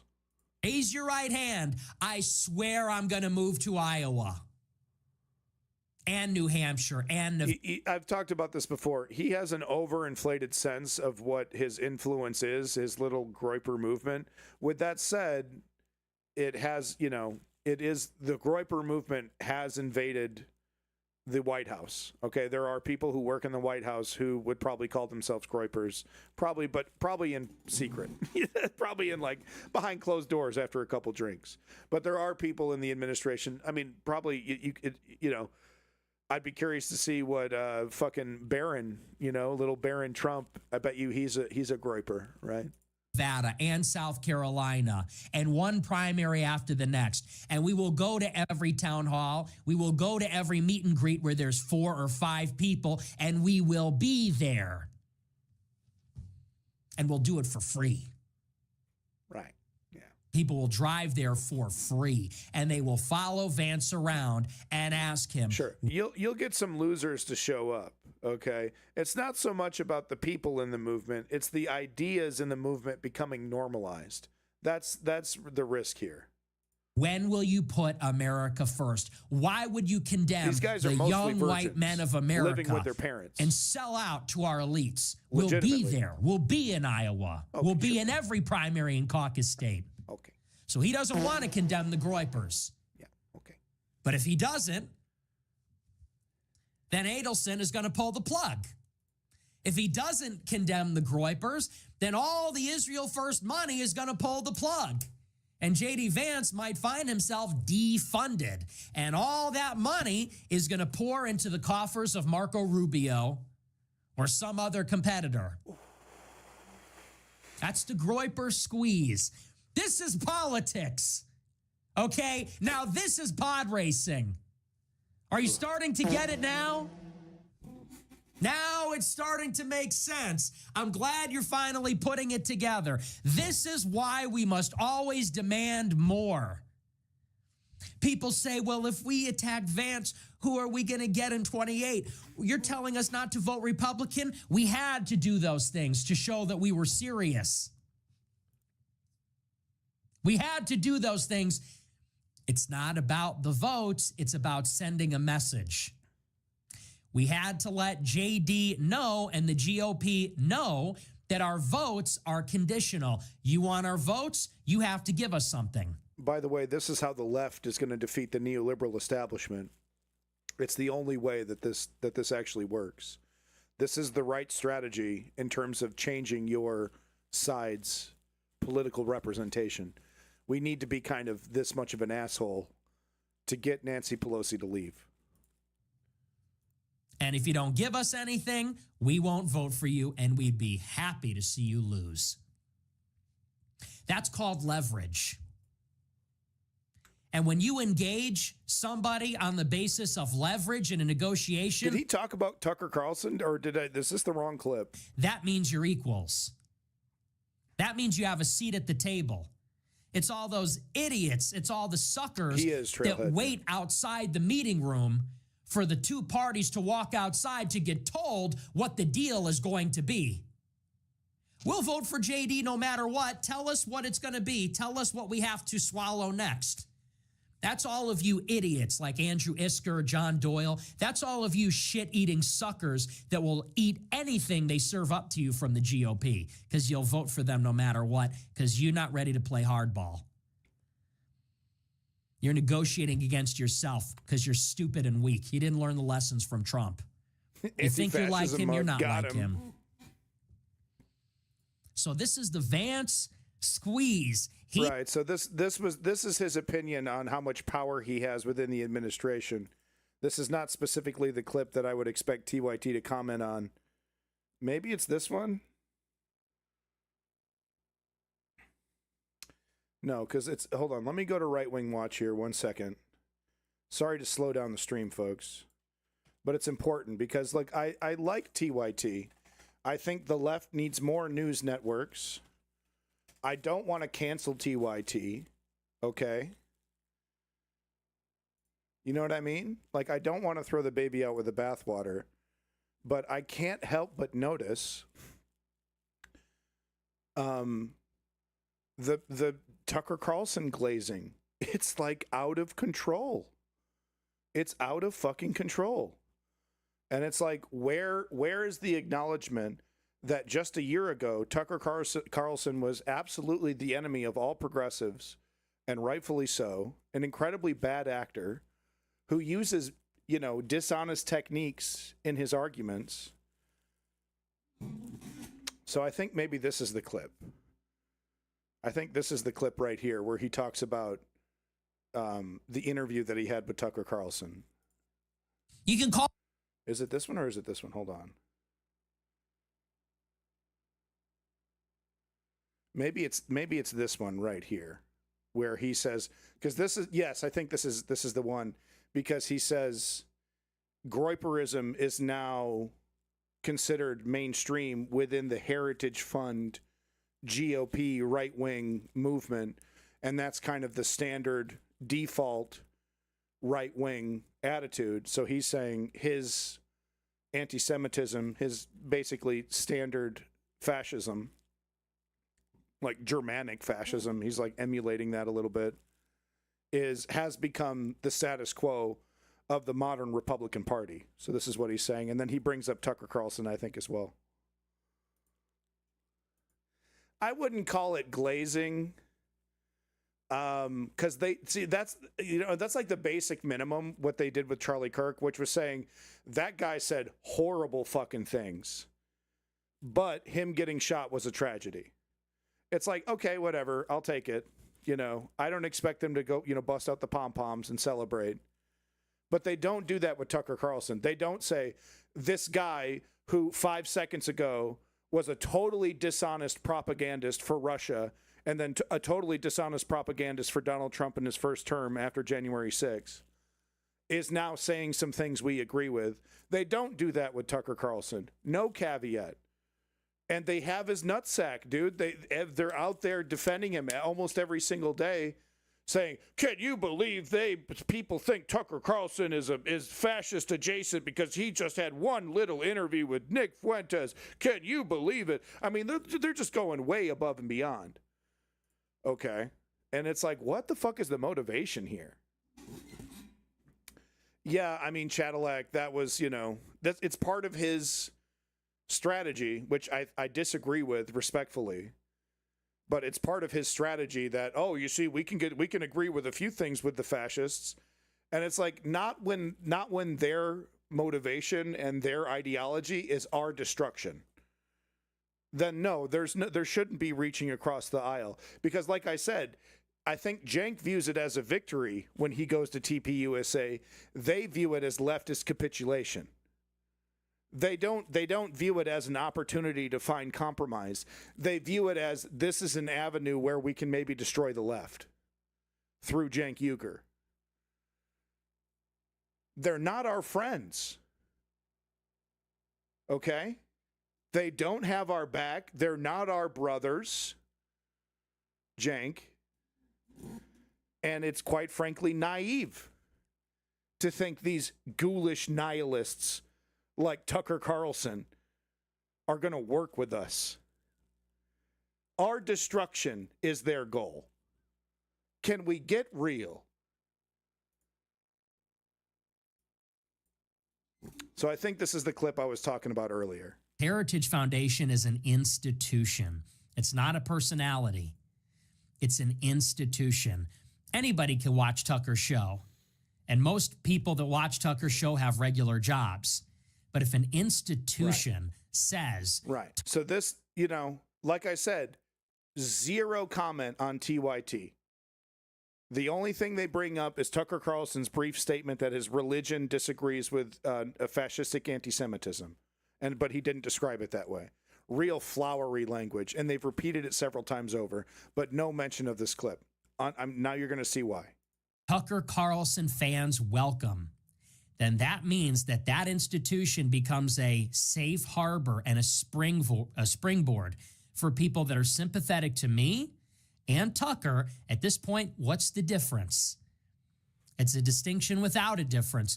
People that are sympathetic to us will go and they will work there as interns, as employees. And as they're like, oh, we can't guilt by association. Like, they still consider Nick Fuentes a monster, and they do identify him as such when they describe him. But none of this, no mention of this. Silence. Come on, TYT. right? Because the next thing is like, well, okay, since I'm buddies with Tucker Carlson, literally Anna and Cenk like want to go on, like Cenk's already been on Tucker Carlson's show. I think Anna wants to do it next. Call your boy up. Hey, Nick Fuentes says you and him are basically in full agreement. Do you agree with that statement? Right? Call him up, shoot him an email, quick email, but silence? Oh, we can't. And then, but the only thing you mention is a vague, brief mention of you can't be guilting by association. That's all you got? That's all you got about this? He's over here saying there's no difference between a Groyper and a Tucker Carlson fan. So his takeaway from the interview, a little different from Anna and Cenk's, who I mean, couldn't be it's like the most positive interpretation that you could muster. And it's like, why in the fuck are we being this charitable to Tucker fucking Carlson, his laugh makes you physically uncomfortable. He's like Dr. Giggles. Okay? And it's like, it goes way beyond the fucking just how physically uncomfortable you get, you know, even looking at the guy. The guy's a stone cold propagandist, a liar for money, made his whole career from doing it. But now we're cool. Now it's all good. And number one fascist in America is like, we're down ass homies. And we're going to stay quiet about that, Cenk? I mean, come the fuck on. It's like most people aren't watching news like we're watching news. No, Dr. Giggles, the horror villain Dr. Giggles. Look up the movie. It's an amazing movie. It's incredibly cheesy. It's great. But most people don't watch news like we watch news. They're not putting the whole picture together. They're not putting the whole picture together. So when they're watching TYT, they're just taking them at face value. A lot of folks are doing that. Okay? And what's the motivation? Is it money? Where's the money coming from? What's the motivation? Why? What is this? Why? Why is this like, you know, this friendship tour? Why is Cenk doing this? Why? There has to be a reason. One day we will know. But something is up. Something is super duper up, because you cannot stay quiet about this clip.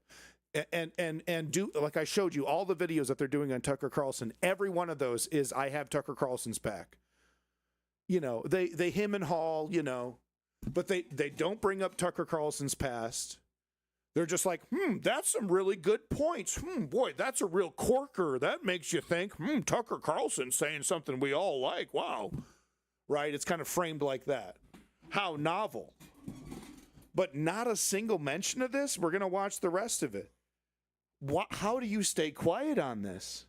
For people that are sympathetic to me and Tucker, welcome back, at this point, what's the difference? It's a distinction without a difference. What's the difference? People that are sympathetic to us will go and they will work there as interns, as employees, as communications people, whatever. Welcome back, and they'll Bike get a Shop resume, they'll get a job, and then they'll go and work in other places. They'll work in the Trump administration. They'll work in Congress.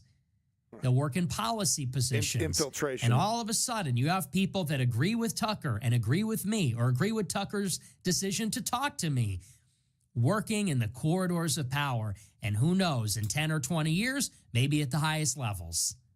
What this signifies is that Heritage, the accreditation institution, the brain, the priestly class that promulgates the Republican dogma, if that institution says that Groyperism is up for debate, it's on the table, it's not canceled, we should... He's always been the bellwether, right? He's always been the guy that says too much.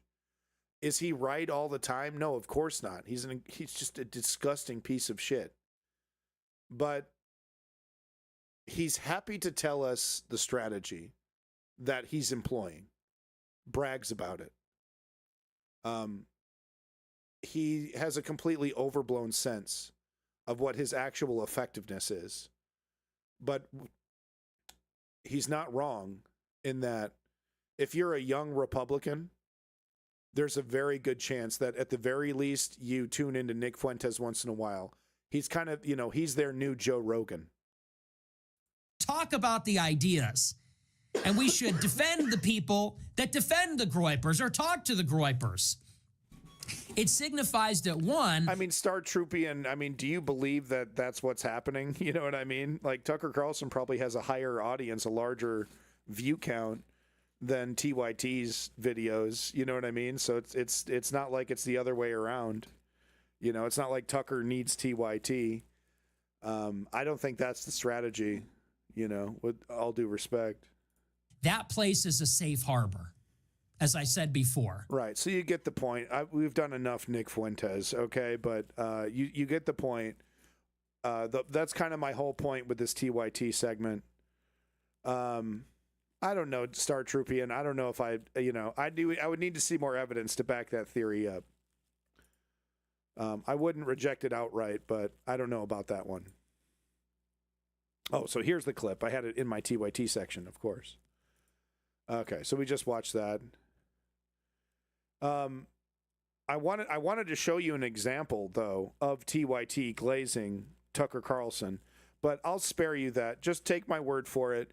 Like, it's not full-blown, Tucker Carlson's our buddy, and he said, and like, mean people are going after him. But, they're basically trying to frame Tucker Carlson as sensible, and they take him at face value that he's against anti-Semitism, even though he gets in front of cameras and talks about the Great Replacement Theory and all kinds of fucking disgusting conspiracy theories. That doesn't matter, but just take my word for it.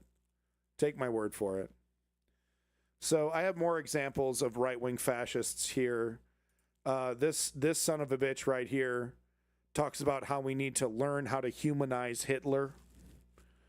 Okay, this is Joel Webben, rather famous. You've probably never seen him. Maybe you have, maybe you haven't. But he's a rather well-known Christian nationalist, Christian fascist. Basically, wants a theocracy, and he's currently been going viral, basically saying women don't deserve rights. Women should be completely enslaved. They shouldn't be allowed to vote. They shouldn't be allowed to speak publicly. So he's been going viral, and here's the latest clip here is he's talking about how we need to humanize Hitler. What's so wrong with the idea? So here's just a little sample, but you get the idea, right? What's the problem with nationalism? What's the problem with having a little, love for one's nation? Why can't we have nice things in the West like tradition and nationalism and a love for our people, not at the expense of other people, but in the order of Morris, a priority. Never at the expense of other people, but immediately at the expense of other people, but never. Prioritized love and devotion and allegiance. So you get the point. Here's another clip from the guy, but he eventually gets to the part where he says we need to humanize Hitler.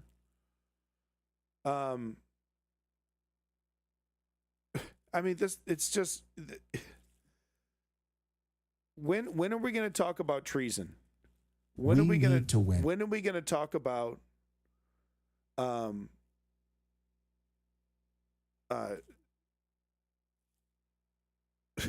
I'm looking for the word. Hold on. We need to wield power righteously. The Christian Sedition. mantra. Sorry, Jesus Christ. When are we going to talk about sedition or treason? Okay, what is sedition? It's openly calling for the violent overthrow of the government.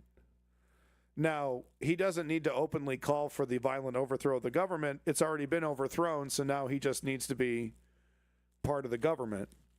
He's just rah-rah Trump. But, when is the left going to start talking about this shit, right? Because we're just going to legitimately let these guys just get away with it? You'll hear what I'm talking about here. Like, we need to have laws against this stuff, right? Or do we just tolerate this intolerance to this level? Open sedition, open treason. Just discuss smoking cigars at the table on camera. Like they used to have to do this stuff behind closed doors, right? They used to be ashamed. Now they put a camera in front of them.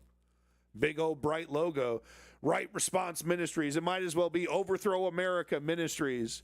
Alu Akbar Ministries over here. Literally terrorists. Okay? Literally plotting the overthrow of the government. Plotting our domination. Okay? And that's cool. It's all good. Free speech, baby. Woo! Free speech.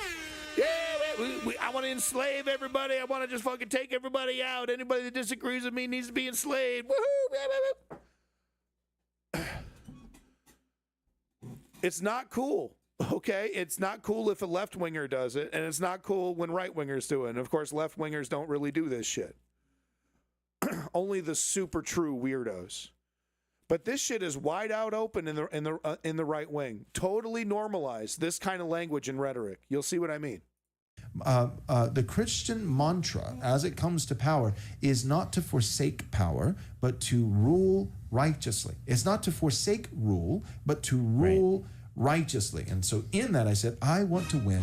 I want Christians to have power. And with that power, I want it to be wielded righteously. What does that mean? It means crushing our enemies and rewarding our friends. The end of Pride Month, the end of DEI, society reinforcing these things that we... So the end of Pride Month, subjugating gay people. The end of DEI, re-enslaving black people. That's what DEI, anti-DEI is code for. It's anti-black. Because it goes from, oh, we're not going to, give underqualified black people jobs that they're not qualified for.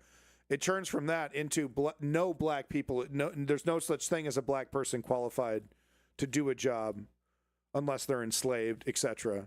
Right? That's the only possible way that we can live with black people is if they're second-class citizens. And this is if they're lucky, right? Because we're seeing this in Israeli society. Because with the Palestinians, it's a debate. Well, why don't we just make them second-class citizens and apartheid, and we just set up an apartheid, and we just treat them like second-class citizens, and then we can utilize their labor, and we can live among them. But then there's a lot of people in Israel that are like, no, we have to kill them all. We can't even do that. We can't even live amongst them. So that's what this kind of language evolves into, right? They're still dancing. They're still using the dog whistle terms.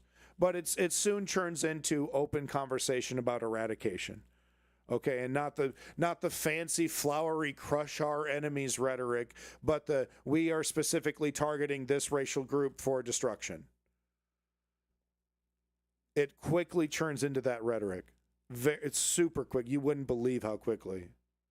Talk about as good, reinforcing not just agnostic or ethereal virtues, Christian virtues, Christian values. So when you see those four things, our enemies fired en masse, friends hired ascendant to positions of power all over, as judges, as appointments by the Senate, as vice president, money flowing to our networks, and then society reinforcing those values that those leaders and those friends and those networks are pushing, that's when you know we've made good progress. By force.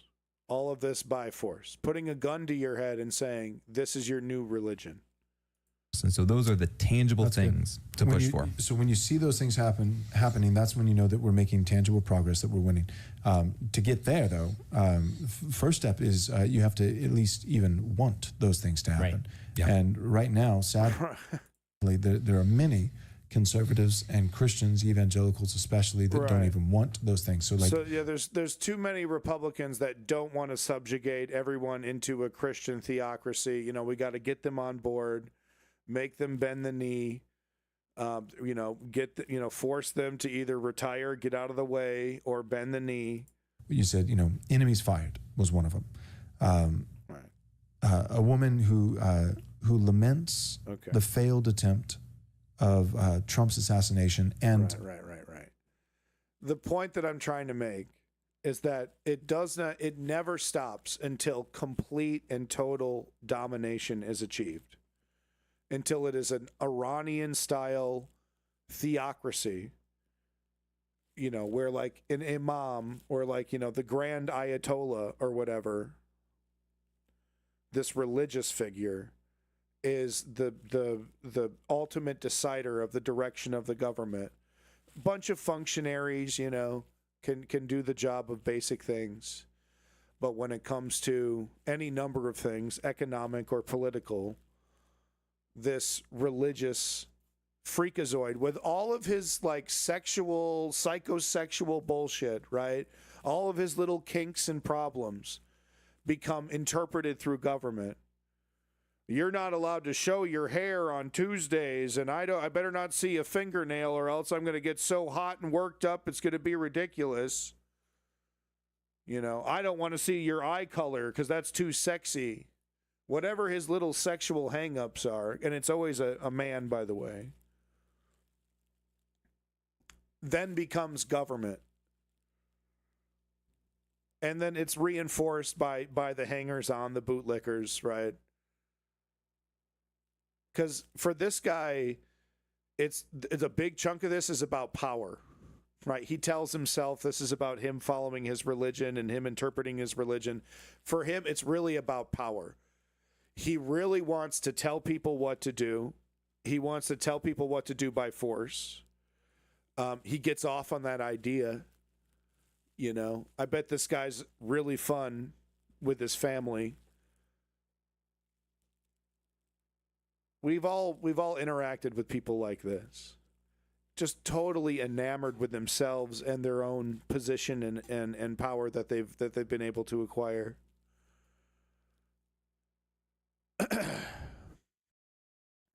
I don't have time to explain to you why DEI is important for black people and people of color. It's not about meritocracy. It's about equity.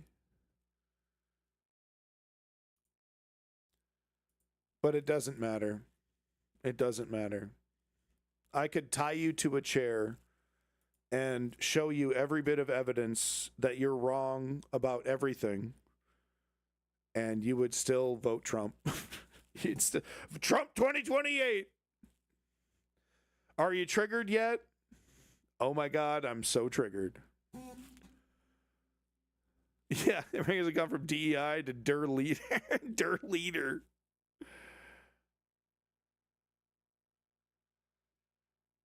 So here's another Christian fascist talking about how he's working directly with the U.S. government.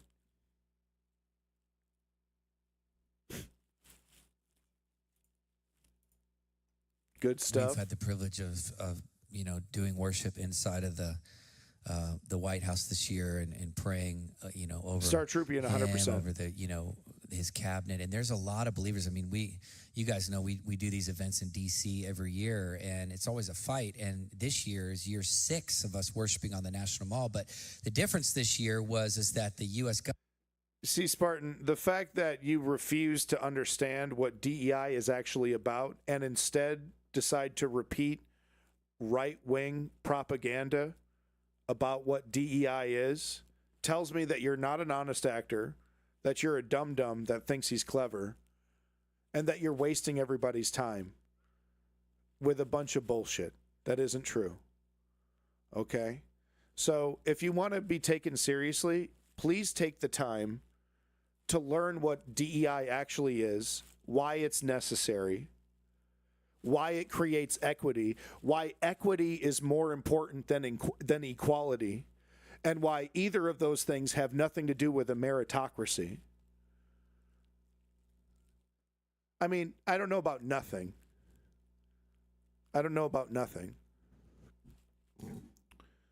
But get back to me when you've actually done your homework on what DEI actually is. So that's what you don't want equal opportunity. You don't know what that you don't know. You don't know that DEI has nothing to do with unequal. It's all about making things more equal and more equitable. We don't necessarily want equality. We need equity. Some people are born disabled. Some people are born without your incredible intelligence. And they need more help than others. So sometimes they need help to balance things out.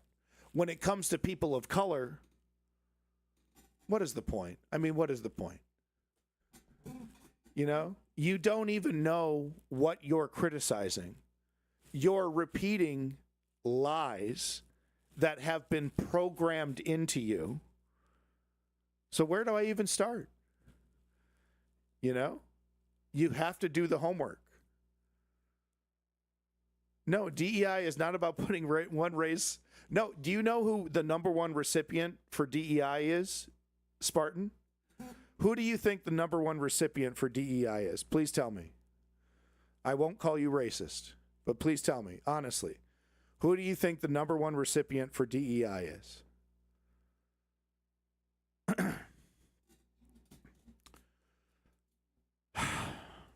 I need my Jeopardy theme song.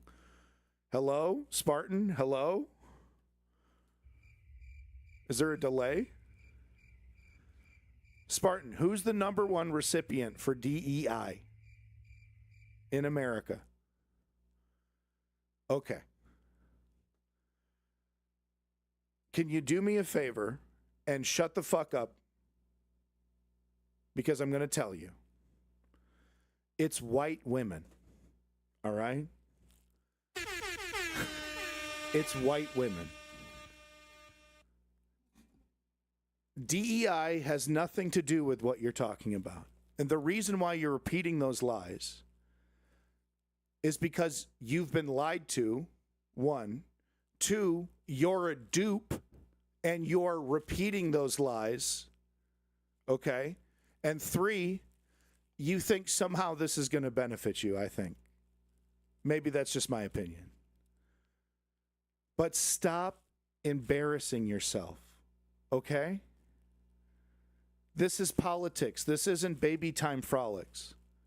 Stop embarrassing yourself. Start taking yourself seriously. Okay, buddy? I'm going to ignore you now and go back to my life. But if you want to take some advice from somebody who just completely slam dunked you, please start taking yourself seriously and stop repeating lies. Okay? So back to this Christian nationalist. He's admitting that these extremists, Christian extremists, are working directly with the government. Government invited us. So listen to that. Him over the, his cabinet. And there's a lot of believers. I mean, you guys know we do these events in DC every year, and it's always a fight. And this year is year 6 of us worshiping on the National Mall. But the difference this year is that the U.S. government invited us. They were invited by the U.S. government. As far as I know, that's never happened. I mean, we had to get lawyers involved to make sure it was legal and whatever. But, I mean, I was out there with members of the cabinet on the National Mall calling out for revival in America.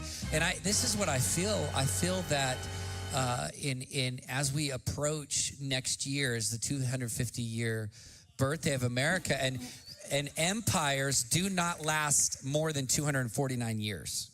If you look at all the major empires throughout history, 249 years is it.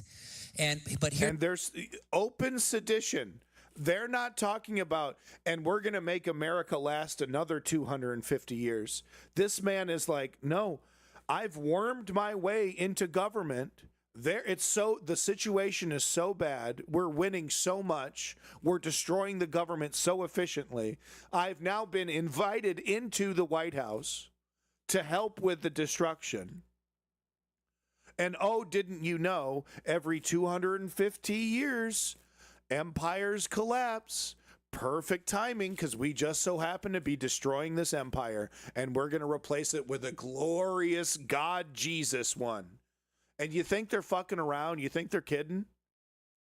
I mean, what do they got to do? What does this guy have to do? Walk up and grab your fucking sack? Give you a little kiss on the forehead and walk away because you can't do jack shit about it? I mean, how they got to get right in your bedroom, huh? Stick a chip right on the, right up the zip zoo. You know what I'm talking about? Trying not to be gross. But how much in your business does this freak have to get before people take this shit seriously? Because if it was up to him, there's only one way to have sex. There's only one way to procreate. Women are basically supposed to be sex slaves who aren't allowed to wear shoes and are demanded to make 16 sandwiches a day. You know what I mean? Because what does he want? He wants a fucking harem. What does he want? What do they all want? They want to be treated like Jesus fucking Christ. They want a little sex harem. They want to turn women into sex slaves. And let's not even talk about what they want to do to kids.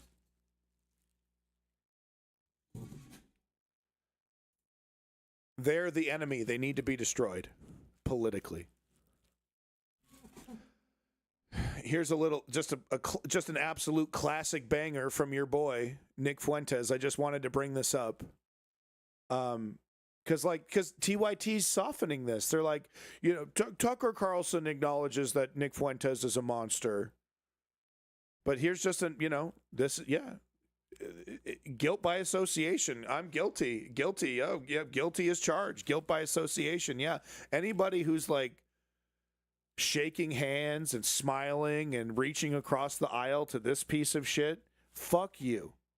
Oh, you're canceling. You're woke. You're part of the problem. If that's what part of the problem is, then fucking sign me up. Fine. I'm part of the problem. You do not work with this monster. Look at the kind of shit that he says. Women are coy. They want me to rape them. They want me to beat the shit out of them. Oh, ha, ha, ha, ha. This is what they call jokes. Because I was just joking. I was just being an edgelord. I'm just joking. I don't see what's the fuck is so funny about that. I'm just a psychopath. Ha ha. I rape people. Ha ha ha. Yeah, okay. Yeah, that sounds like the kind of shit two fucking psychopaths in a psycho ward would be saying to each other. We're just joking around, just boys being boys. Okay, not my boys. If I was raising my son and I heard him say that shit, I'd slap him across the fucking face. And then I'd slap myself across the face because I'm like, I can't believe I raised a son that would say some shit like that.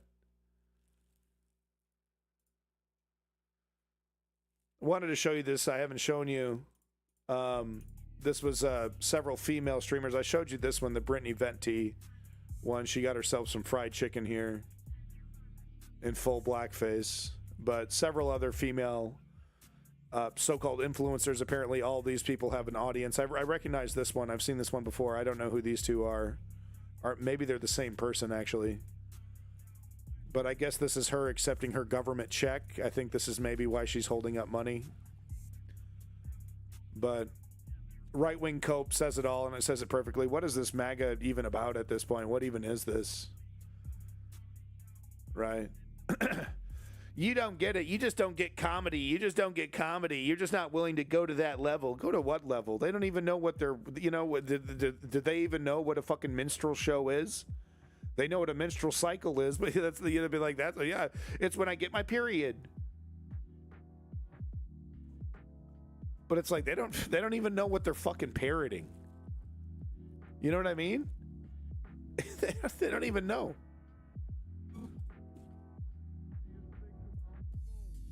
Do they know what a David Duke is? You know what I mean? Just like total nihilists. Total fucking nihilists. And like there's a difference between, you know how the guy from The Big Lebowski was just completely disgusted with nihilists? He's like, well, at least the fascists have an ideology. It's kind of like that, where it's like they literally believe in nothing.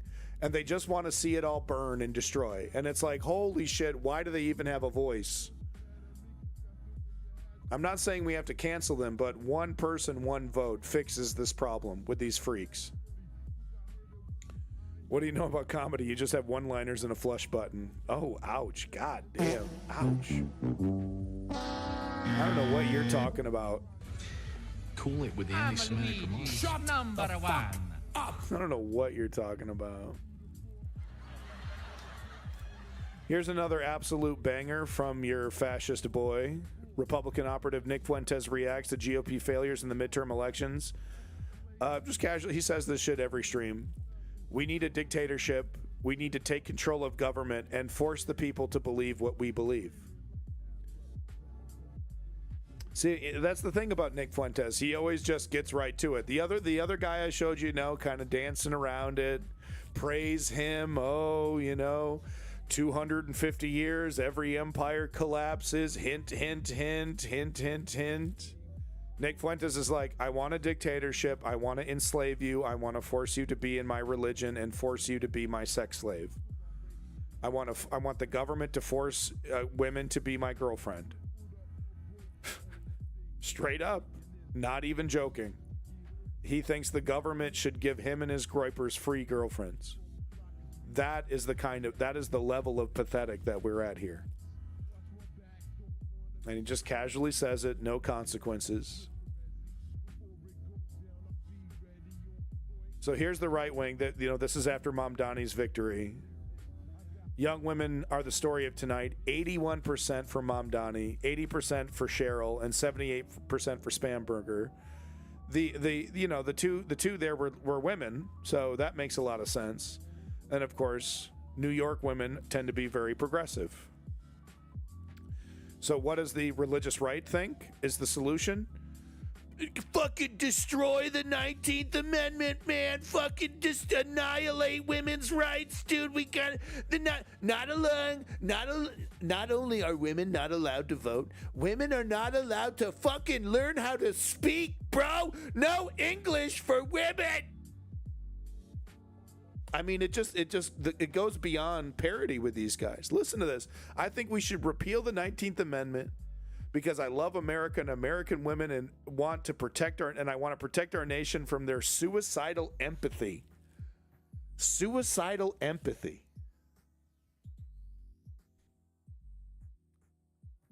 Only an evil person that wants to do evil to other people would believe in something called suicidal empathy. Okay? Because we're not talking about the paradox of tolerance here. We're talking about, like, if you want to help people, if you want to basically follow the teachings of Jesus Christ, you're self-destructive. Jesus Christ was actually super duper into Ayn Rand. Like, it's like a one-to-one comparison. He would have loved the Fountainhead. Was that Ayn Rand? That was Ayn Rand, right? When does Nick start pulling of the Taliban flag? Yeah, exactly. I mean, he unironically probably talks about how he supports how the Taliban enslave women. He's like, see, they have the right idea. Have 600 children with your enslaved harem. But he doesn't want to live in a mud hut. He wants to live in a little McMansion, pumping out kids with his supermodel wife that the government assigned him. He does have influence in the right though, and there's been evidence of that. So here he is dunking on Elon Musk, who's shilling for the Trump administration, and he ratioed him within seconds. Apparently, this was in just a few minutes of him posting this. He had more likes than Elon Musk. So that's something. But basically, it's just him pointing out that Elon Musk is a liar and getting a bunch of government subsidies, right? We all know. But Nick Fuentes, I used to disagree with him, but now he said a couple things that I agree with, so now I think he's awesome and based, and wow, super cool. Like, are we fucking stupid? Come on, Jank. Why isn't Trump selling the strategic Bitcoin reserve to pay the air traffic controllers during the shutdown? That's a great question. Isn't Bitcoin up? I think it's a good time to sell. Or is it down still? I don't know.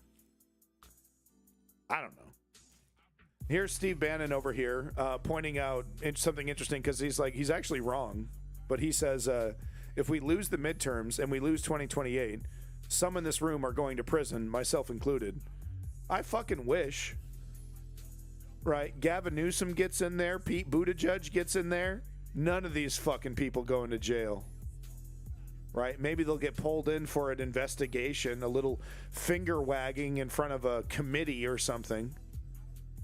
Something nice and public, but no actual consequences. None of these guys are going to see jail time if a neoliberal gets in there. Now, if a real progressive gets in there, story might be different, but I don't even hear AOC talk about. I mean, wait, did she? Hold on, let me ask the robot here. I gotta know. Because I want to know, has AOC said we need to dismantle ICE? Has AOC ever said we need to dismantle ICE? Because I believe she has. Let's find out. Yes. Okay. Awesome. Okay. Awesome. Has publicly advocated that U.S. immigration and customs enforcement should be abolished. Right. Okay. So like that's why we need to go in that AOC direction, right? She's not perfect. We disagreed. You know, she should have leveraged her political power during the Build Back Better infrastructure debate, right? She's voted for Israel a few times. Okay, so not perfect, not squeaky clean anymore. Big fucking deal. She's vehemently, vocally against Israel. So I feel very confident that she would try to defund Israel. She would actually go a lot farther than Joe Biden or anybody else in pushing back against Israel. Might even go farther than Jimmy Carter in pushing back against Israel. There's a chance, there's an opportunity. With the Gavin Newsom, there's no opportunity. With the Pete Buttigieg, there's no opportunity whatsoever in the U.S. government pushing back against Israel. But here she is saying, yeah, she wants to abolish ICE. So she said this in 2018, 2019. Okay, that's close enough. Bottom line, yes. All right. Love that fucking robot. Very useful. Good thing it's taken my job. Love it. So useful. It's a pretty useful tool, I gotta admit.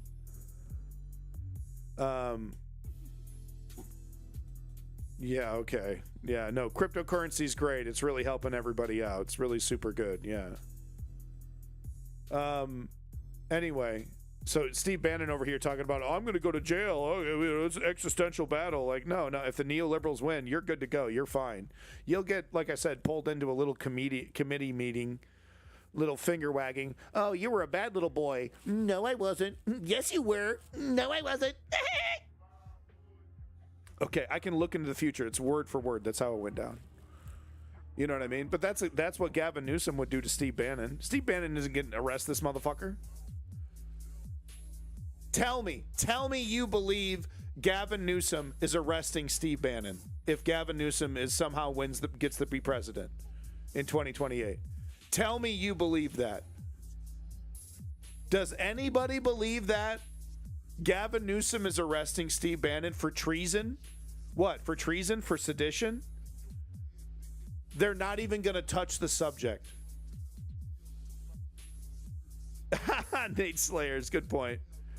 But they're not even, if Gavin Newsom or a Pete Buttigieg get into office, or a Shapiro, not Ben Shapiro, but the other one, the Democrat, he was going to be VP for a second, whatever his name, his last name Shapiro. Any of those guys, if they win, is going to arrest Steve Bannon for treason or sedition. Josh Shapiro, thank you, German. Does anyone believe that? I wish it were true. God, I wish it were true, right? Could you imagine Hakeem Jeffries every other day in front of the microphone? And as soon as we get in charge, I'm going to open up investigations against Steve Bannon and all of his ilk for treason and sedition. We're going to go all the way. We're going to look into this. These people have gone way too far. Welcome back, German. Wouldn't that be amazing to hear Hakeem Jeffries talk like that? But he doesn't. He doesn't. There has actually been nearly zero examples, and maybe I should ask the robot, but there have been nearly zero examples of Democrats talking about reversing what Donald Trump has done. They criticize Donald Trump for being a fascist. They criticize his actions as terrible. They criticize all of that. But not a single, I haven't seen a single Democrat promise, like, I'm the undo button. It seems obvious, doesn't it? Right? I'm the undo button for Donald Trump. Vote for me, and I reverse everything. I revert the Supreme Court. I fix the Supreme Court. I fix the activist judges. I revert all the damage, all the departments that were closed, even the departments I don't like. They're all coming back. Have you heard a single Democrat or person on the left who's anywhere close to the president, who could be president, say anything like that? Vote for that person. I don't know who he is, but vote for him. Get him. This person, vote for him. Love him. Look at this guy. Awesome. This guy rules. Police reform, that's the right language. Reform is the right language when it comes to police. Ooh, I like this one. Federalization of policing standards, 100%. 100%. Refocus on criminal issues. So this is great. We've heard other politicians talk about this. You have, Zoran Mamdani's talked about this, right? You have for domestic issues and other things, you have de-escalation specialists that are they're they have enforcement, they have police enforcement ability, but they're not necessarily police. They're specialists in calming everything and mental health specialists, right? Instead of the cops who are just like, punching people in the fucking face. Demilitarization of law enforcement. Yep. Adherence to federal standards. Baby, I love it. Vote for this guy. Put on a fucking suit, dude. Put on a fucking suit. Talking about Zoran. Follow that Zoran template. Put on a fucking suit. You're not too cool for the suit. Put the fucking suit on. All right? Zoran Mamdani, the template. Let's follow it. That's how we win.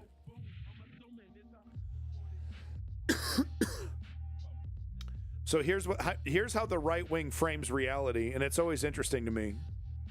It's my favorite indie folk album cover. It totally is. It totally is exactly that, Cadillac.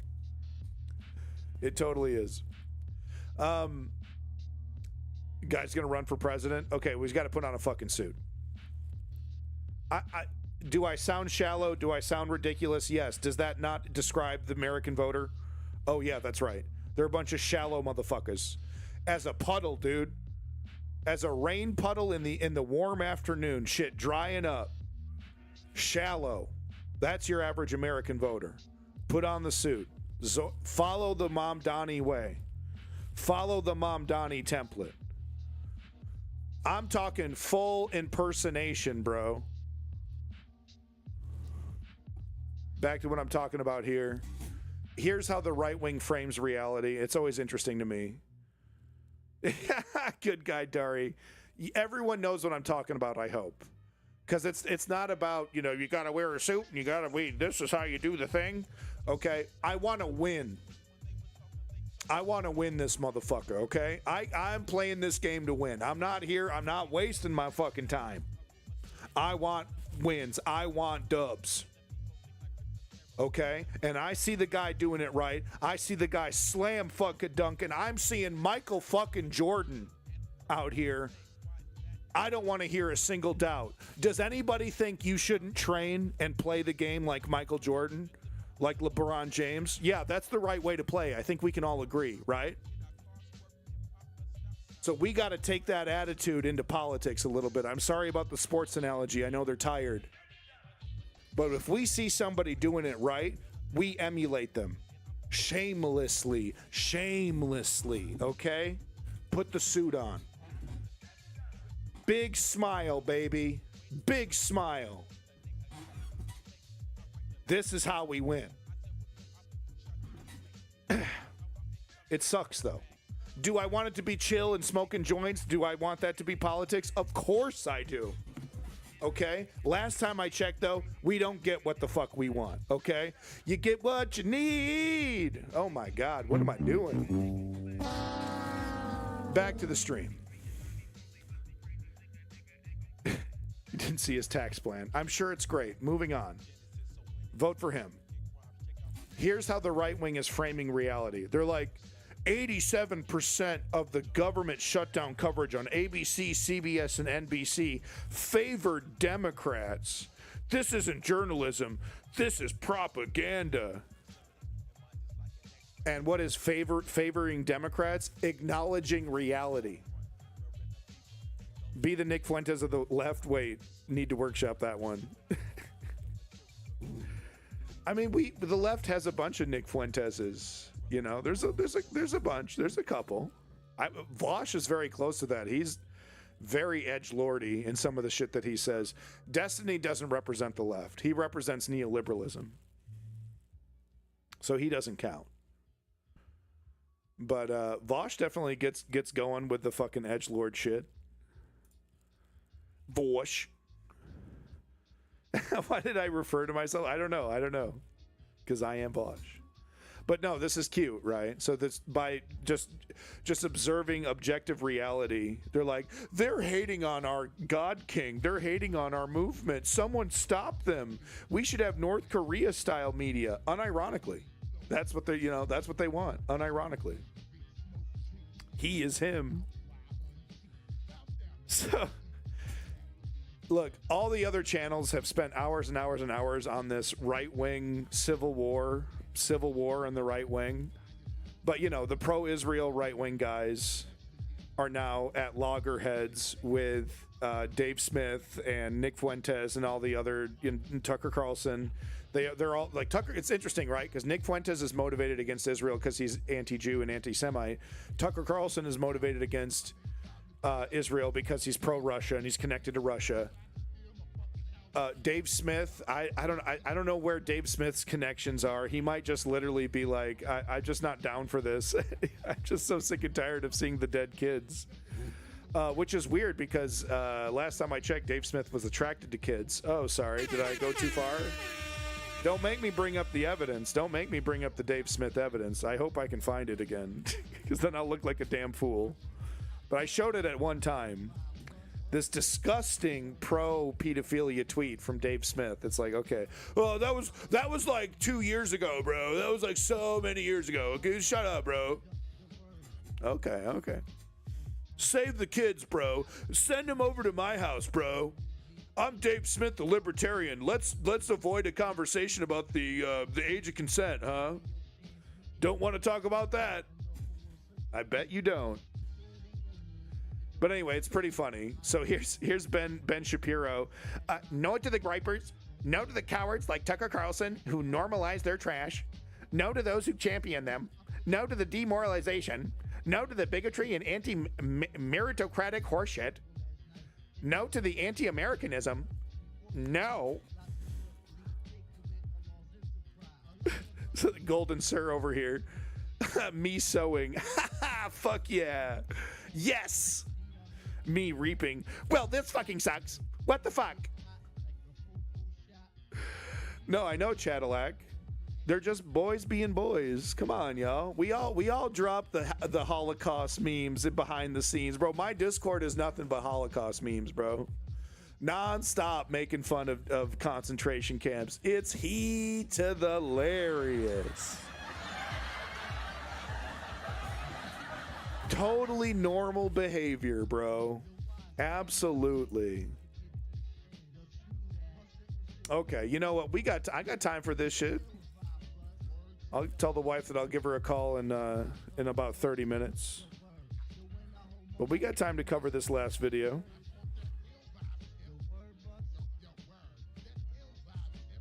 Yo, that's fucking Busta Rhymes, bro. Oh shit, that's it's right on the tip of my tongue. Oh, De La Soul. Yo, that was De La Soul and Busta Rhymes, dude.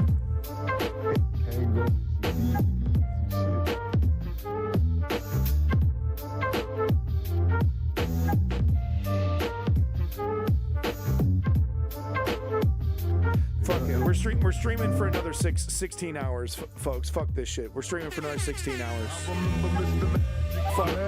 37-hour stream, bitches. 37 fucking hours, bitch. Bust out the coke. Bust out the fucking coke. Let's do it. 49-hour stream, bitch. Oh, that's easy. That's Pac.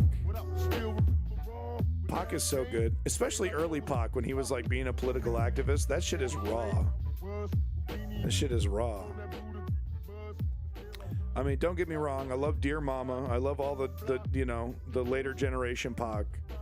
But that early shit when he was just getting away from Digital Underground and kind of going solo and doing his own thing.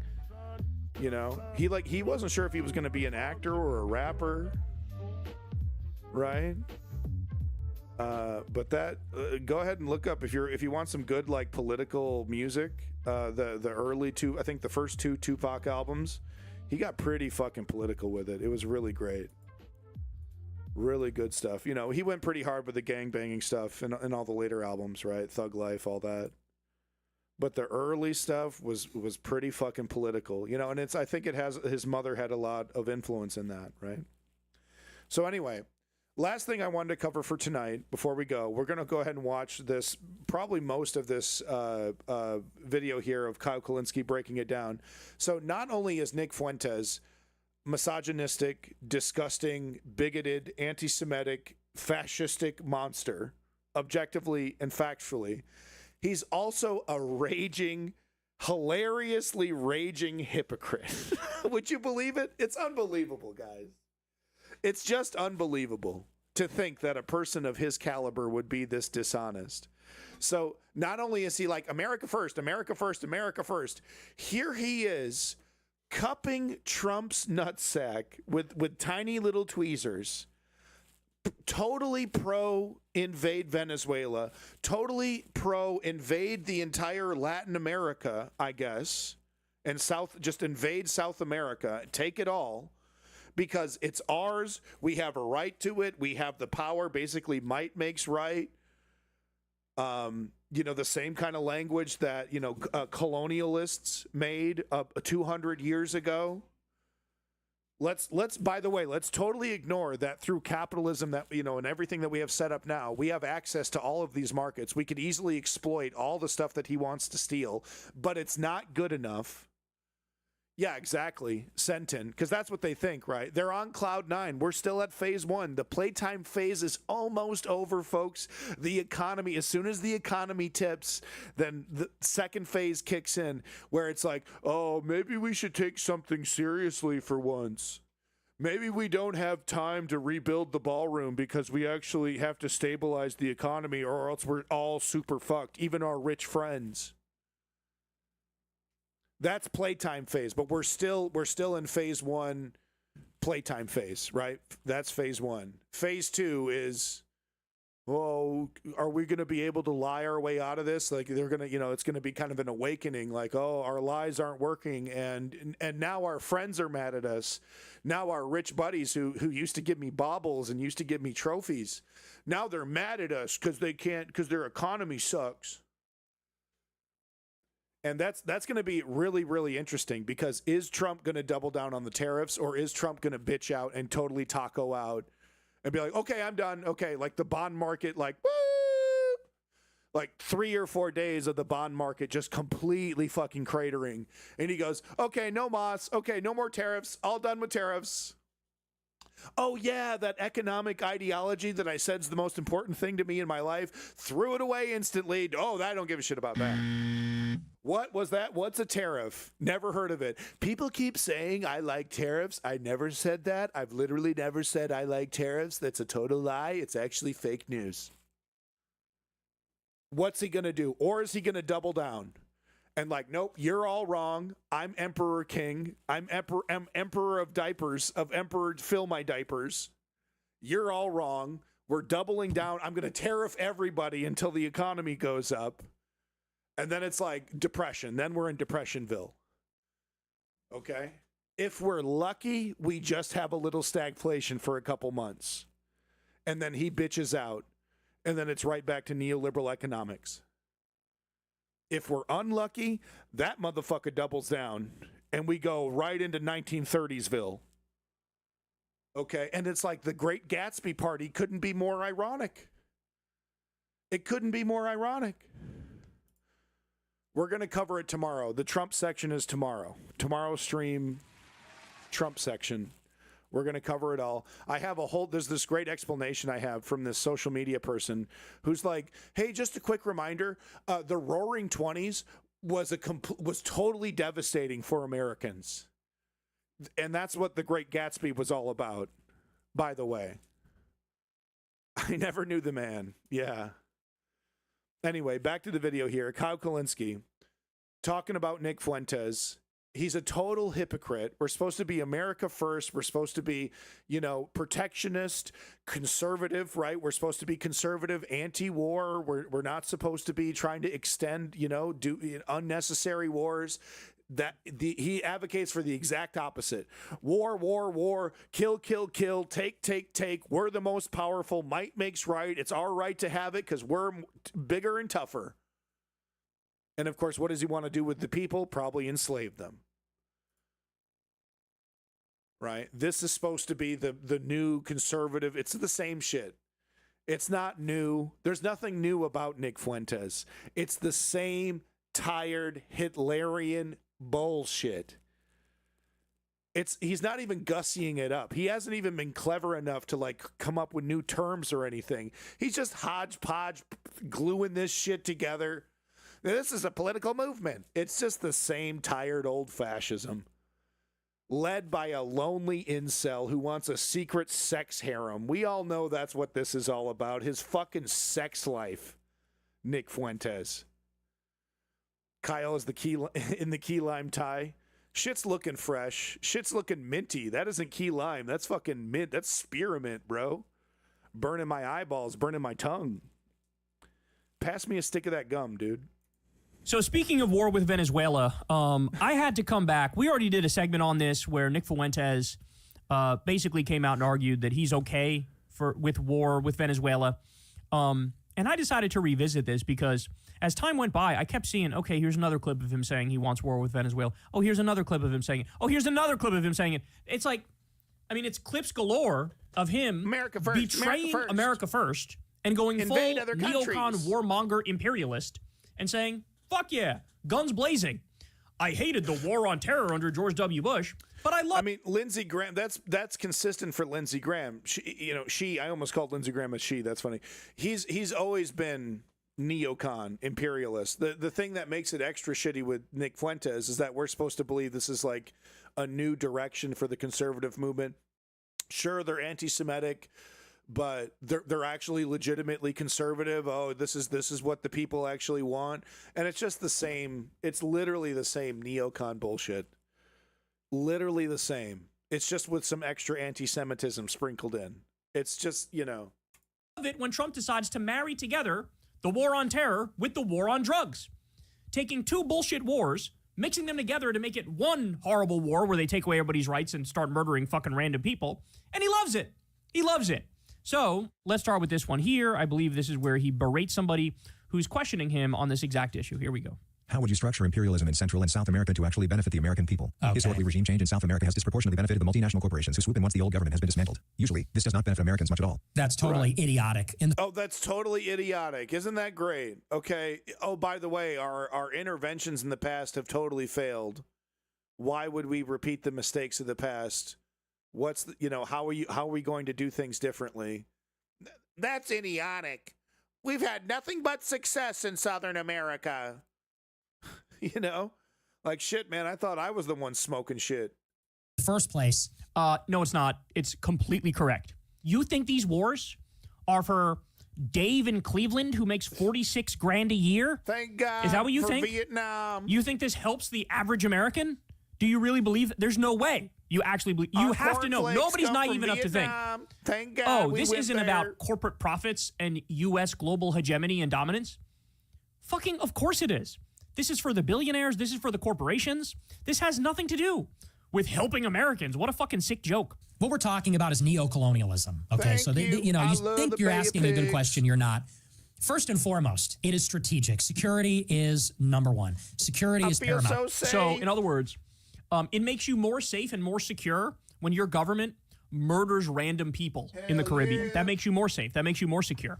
Because, blowback is not a thing. Got to get them over there. It's not like we have a history of blowing shit up in the Middle East and then that leading to an increase in terrorism and jihadism and recruitment for Al-Qaeda. Like, this flips the reality completely on its head. It's actually embarrassing, if I'm being honest with you. And you're saying, how can regime change economically benefit America? That's secondary. There are security concerns. There are economic concerns. There are security concerns. So is the case that, actually, we are under the oppressive boot of fucking Venezuela and Colombia for security reasons. We have to make sure what? That you got a fucking puppet hack regime in there that allows U.S. corporations to fucking plunder and... So it's totally ridiculous, right? So what is going on with Nick? I think Nick, this is my in. I'm going to get in the administration. I'm going to get into power, and I'm going to toe the line on this, and I'm going to get in. I'm going to be part of the club. Look, mommy, I did it. Pillage and exploit and steal all the natural resources? And if he's being honest, he'd say yes to that.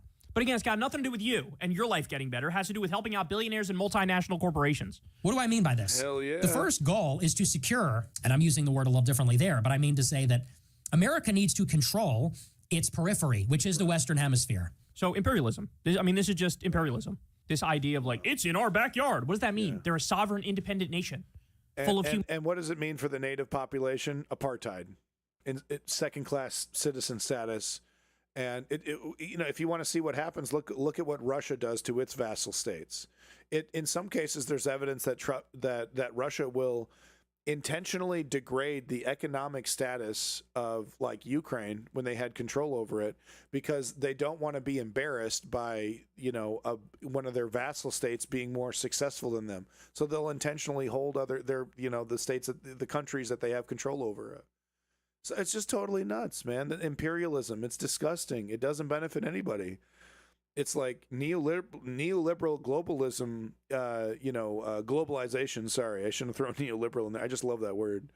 But globalization is riddled with problems, is riddled with exploitation, but it's much preferred over the old days of empires and kingdoms, right? Where you were just like, welcome to the, you're now a vassal state of this empire. Give us all your money. You have no rights. You have no control. You have no ability to vote for anything. You have absolutely no voice, no say in the matter. And you just do what the kingdom says. They want to bring that shit back. What did we just see? What we have to crush everybody. What did he tweet? I want people to listen to follow my beliefs, and I want to do it by force. He almost literally said it word for word like that. Human beings. It's in our backyard. Okay, how about we're in their backyard? How about that? Should they have the right to topple our government and put in wherever the fuck they want for their own ends? I mean, this is so childish. This is so fucking childish. A guy who he should know these things, because he's supposed to be an America first fucking white nationalist paleo-conservative, and the paleo-conservatives, at least nominally, are supposed to be anti-war, anti-intervention. Here he is arguing for intervention. Yeah. This is our sphere of influence. And what that means is we cannot be threatened here anywhere in a security context, in a defense. We're not. Fucking Maduro's no threat to us whatsoever. And if you want to make some sort of fucking deal with them so that we can have access to their minerals and their oil, make a fucking deal with them. That's what's so wild. Like with Greenland, we could get the deal of the century with Greenland. We've done a really good job of intimidating them. They would happily go with a really out of whack mineral deal and let American companies in there to be like, yeah, okay, we're kind of spooked by the whole invasion thing, so this is a much preferable alternative. And it's the same thing. Like art of the deal over here, we could be art of the dealing our way through this, right? But it's completely ass backwards.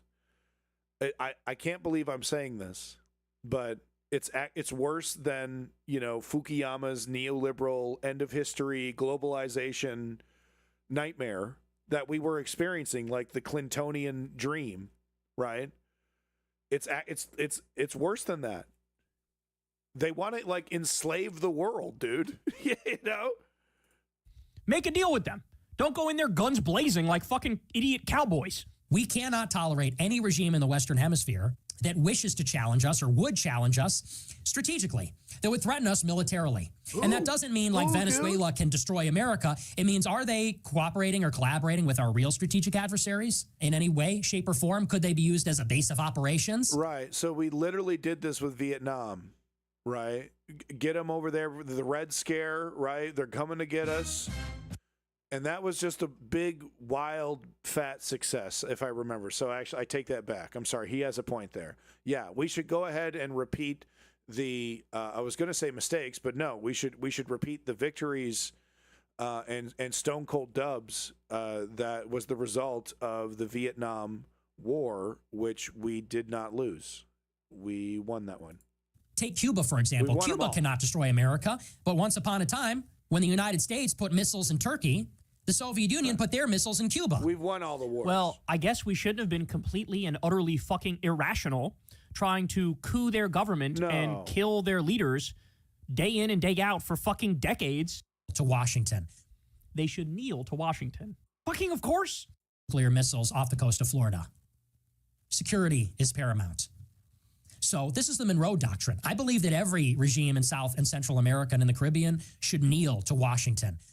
They should kneel to Washington because, you know, they don't deserve independence and sovereignty and human rights and freedom. It also is a nice little window into the kind of world that he wants to live in. It's like it's fantasy LARPing in a way, right? He wants it to be like Game of Thrones, House of Dragons. He wants it to be like his fantasy books and TV shows. Let's be real, it's TV. He's not reading. Maybe some comic books. But it's a nice little window into his little worldview, though, as well, because that's kind of what he wants. Injustice in their own countries. They don't. You know, Gaius. I'm being stone cold honest here, and I hope I don't get banned. But I would be totally down with trying to find a country that would allow two people to have a death match, like a fight to the death. And I would love personally to invite Nick Fuentes as my personal guest, if I could find that. I've kind of been tempted to kind of do some research and figure out, is there a country where I could do like a death match, you know, like a legitimate fight to the death? And could I set that up and then, you know, officially invite Nick Fuentes to come meet me in that country to have a fight to the death? Right? Is that going too far? I don't know. I kind of think it's a good idea. Maybe it's going too far. But it's like there's got to be at least, maybe that's a Chat GPT question. I feel like that'll get me banned off Chat GPT. But is there a country that allows for death matching? You know? No, I want it to all be official. You know, nothing. I fart. I fart as loud and hard as I possibly can. Okay? And it's going to be a really nasty one if I know I'm going to be in the elevator with him. If I don't know he's in the elevator, I might just shit my pants. Trying to work out a fart. It might, you know, could go either way, right? But if I'm stuck in an elevator with Nick Fuentes, I fart as loudly and profusely as much as I can. What I would prefer to do, though, is, like I said, try to find a country that actually allows two people to engage in a death match legally and then, you know, engage in a death match with Nick Fuentes. I think that would be really great. But that's just me. Maybe that is going too far. Maybe that's just me, you know, woke left, right? Deserve that. He wants to live in a world. Yeah, that's what I'm saying, female eunuchs. Like, men used to settle things like men, you know what I mean? And, like, I'm really down for that when it comes to Nick Fuentes. I would like to, you know, call it toxic masculinity, right? Call it what it is. I accept that. But I think I would like to engage in a death match with Nick Fuentes. I think that would be really great. Yeah. I'd like to do it all above board, totally legal. I don't want to ambush him. But I would like to invite him to a country where it's legal and engage in that activity with Nick Fuentes. Make right. He wants to live in a world of the law of the jungle. Here's the problem, Nick. Through the overwhelming majority of history, the U.S. was not a global superpower. We happen to kind of be one now. Okay, but what happens when we're not one? Is this the world you want to live in? Where, oh, well, China, now they're the dominant ones, so they can put their boot on our neck, and they can tell us what to do, and they can bully us, and they can take our natural resources.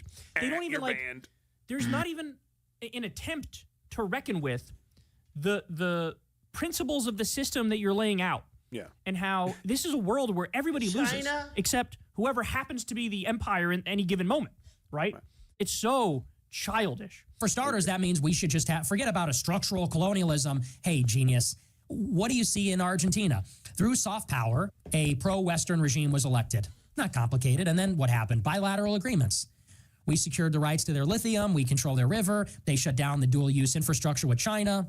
We could talk about that. That's for the policymakers. Right. That's for so make them into a vassal state, make them bend the knee. But hey, you know, you get to keep your little national identity, no problem. But everything goes through us, through the empire. Yeah, how well did that work out for the British Empire? People loved it. People loved it. There isn't an ongoing debate in Ireland right now about unification. No, people love the crown, loving this shit. Sausage fingers is number one. Long live the king. The diplomats, we're not. So in other words, he's saying, well, I'm okay with hard power in Venezuela. Right. Okay. So you get the point, folks. We won't belabor it. If you want to watch the rest of this, and it's really good coverage, Kyle Kulinski absolutely killing it. But it's like, I feel like we're like repeating each other's talking points. We're very much on the same page, which is nice. Maybe I should wear a Spartan green tie and do 2 hours worth of news like a piddly bitch. 2 hours? How about 9.5 hours? How about 9.5 hours? Yeah, there you go. Celebrate 9.5 hours of news.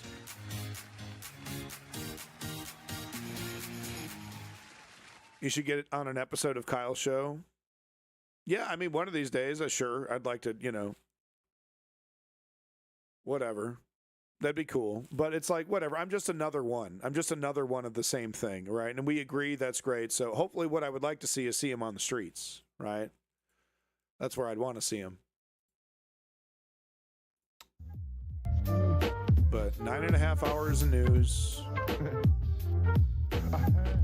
So I got one last video to show you. But I want to do my outro first. But I got one last video to show you. Okay. Didn't bring hobbits into this. They're just simple Shire folk. Yeah, Gaius. I call him Frodo in every sentence. Just to ignore it. I'm not Frodo. Stop calling me Frodo. Shut up, Frodo. Kyle should be promoting left-wing content creators. I agree. We could all be doing more. And I do think Kyle does need to start doing more. But he ain't taking corporate money. He's not. It's all Kyle. It's not like BTC. It's not like TYT, right? It's all Kyle. And that means something. So folks, real quick before I say bye to you, the reason why we're here is to create political change. How do we do that? It's through nonviolent direct political action. It's as simple as 1, 2, 3. Step 1, we inform ourselves. Step 2, we sign up and show up to protests and activist movements in our area. And then step 3, we put in the work like Charlie Kirk. We put in the work. It's a simple 3-step program. The reason why I advocate for nonviolent direct political resistance or activism is that it's the only thing that's ever truly worked in a democracy. There's power in numbers. There's power in organizing. 7-minute abs, just 3-step program.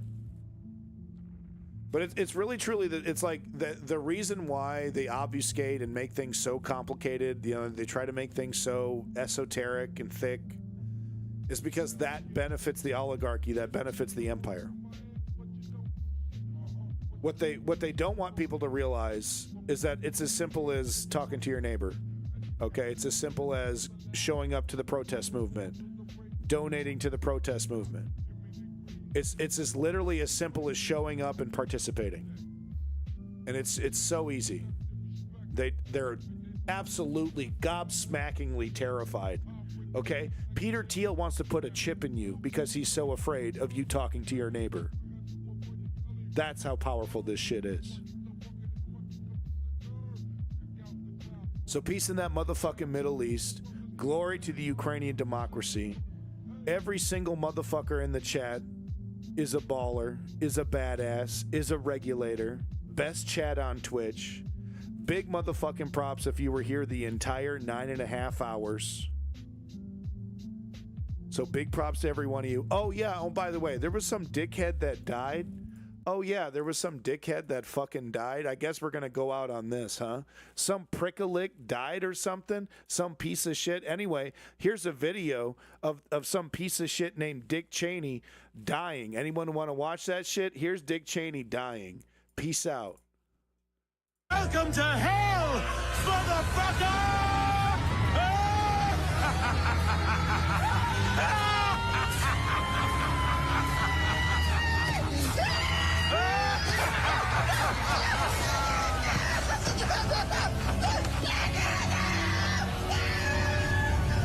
you, Dick Welcome Cheney. to hell, motherfucker! Fuck you, Dick Cheney.